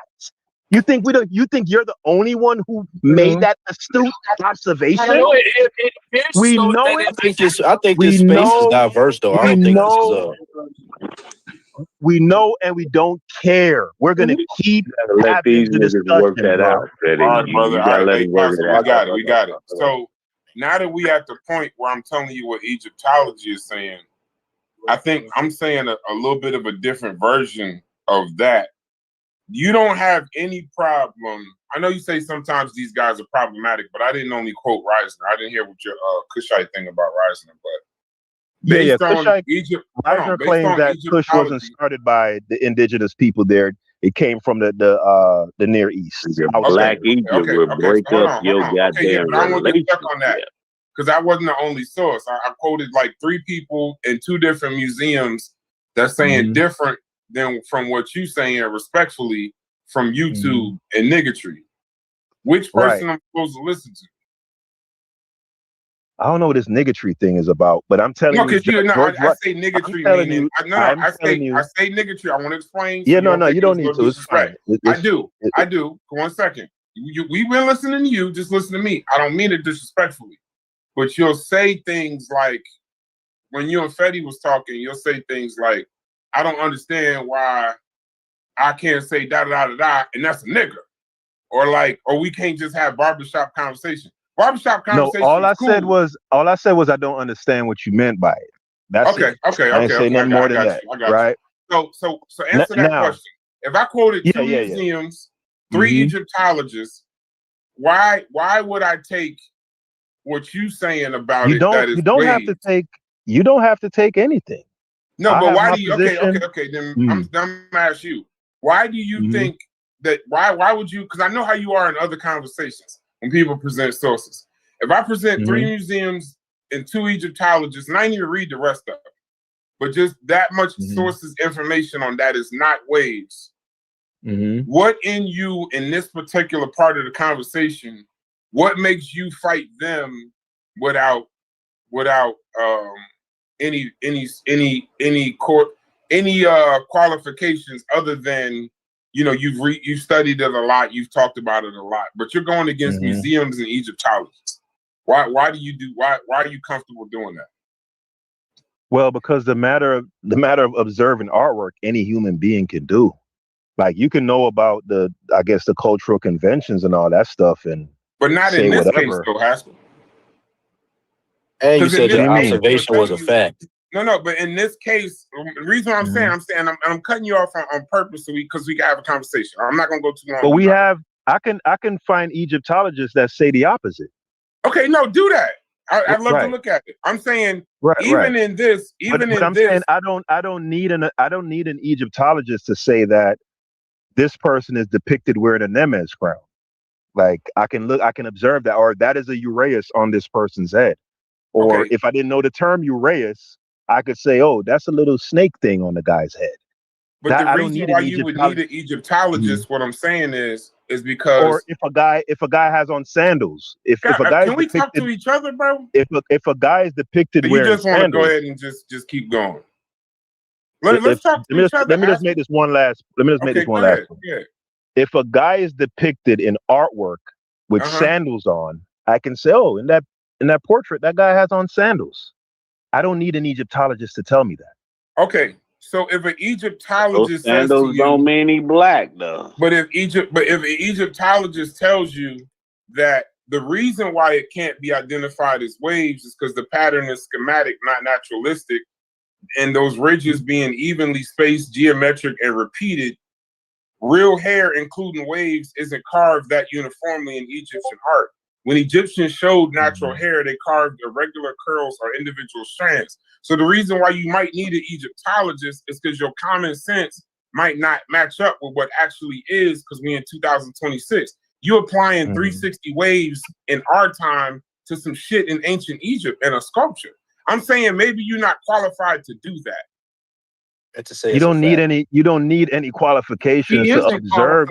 You don't need. You don't need. You don't need. Who is this jumping in now? Who is this, bro? Why does it matter? Who is this, bro?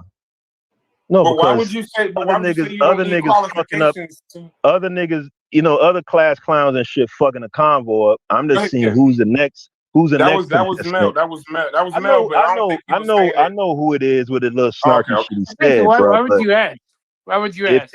If because I want you to identify yourself, bro. But if you knew who I was, what would be the purpose? Damn, why are you being so sassy, bro? We about to go another 20 minutes. Why are you being so sassy? You notice how ruffle niggas feathers to the point where niggas get on sassy as fuck. Like I'm not bothered. I'm just saying you're unqualified. Black Egypt is straight toxic, bro. So why are you Brass, is that a website you're reading, Brass? You have a link for that? No, I'm reading. I asked it to source the answer, and it sourced it from Britannica and the Met Museum. That what you saying are 360 waves matches known wig conventions. He says Old Kingdom sculpture frequently shows close-fitting cap wigs. These are carved with schematic ridge patterns very similar to what you're seeing. So the closest known category to that is a wig, not hair texture. And that's actually hold on. That's actually coming from hold on, bro. That's actually coming from the motherfucker that was at the excavation of Minkari. Yeah, that's George Reisner. That's George Reisner. Right. The virulent anti-black racist. And I'm telling you, it doesn't matter. So are we now saying because he's racist, his information is 100% absolutely? You know he got the conspiracy theory attached to certain George Reisner. No. Listen, that's not a conspiracy theory. When I say that George Reisner said that the Kushite, fuck the Egyptians, George Reisner, in his expert opinion that y'all are leaning on so much, said that the Kushite civilization was not created by the indigenous people. He said it came from outsiders that came in and took over. Right. Yeah, so I was saying, you said like an hour ago, Haskell. An hour ago, you were saying this is the game that Egyptologists play in the descriptions instead of saying that it's hair. They're rebuttal. Yeah, that's why I said the conspiracy theory. You have a skepticism even when they say something of the contrary of what you think. You think is rooted in the fact. No, but listen, hold on, Haskell, you still Haskell. I was still talking. I just let you cut me off. I don't want to go somewhere else because y'all about to have a different conversation. Haskell, I'm gonna say this to Fetty also, but Fetty, if George Reisner is racist, this is how I deem these racist people in this conversation following y'all. If George Reisner's deduction on one thing is wrong, and we say it's because it's racist, then throw that out. But if George Reisner's other point is based on the Met agreeing in Egypt, the British Museum, and 4 other Egyptologists, if he's saying the same thing as him, you can't just throw what he's saying out in this when you got 7 other scholarly parts agreeing with it. That's a level of consensus. You can't throw that shit out just because some shit he said right there. He agrees with the consensus on these waves, not Kush. And don't take me to some Kushite shit. Stay on his hair. Racism in Egyptology is a matter of institution. It's institutionalized within the field. Egyptologists to prove your point in certain aspects. And then racism in the conscious community is just the same. I'm gonna use the ones. I'm not gonna use Reisner and racists like him. There are plenty of other people to use. Like Brass wants me to demonstrate, which I won't do now, but I will do at a future time, that there are other Egyptologists who say the opposite. So that doesn't resolve anything. But there's zero. Do they represent the scholastic consensus regarding ancient Egypt? I don't know. How would you how would you appraise a consensus? Is it by number? How does it exactly? No, how does that work? appraise it by the data that they playing a whole different game.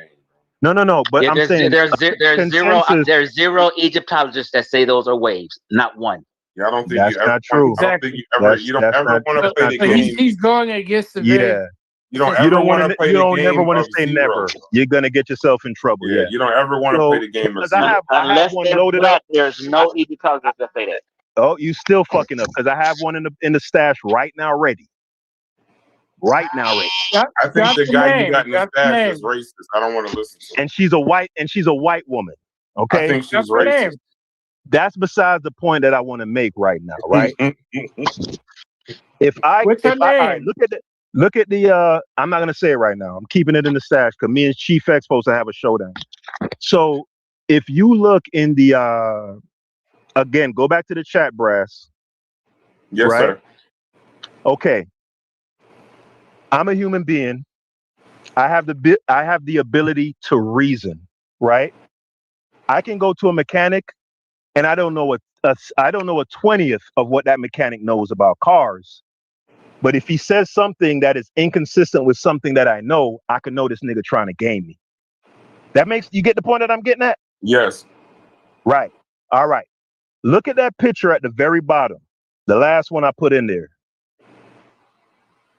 I'm looking at it. All right. In that picture, the queen in that picture is depicted as charcoal black, right? And next to her, I believe they say that's her son, Amenhotep the First, I think, or it might be her husband, whatever it is, besides the point that I'm making at this moment, right? Yep. Do you know that consensus in Egyptology says that the only reason why she's depicted with her skin that dark is because she's dead and she's being deified. And that's the reason why her skin is in that color. Am I making that up, Mel? Or do they say that about Amos Nefertari They in them say that depictions? about several of them, but the Right. question, Hold on. the question Hold that on, should stop be right there. I answered just wanted is you to why. affirm that. I just wanted to I can affirm that. but there's a reason why, and that's what I'm saying. The question is to be asked is why. I'm coming to a point, right? So now, Brass, me as an intelligent human being, all the letters behind your name, the PhD, the CMB, and all of that stuff, right? It's never going to make me throw away my basic logic and reasoning. Right. If you're telling me that woman in that picture is being depicted in that way because she's dead and being worshipped, right? The man in the picture is also similarly dead and being worshipped. Why is his skin not depicted charcoal black? Okay. So what you have there is a complete logical schizophrenia. It's bullshit. And I don't give a fuck. You could get 100 Egyptologists and they know more than me. They cannot resolve that logical impasse right there. Who said she was dead? If they're depicted that, who said she's dead? No, who said that she was dead? You said that Egyptologist or the consensus says that she's dead. The consensus. Okay, name one person that says she's dead. I don't know, bro. I'd have to go look. Bro, I mean, if it's the consensus, you could just throw a rock in here. Come on, man. Come on, man. No, okay, I'm saying, how do you know it's the consensus? I'm trying to check the work. How do you know? Because that's what's, generally held. Like they said, where'd you read it at? I'm saying, so I can go read that. Is what I'm saying. Where'd you read that at? Off top, man. I don't just Google Nefertiti being. I can't give no remedial course right now, bro. Like I'm trying to flow. You know what I'm talking about? Like let's put in Nefertiti. I get it, but you don't think that's a problem that I gotta move forward? Okay, I'm gonna help you. Assuming what you're saying is true. All right. So just put it in Google. Yeah. Nefertari, Amos Nefertari. That's spelled Ahmose. Nefertari, Nefertari. Amos Nefertari depicted black because of death or something along those lines. Okay, go ahead. Right. Now, Egyptological convention and Egyptological consensus says that that queen is depicted that way in that depiction because she is dead, right? Now, the male depicted with her is similarly dead and also being worshipped and literally in the same stele. Why is he not depicted in that color if he's also dead? Do I need a degree to make that, simple reasoning? Well, I would say this is because I looked it up. It says you're bringing up Amos Nefertari, and this is a great example because her black blue skin depiction is one of the most discussed topics in Egyptology, but it's often misunderstood online. It says short answer. She is not being depicted as a corpse or a dead body. The black color is symbolic, not a literal skin tone or sign of death.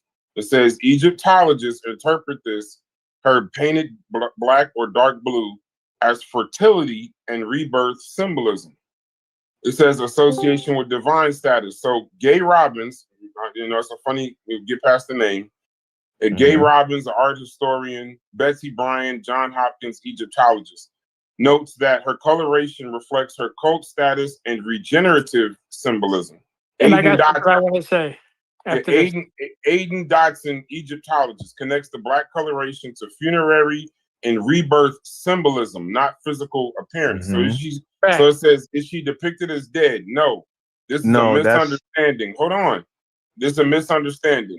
Dead bodies in Egyptian art are usually pale, wrapped, or in funerary scenes.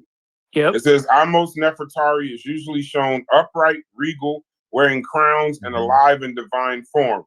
Why people think dead is because black is associated with funerary symbolism, but in Egypt that meant rebirth, not decay. It's closer to resurrected divine state than dead. All right, can I say something? Yeah, Mel, go ahead, Mel. All right, so this setting is a setting where it's discussing rebirth. So we got to understand that first. Second, in all ancient Egyptian art, you have to be, in order to be rebirth, you have to be dead, right? Go ahead. But let me finish. So in all Egyptian artwork, men and women were drawn differently to designate both the sex and social roles. I'll get into the social roles in a second. So, for instance, men were commonly painted reddish brown, and women were typically painted a lighter yellow or like a cream colored, off-white colored. That's the standard across all ancient Egyptian writing. That's the standard. When we talk about social roles, the reason why they did this, one, to disambiguate between who's a man and who's a woman, but also the social roles were that men worked outside, women worked inside. Because men worked outside, they are going to be painted a darker color, the darkest reddish tone, and women, because they were more indoors, they would get that lighter tone. And so this would be the same across family. So like husband and wife, you would see this contrast, or brother and sister, or people of the same ethnic group, you would see the same contrast. So it's symbolic. It's not naturalistic. It's not like racially based. And he's correct. If they were deceased, they would be pale, and you would see the connotations that indicate that they are deceased. Right. So I hope people would give me a little credit, and I think that when I talked about her being depicted in that color, having something to do with her being dead, that they didn't literally think I'm saying it's supposed to be depicting a cadaver. I mean, I think I'm using colorful language and plain language, but I'm hoping that people have, sometimes I guess I'm just overestimating, but the fact is, let's go and use the language. Let's go get to the bottom of that, dude.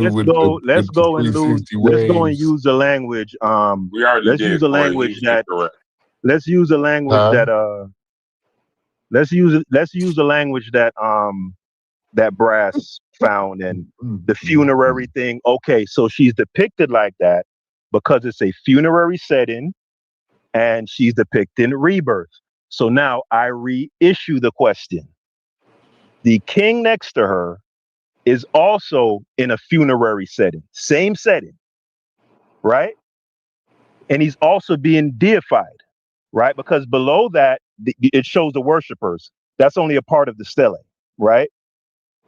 Why is he not similarly? And the color convention about the yellow and the dark reddish brown, it doesn't, because then the question would be, what's the question? So I'm gonna tell you. I can tell you. Yeah. No, let him get the question out. He never finished. What's the question? Why is the male not similarly depicted if he's also being rebirthed? Keep in mind that there are depictions of men in similarly funerary settings being rebirthed, and they are in that dark green color to symbolize rebirth. Correct. Right. So why isn't he in the same setting, same funerary setting? She is being depicted as being reborn and being symbolic of all of that. That's why she's jet black. Why isn't he jet black then? Because it says Hold on. What is Alchemist in the Moon doing to him? Like, let's specify that. What is she doing? That? What is Arcus in the Moon doing to him in that setting? Hold on. That's almost Nefertari. That's not No, Ankh-Semun. that's Arcus in the Moon. That's who All that right, is. hold on. Let me That's see. a romantic scene, by the way. But what is she doing to him? Hold on. I might have put up. Maybe I put up the wrong picture. Hold on. Okay. But in the picture, what is she doing to him? Can somebody answer that? Hold on. I might have put up the wrong picture. Hold on.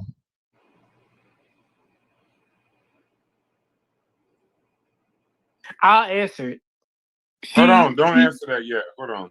No, let him answer. Let him answer. Cause I was looking for the picture where it's called the embracing spouse motif.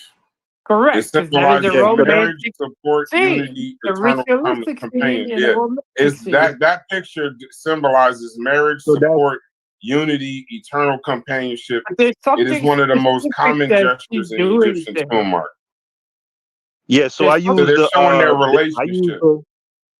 So I use the incorrect picture then because that's not almost Nefertari. Hold on, let me go find the right picture. But let me answer this real quick, and then you can get the right picture. In this setting, she is putting oil or ointment on his shoulders, and she's performing a ritual of care, renewal, and sanctification.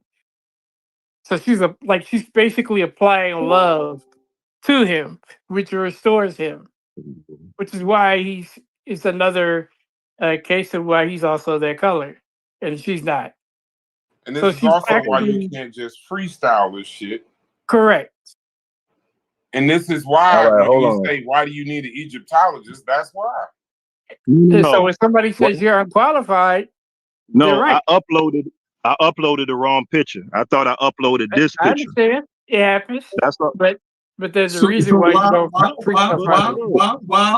say that he agreed that he don't think Dr. York is a pedophile. Hold on, Chef. Because if you notice when I was talking, I even mentioned that.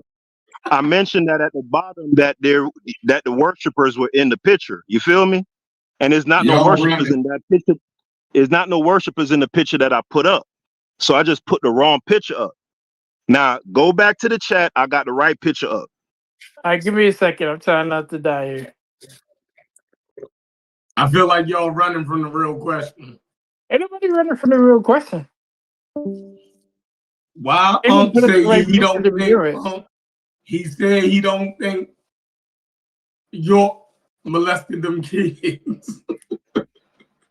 That's not the real question. Let's go to that. Let's go to that after this, Chef. We'll end the Egypt shit after this one. We go to that right there. It's in this chat, Mel, not the Discord chat. Oh, the call chat? Yeah. Give me a second. on the same streets that Martin Luther King marched on in Atlanta, Georgia. He went out there, man. Let me. Where did you get this one from? It's not even colored like that. All right, get the right one then. Shit, which one is the right one? Give me a second. Cause she's depicted in that same color. Whichever one you're gonna get.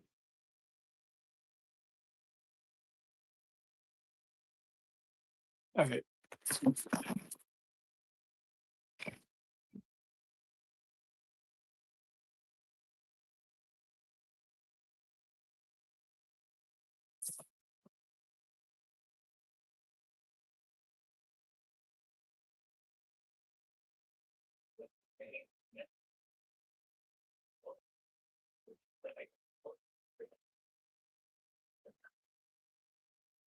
It ain't no picture you finna find nowhere where she not depicted as charcoal black and Amenhotep the First depicted in that reddish brown. You might find a picture that's a little lighter, a little darker, but what the picture is conveying, you're not gonna find a picture with her like in yellowish skin. Hey, Flash TV, you said that Flash TV says Gaston Maspero said they have wavy and curly hair, diverse hair types. I don't think, but that's not what we're arguing or what we're discussing. What we're discussing specifically is that sculpture, and because those waves are schematic, that those aren't necessarily waves. That's a wig or a headdress. So when you say Gaston Maspero says they have different curly hair, diverse hair types, if you're saying that he said that about the people, I don't know if he's right or wrong. That's more a Haskell question. But we're talking about the actual picture of whether that was Hey, Brass, do me a favor while what's the name looking for that picture. Yeah. Ask if the same picture, that same king with the little twist up underneath that headdress, if them is twists or what them supposed to be. See what kind of spin they got for that one. Have you, catch a question? Have you looked at any of when you look at these pictures and you form these things, do you put it up against Egyptology, or you don't know what they're saying? Of course I know. I'm familiar with every argument that you're making. So what do they say? You're asking me to put something in there that you know what. So then what did they say before I look it up? Did they say something different? They probably gonna say it's a wig, but I specifically with that image, I don't think I ever. Specifically, Haskell? Which one specifically? Because there's a lot of these in here. I don't know which one. The one that's right. And collaborators. The one right next to Buddy, the one with Buddy with the waves, the one directly next to him with the little baby twist. It's him. It's the same. That's facing him. They both facing each other. Yeah. Let me go. Like it's like to the immediate right. Yeah. You see, he got the little twist coming up out of the headdress, right? I'm listening to you, but I'm not agreeing with you. But go ahead. Give me a second.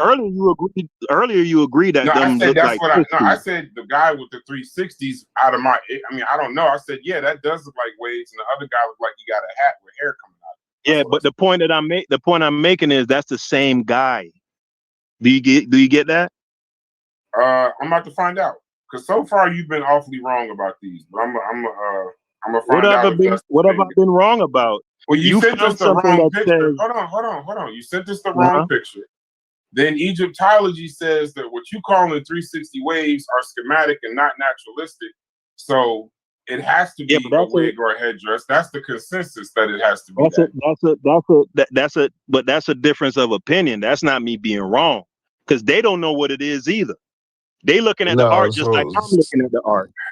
So that's what I meant by they was misinterpreting what ChatGPT said earlier. But did you see the picture I put in there, Brass? I'm about to look at it. Y'all fucking my ChatGPT up. This shit gonna think I'm crazy. Hey, none of us can confirm if them is way, that is this. We can make arguments based on plausibility. No, we can confirm, because you said 100% that that's waves. Yeah, but that's my opinion. Yeah, but we can't. How you gonna say none of us can confirm it, but it's 100% waves? No, you say so. Nobody can confirm it. Okay. Unless you talk to that person. Earlier, you said it was a fact. Yeah, in my opinion.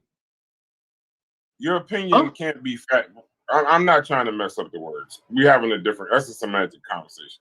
But you can't state your opinion and say it's 100% fact, and I got to move on the fact that's like saying, that's like, that don't make sense, Haskell.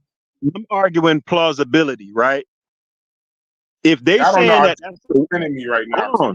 Hold on. I'm arguing plausibility. If they saying that that's basically a wave wig.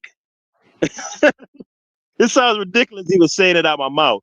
If they're saying that that's a wave wig, right? And then later on, I'm guessing the nigga went and got a little short twist wig then. You know what I'm saying? Maybe that's what happened. Maybe it is. I'm saying it's highly implausible to me, just using logic. No, but your logic isn't based on no education in it, though. You're putting your logic up against niggas that went to school and did the excavation and run the museums. No. But they probably don't even know no black people, though. So they couldn't even make the connection. They probably couldn't even make the connection that we can make from seeing these hairstyles in our families and in our people. For you know what I mean? Yeah, I get what you. I get now that part, like a lot of stuff kind of be, you can know it off of. I disagree with that. Ethnicity. I disagree with that because look, the discussion been going on. Hey, did you see the picture I put in there, Brad? The discussion has been going on for so long. You can't tell me that them people ain't never been showed. Corey, let me look at it. I was still looking up what's the name? Where'd you put it? No, what I'm saying, hey Haskell, what I'm saying is, okay, I'm looking at it. Okay, what you want me to find? They can make the argument, right, from ignorance that I don't believe that these niggas in this chat can make that argument from ignorance, right?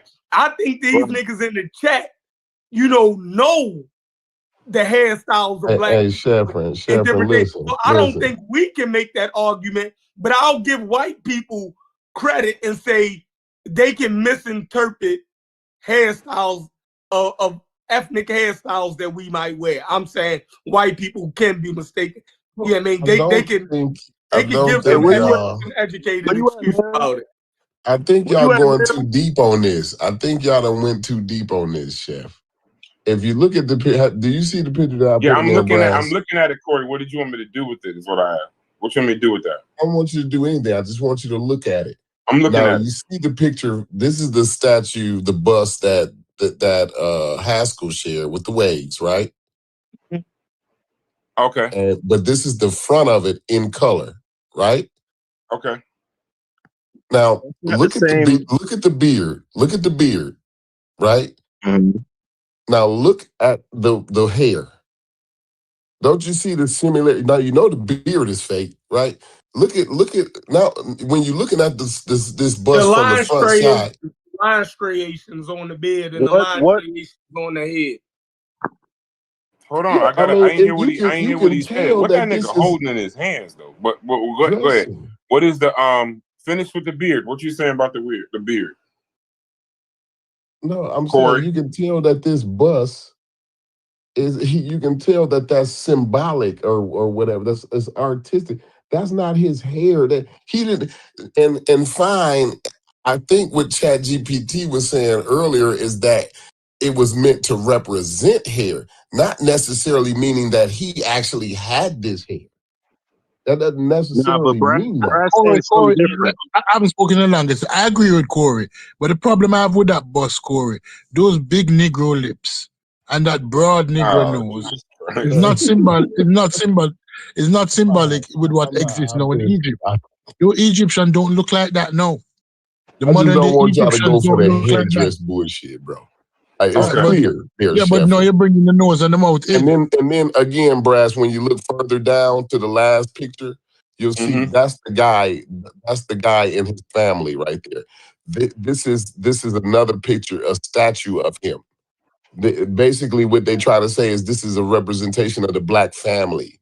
You know what I'm saying? It's a bunch of wild shit. Yeah, but down the street. White people don't know what waves look like and all this sort of thing. Y'all crazy. Hold on. So even if it's a wig, even if it's a wig, though, yo. No, don't do that. Listen, I'm agreeing. I'm agreeing with everybody's position. Wait. I think y'all crazy. Hold on. That the person's hair isn't shown in the picture that you posted. Menkarar's hair is not shown. He has on a hedger. His hair is not shown in this depiction. So how? What does that have to do? Any hair was supposed to be showing. Never said that, bro. No, So but even on the first bust, the alabaster bust, the white one, Corey, right? So even if you agree that that's a headdress that's depicting hair, right? It still would be. It's still. No, I don't agree, but I think that's what ChatGPT was telling y'all. Okay, so I don't agree to that though. So you don't even agree that is a wig that could be depicting hair? No, because I think it's depicting something else. I think it's depicting like a some type of thing on his head, like something on his. Looking at that bust, dude, I'm gonna tell you right now, Nubian wig. I can't believe you're doing what you're doing. Oh no, He's got the snake on his head, bro. Okay, fine. And it's like, it's a do rag or something. Like, you know what I'm saying? Cool. That's what it looks like, hair. a do rag or something. I'm walking with you. All right, that's not hair. Haskell got that completely wrong. It's not even depicting hair now, right? So, did the Egyptians wear Nubian style wigs? Yes, and you can see it in the right. You can scroll down and see his family wearing them. Right, Nubian style. So what would Nubian? What family? Children didn't wear wigs in ancient Egypt. Listen, I don't know who is that standing by him. Who is that? Who is that? Not his wife right there? Yeah, you're saying the wife has on a wig. Yeah, ain't that his family? God, listen, I don't know what to damn tell you niggas, man. I'm so sorry. That's the family. But how do you wait? How do you know she has on a wig? Oh, man, look. What did you say, Stefan? Again, go ahead. What you were saying now? I think it's a do rag. Go ahead. Whether that's their hair or not, we know that the Egyptians wore Nubian style wigs. Now, what would be a Nubian style wig? What kind of hair would the Nubian style wig be trying to emulate if it's Nubian style? So you saying I don't know what you're asking me there, Chef, and you got to be more clear. Do the Nubian style wigs, right? Do they protect black cow hair? It was representing the black cow hair. Ode to my boy Reggie. Black cow hair. Oh, okay. That's my answer. Okay. Oh, so you saying like what was again, Boy, I don't know what that was. So it was supposed to be representing hair, I guess. So what type of hair did the Nubians have that the Egyptians was trying to depict in their in their wigs? What type of hair was it? I guess it was like nappy hair. I'm assuming. I don't know. What are you saying, Chef? Because all the hair is different. Like, so all the hair be different in the wigs. Even when they say Nubian style, right? They're talking about texture and they're talking about the styles. I didn't realize that. Yeah, and even the styles that the Nubians wore, right? The Egyptians I say it's black cow hair, Corey. Don't do it. Don't do it. The Egyptians mainly wore their heads shaven because of lice. Right. We all know that. Right. So, we don't all know that. We don't all know that. We don't all know that. Some of us know it. Okay, some of us. Let's move on. Let's move on. Some of us know it. Let's move on. There's a source from one study. He was making a point, though. Now we're going to talk about lice. They observed lice in one person's head during the time. Fine. I agree with Haskell. Now, what was your point, Chef? It was during the Roman period. So absolutely. Absolutely, Haskell. There was no epidemic of lice in ancient Egypt to where 90% of was. I wouldn't argue it. I wouldn't even argue it. That's such an element. That's not true. Fifth graders know. Fifth graders. That's not true. I try to be 50-50, but Haskell, that's not true. Hey, listen, brother. You know, lice are very important to human history. Me and Chef done had this discussion. Lice helped us find our story. But anyway, Chef, what you were saying something. He gave me the source, and it was one person that was not in a relevant time period, from what I recall. It was one instance. Now y'all finna run off about life. Egypt Go is ahead. 3,000 years, approximately, right? There was no epidemic of life Everybody from said cool, Dynasty Haskell. 1 to Dynasty 30. That's some Everybody made up said shit. cool already, Haskell. No, you said cool. You said cool. I'm still The talking. other dude And is gone already. Chef still gone. waiting. The other dude. I'm still waiting on Mel, by the way, right, to come back and explain to me why in a funerary setting where you have two people being deified, why is one depicted in charcoal black because she's being rebirthed or whatever, but the other person who's also being rebirthed and worshiped and deified, why isn't he depicted as charcoal black? If that's the reason why she's depicted as charcoal black. Do you take Whenever you ready, do you take rebirth to be a literal thing or symbolic? No, Cuban. That has nothing to do with the point. The point is, he says that the woman in the picture, or Egyptological convention says. Let me not say that he says. Egyptological convention says that Amos Nefertari is depicted in that stele in a jet black color, not because it was her skin color, but because she's being depicted in a funerary motif, and the black skin is meant to be symbolic of rebirth. Okay, are you following? Yeah, you track? That's what I just said. Okay. It's symbolic. Right. So why isn't the male who is also in the funerary setting, who's also being deified, why isn't he depicted in that charcoal black if it's supposed to be symbolic of the rebirth and the deification and all of that? Why for her and not for him? If truly it's about the rebirth and all of that stuff. My uneducated guess is that they are of two different classes, and she's somebody perhaps of a different status. It could be more. No, their husband and wife. He's king, she's queen. He's king, she's queen.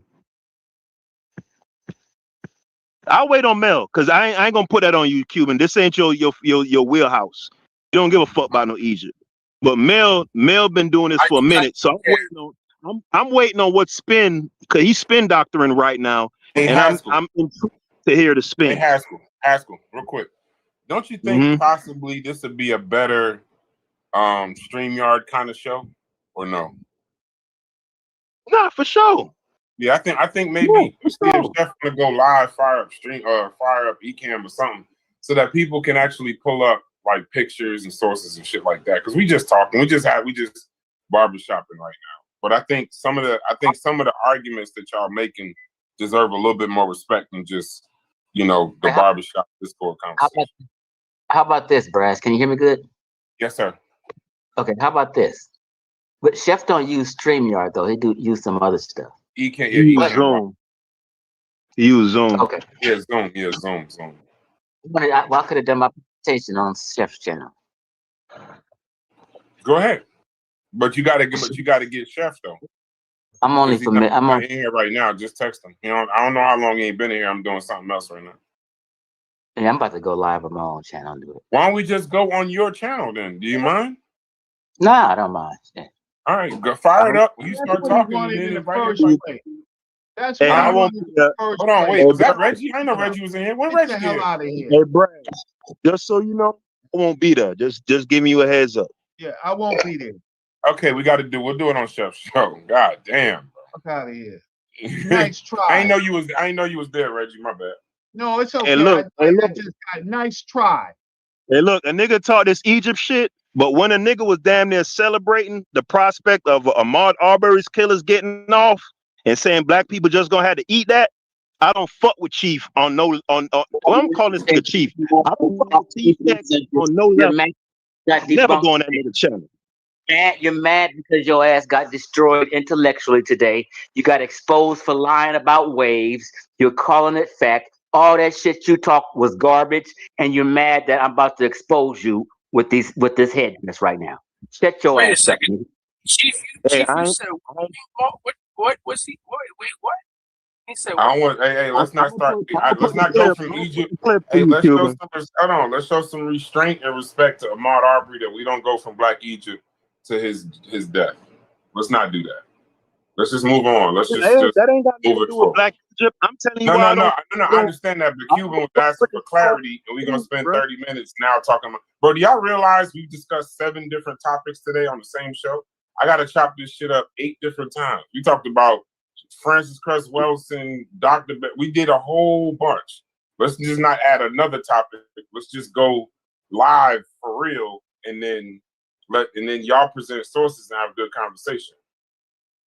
This is barbershop. Some of the stuff we discussed in the barbershop is cool. Right now, y'all having a conversation where I'd like to see some of the sources Haskell got, and Mel, and actually Chief X too. And Carnivorous is more like Switzerland, I think. You know, so it's like a no-fly zone. So y'all leave y'all beef pause at the door. But shouts to you, Reg. But hopefully y'all will show up on Carnivorous podcast. I'm not stopping y'all from talking. I'm just saying. No, when I you was get to just the course. listening. I was just listening for the points until this dude tried to trick y'all, but it ain't gonna work. So he can go live on his channel like he does. Reggie, I got you real quick, right? I'm gonna ask you a question. Yeah. So there's a picture in the chat of Menkare. I hope I'm pronouncing that right. There's a picture in the chat. One, it's depicted as, if you look in this chat, it's depicted as though one picture he has like short, what we would call in 2026 360 waves, and then there's another where it's depicted like he has like a twist. I think that's how Haskell described it, right? Mm-hmm. And I looked it up and to see if Egyptologists, because they're having a discrepancy between it being hair or being a headdress or a wig based on Egyptology and the consensus. So in ChatGPT, the consensus says that the concept of schematic hair, like waves, doesn't mesh with Egyptian sculptures. They would be more naturalistic. But in this particular case, it can't be waves or anything like that, because that's not how it would go. This comes from the Met and all of that, right? But Haskell is saying we should understand that is technically waves, and he disagrees with the Egyptologists. Now, I don't know if you looked at the picture, but does that sound correct? Where they would say that where's the picture? It's in the chat. I don't know. Go into this chat, and it was posted at 5:26 p.m. 5:26 p.m. Okay. Yeah, go into this chat, not the general chat, the chat of this conversation. Yeah, because on the right side there's a bunch of pictures. So I'm with different hair. Right. Go to the 526. Is that hair or is that a is that just 42 and keep then going up? 526. Wonderful. Wonderful. Okay, so those two pictures facing each other. They're both looking at each other. Okay. Well, the first one is definitely a wig of some type, a helmet wig of some type. So it's artificial. It's not. It would not necessarily be hair itself. It's just a wig. The second one, it seems like there's traces of hair coming out of the hair fixture. So they did in fact wear wigs. And then there is a popular Nubian headdress, believe it or not, that they just liked the style. It was their style, right? So the first one that Haskell posted on the left, that is just pretty much, it looks like a helmet. And then there's some type of uraeus on top of it, right? And the other one seems like to be another type of hairpiece, but you could see his from his line, you could see kind of like locks or twisted locks floating out of it. Okay, so do you think? real quick, what are you saying that based on? Wait, Haskell, wait. Go ahead. What are you saying that now? What are you saying that based on? Are you saying that based on your museum experience, your reading, or just what you know? Or is that your opinion? Blackology. Damn. No, but he's saying it's the wig though, so that's anti-blackology. He's saying No, the first wave. don't get stuck on blackology. Just let him answer the original question. Yeah. Why are you saying that is what it is? Are you saying that based on your knowledge or just what you think? No, yeah, not what I think. Generally, or my knowledge of looking at the material. My guess is that is a wig covering on the left with a particular style. How they styled that headdress. It would be a period style. Look, I don't say nothing, Cuban, when you're walking around wearing all white with beads. That's your style. That wasn't Cuban. That wasn't Cuban. That wasn't Cuban. That was me. That wasn't Cuban. You about to kill Cuban for that. No, but I'm just saying that's his style. I didn't say nothing wrong. Oh yeah. But that was Mel talking to you, is what I'm saying. Oh. Yeah, I'm saying that was our minor period.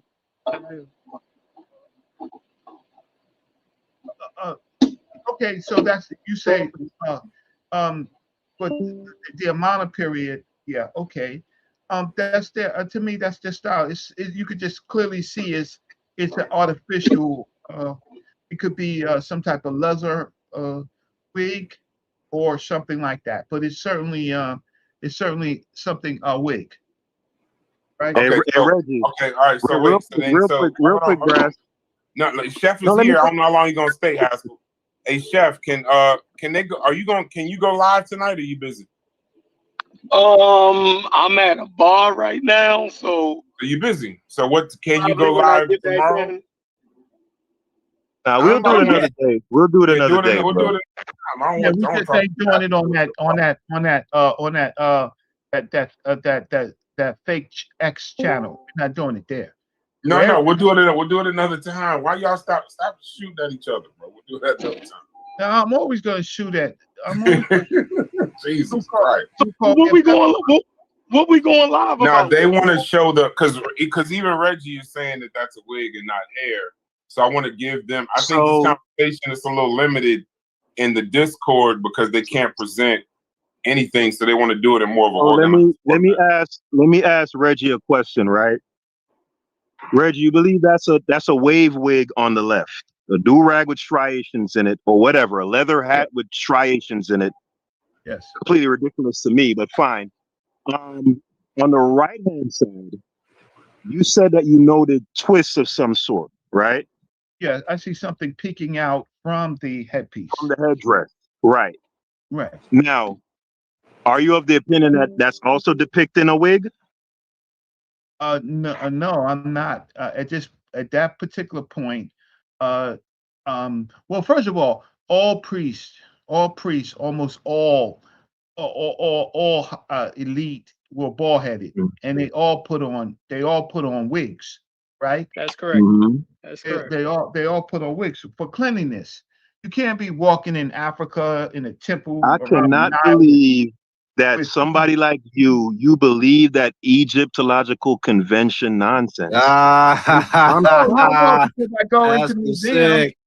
I go into museums and I see the wigs, and I think even on the thing that you showed us, right?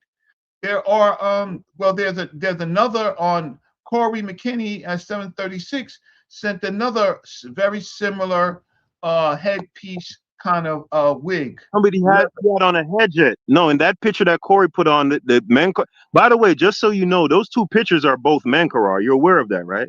The one with the wave. I'm not never sure of anything unless there's writing on it, right? I'm not so sure, but nevertheless. No, that's been confirmed, Reggie. You can Google. You can go to. Right, that's Menkar in both pictures, right? So, what I'm saying is that Egyptological convention that you just rattled off, it's implausible to me in this situation. So I'd have to imagine then that for some reason this king had a wave wig, and then he went ahead and got a twisted up dreadlock wig, right? As opposed to that just being as to that. It's not implausible. It's just, come on. It's just different ceremonies, different ritual things, different. It's different. It doesn't mean that they walk around like that all day. I disagree. Listen. Okay, you could disagree. Go in the pictures. Go in the chat again, right? I just put up my Herpes picture, right? That's his mummy. Yeah, I know Mayor Herpes. Just now, 806, right? August 13. Okay, I got to go down. I know Mayor Herpes. Okay. Yeah, okay, Mayor Herpes. That's his hair. That's a wig. Right. That's a you wig. You said that's a wig? Yeah, It's not. It's a wig with the crown on, bro. No, it's no, we're talking about my Herpes, Mel. I see. There let is no crown. Let me just check and see what it says about what's Mel the Herpes. time But normally, posted wait. Normally, like what happens is with Egyptian elites, right? They usually shave their heads and then they wear. We heard you the first time. Do Okay, you see the pictures of my? Do you see the? Do you see the picture of my Herpes? I don't think my Herpes was a priest. Wait. Yeah. I don't think he was a priest to my knowledge, right? He's an Egyptian He was elite.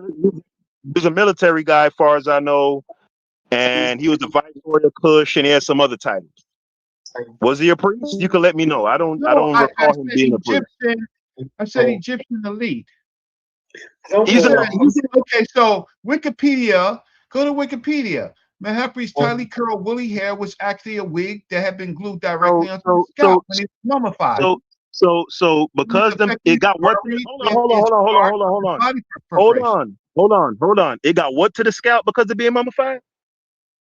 Mel Herpes' tightly curled woolly hair was actually a wig that had been glued directly on his scalp when he was mummified. So he was effectively buried with it as part of his body preparation.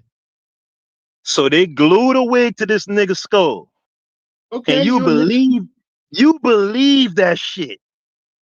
Yes, because you believe that shit. First of all, what museums on ancient Egyptian? I don't want you on the blackology side no more. What?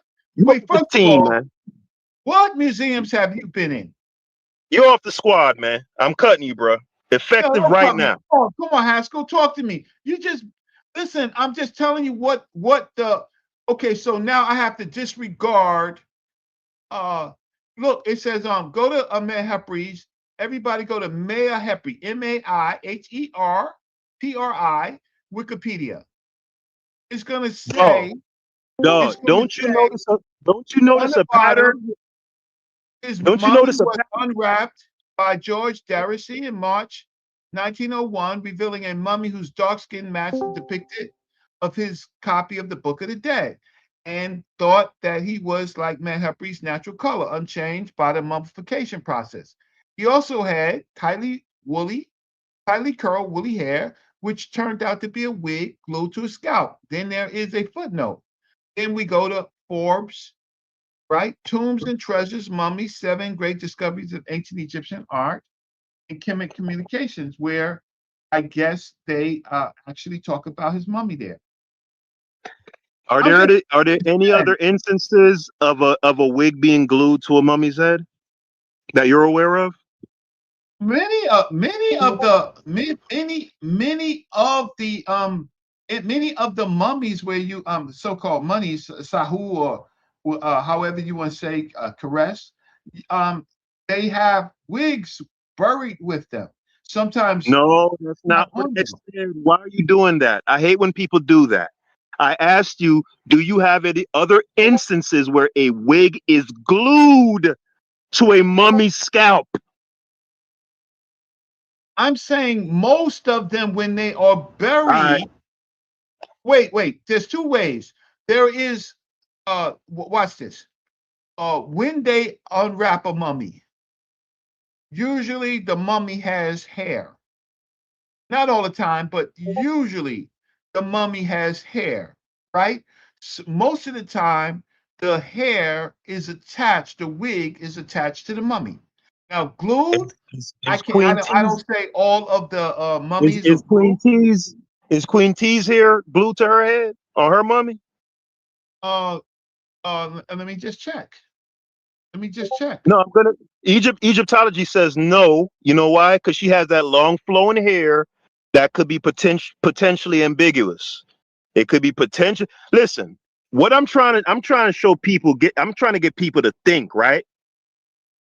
Y'all don't see the pattern. Almost Nefertari, charcoal black. Oh no, that's because she's being depicted as rebirth, and that's why. This dude with the waves. Oh no, that's a leather cap. My herpry. Oh no, that's a wig glued to us in every instance. I wanted to speak on that picture. I don't know how to deal with. I know you were waiting on me to adjust that picture. That's Hathor. That's why she's specifically black.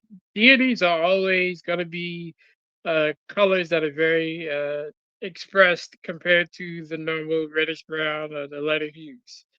So that's Hathor. Also, the darkness of the black represents fertility as well. So that's who that is. That's Hathor and Rakarati at the top. But listen, hold on. It could vary. This is before you came, Reggie. Hold on, Reg. Me and Mel had something before you came. Now, Mel, beautiful. Is Amenhotep similarly deified in that motif? That's not Amenhotep at the top. That's Ra Horikati. So there's two deities at the top, and the setting is for the humans below. Okay, hold on. Because when I Googled it, it says that that's supposed to be representing a deified Amos Nefertari. So you're saying, no, that's not representing a deified Amos Nefertari. That's why you got to get the actual stele. Yes, that's not him. Those are two deities being present for the two humans below. Hold on. I'm going to go to the Egypt. Go ahead, though, Reggie. I'm going to go to the Egypt website. Haskell, it varies from it varies. Royalty, kings and queens and stuff, they have much more, how can I say as to how they live their lives. Servants of the royalty, him netchers, that's a servant of the netchers, right? Those people or in the local elite, sometimes they had more, sometimes less, but certainly if they're priests, they would usually wear wigs. I just say we have to take it case by case. It's not, and period by period. So I'm not trying to how can I say, I'm just trying to say in the case of male Hepri, that's what in fact they say. Now, for me to go against what they say, I have to do some more research. They're lying. They're lying. I just sent you a piece from Egyptian Museum where they show. I said they're lying. Oh, okay. Sorry. Yeah. I just sent you a piece from the Egyptian Museum which references a publication by Petrie where they have human hair that has like a scalp on it. So it's like a wig made out of human hair, but it has actual scalp on it because the person was not properly mummified. Oh, so by the way, I'm on the Cairo Museum website right now. Okay. Right? And that is absolutely Amos Nefertari, according to the Egypt Museum. That's Amos Nefertari and her son, Amenhotep the First. I'm gonna put the link in the thing for you. Go ahead. All right, hold on. There, copy. Go ahead. The point that I'm making, Reggie, is that it's not a coincidence to me that every time you see the most unambiguously black depictions, always have some sort of explanation as to why that's not what you're looking at, right? I agree. But they never do that with the ones that are more ambiguous looking. There's never an explanation. Well, I the only reason was I agree. I mean, I agree. I go in. Anybody that's went with me, we could see them literally discoloring The ears are dark and everything else is light, right? With the hair, right? We can see that they in the museums they promote the hair that's long and wavy rather than the hair that's tight and nappy. I agree. The Amunani, Amunani, you can look her up. Amunani, she is right there. They have they don't have her. They don't show her mummy, but what they do is they show the casings, and then they show her hair. Right? They have her hair. So they separated her hair, which is kind of like kind of hair, yarn, and beeswax, right? And they have that on display. I agree. I definitely agree. The ambiguous ones, well, they don't promote, especially not. You're not going to find it in the gym. The gym museum. That's how can I say the North. How can I say Egyptian is the state of Egypt. Their norms is more Arab. They're promoting that. They're promoting a particular type of look. The other All museums, right. you have variations. Okay. Right. So Mel, did you get a chance to peruse the link I sent you? I was gonna look for the Hey, translation, did you but just yeah, say let me Did you just say peruse? Well, I did. But if Okay. you'd like, Reg, I know you're not all that proficient in Medunetter, but I do believe you can read Shenrings, right? You know enough to read a Shenring, right? Well, there's it two varies. cartoon species we got too. My meta nature varies. I call myself a beginner to medium on some things. Certainly not intermediate and certainly not advanced. But yeah, Okay. you So got the Shenring. Brother Mel is expressing some doubt, right, about what the Egypt Museum is saying. These are the people who tell me, well, go with the experts, the museum. So here it is on the Egypt Museum's website. Where the is motif it? of it. The link is in the chat, the same chat. 45, Haskell 45, 819. Yeah. Just click that link. Haskell, okay. All right. And it'll take you right to the Egypt Museum. And then you're going to scroll down. Okay. You're going to scroll down to the third image. Okay, I'm waiting for it to. It's up. It's just I'm temporarily frozen. Okay, it's got all these damn ads in this shit, right? So I'm gonna scroll down to the third image, second image, third image. All right, wonderful. Okay, so let's see what's going on here. Okay, so what do you want? All right, so you could see the Shenrings next to both the those two people, right? The male and female. You see the two Shenrings? Yeah, I see. I think it looks like Ka Dejara, and then the other one says it's kind of saying it says Ret. I think it's trying to say Amo. I think it's trying to say almost Nefertiti. All right, I'm on almost Nefertiti. Okay, so what's going on? It's almost Nefertari, right? So earlier, and I'm not trying to get a got you moment, Mel, just so you know. No, I get your name. Mel was under the belief that this is actually a depiction of Hathor, and I forgot who else. Who else you had said, Mel? Rahakadi. Yeah, he said it was Hathor and Rahakadi, and I guess they're supposed to both be deities, and yeah, that's not correct. So if it says here, limestone stela dedicated to the deified king Amenhotep I and his mother Amos Nefertari, New Kingdom, 19th Dynasty, blah blah blah blah. Further below, this is from the museum now. Yeah. Contrary to what the internet may say, Nefertari's black skin is not an indication of black African origin. This is a museum, right? Playing the race game. Who everybody claims like, oh, we're past that now, and blah, blah. Okay, is not an indication of black African origin. It is, in fact, a symbolic indication of her being deceased. Now, my question to any thinking person, if both these people are deified, both these people are being symbolically worshipped, the worshipers are below them, they're both deceased, why is one depicted in charcoal black? For that reason, right? But the other is not. Okay. Make it make sense. Okay. So, alrighty. So, what I will say about this is different ways Egyptologists can look at this, right? One is that they can connect it to a cult, right?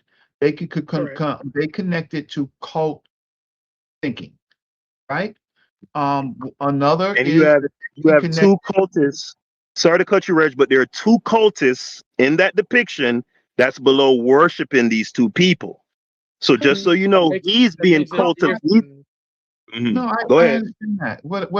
What I am saying is that okay, depending on what expert is talking, there are other possibilities.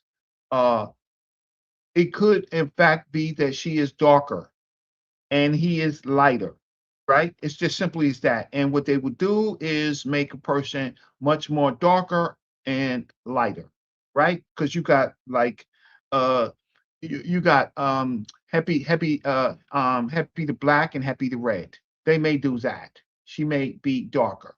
It could be that she has Nubian ancestry, right? It could be that as a climb, an option. No such thing as Nubian ancestry.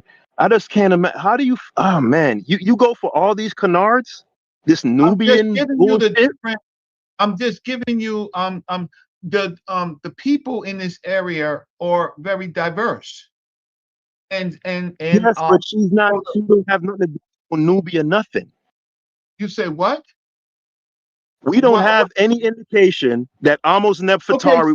First of all, there is no Southern Egyptian. She has ancestry Southern Egyptian. Right? What I'm saying is, I found another stele where she's also that dark. I'll post it. So okay. So what I'm trying to say, what are you? First of all, what are you trying to say? Let's just do with that. What I'm trying to say is about 90%. Don't take the figure literally.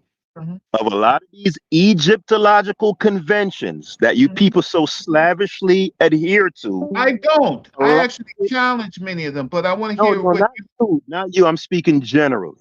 Okay, great. A lot of these Egyptological conventions, yes, right, that a lot of us so slavishly adhere to. Yes. All that shit was spin doctrine to push it away from any blackness. If you notice, if a motherfucker looked jet black, oh, he must have been a Nubian, i.e., not an Egyptian. Oh, if he got tightly coiled, oh, nah, that was a wig. If his nose is broad, oh, it was symbolic. It was symbolic. Right. You know what I'm saying? Like in any one of those instances, I could buy it. But when it's instance after instance after instance and it's following the same pattern, it's only the black looking motherfuckers got some explanation as to why. Well, they ain't really black. It's just because of, the depiction and the blah, blah, blah, blah, blah. But the other motherfuckers though, with the straightish hair and and this and that, that's nebulous and ambiguous. It ain't never know. Well, the reason why she looks so light is because the conventions is because of the light skin and the light and the straight hair was because it ain't never none of that for them. It's always the super black motherfuckers. But so the whole point I'm making to motherfuckers out there watching the channel is peep game. The streets and human beings ain't much different from a motherfucking academia. These are humans. And they got biases, brother. But I agree. So let me and biases can be institutionalized. Don't just think because a motherfucker is an expert then the experts say that, so that's how that goes. No, well, you got to I bring. agree with you. I agree with you, but let me listen. I agree with 90% of what you say, and I argue about science, right? Like science can never be science until it's free of white supremacy, which it don't look like it's gonna be, right? On many things. Some things it's free from white supremacy, like mathematics, some physics, evolution. No, evolution can never be pure unless white supremacy is out of it. With Amos Nefertari, the problem, Haskell, the problem with Nefertari is that in other artwork, she's painted with the same light The yellow yellow skin as other women, but then there are times where she is not, right? So that's where and then we have her remains. So now well, listen, remains. They have almost Nefertari's mummy. Yes, and it is in that's what I said. Once we have her remains, right. now once we have the remains, now that tells that shit could be resolved tomorrow, Reggie. Huh? That shit could be resolved tomorrow. Okay? I'm asking people to think here, right? Okay, that's not me. Because I agree with you.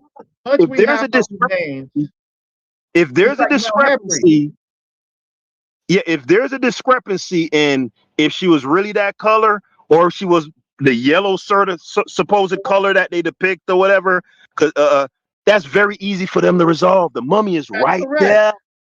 They could easily do a melanin dosage test on that mummy. They ain't gonna do it. They not gonna do it, Reggie. No, they're not going to do it. They're not going to do it because the conversation that you are having is on this. What you're having on this chat is how do you tell them apart, right? That was the whole conversation of this, right? People don't have, not you, but people don't have the skill set, nor do they actually look at the material. So they go with the standard narratives without even questioning it. So, like, for example, my work that everybody spits on, except for, believe it or not, a couple of Egyptologists don't spit on.